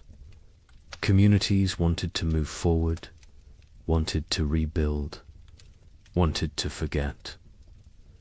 People who dwelt on the hard years were seen as weak, as complainers, as obstacles to progress. A woman in Illinois tried to talk about losing her daughter, about the starvation, about the cold. Her neighbors told her to stop living in the past, to focus on the future, to be grateful for what she had. She stopped talking, but the memories did not stop. They never stopped. She just carried them alone, in silence, until they consumed her. Some survivors feared judgment for the choices they had made, for the actions they had taken to survive. Better not to speak of those years at all than to risk revealing what they had done, what lines they had crossed, what boundaries they had violated. Silence protected them, protected their reputations, protected their ability to be seen as respectable members of society. The price was isolation, loneliness, the inability to process trauma, but the alternative seemed worse. So they chose silence. The scientific community of the era struggled to explain the phenomenon. Without modern climate science, they lacked frameworks for understanding. Some suggested it was localized, exaggerated, not as severe as reported. Others proposed natural cycles, temporary aberrations, nothing to worry about long term. A few recognized it as significant climate event, but their voices were minority, were drowned out by those who preferred simpler explanations, who preferred not to see pattern, not to acknowledge that this could happen again. Meteorological records from the period are incomplete. Weather stations were sparse. Record keeping was inconsistent. The data that exists shows temperature anomalies, shows unusual patterns, but gaps in the record allow for interpretation, allow for doubt, allow for dismissal. Later research, looking at the fragmentary data, could conclude it was not that bad, could argue the survivors exaggerated, could minimize the catastrophe. The incomplete record became excuse for incomplete acknowledgement by 1850, just 12 years. After the final winter ended, the 3 winters were rarely mentioned. Textbooks focused on westward expansion, on Oregon Trail, on Gold Rush, on the exciting narrative of American growth. The dark years from 1836 to 1838 were footnoted at best. More often, they were completely absent. A generation of children learned American history without knowing thousands had died in the supposedly empty territories, without knowing their parents or grandparents had survived horror. The erasure was nearly complete. The Civil War cemented. The forgetting. After 1861, the nation had new trauma, new deaths, new catastrophe to process. The frontier winters seemed distant, irrelevant. Why dwell on old suffering when new suffering was everywhere? The few survivors who tried to tell their stories found no audience, found a nation consumed by present crisis. Unwilling to hear about past pain, they gave up, accepted that their experience would die with them, that no one would remember, that no one cared.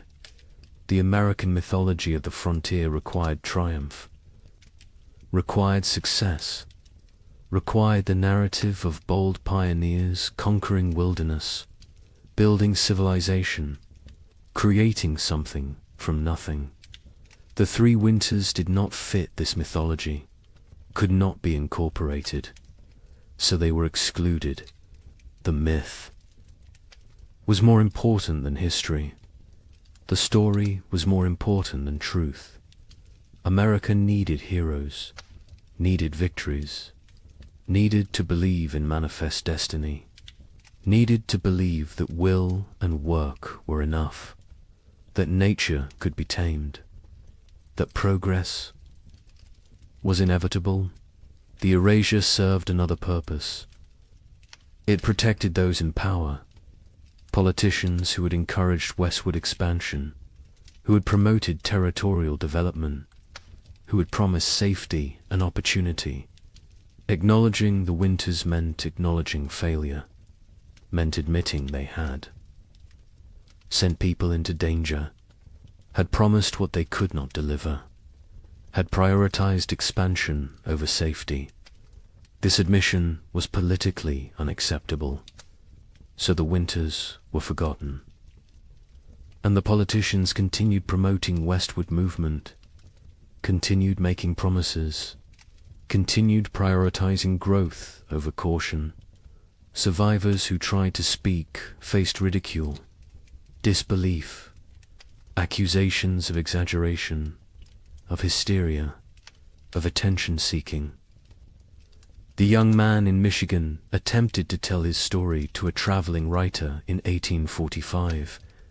The writer listened politely, then suggested perhaps the cold had not been quite as severe as remembered. Perhaps trauma had distorted memory. Perhaps things had been difficult but not impossible. The young man stopped talking mid-sentence, realized there was no point. People would believe what they chose to believe. Truth was irrelevant. He never tried to tell his story again. The conspiracy of silence was not organized. No one coordinated. The suppression, no central authority dictated what could be said. But the incentives aligned perfectly. Land speculators needed silence. Railroads needed silence. Governments needed silence. Churches preferred silence. Survivors chose silence. The result was comprehensive, effective, devastating. Within 20 years, the 3 winters had been nearly erased from collective memory. Within 50 years, they were completely forgotten. A climate catastrophe that killed thousands and destroyed. Hundreds of settlements simply disappeared from history, vanished, as if it never happened. but evidence remained, buried, hidden, waiting, in journals stuffed in attics, in letters preserved by accident, in graveyards with too many children's stones dated 1836 to 1838, in the population records that did not add up, in the archaeological evidence, in the tree rings, in the ice cores, in the gaps in genealogies where entire families simply ended. The evidence was there, scattered, fragmentary, ignored, but there, waiting for someone to look, someone to ask questions, someone to remember. Wait until you hear what we found. Modern science has uncovered what deliberate forgetting tried to erase. The evidence exists, scattered across disciplines, buried in places most people never think to look, but it is there, consistent, compelling, undeniable. The 3 winters happened, were as severe as survivors claimed, perhaps more severe than they could articulate. The truth has emerged slowly, piece by piece, building into a picture that validates everything the survivors tried to tell us. Tree ring analysis provides the most objective evidence. Trees record their growing conditions in their rings. Wide rings mean good growing seasons. Narrow rings mean stress, cold, drought, poor conditions. Researchers examining old-growth trees across the Midwest discovered something remarkable. The rings from 1836 to 1838 are extraordinarily narrow, some of the narrowest in the entire record. These trees were stressed, struggling, barely growing. The pattern is consistent across species, across regions, across thousands of individual trees. The cold was real, was widespread. Was severe ice core samples from Greenland tell a similar story. Each layer of ice preserves atmospheric conditions from when the snow fell. Chemical analysis reveals volcanic particulates, sulfur compounds, evidence of major eruptions. The layers from 1835 and 1836 show unusually high concentrations, multiple eruptions. The volcanic material entered the upper atmosphere, circled the globe, blocked sunlight, lowered temperatures, created the conditions for catastrophic cooling. The ice remembers what humans forgot. A volcanic eruption near Japan in late 1835 was particularly significant. Mount Osama, not as famous as Tambora, which caused a year without summer in 1816, but substantial, combined with other eruptions in the Pacific. In Central America, the cumulative effect was devastating. The particulates in the atmosphere created a cascade of cooling, blocked solar radiation, disrupted weather patterns. The effects were most severe in continental interiors, places far from moderating ocean influences, places like the American Midwest. Soil analysis from archaeological sites shows frost penetration to unusual depths. In normal years, frost might penetrate 12 to 18 inches. In the affected years, it went deeper, 24 inches, 30 inches. In some locations, the ground never fully thawed. Permafrost conditions in places that should never experience them. The soil remembers, holds evidence of cold that survivors described but scientists initially dismissed as impossible. Mass grave sites have been discovered during modern construction projects. A housing development in Michigan in 1985 uncovered a burial site. 47 bodies, men, women, children, no markers, no records. Carbon dating placed them in the late 1830s. The bones showed signs of extreme malnutrition, scurvy, rickets, starvation. Some showed evidence of violent death, circumstances no one wants to examine too closely. The site was quietly reburied, a small memorial placed. Most people who drive past have no idea what lies beneath. Cabin sites across the frontier show evidence of desperate measures. Archaeological excavations reveal layers that tell stories. Burned furniture, charred cabin walls, butchered animals that would normally never be eaten. Rats, squirrels. In one site in Indiana, researchers found evidence suggesting the inhabitants had eaten leather. Boot leather, harness leather, anything that might contain nutrition. The desperation is written in the debris, in what people consumed, in what they burned, in how they died. Historical Society archives contain survivor accounts, journals that sat ignored for over a century.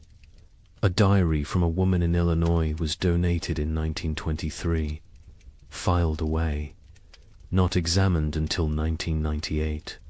It documented day-by-day survival through all 3 winters, the declining food stores, the deaths of neighbors, the choices she made to keep her family alive, the guilt she carried. The final entry was in March 1838. It said simply that spring had come, that they had survived, that she did not know if survival was blessing or curse. The journal was published in 2005. 90 academics read it. The general public remained unaware. More journals continued to surface, in estate sales, in attics, in old trunks, in historical societies. Each one adds detail, adds confirmation, adds validation to what survivors tried to tell anyone who would. Listen. A journal from Ohio described November 1836. The cold that went beyond anything imaginable. The wind that never stopped. The children asking when they could go outside again. Being told maybe spring. Knowing spring might never come. The journal, as a matter of fact, unemotional, which makes it more powerful. The horror is in what is not said, in the gaps, in the things too terrible to write. Census records show the truth when examined carefully. The 1840 census recorded population in the affected territories. Researchers comparing it to 1830 projections found massive discrepancies. The expected population based on immigration rates and natural growth should have been far higher. Tens of thousands of people were simply missing, not relocated, not accounted for, gone. The census takers noted the discrepancies at the time. Their concerns were dismissed. The records were filed. The questions remained unasked for over a century.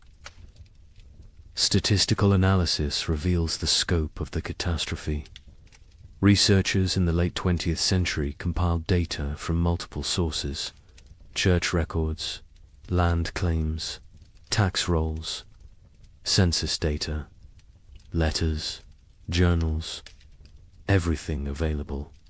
They built demographic models. The model showed that approximately 15,000 families entered their affected territories between 1830 and 1835. The 1840 census showed fewer than 7,000 families. The missing 8,000 families represented perhaps 40,000 individuals. Some fled, but many died. The exact numbers will never be known, but the scale is clear. This was demographic catastrophe. Climate modeling supports the survivor accounts. Modern computers can simulate historical climate conditions, input the volcanic eruptions, the solar activity, the ocean currents, run the models, see what temperatures they produce. The models consistently show severe cooling in the continental interior from 1836 to 1838. Temperature drops of 10 to 15 degrees below normal. Extended growing seasons by 30 to 60 days. The kind of conditions that make agriculture nearly impossible. The kind of conditions that kill. The models validate what survivors said. Validate what written records document. Validate what physical evidence proves. A particularly compelling piece of evidence emerged in 2012. A locked trunk. Found in the basement of a historical society in Pennsylvania. Inside were letters, dozens of them. From frontier families to relatives back east. Letters that never reached their destinations. Letters that had been intercepted, saved by the postal clerk who could not bring himself to destroy them, but could not deliver them either. The letters described starvation, death, terror, desperate pleas for help that never came. Because the letters never arrived, the trunk sat unopened for 170 years. The stories inside died with those who wrote them, until the trunk was finally opened, finally read. Finally acknowledged the letters paint a consistent picture. Cold that started early, that would not end. Food running out. Neighbors dying. Children dying. The grinding daily battle to survive another day. One letter from a mother in Michigan described watching her daughter grow thinner, watching her stop playing, stop laughing, stop being a child, becoming instead a small, starving creature focused only on survival. The letter was dated January 1837. It is unclear if the daughter survived. The mother's name appears in no later records. She likely died. The letter is her memorial, her testimony, her proof that she existed, that she suffered, that she tried. Genetic evidence provides another layer of confirmation. Population geneticists studying Midwest families found bottleneck events in the late 1830s. Sudden reductions in genetic diversity, indicating that populations declined rapidly, that only certain family lines continued, that many lines ended completely. The genetic record shows what historical records obscured, shows the true impact, shows that entire family trees simply stop, branch after branch ending in the same narrow window. 1836 to 1838. Native American oral histories mention the hard years. Tribes in the affected regions have stories of the time when winter would not end, when buffalo disappeared, when people starved. The stories were not prominent, were overshadowed by other traumas, removal, disease, war, but the stories exist. Another source of validation, another voice confirming what happened, confirming that the cold was real, was widespread, was catastrophic for everyone in its path. European records provide external confirmation. Observers in England and France noted unusual weather patterns in North America, received reports from travelers, from ships, from traders. The reports described severe cold, crop failures, humanitarian disaster. These reports were published in European scientific journals, were discussed in academic circles, were known at the time, but were forgotten in America, were not incorporated into American, historical narrative were treated as foreign observations of foreign problems, not as documentation of American catastrophe. The evidence is overwhelming, undeniable, consistent across every discipline, every source, every method of inquiry. The 3 winters happened, were as bad as survivors claimed, killed thousands, destroyed hundreds of settlements, set back westward expansion by years, changed the trajectory of American development, and was systematically erased from memory, deliberately forgotten, buried under more palatable narratives. But the evidence remained, waiting, and now it speaks, loudly, clearly, demanding that we remember, demanding that we acknowledge, demanding that we ask why this was forgotten, and what else we have chosen to forget. Societies choose what to remember, what to forget, what stories to tell about themselves. America chose to remember triumph, chose to remember westward expansion as inevitable, as heroic as the march of civilization across wilderness. The 3 winters did not fit that story, so they were exploded, erased, forgotten, not through conspiracy exactly, but through collective decision that some truths are inconvenient. Some realities undermine necessary myths. Some histories are better left buried, but forgetting comes with costs. Modern Americans facing climate uncertainty have no cultural memory of how quickly weather can turn catastrophic, how fragile our systems truly are, how thin the line between civilization and survival. We believe we are insulated, protected, that technology and infrastructure make us safe. The pioneers believed they were prepared to. They had survived winters before, had skills, had experience, had confidence.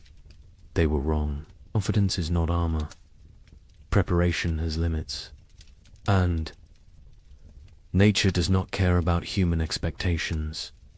The pioneers who survived demonstrated extraordinary resilience. But resilience came at prices we can barely fathom. Psychological trauma that lasted lifetimes. Physical damage that shortened lives. Moral compromises that haunted until death. Relationships destroyed. Innocence shattered. Futures altered. They survived, but survival was not triumph, was not victory, was simply continuing to breathe, to move, to exist. Some days that was enough. Other days it was not. The Illinois family that lost their daughter eventually prospered. Their farm became successful. They appeared to outside observers as model frontier family, hard-working, productive, respectable. But the father never spoke of the hard years, not to his children, not to his neighbors, not to anyone. When he died in 1871, his wife burned his journal. She said it contained nothing anyone needed to know. The children did not question her, did not push. The family maintained silence until the last of them died. The story died with them. As so many stories did, the young couple in Michigan who nearly starved in February 1837 lived into old age. They watched their children grow, saw grandchildren born, built prosperity from the ruins of trauma, but they never truly healed. The wife developed hoarding behaviors, stored food obsessively, could not throw anything away, could not trust that abundance would continue. The fear never left. The husband startled at sudden noises, had nightmares until he died, woke, screaming about cold, about hunger, about his daughter dying. They lived together for 40 years after the winters ended. But part of them never left those years, never fully returned to the present, always remained trapped in the cold, in the fear, in the desperate fight for survival. We need to remember their stories, need to understand what they endured, not to glorify suffering, not to romanticize hardship, but to recognize truth, to acknowledge that American expansion was built on uncounted graves, unforgotten tragedies, unerased catastrophes. The triumphant narrative is incomplete, is dishonest, is disrespectful to those who suffered, who died, who survived but carried wounds forever. Climate catastrophe can happen faster than we imagine. The pioneers of 1835 had no warning, no time to prepare. Within months, their world transformed from abundance to survival. They believed they were equipped for anything, believed their skills and determination were sufficient. They were wrong.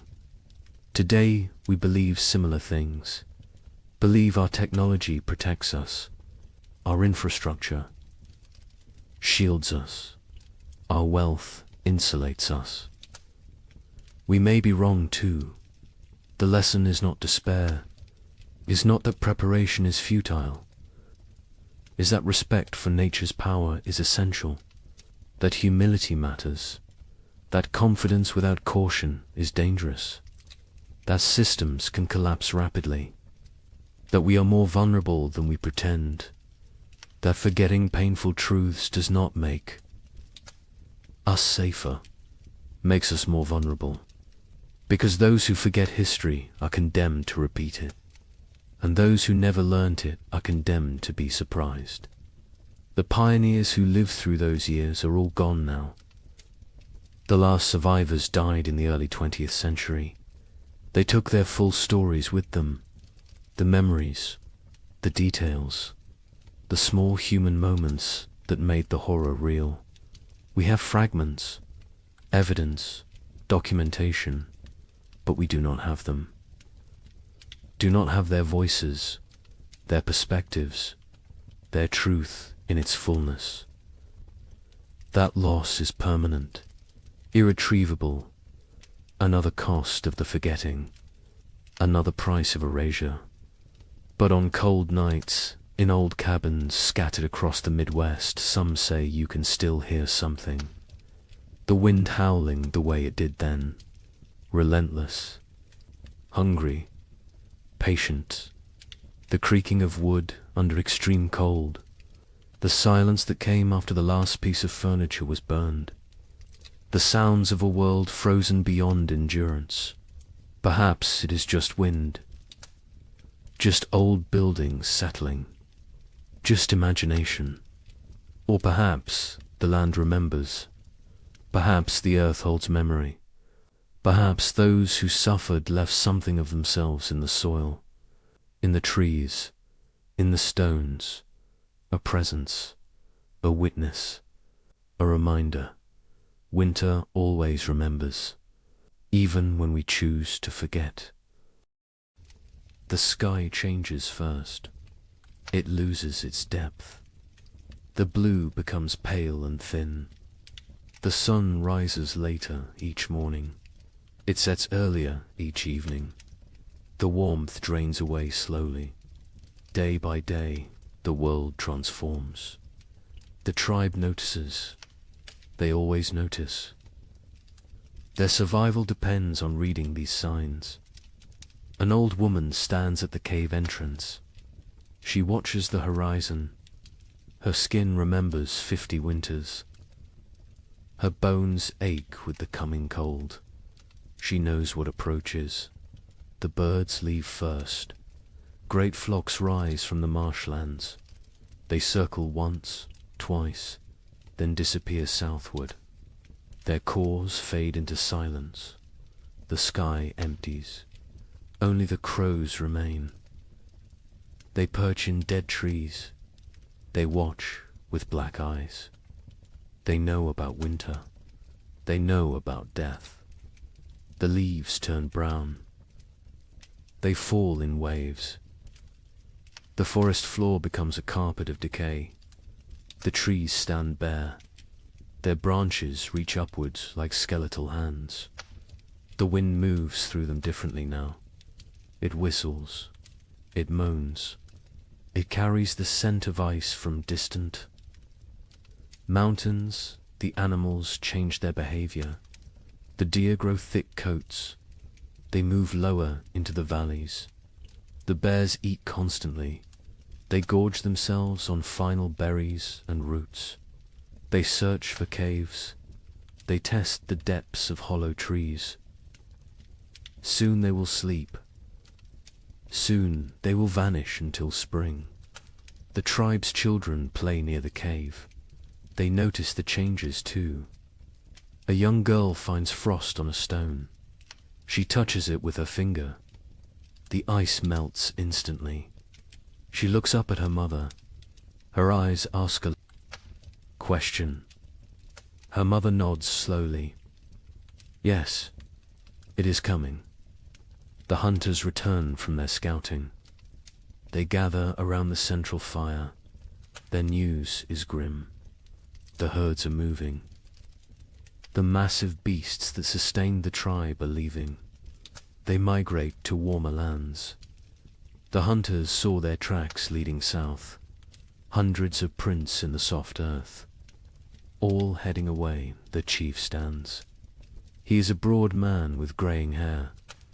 Scars cross his chest and arms. Each one tells a story of survival. He speaks slowly. His voice carries weight. The tribe must prepare. They must gather. They must hunt. Winter shows no mercy to the unprepared. The women begin their work immediately. They repair the leather hides that cover the cave entrance. They check every seam. They patch every hole. Cold air finds the smallest gaps. It sneaks in like a predator. It steals warmth. It steals life. The children are sent to gather firewood. They work in groups. They drag dead branches back to the cave. They pile them high against the rock walls. Never enough. There is never enough wood. The fires must burn for months. The fires are life itself. An elder man sits working stone. He shapes a new blade. His hands move with practiced skill. The flint chips away in precise flakes. This blade will skin animals. It will cut meat. It will help the tribe survive. Tools matter. In winter, everything matters. The temperature drops. Further, morning brings white breath. Puddles freeze overnight. They crack under footsteps. The ground hardens. Digging becomes difficult. The tribe works faster.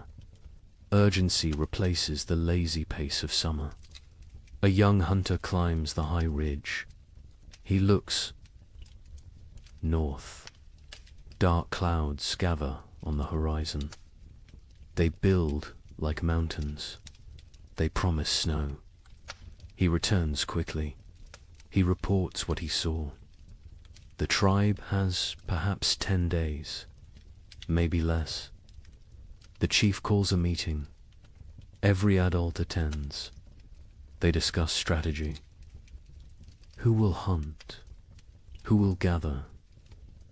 Who will fortify the shelter? Who will watch the children? Roles are assigned. Arguments are brief. Survival requires cooperation. Personal disputes wait for spring. The women process the last of the autumn harvest. They pound roots into paste. They dry strips of meat over smoky fires. They collect Every edible plant within walking distance. Nothing is wasted. A handful of seeds might mean the difference between hunger and starvation. Night falls earlier now. The darkness lasts longer. The tribe sits closer to the fire. They eat their evening meal in silence. They think about the months ahead. They remember previous winters. Some were mild, some were brutal. No one knows what this winter will bring. A baby cries. Its mother holds it close. She wraps it in soft rabbit fur. The infant is barely 2 months old. This will be its first winter. The mother's face shows worry. The other women gather around. They offer reassurance. They share wisdom. They have kept babies alive through cold before. The old woman who watches the sky speaks. She tells of a winter. From her youth, snow fell for 20 days without stopping. The drifts rose higher than a man. 3 members of the tribe died. They ran out of food. They grew weak. The cold took them in their sleep. She tells this story as warning, as motivation. As truth, the fire crackles. Sparks rise into the darkness. They dance like orange stars before fading. The tribe sits in a circle. They feel the bond between them. They are family. They are survival partners. They will face the cold together. They will endure together. Or they will perish together. The wind picks up. It blows from the north. It carries the smell of snow. It carries the promise of winter. The tribe feels it. Every man, woman, and child knows what approaches. The season of death has begun its descent. The time of testing is here. Tomorrow, the real work begins. The hunters wake before dawn. 6 men rise from their sleeping places. They move quietly. They do not wake the others. The air inside the cave is cold. Their breath makes small clouds. They gather their weapons in silence. The chief hunter is called Kra. He has seen 30 winters. His body is lean and strong. Scars mark his arms and legs. Each scar tells a story. Each one represents survival. He checks his spear. The stone point is sharp. The binding is tight. This weapon has killed. Many times before, the other hunters prepare. They wear thick furs. They tie leather wraps around their legs. They carry stone blades at their waists. They bring rope made from twisted plant fibers. They will need everything they carry. There are no second chances in winter. The sky begins to lighten. Grey replaces black. The hunters step outside. The cold hits them immediately. It takes their breath. Their eyes water. They blink away the moisture. Their bodies adjust slowly. Frost covers everything. The rocks glisten white. The sparse grass stands frozen and brittle. Each footstep crunches. The sound carries in the still air. They must move carefully. Sound travels far on cold mornings. Kraw leads them north. He knows where the herds gather. He has hunted these lands his entire life. His father taught him. His grandfather taught his father. Knowledge passes through generations. It keeps people alive. They walk for an hour. The sun rises behind them. It provides no warmth. It is a pale circle in the grey sky. The light reveals a changed landscape. Winter is transforming their world. Snow patches appear. Small drifts collect in shadows. The ground is harder now. Frozen. solid in places. Walking becomes more difficult. Legs tire faster. But they push forward. Craw stops. He kneels. He examines the ground. Tracks. Large tracks. Deep impressions in the half-frozen earth. Bison. A small herd passed through recently. Perhaps during the night. The tracks are fresh. The hunters gather. Around they study the signs.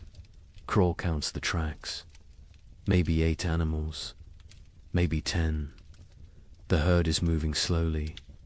They are grazing as they travel. This is good.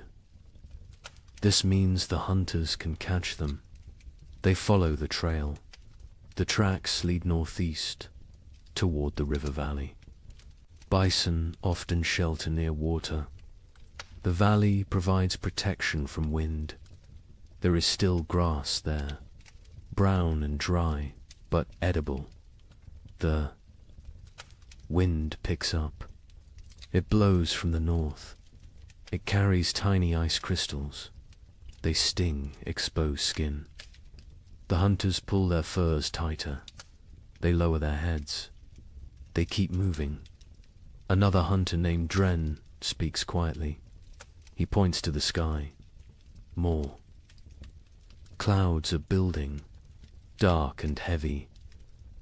They roll in from the mountains. A storm is coming. Everyone sees it. Everyone understands.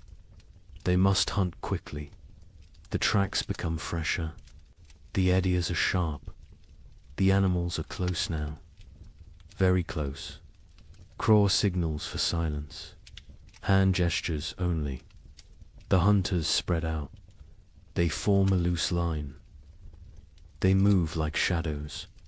They crest a small rise. Below them, the river valley opens up. And there, near the frozen stream, the bison herd grazes. 9 massive animals, brown and shaggy. Their breath rises in great clouds. They paw at the snow. They search for grass beneath the hunters crouch low. They are downwind. The bison cannot smell them. This is crucial. Bison have poor eyesight but excellent noses. Scent betrays hunters more than sound.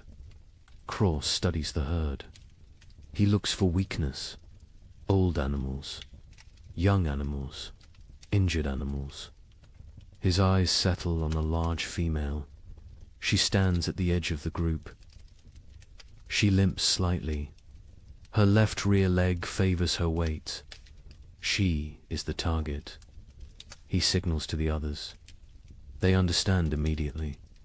Years of hunting together create silent language. They know their roles. They know the plan. 3 hunters will circle left. 3 will stay right. They will drive the herd. They will separate the weak one. The maneuver begins. The hunters move like wolves, patient, calculated. They use every rock for cover, every depression in the ground. They become part of the landscape. The left group reaches position. They wait. Timing matters. Rush too soon and the herd scatters. Wait too long, an opportunity vanishes. Craw watches. He feels the moment. He rises. His shout breaks the silence. The other hunters echo him. The bison startle. Their heads snap up. Panic floods through the herd. They bunch together. They begin to run. The injured female falls behind. She tries to keep pace. Her bad leg betrays her. The gap widens. The hunters close in. Their legs pump. Their lungs burn. The cold air sears their throats. Craw is fastest. He closes the distance. The female sees him. She turns. She tries to change direction. Too slow. Crow throws his spear. Years of practice guide the weapon. The stone point strikes true. It sinks deep into her shoulder. The bison bellows. Pain and rage combine. She spins. Blood sprays across the snow, bright red against pure white. She charges at Craw, massive and furious. Death approaching on 4 legs. Craw dodges, barely. The bison's horn scrapes his side. His fur tears. He rolls away. Another hunter throws his spear, then another. Both strike the animal's flank. She staggers. Dren moves in close, very close, dangerous close. He thrusts his spear upward, into the chest, between the ribs, toward the heart. The bison's front legs buckle. She goes down. The hunters surround her. They wait. She kicks twice. Her breath comes in gasps. Her eyes roll, then stillness. The fight ends. The hunt succeeds. The hunters stand panting. Their bodies steam in the cold. Sweat freezes on their skin. They look at each other. Grins break across their faces. They survived. They won. They have meat. But celebration is brief. Craw points at the sky. The storm clouds are closer, much closer. The wind grows stronger.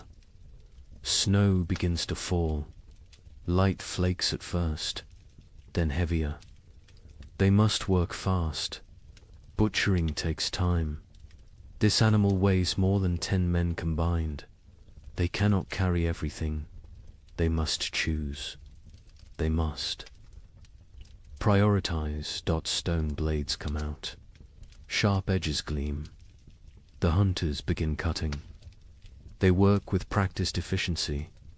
The hide comes off in sections. The best meat is removed. Organs are carefully extracted. The liver, the heart, the kidneys. These provide vital nutrition. Blood stains the snow. It pulls and freezes. The hunter's hands go numb. They ignore the pain. They keep cutting, keep working. Their survival depends on speed.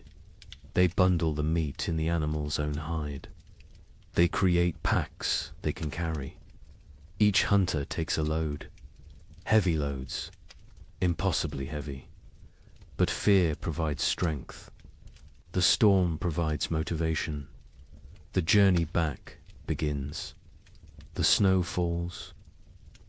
Harder. Visibility drops. The wind howls. It pushes against them. Every step requires effort. The meat weighs them down.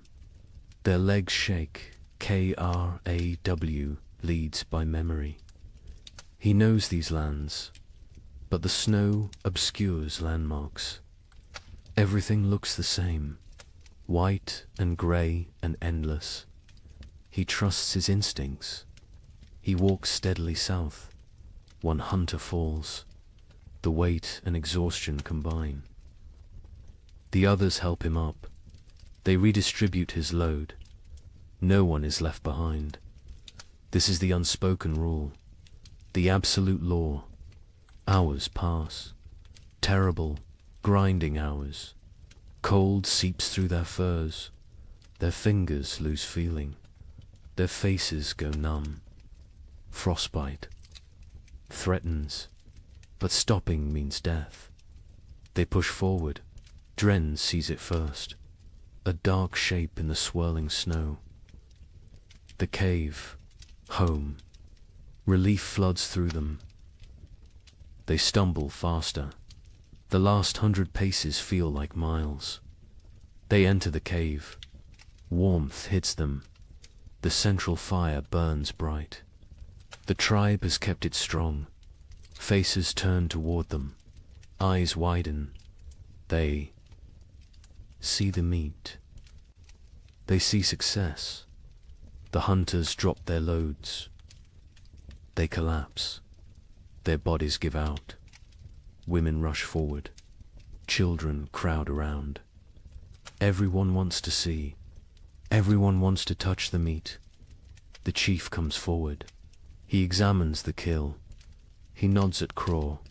Approval in that single gesture.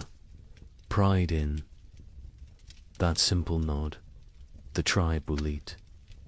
The tribe will survive another week. Maybe two. The women take over. They hang the meat from the cave ceiling. Away from scavengers, they begin processing it. Some for immediate eating, some for preservation. Every part will be used.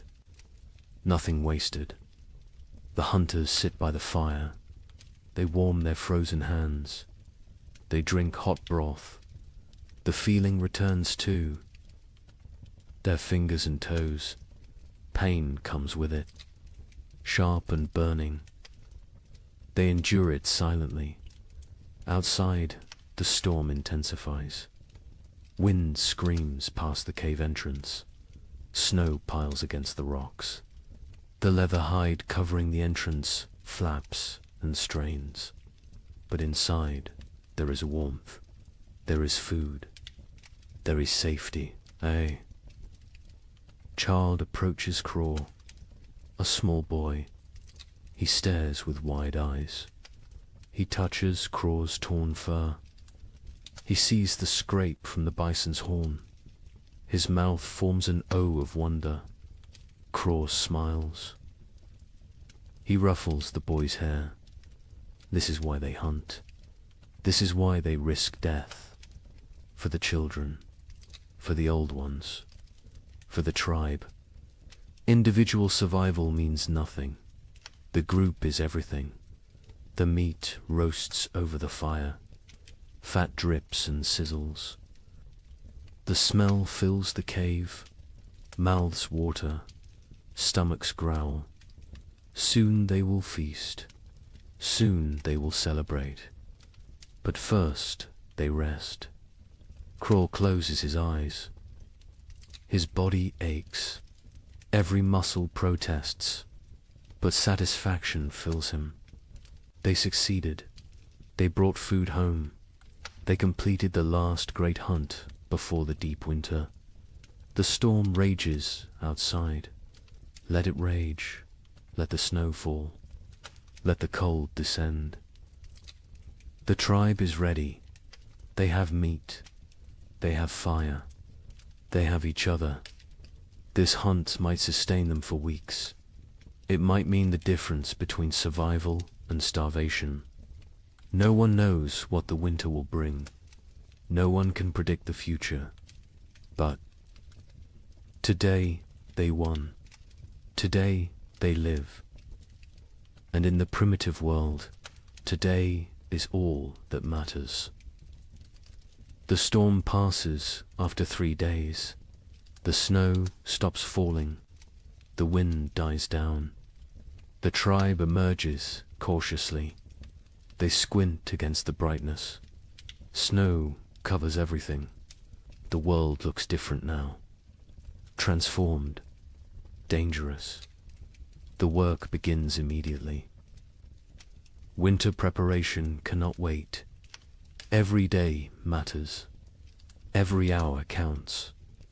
The tribe divides into groups. Each group has specific tasks. Organization means survival. The women examine the cave entrance. The leather hide covering took damage in the storm. Wind tore several seams. Snow forced its way through gaps. Cold air invaded their shelter. This cannot happen again. An older woman named Mira leads this work. She has repaired shelters for 20 winters. Her hands know the work. Her eyes spot every weakness. She directs the younger women. They listen carefully. They learn by doing. They take down the damaged hide. It is stiff with ice. They carry it to the fire. The heat makes the leather pliable again. They can work with it now. They can repair the tears bone needles come out. Thread made from animal sinew. The women sit in a circle. They stitch the tears closed. Their fingers move quickly. They push. Needles through tough leather. They pull thread tight. Each stitch must be perfect. Weak stitching means cold air. Cold air means death. While they work, others gather moss. They find it on the north side of rocks. They peel it away carefully. Moss provides insulation.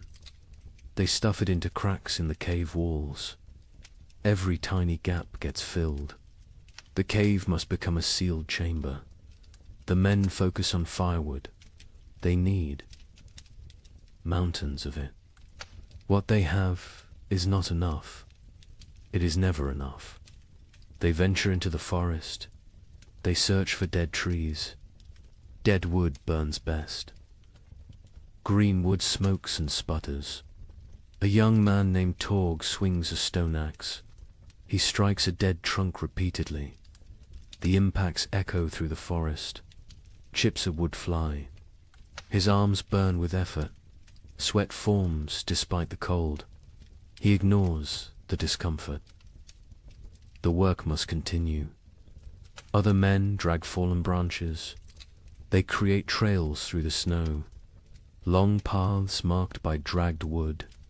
Back and forth. Trip after trip. Their backs ache. Their hands blister. They keep working. Children help too.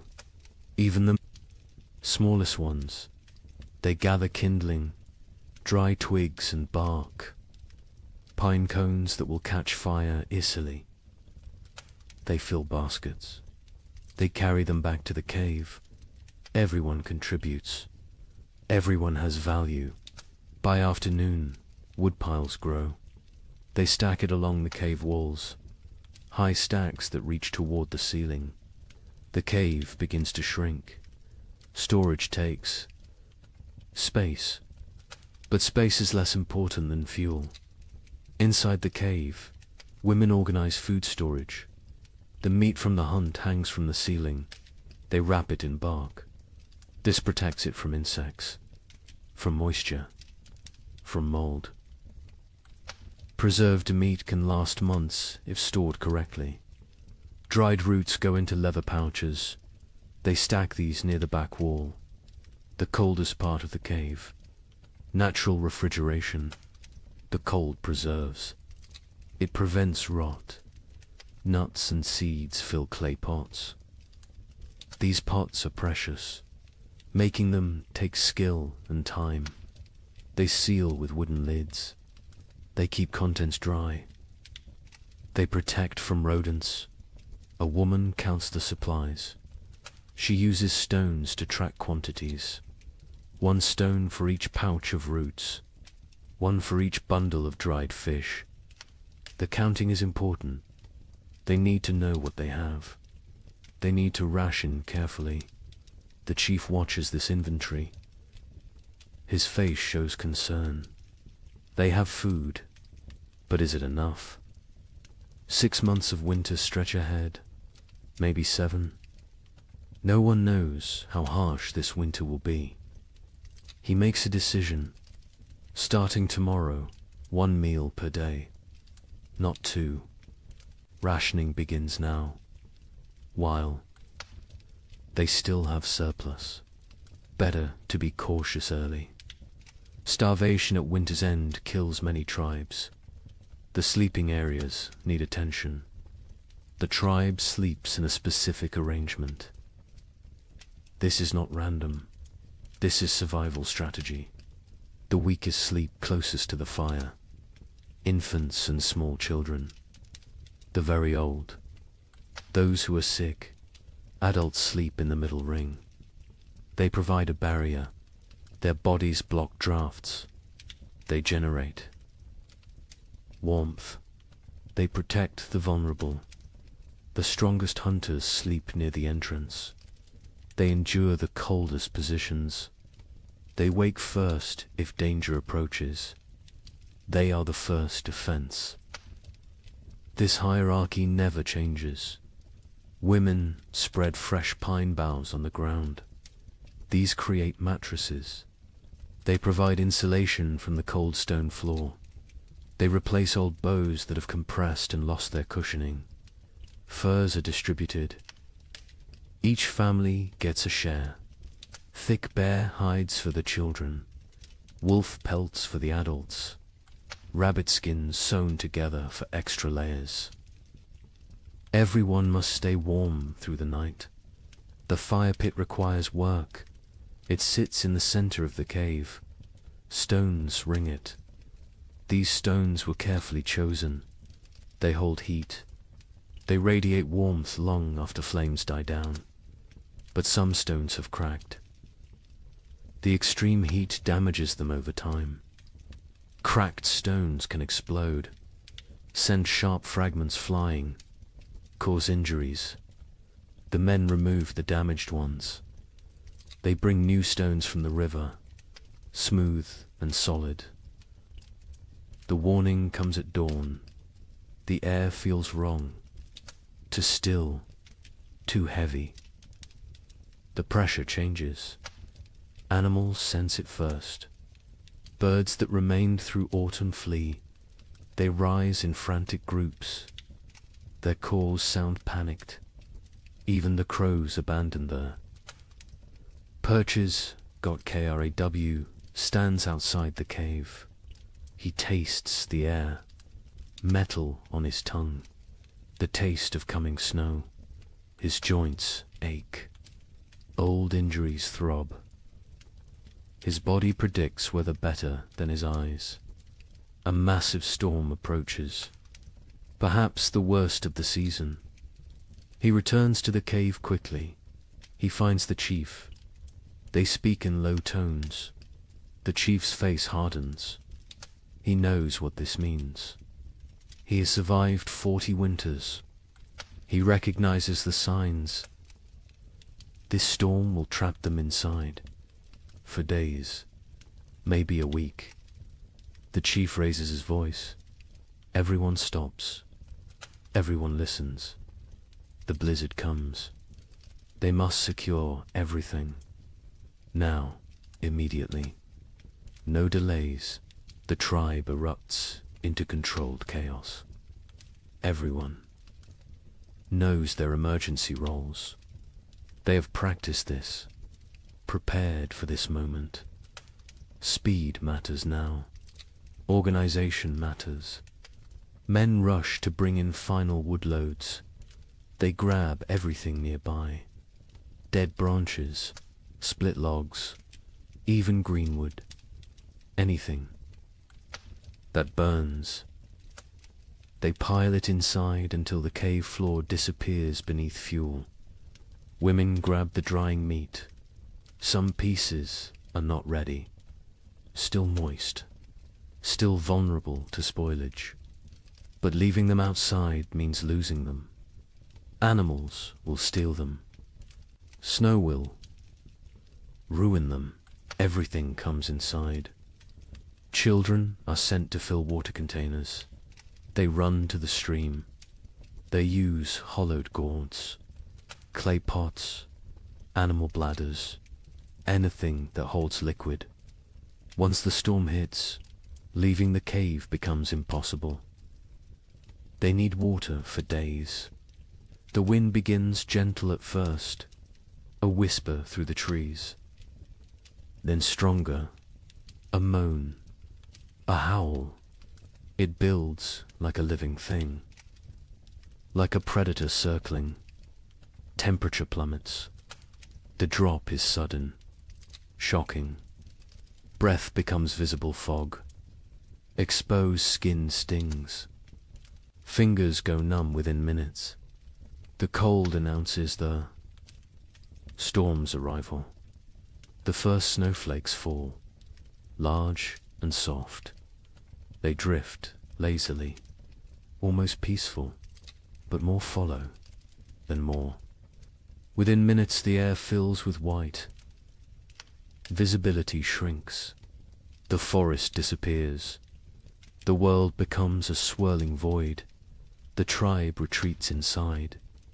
The hunters enter last. They pull the leather hides tight. They secure every fastening. They add the extra layer. The interior darkness deepens. Only firelight remains. The storm intensifies. Wind screams past the cave mouth. It sounds almost human. Anguished wails and shrieks. The leather hide strains against its bindings. It flaps and snaps. The noise is constant, overwhelming. Snow drives. Horizontally, it finds every tiny gap. Fine powder forces through the leather weaving. It dusts the cave floor near the entrance, creates small drifts. The tribe watches with concern. They cannot stop this invasion. The fire becomes their universe. They feed it constantly. Wood disappears at an alarming rate. The cold outside is so intense it steals heat from the cave. The flames must fight harder, burn hotter, consume more fuel. Smoke becomes a problem. The usual draw through the ceiling hole weakens. The storm disrupts normal airflow. Smoke gathers in the cave's upper reaches. Eyes water. Throats burn. They cough. But they cannot reduce the fire. Cold is more dangerous than smoke. The first, they pass as slowly. Time becomes strange. Without sun, without normal rhythms, hours blend together. The tribe sits in their designated areas. They wait. Patience is a survival skill. Children grow restless first. They are used to running, playing, exploring. Now they must sit still, stay quiet, conserve energy. This is torture for young bodies. They squirm and fidget. A little girl begins to cry. She wants to go outside. She does not understand. Her mother holds her, rocks her, sings softly, old songs, wordless melodies. The girl eventually quiets. She falls into fitful sleep. The adults fare better, but tension builds. Too many people. In too small a space, personal conflicts simmer. Old grievances resurface. A young hunter glares at another. Some past dispute, some imagined slight. The chief notices. He moves between them. His presence prevents escalation. Mira tells stories. Her voice cuts through the wind's howl. She speaks of ancient times, of the first people, of how they discovered fire, how they learned to speak, how they survived when the world was even colder. The children gather around her, even the restless. Once her words captivate them, transport them. For a while, they forget the storm, forget the confinement. They live in her stories. Night comes. They know this only because their bodies tell them. Fatigue sets in. Eyelids grow heavy. The fire must be maintained through darkness. The hunters establish a watch rotation. 2 men awake at all times. 1 feeds the fire. 1 watches the entrance. Sleep comes hard. The wind is too loud. The cold too present. The cave floor too hard despite the pine boughs. Bodies shift. Seeking comfort that does not exist. Seeking warmth that is scarce. The baby wakes crying. Hungry. Always hungry. Its mother nurses it. But her own hunger makes her milk weak. Thin. The baby feeds but does not satisfy. It cries again. Other children wake. The mother's face shows exhaustion, desperation. An older woman brings warm broth, made from bones and snow water. She encourages the mother to drink. Liquid helps produce milk. The mother drinks. The broth is barely warm, barely flavored, but it is something. The second day brings no relief. If anything, the storm worsens. The wind reaches new levels of fury. It sounds like raging beasts, like angry spirits. The entire cave vibrates. Small stones fall from the ceiling. Dust rains down. Fear creeps in. What if the storm never stops? What if they run out of wood? What if the cave collapses? These thoughts spread silently, visible in worried eyes, in tense shoulders, in clenched jaws. The chief sits straight. Projects. Confidence. But privately he worries. The woodpiles shrink rapidly. Too rapidly, he calculates. 3 more days, maybe 4. Then they burn sleeping firs. Then they face choices. Terrible choices. Food rationing becomes stricter. 1 small meal, barely enough to sustain. Stomachs growl constantly. Children whimper. Adults endure silently. Hunger is familiar. Hunger is survivable. For a while, Torg's hands have healed from the axe work. Now they crack from the dry cold. Blood seeps from split skin. He wraps them in leather strips. The bleeding stops, but the pain remains. He says nothing. Complaining helps no one. A hunter notices moisture on the cave walls, condensation from their breath, from their bodies. This moisture freezes, creates a thin layer of ice. The cave becomes a frozen chamber. Beauty and danger combined. Mira leads. The women in work. They cannot hunt, cannot gather, but they can prepare. They sort through supplies. They repair torn clothing. They sharpen stone blades. Idle hands create despair. Work provides purpose. The women sit together. They speak quietly. They share memories of other winters. Some worse than this, some better. They draw strength from survival stories. From knowing others endured. One woman speaks of losing her first child to cold 10 winters ago. The baby simply did not wake one morning, frozen in sleep. Her voice breaks. Others reach out, touch her shoulder, her arm. Physical. Connection matters. They grieve together. They heal together. The 3rd day breaks their spirits slightly. The storm continues unabated. White chaos outside. Grey despair inside. Hope becomes harder to maintain. Faith in survival wavers. A young child develops a cough, deep and wet. The sound echoes in the cave. His mother's face shows terror. Winter. Coughs kill. They start small. They grow. They steal breath. They take lives. The healer examines the child.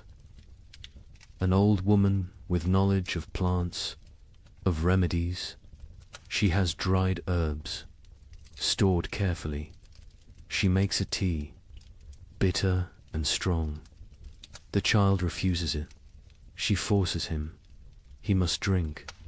He must fight. The child drinks. He gags. He sputters. But the liquid enters his body. The healer wraps him in extra furs. keeps him near the fire. She monitors his breathing, his color. She has saved children before. She has lost children before. She does what she can. The fire burns lower. Fuel supplies deplete. The chief makes a decision. Smaller fire, colder cave, extended resources, survival over comfort. The tribe huddles closer. They share body heat. They become one organism, one survival unit. Stories continue, but energy for telling wanes. Voices grow hoarse. Throats hurt from smoke and dryness. Still they persist. Stories are medicine. Stories are hope. Stories are memory. Kraw dreams fitfully. He dreams of the hunt, of running through snow, of warm blood on cold ground, of meat and plenty. He wakes to cold and hunger. Reality disappoints. But reality is what they have. The fourth day brings a subtle change. The wind decreases slightly. Not much, but enough to notice. Enough to spark hope. Ears strain, listening for further improvement. Praying for silence. By afternoon, the wind drops to a steady roar instead of a scream. The leather hide stops its violent flapping. Stillness seems possible, seems real. The tribe exchanges glances, cautious optimism.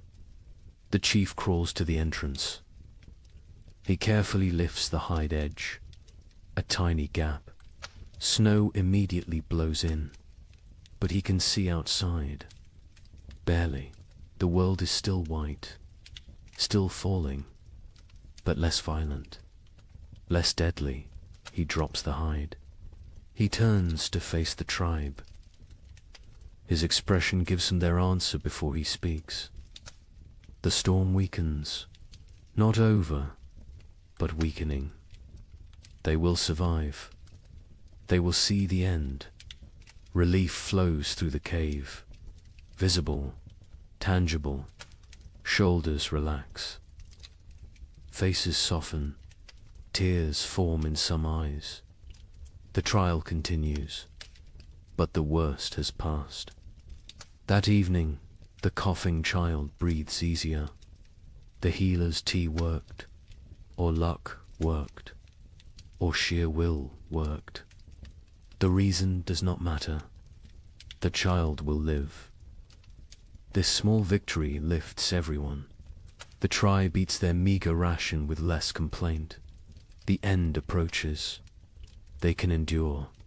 They can last. The wood will suffice. The food will suffice. They are strong enough. The fifth morning brings silence. Actual silence. The wind has stopped. The storm has ended. The sudden quiet feels strange, wrong. Ears ring in the absence of noise. Kraw approaches the entrance again. This time he fully opens the hide. Daylight floods in, blinding and beautiful. The tribe shields their eyes, adjusts slowly. The world outside has transformed. Snow everywhere. Drifts higher than a man. The landscape is unrecognizable. Every familiar feature buried, erased. They look upon an alien world, white and pristine and deadly. But the sky shows blue, clear blue. The storm has truly passed. The tribe survived. Every member, every child, every elder. They made it through together. They do not celebrate loudly. They have no energy for celebration. But quiet satisfaction fills the cave. They endured. They protected each other. They remained human in inhuman. Conditions: the first blizzard has ended. Many more will come. But this one is done, and they are alive, cold, hungry, exhausted, but alive. That is enough. That is everything. The days after the blizzard bring cruel clarity. The tribe emerges to assess their world. Snow covers everything in impossible depths. Walking is exhausting. Each step sinks to the knee, sometimes to the waist. Movement becomes a brutal task. The hunters try to venture out. They search for game, for any sign of life. But the animals have vanished, gone deep into dens, hibernating, or dead, or fled to distant warmer lands. The forest stands empty, silent as a grave. They check their trap. Lines, the snares they set before winter. Snow has buried them all, invisible, useless. Days of work erased by one storm. They dig frantically. They find 3 traps, all empty, all sprung by falling snow. The tribe returns to the cave. Their faces tell the story. No food, no prospects, only what they stored, only what hangs from the ceiling, only what sits in clay pots. They must make it last. They must ration carefully. The chief counts the supplies again. He uses his stones. He moves them slowly. His count confirms his fears. Not enough. Even with strict rationing, even with 1 meal per day, they will run out before spring arrives. Weeks before, he does not share this calculation. Not yet. Fear helps no one. Panic kills faster than hunger. He will wait. He will hope. Perhaps another opportunity will come. Perhaps luck will shift. The moon rises full and bright. It illuminates the frozen landscape. Everything glows silver, beautiful and deadly. This moon marks the deepest part of winter. The coldest nights, the longest darkness. The tribe calls it the moon of hunger. Every winter it appears. Every winter it tests them. Food becomes an obsession. Stomachs growl constantly. Sleep brings dreams of feasting, of plenty, of meat dripping fat. People wake disappointed, wake to cold reality. Wake to emptiness. The single daily meal shrinks. Further, what filled a palm now fits in fingers. Barely enough to taste. Never enough to satisfy. Children cry after eating. Still hungry. Always hungry. Mothers have nothing more to give. The baby suffers most. Its mother's milk dries up. Her body has nothing left to convert. She tries to nurse. The infant sucks desperately, gets nothing. Its cries become weaker, more pitiful, more heartbreaking. The women try to help. They chew dried meat until soft. They feed this paste to the baby, tiny amounts. The baby takes it, swallows. But infant bodies need milk, need fat, need nutrients this paste cannot provide. Mira grows weaker. Her old body has few reserves. Age makes winter harder. She sleeps more, moves less. Her skin seems to hang on her bones. Her eyes sink into her skull. She knows what is happening. She accepts it. This is the way of things, but she still tells stories. Her voice is thin now, barely audible.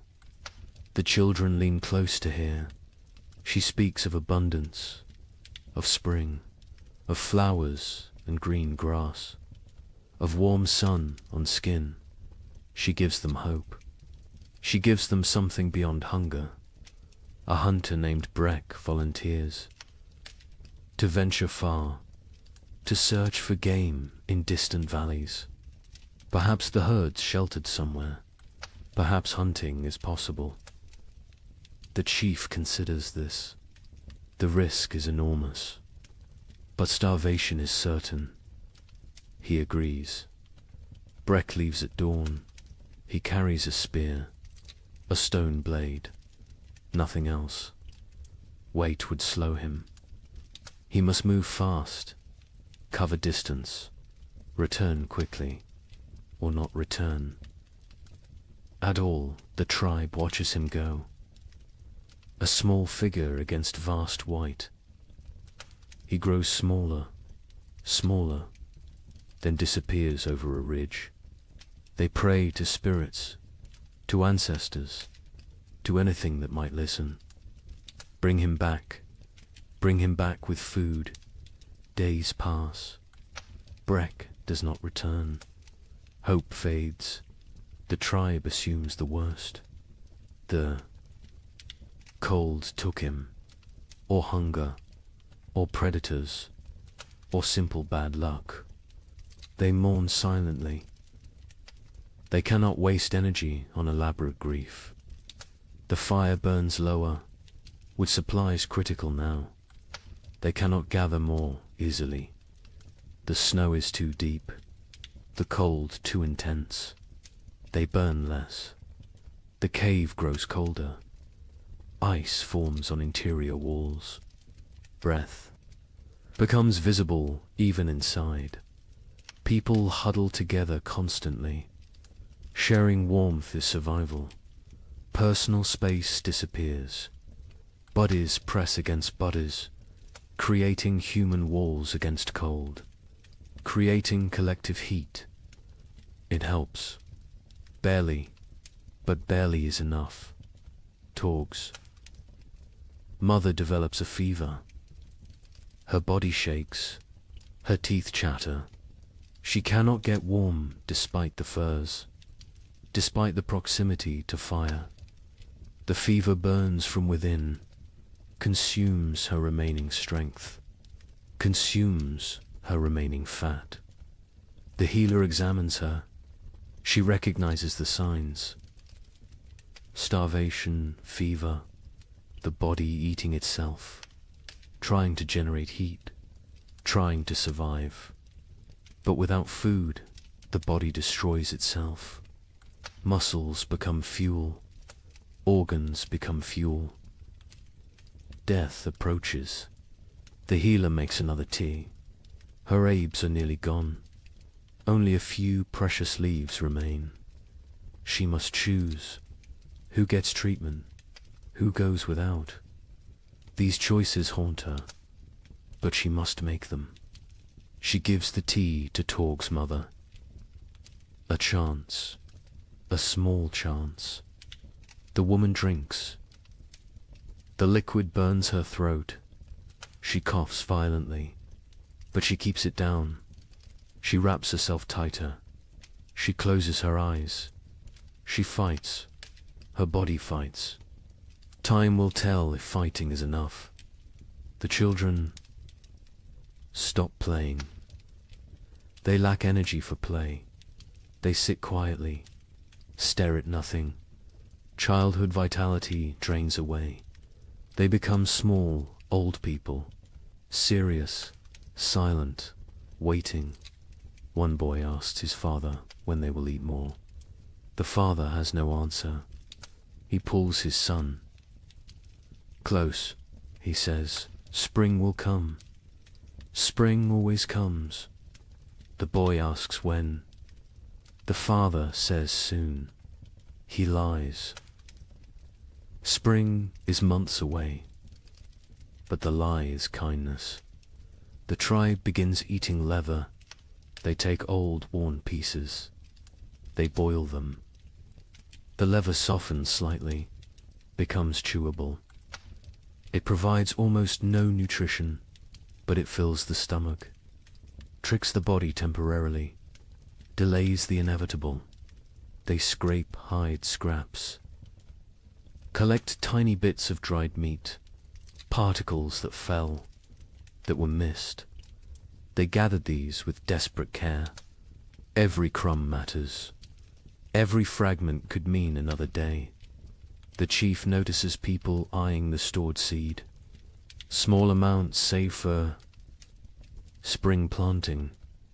Eating that seed means no crops next year. Means starvation then instead of now. But now is very real, very present, very tempting. He moves the seed, hides it in a far corner, tells only 2 trusted hunters. They will guard it, die before allowing it to be eaten. Future survival demands this sacrifice. Present suffering must be endured. On the 7th day of the moon of hunger, the baby dies. It simply stops breathing during the night. Its mother wakes to cold stillness. She does not scream. She has no energy for screaming. She holds the small body, rocks it, as if warmth could return life. The women come. They gently take the infant. They wrap it in soft rabbit fur. They place it near the cave entrance. The frozen section, it will keep there. When the ground thaws, they will bury it properly. For now, this is all they can do. The mother sits empty. Her arms feel wrong without the weight. Her chest aches with useless milk that finally came. Too late, always too late. Other women sit beside her. No words exist for this loss. Presence is enough. Mira's breathing becomes labored, wet and rattling. She lies on her furs. She does not complain, does not demand attention. She simply fades. Life seeping away like water into sand. The tribe knows. They have seen this before. Young. Ones are brought to her, one by one. She touches their faces, whispers blessings, passes final wisdom. Her hand trembles with the effort, but she completes this duty, this last gift to the future. That night, Mira stops breathing, peacefully, in sleep. Her face relaxes, tension disappears. She looks younger suddenly. The years fall away. She returns to some earlier self. The tribe covers her with respect, with gratitude. She gave them everything, even her final breath. 2 deaths in one day. The tribe feels the weight. They are fewer now, weaker now, more vulnerable now. But they must continue, must endure, must survive for those who did not. The 8th day brings a miracle. A shout from outside. The hunters rush to the entrance. They peer out. A figure approaches, limping, struggling, but alive. Breck has returned. He collapses at the cave entrance. His lips are blue. His face is white. Frostbite blackens his fingers, his toes, but he smiles. He gestures weakly behind him. There, in the snow, a shape. The hunters rush out. They find his kill, a mountain goat, not large, but fresh, real, actual meat. Breck tracked it for days, followed it to high cliffs, killed it with a desperate throw, then dragged it back. Somehow, against all odds, they bring the goat inside. They bring Breck inside. The tribe crowds around. They cannot believe it. Food, real food, hope made flesh. Tears flow freely. Relief, gratitude, joy. The women butcher immediately. They work with trembling hands. Blood flows. Precious blood. They catch it. Blood soup will feed many. Nothing wastes. Nothing spares. They roast small pieces. The smell fills the cave. Mouths water. Stomachs cramp with anticipation. The weight is agony, but the meat must cook. Raw meat brings sickness. Patience is required. Finally, the meat is ready. The chief distributes it. Tiny portions, barely a bite each. But that bite is everything. Rich, warm, nourishing. People chew slowly, savor every second. Some cry while eating. Breck receives his portion, receives gratitude, receives respect. He risked everything. He saved them, not permanently. This meat will last only days, but days matter. Days a lifetime when death looms close. The healer tends his frostbite. His blackened fingers will probably fall off. His toes are lost. He will be crippled, but he will live. He made the trade willingly, his pain for their survival. No one will forget this sacrifice. Torg's mother survives. The tea worked, or her will worked, or the tiny bit of meat worked.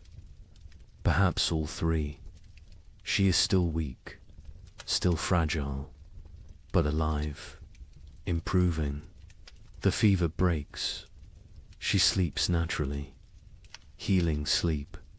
The tribe settles that night with fuller bellies. Not full, but fuller. The difference is profound.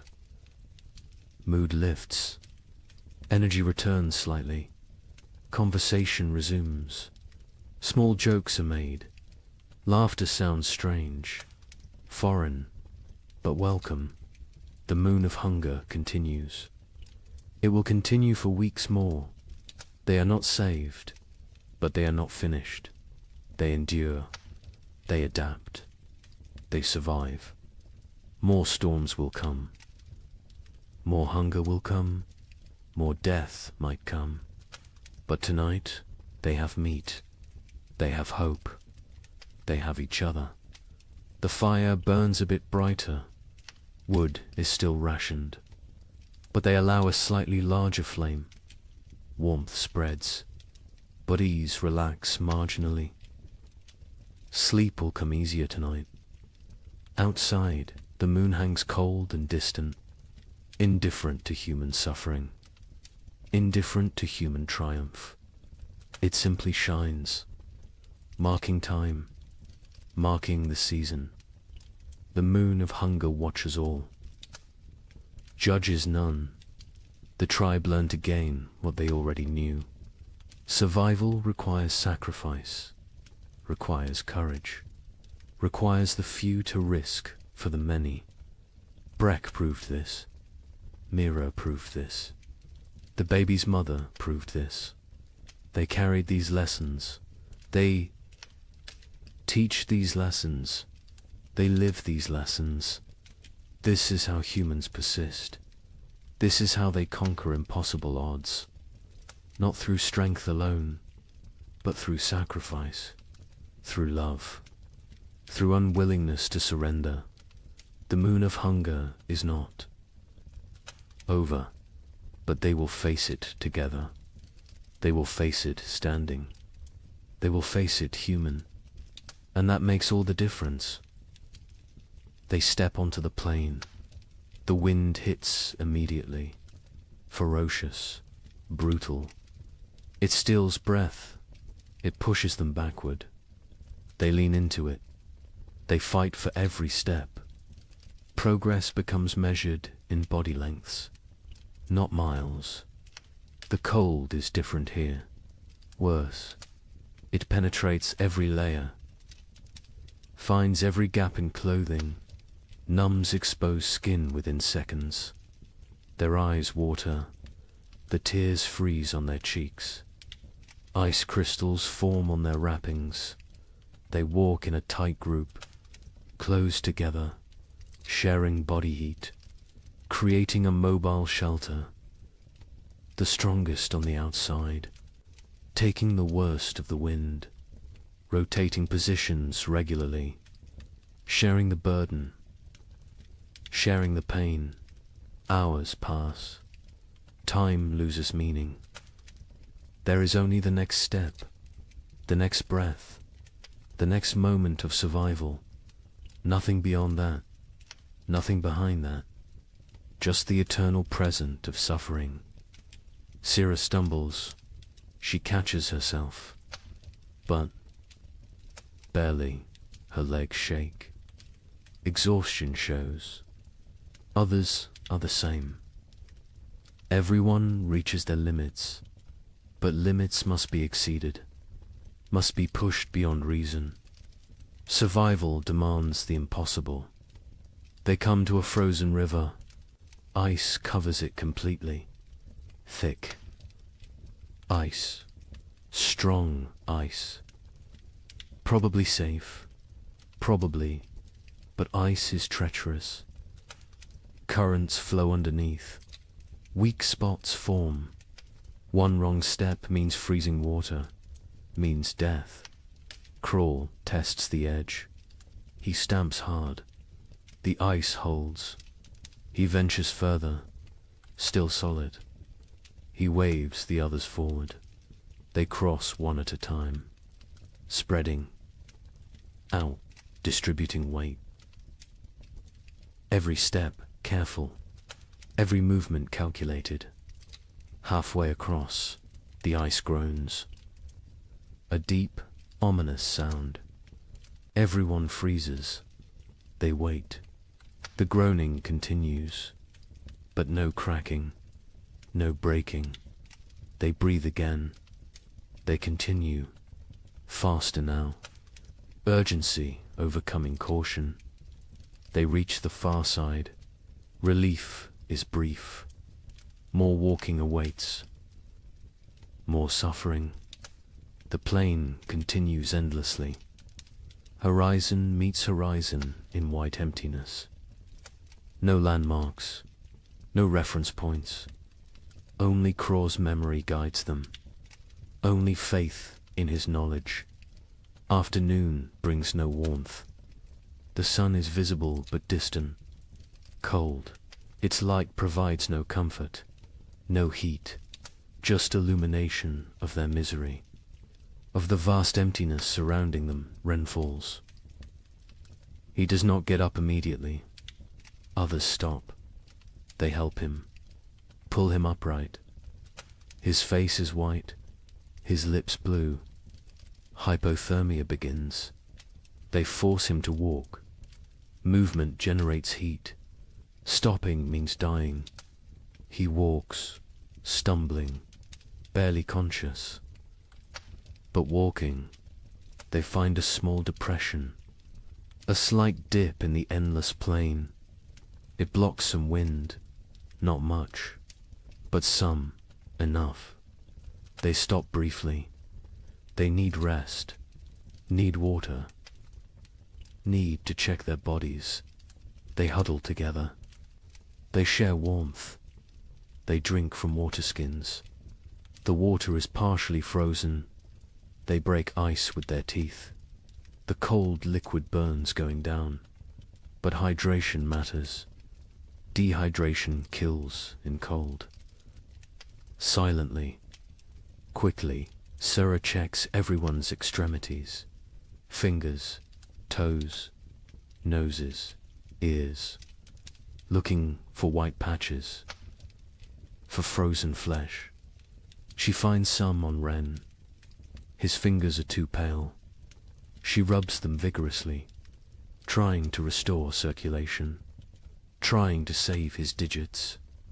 Pain shoots through Ren's hands as feeling returns. He gasps, bites down. The pain is good. Pain means life. Means the tissue still functions. He flexes his fingers. They move, stiff but mobile. He survives this test. They rest for half an hour, no longer. Their bodies cool quickly without movement. Already the cold seeps deeper. They must continue. Must reach the valley before nightfall. Darkness on the plain means death. Certain death. The afternoon trek is harder. Fatigue accumulates. Muscles refuse commands. Minds grow foggy. This is dangerous. Clear thinking preserves life. Confusion kills. They focus on simple goals. Next 100 steps. Then next 100. Then next, they see shapes ahead. Dark forms against white. Rocks. Trees. Hope. Surges, but distance deceives. The shapes are far. So far. What looked like minutes away takes hours to reach. The plane plays tricks, tests sanity. Finally, they arrive. Not trees, just large boulders. But boulders provide shelter. Wind breaks around them, creates calm pockets. They can rest here. They can survive the night here. Relief is overwhelming. They collapse against the rocks. Their bodies give out. They have nothing left. They walked for 14 hours, maybe 15, through impossible conditions. They should be proud, but they are too tired for pride, too exhausted for emotion. They must make fire, must create warmth, but they have no wood. The plain offers nothing, just snow and rock and ice. Craw searches desperately. He finds dried grass, small amounts poking through snow. He gathers every strand, every piece. They pile the grass. They work their firestones, striking, sparking, again and again. Their frozen fingers fumble, drop the stones, retrieve them, try again. Finally, a spark catches. Tiny flame, fragile, growing dot, they feed it carefully. Grass burns fast, too fast. The flame provides momentary warmth, psychological comfort more than physical heat, but it helps. It reminds them they are human. They can create. They can fight nature. The fire dies within minutes. No fuel remains. Darkness settles completely. Cold intensifies. Night on the plain is brutal beyond measure. They huddle together, all 10 bodies pressed close, creating a human ball. Preserving core warmth, sleep comes in fragments, minutes at a time. Someone must stay awake, must watch, must ensure everyone breathes, must prevent the final sleep that never wakes. They rotate this duty, share this burden. The night lasts forever. Time becomes meaningless. There is only cold, only suffering, only the desperate clinging to life. Some pray to spirits, some think of family, some think nothing. Just exist, just breathe, just survive. Dawn arrives, grey and grudging. They survived. All 10, frozen, hurting, but alive. They check each other. Frostbite has spread. Fingers are white. Faces are damaged. But they can walk. They can continue. They eat tiny portions of dried meat. The food is frozen solid. They soften it in their mouths. It provides minimal energy, but enough. Enough for another day. Enough for more walking. The valley must be close. Croft feels it. He cannot explain how, but he knows. A few more hours, maybe half a day, they can make it. They must make it. They walk again, Bodhi's screaming protest. Every joint aches, every muscle tears. They walk anyway. They walk because stopping is death, because the tribe needs them, because they are human and humans endure. The terrain begins to change, subtle at first, a slight slope, a gentle descent, then more pronounced. Hills appear, the valley approaches, energy returns, hope fuels them. They increase pace. By midday, they see it. The valley spreads below, protected, sheltered. Trees grow there, dense forest. The sight is beautiful, salvation made visible. They almost run, almost forget their exhaustion. They enter the valley, wind stops, silence surrounds them. The temperature feels warmer immediately, still cold, still winter, but survivable, bearable. They made it. Against impossible odds, against nature's fury, they made it. Now they must find food, must justify the journey, must save the tribe. The trek was only half the battle. The real test begins now. The valley delivers on its promise. The hunters find game within hours, deer sheltering in thick forest. A small herd, 5 animals, healthy and fat. They have survived winter well, protected by the valley's embrace. The hunt is successful. 2 deer fall, 2 coordinated spears. The hunters work efficiently. They butcher, they preserve, they prepare for the return journey. Success tastes sweet, sweeter than the meat itself. They saved the tribe. They accomplished the impossible. The journey back takes 4 days. They carry heavy loads, meat wrapped in hide, dragging it through snow.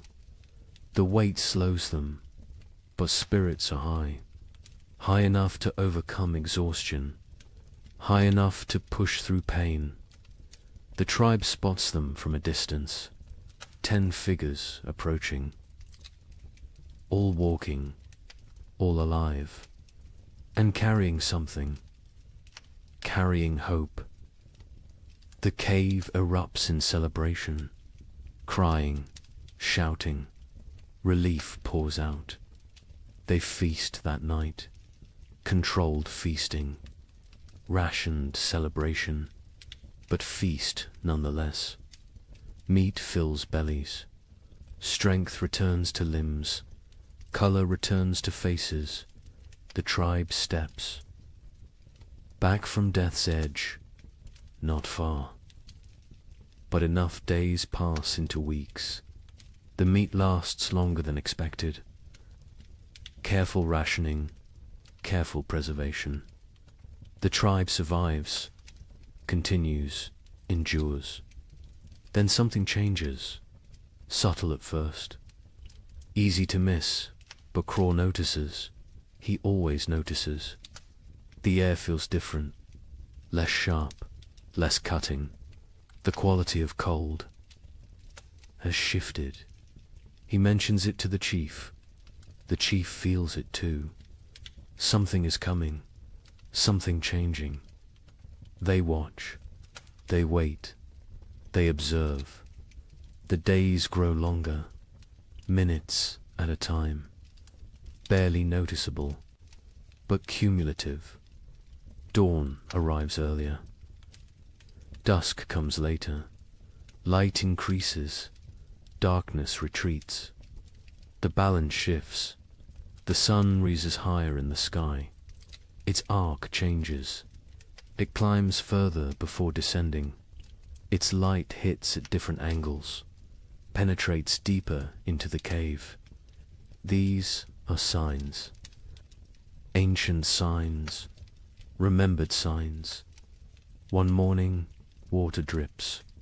A single drop from the cave roof, then another. Ice is melting, slightly, temporarily, but melting. This has not happened in months, not since autumn. The tribe gathers to watch, to witness this miracle. Liquid water, life returning. The dripping stops when temperatures drop again. But the message was sent. Winter weakens. Its grip loosens. Imperceptibly, gradually, but definitely.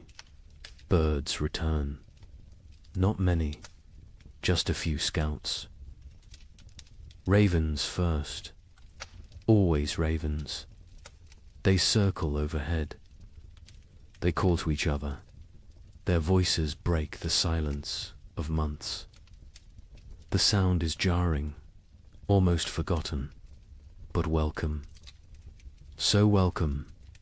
The snow begins to change. Its texture alters. Morning crust forms.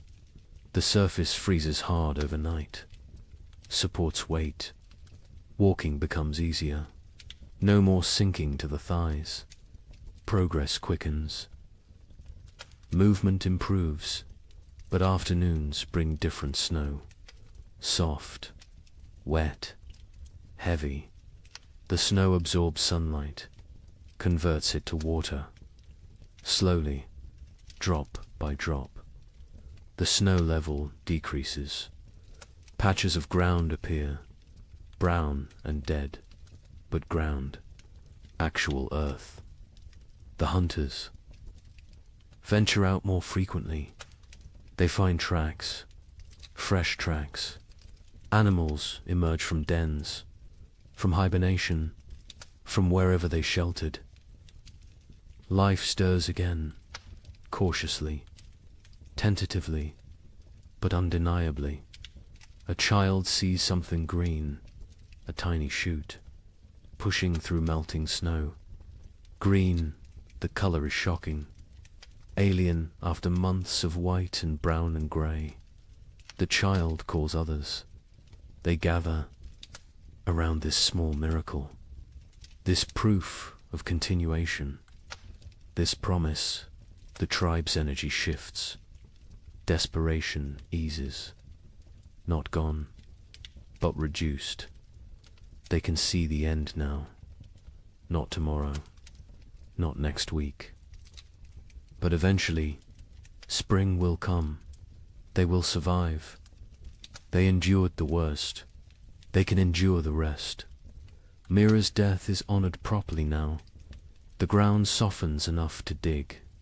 Not deep, but enough. They bury her with ceremony, with gratitude, with love. They mark her place with stones. She will rest among her people, among the land she knew. The baby is buried beside her, grandmother and infant. Together, the mother stands silent. She has no tears left, but she has survived. She will continue. She will have other children. This is not comfort, but it is truth. It is the way. The tribe expands their range. They explore further from the cave, finding what winter destroyed, what winter spared. They assess damage, plan repairs, think ahead.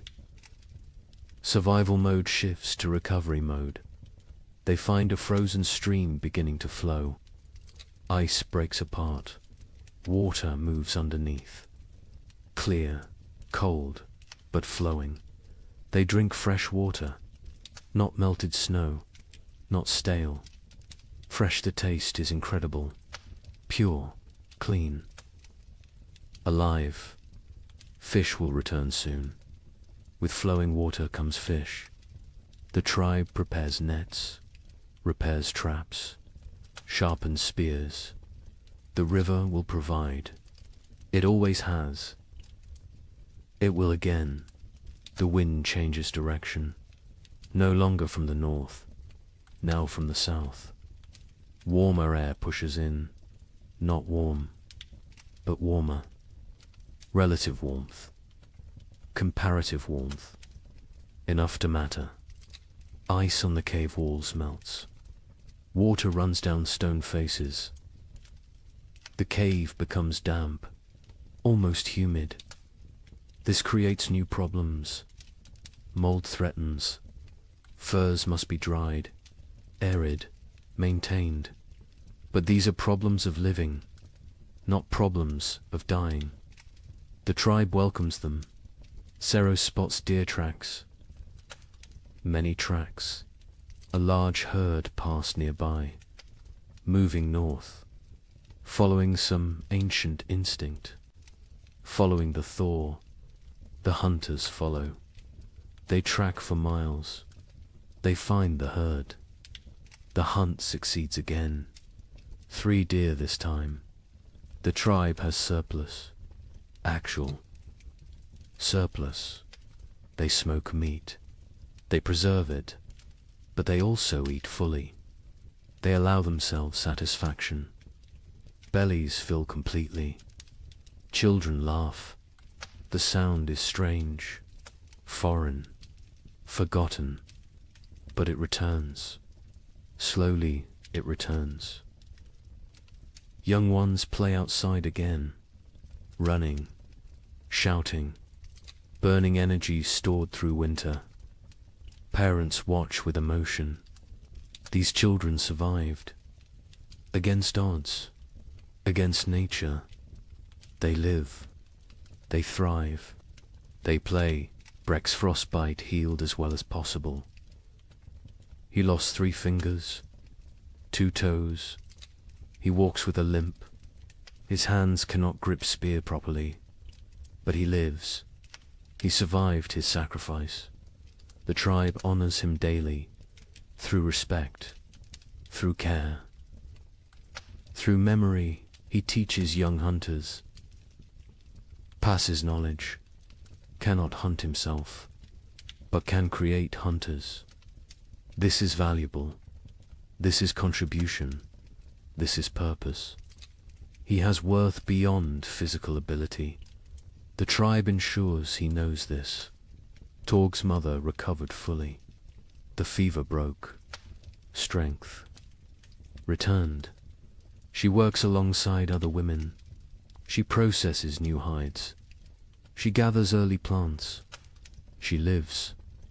Her son watches her with gratitude, with relief, with love. The nights grow shorter. Darkness retreats further. The tribe sleeps less, needs less sleep. Energy returns with light, with warmth, with hope. They begin projects, repairs, improvements, planning for next winter. Learning from this one, they discuss what worked, what failed, how to improve. Knowledge is survival. Experience is wisdom. They will not forget this winter, will not forget its lessons, will not forget its cost. 2 died, Mira and the baby. 2 out of many. This is success. Grim success. But success nonetheless. Other winters killed more, much more. This winter was survived. This winter was conquered. The chief ageth visibly. The stress wore him. Carved lines deeper. Grayed his hair further. But he stands straight.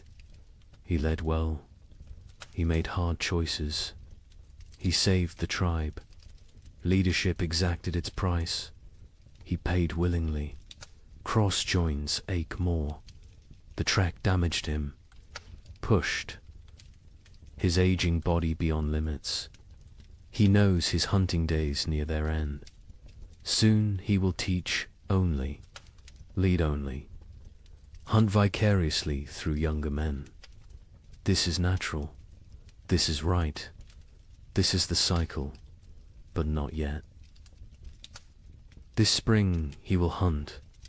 This summer he will provide. He has a few good seasons left. He will use them fully, will extract every last contribution. This is his way. This has always been his way. The tribe ventures to high ground. They look north, the direction of the killing cold, the direction of death. Snow still covers distant mountains. Ice still gleams on peaks. Winter remains there, will remain for months. But here, in the valley, in their home, spring approaches, green spreads, slowly, gradually, but visibly. Grass emerges, leaves bud, flowers prepare to bloom. Color returns to the world. The monochrome existence ends. Life reasserts itself. Birds return in waves, small ones first, then larger. They sing, they call, they mate, they build nests. They choose to live here, choose to raise young here. The tribe takes this as blessing, as approval, as sin. Children collect eggs, carefully, leaving some, taking some. The birds can spare them. The birds will lay more. This is balance. This is sustainable. This is how it works. A bear emerges, thin, hungry, dangerous. It approaches the cave. The hunters drive it away. They cannot kill it. Too dangerous, too large. But they make their presence known, establish dominance, protect their territory. The bear leaves, seeks easier prey. The tribe remains vigilant. More bears will come, more predators. Spring brings life, but also competition, also danger, different danger than winter, but real. They prepare defenses, reinforce barriers, sharpen weapons. Spring is not safety. Spring is different challenge. Different tests, but they survived winter. They can handle spring. The elderly who remained in the cave through the trek are recovering. They endured. They kept fire burning. They maintained hope. They held the center. Their contribution was essential, unrecognized during the crisis, acknowledged now. The tribe holds council. All adults attend. They discuss summer plans. Where to hunt, where to gather, what to store, how to prepare for next winter. Always next winter. Winter always comes again. But between now and then, between this moment and that future threat, there is spring. There is summer. There is abundance. There is life. They will live fully, live completely, live gratefully. The thaw continues, accelerates, snow vanishes, rivers swell, the land transforms. The frozen death world becomes living green world. The change is profound, almost unbelievably, but real. Witnessed, experienced, the tribe survived. All but two. They endured when winter meant death. They outlasted the brutal cold. They conquered the primitive darkness. They proved again what humans are, what humans do, what humans will always do. They survive, they adapt, they continue. Spring has begun. The tribe gathers in evening light, not inside the cave, outside, under open sky. This gathering is ritual, sacred. It happens after every winter, after every survival. The time has come to speak, to remember, to learn. The chief sits at the center. Elders form a circle around him, hunters behind them, women next, children at the outer ring.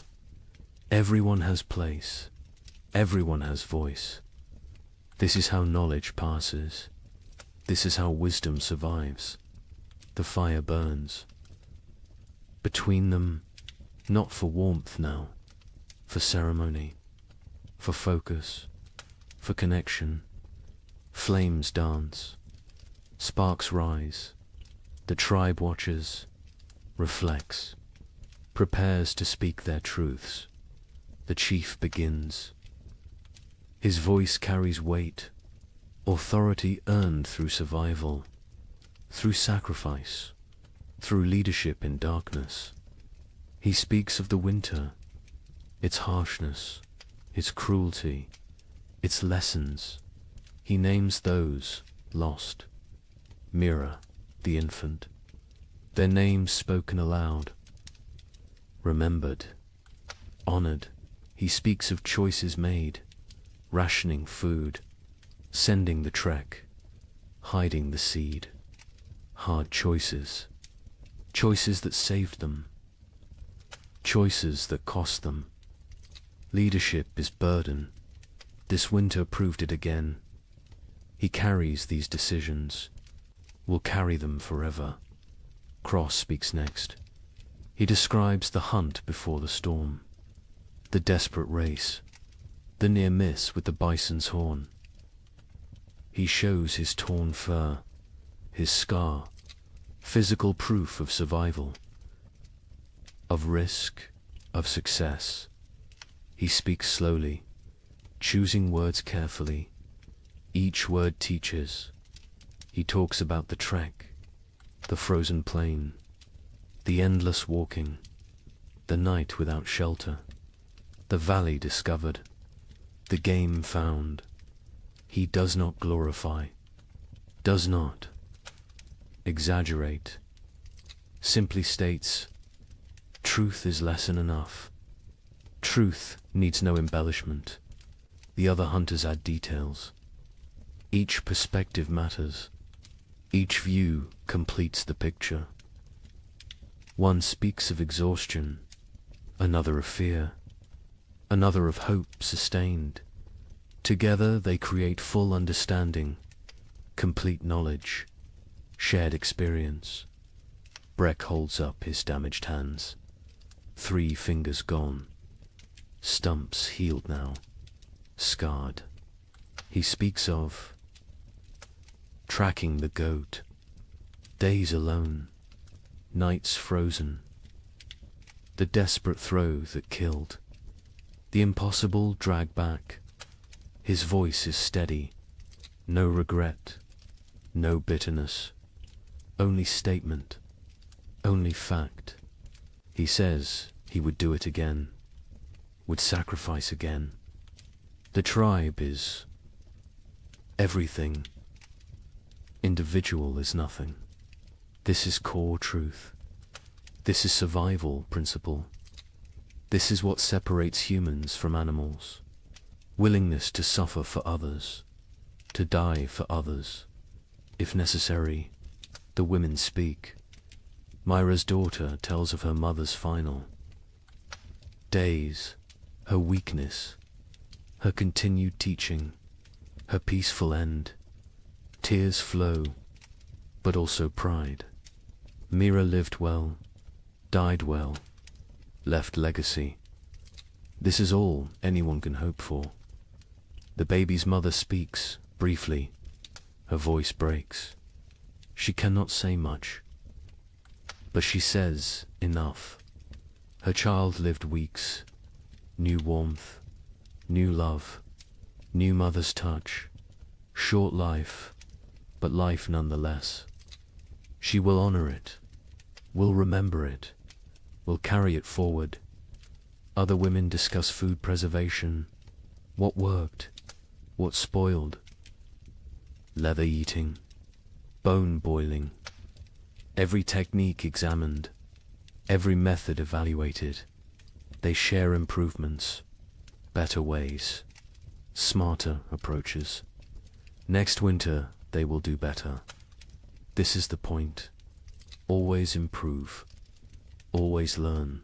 Zero speaks of navigation, of reading snow, of finding signs, of keeping group together.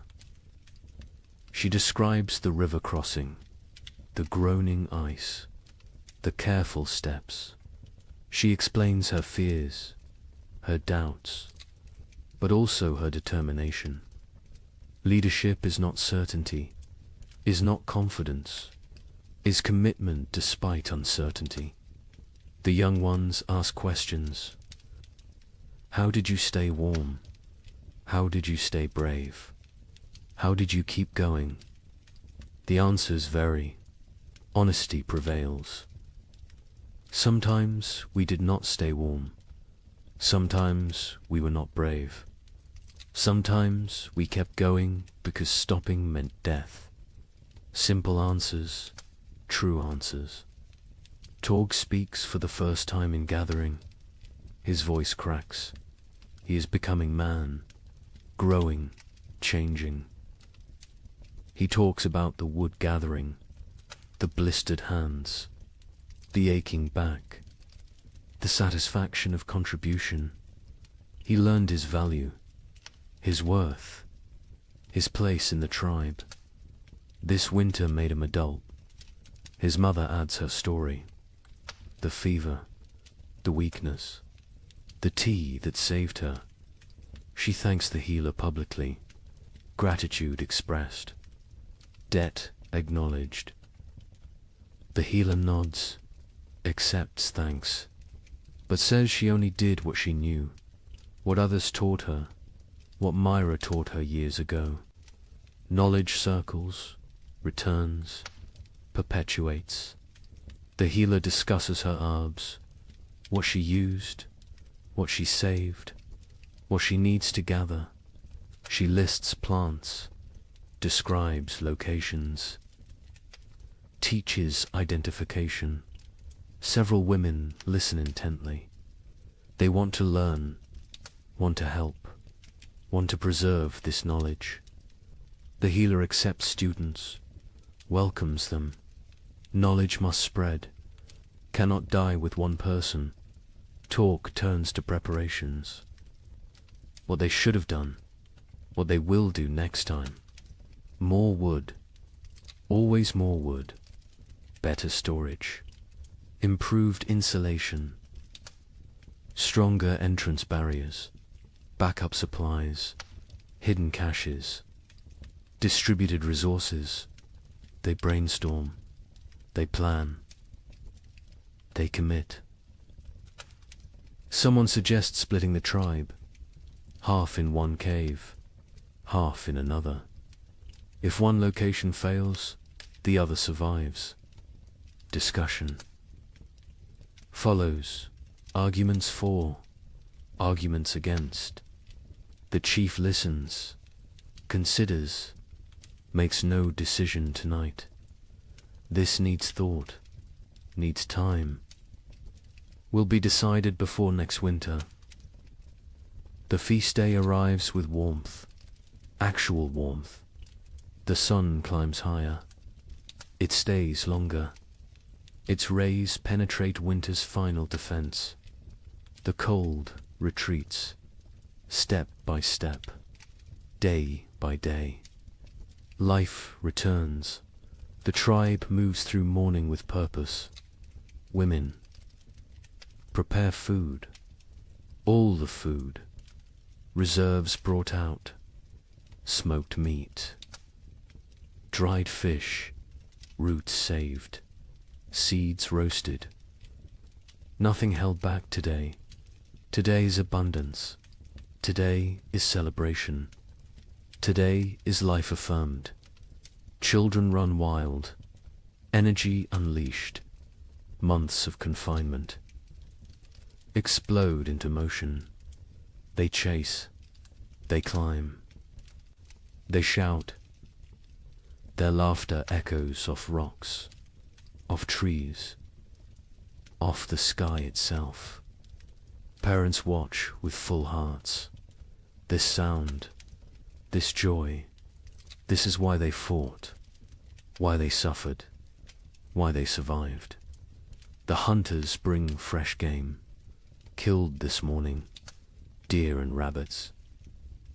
Prepared quickly, cooking now. The smell fills the valley, rich, savory, irresistible. Mouths water, anticipation builds. The feast approaches. By midday, everything is ready. Food covers flat rocks, arranged, displayed. More food than seen in months, more than anyone remembers. It looks impossible, looks like dream, but it is real, earned, deserved. The chief stands. He raises his hands, silence falls, even children quiet. He speaks briefly, thanks the spirits, thanks the ancestors, thanks the tribe. Each person contributed, each person matters, each person survives because all survived. This is truth. This is their way. Then he gestures. Begin, eat, celebrate, live. The tribe descends on food with controlled urgency, not greed, not desperation, but hunger, real hunger. Months of deprivation cannot be ignored. They fill their hands, fill their mouths, fill their bellies. The taste is incredible. After bland rations, after leather, after nothing. This food is ecstasy, simple food, basic food. But to them it is feast worthy of gods. They eat slowly, savoring, appreciating, grateful for every bite. Children eat until they cannot move, then play, then eat more. Their bodies demand fuel, demand rebuilding, demand growth delayed by winter. Parents smile, let them eat, let them grow, let them live. Adults pace themselves. Years teach moderation, but they eat fully, satisfied fully, for the first time in forever. Bellies are tight, bodies are warm, hearts are full. This moment is perfect. This moment is earned. This moment is theirs. As afternoon settles, the tribe relaxes into contentment. Some sleep, some talk, some simply exist, peacefully, completely, without fear, without hunger, without cold. Present moment contains everything needed. Stories begin again. Different stories now, lighter stories, funny memories, embarrassing moments, gentle teasing. Laughter comes easily. Naturally, the tribe remembers how to be happy, how to be human beyond survival, how to live rather than merely exist. Brexits. With young hunters, he demonstrates techniques despite damaged hands, shows them tracking signs, explains animal behavior, shares decades of knowledge. His hunting days may be over, But his contribution continues. Different form, same value, same importance. The healer sits with her new students. They examine plants, learn properties, memorize uses. She teaches patiently, thoroughly. She knows she grows old. She must pass knowledge before she cannot, before it dies with her. The young women listen intently. They understand the gift. They accept the responsibility. Sira walks the valley's edge, exploring, mapping, planning. Her mind is always forward, always preparing. She finds new water sources, better hunting grounds, strategic locations. Information is survival. Knowledge is power. She gathers both constantly. Craw sits alone briefly, watching his tribe, his family. He feels his age, his exhaustion, his mortality, but also satisfaction, pride, purpose. He has lived well, provided well, protected well. If death comes tomorrow, he is ready. He is complete. He is content, but death does not come. Life continues. Spring unfolds. Days stretch longer. Warmth increases. Green spreads across the land like water, flowing, growing, transforming everything it touches. Other tribes exist. Other peoples, scattered across the vast lands. Each endured their own winter. Each fought their own battles. Each lost their own members. Each survived through strength and sacrifice and will to the north. Coastal peoples weathered storms. Ocean. Winds brought different cold. Wet cold. Penetrating cold. They huddled in driftwood shelters. Ate fish when they could. Kelp when they must. They survived. Barely, but survived to the south. Dozen peoples faced different trial. Cold nights, scorching days, extreme swings, no middle ground. They sheltered in caves, conserved water, endured. They know survival has many faces. Cold is only one. Each environment tests differently. Each demands different strengths. Mountain peoples lived with the snow, always. Surrounded, buried, isolated.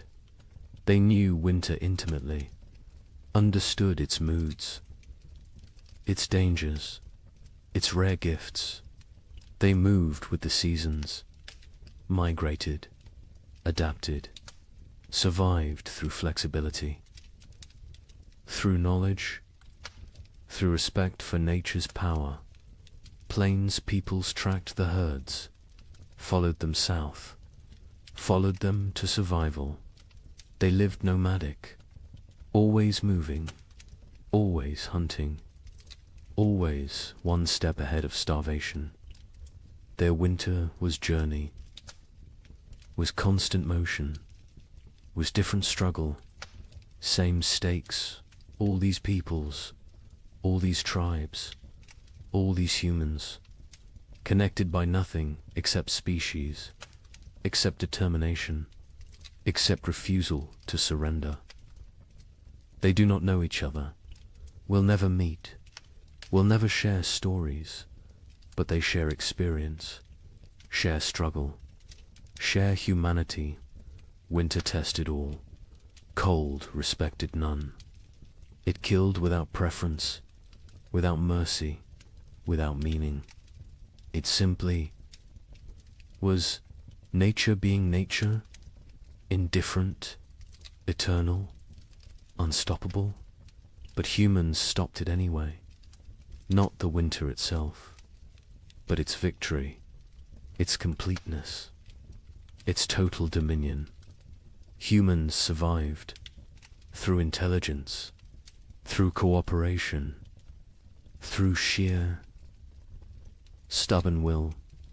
They survive because they are human, because that is what humans do. The sun sets slowly, painting the sky orange, pink, purple, gold, colors absent all winter, colors forgotten, colors that seem unreal. The tribe watches silent, appreciative. Beauty matters, even to primitive peoples, especially to them. Beauty is life beyond survival. Beauty is hope made visible. The fire is lit, not necessity now. Tradition, comfort, connection. They gather around it. Not for warmth, for ritual, for togetherness, for continuation. Fire was life in winter. Fire is still center, still heart, still home. The night is gentle, soft, a caress rather than assault. Stars emerge, countless, brilliant, the same stars that watched their suffering, that witnessed their triumph, that will observe their continuation.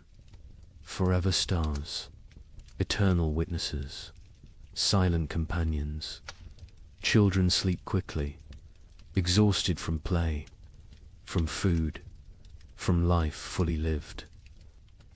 They sleep peacefully, deeply, no crying, no fear, no cold. Just rest, just dreams, just childhood reclaimed. Adults linger, quiet conversation, comfortable silence. They need no entertainment, no stimulation. Simply being together is enough. Simply surviving is enough. Simply existing in this moment is everything. One by one they drift to sleep, bodies relaxed, minds peaceful. The tribe sleeps well, under stars, under sky, under the protection of their own strength, their own unity, their own humanity. The night deepens, the fire burns low, embers glow, red, orange, fading. The valley is silent, peaceful, safe. Life sleeps, life rests. Life prepares for tomorrow, somewhere. In the darkness, a wolf howls, distant, lonely, calling to pack, calling to family, calling for connection. The sound carries, echoes, fades. The tribe does not wake, does not fear. Wolves are neighbors, not enemies. All creatures struggle. All creatures survive. All creatures seek pack, seek family, seek belonging. The echo continues. Not just wolf, but all sounds, all voices, all stories. They echo through time, through generations, through eternity. This tribe will fade. These people will die. But their echo continues. Their legacy persists.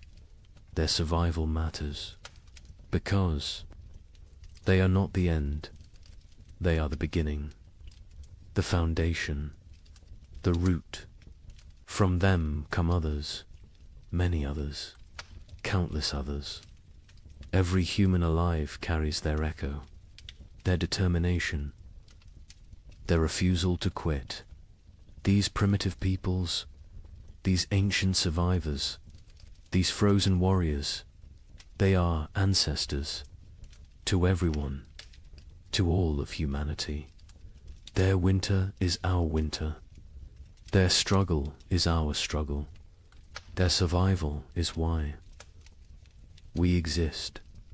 The night holds all of this, all of history, all of future, all of possibility. It holds the sleeping tribe, the dying fire, the silent stars. It holds everything that was, everything that is, everything that will be. And in the morning, they will wake, they will continue, they will live another day, then another, until winter comes again.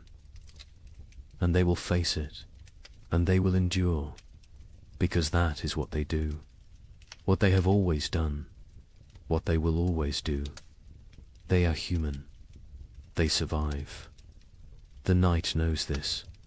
The stars know this. The earth knows this. And now you know this. To rest now. Sleep now. Dream of warm fires. Of full bellies. Of tribes that endure. Of humans who refuse to quit. Of ancestors who gave us everything, including survival itself. The echoes continue, forever, always, in the night.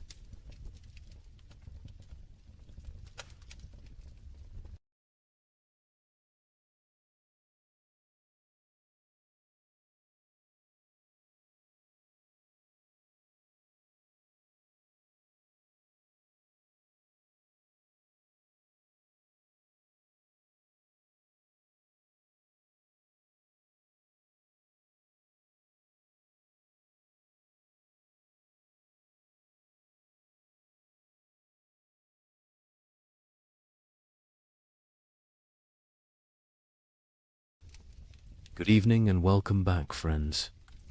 Tonight we're diving into the fascinating world of the Roman Empire. As always, let me know where in the world you're listening from.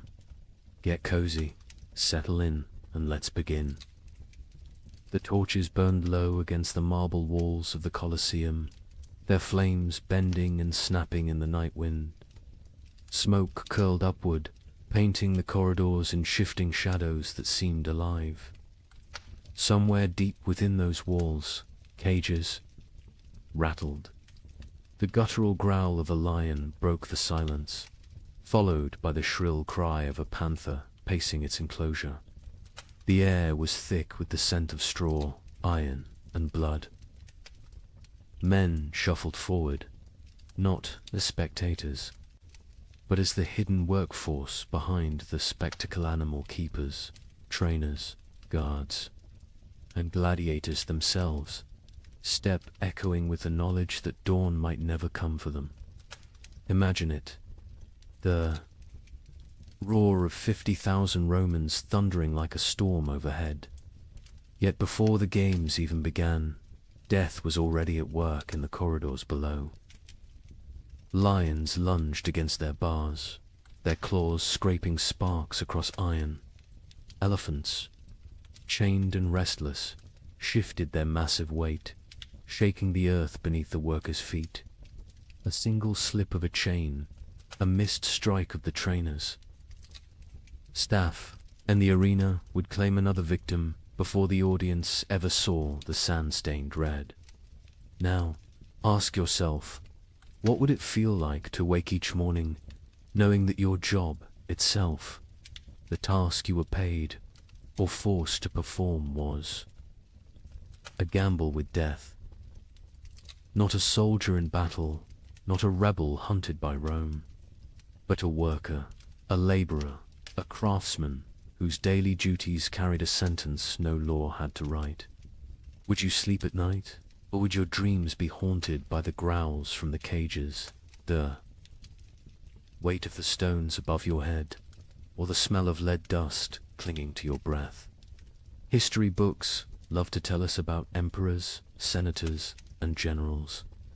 They speak of triumphs, victories, and architectural marvels, but rarely do they dwell on the hands that bled to build those monuments, or the men and women whose very survival depended on risking their lives in silence.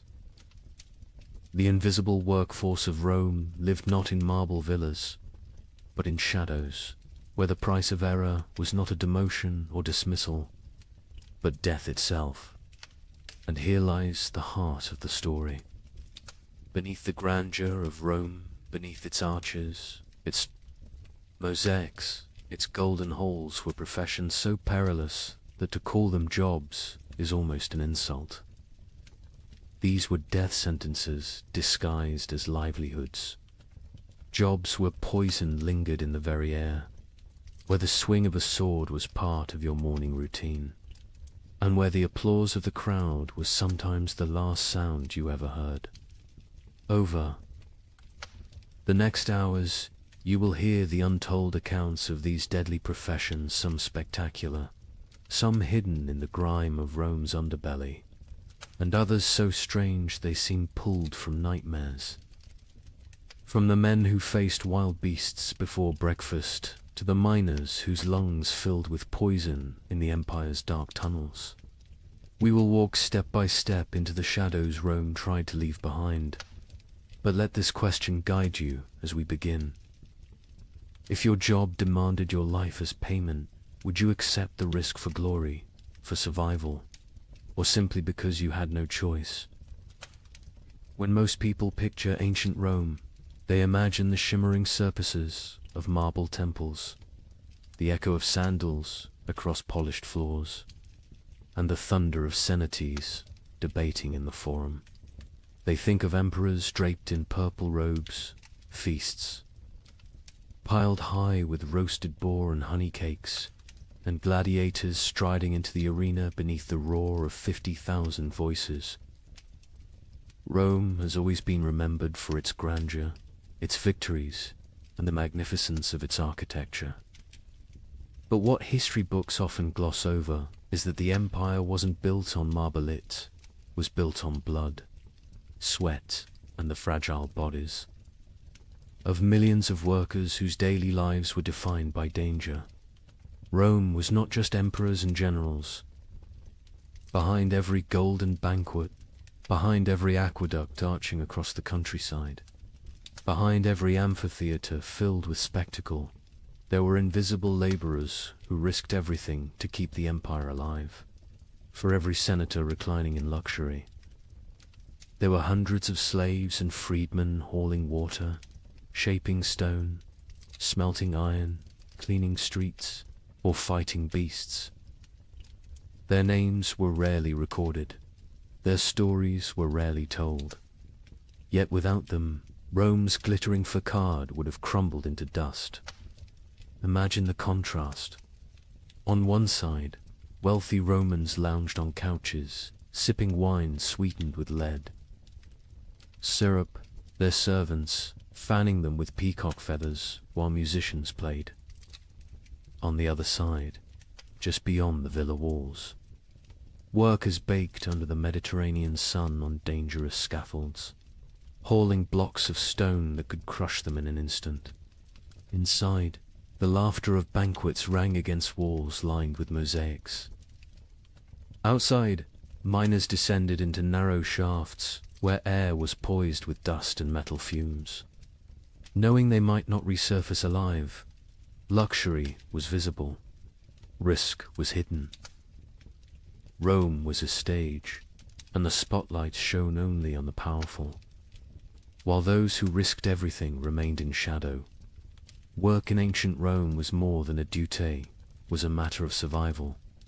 For the enslaved, there was no choice at all.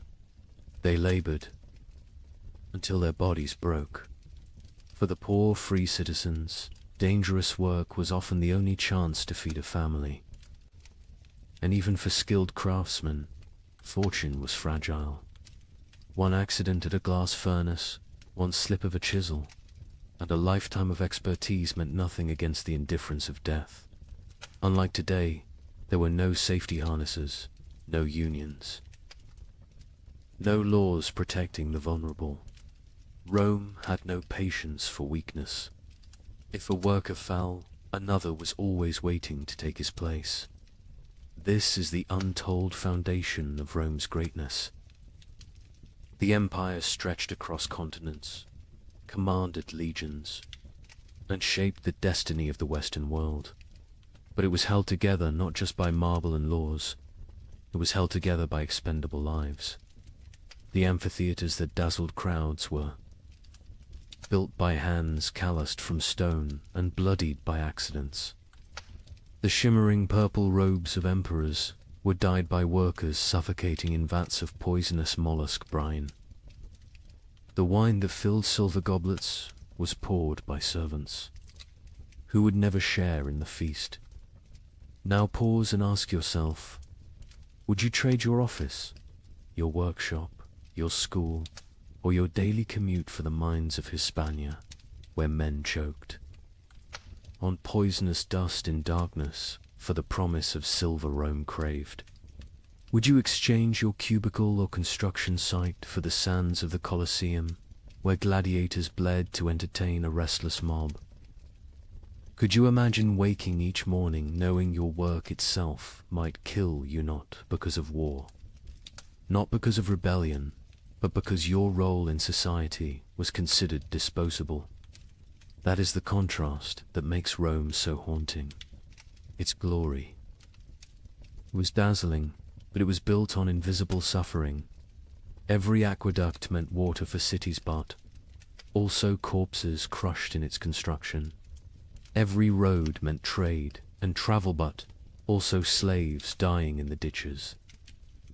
Every banquet meant celebration, but also bakers coughing from flour dust, servants poisoned by fumes, and children forced into brutal apprenticeships. Rome was not just a civilization of luxury, it was a civilization of calculated risk, where millions lived knowing their value extended only as far as their usefulness to the empire. As we step deeper into these stories, keep this in mind. The history of ancient Rome is not just about triumphs and monuments.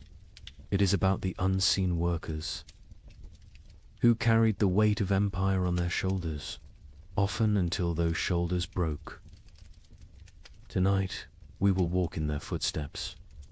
We will stand in the mines, in the furnaces, in the arenas, and in the shadows of temples to uncover the professions, so perilous they could rightfully be called the deadliest jobs of the ancient world. So, settle in. The story you are about to hear is not one of emperors' speeches or military campaigns. It is the story of ordinary men and women whose names we will never know, but whose risks carved Rome into the world's memory. And as we journey through these forgotten professions, I'll ask you again to reflect. How safe is your work compared to theirs? And more importantly, would you have survived in their place? Beneath the Colosseum, night was never silent. Torches sputtered against damp stone walls, smoke trailing upward into the labyrinth of corridors. From the shadows came the sound that froze even hardened gladiators in their tracks, the rattling of iron bars, the scrape of claws against cage doors, the guttural growl of beasts that did not belong to Rome but had been dragged here from the farthest corners of the empire. Leopards shipped from the rocky coasts of North Africa, half-starved, to make them hungrier. Tigers, stolen from distant India, pacing in restless fury. Bears hauled from the frozen forests of Germania. Even elephants, towering and furious after months of brutal marshes, swayed on their chains, slamming tusks into wooden barriers that cracked under the strain. The ground itself trembled when these creatures roared, and the men tasked with keeping them under control knew the truth. They were one mistake away from being torn to pieces. These men were the Venator shadows, the animal trainers. History rarely records their names, but their presence haunted every spectacle. Before the crowd even took their seats, before a single gladiator raised a sword, These workers had already stared death in the eye. Their jobs were simple in description, yet terrifying in practice. Feed the beasts, transport them, prepare them for combat, and release them into the arena at just the right moment. But simplicity on paper did not translate to safety in reality. Feeding a lion wasn't a matter of tossing meat over a wall. Trainers stepped into cages, armed with nothing but a staff, a whip, and their nerve.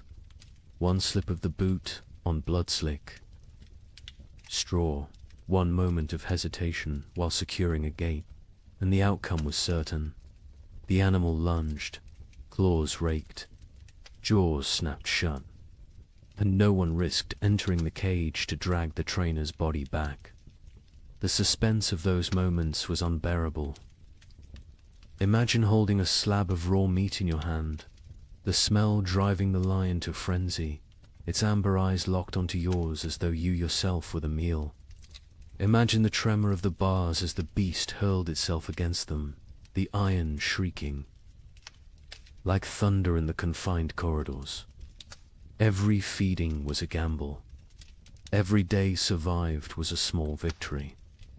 The Empire did nothing to soften the danger. In fact, it often heightened it.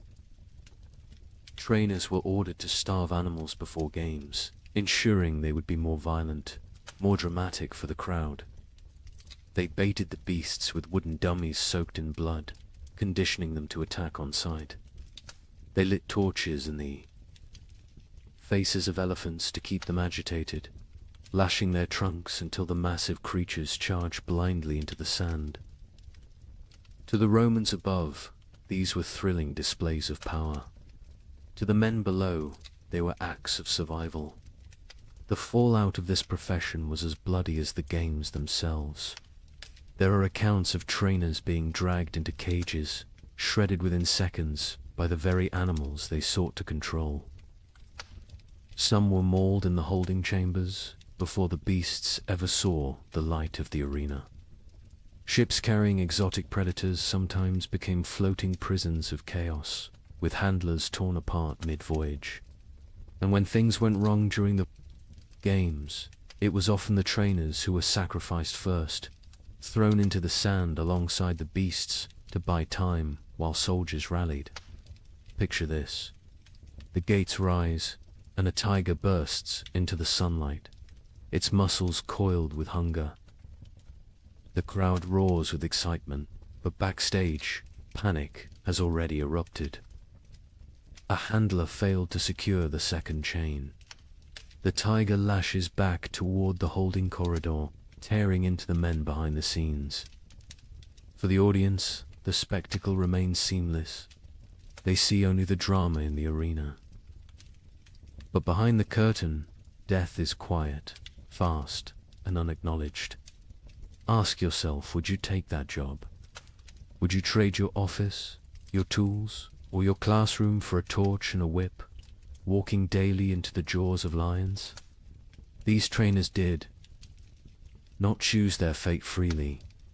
Many were enslaved, others condemned prisoners. Some were criminals whose punishment was not execution but servitude in the cages. Yet a handful were free men spatialists who took on the role for pay, prestige, or the faint hope of avoiding poverty. Their skill with animals might buy them survival, but it also chained them to constant peril. And here lies the chilling truth. Rome didn't care if they lived or died. The empire had endless replacements, slaves, captives, debtors.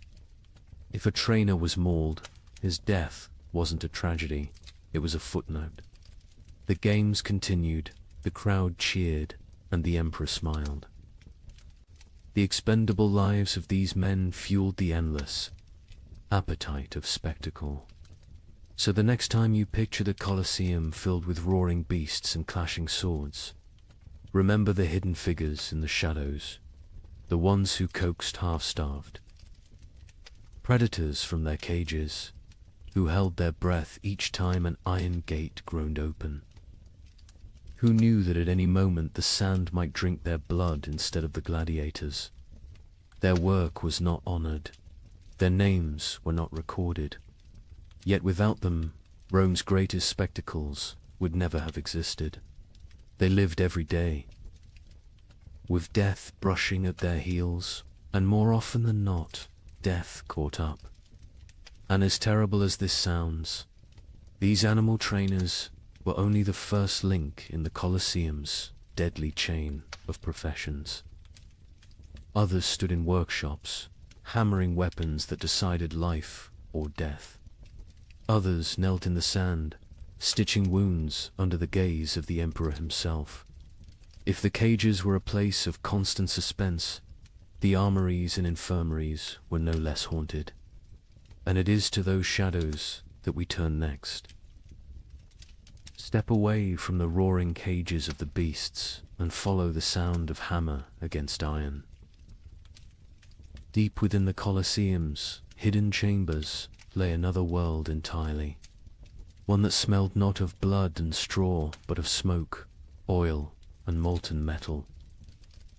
This was the domain of the weapons masters, the unseen craftsmen whose work shaped the fate of every gladiator who walked onto the sand. Picture it, a forge glowing in the half-dark, the air heavy with heat, sparks flying like fireflies as iron is struck again and again on the anvil. Grindstones hiss as edges are sharpened, the rhythm of stone against blade echoing like a heartbeat through the chamber. The tension here was no less suffocating than in the animal pens above, for in this place, the smallest error did not simply ruin a weapon, it ruined a man's life. Every sword, every dagger, every spear carried into combat bore the silent touch of these craftsmen. Their responsibility was immense. A blade had to be balanced to the hand, sharp enough to slice in an instant, strong enough to withstand the crushing force of an opponent's strike. A dull edge could mean a wound that failed to stop an enemy. A brittle spine could snap on impact, leaving its wielder defenseless in front of 50,000 roaring spectators.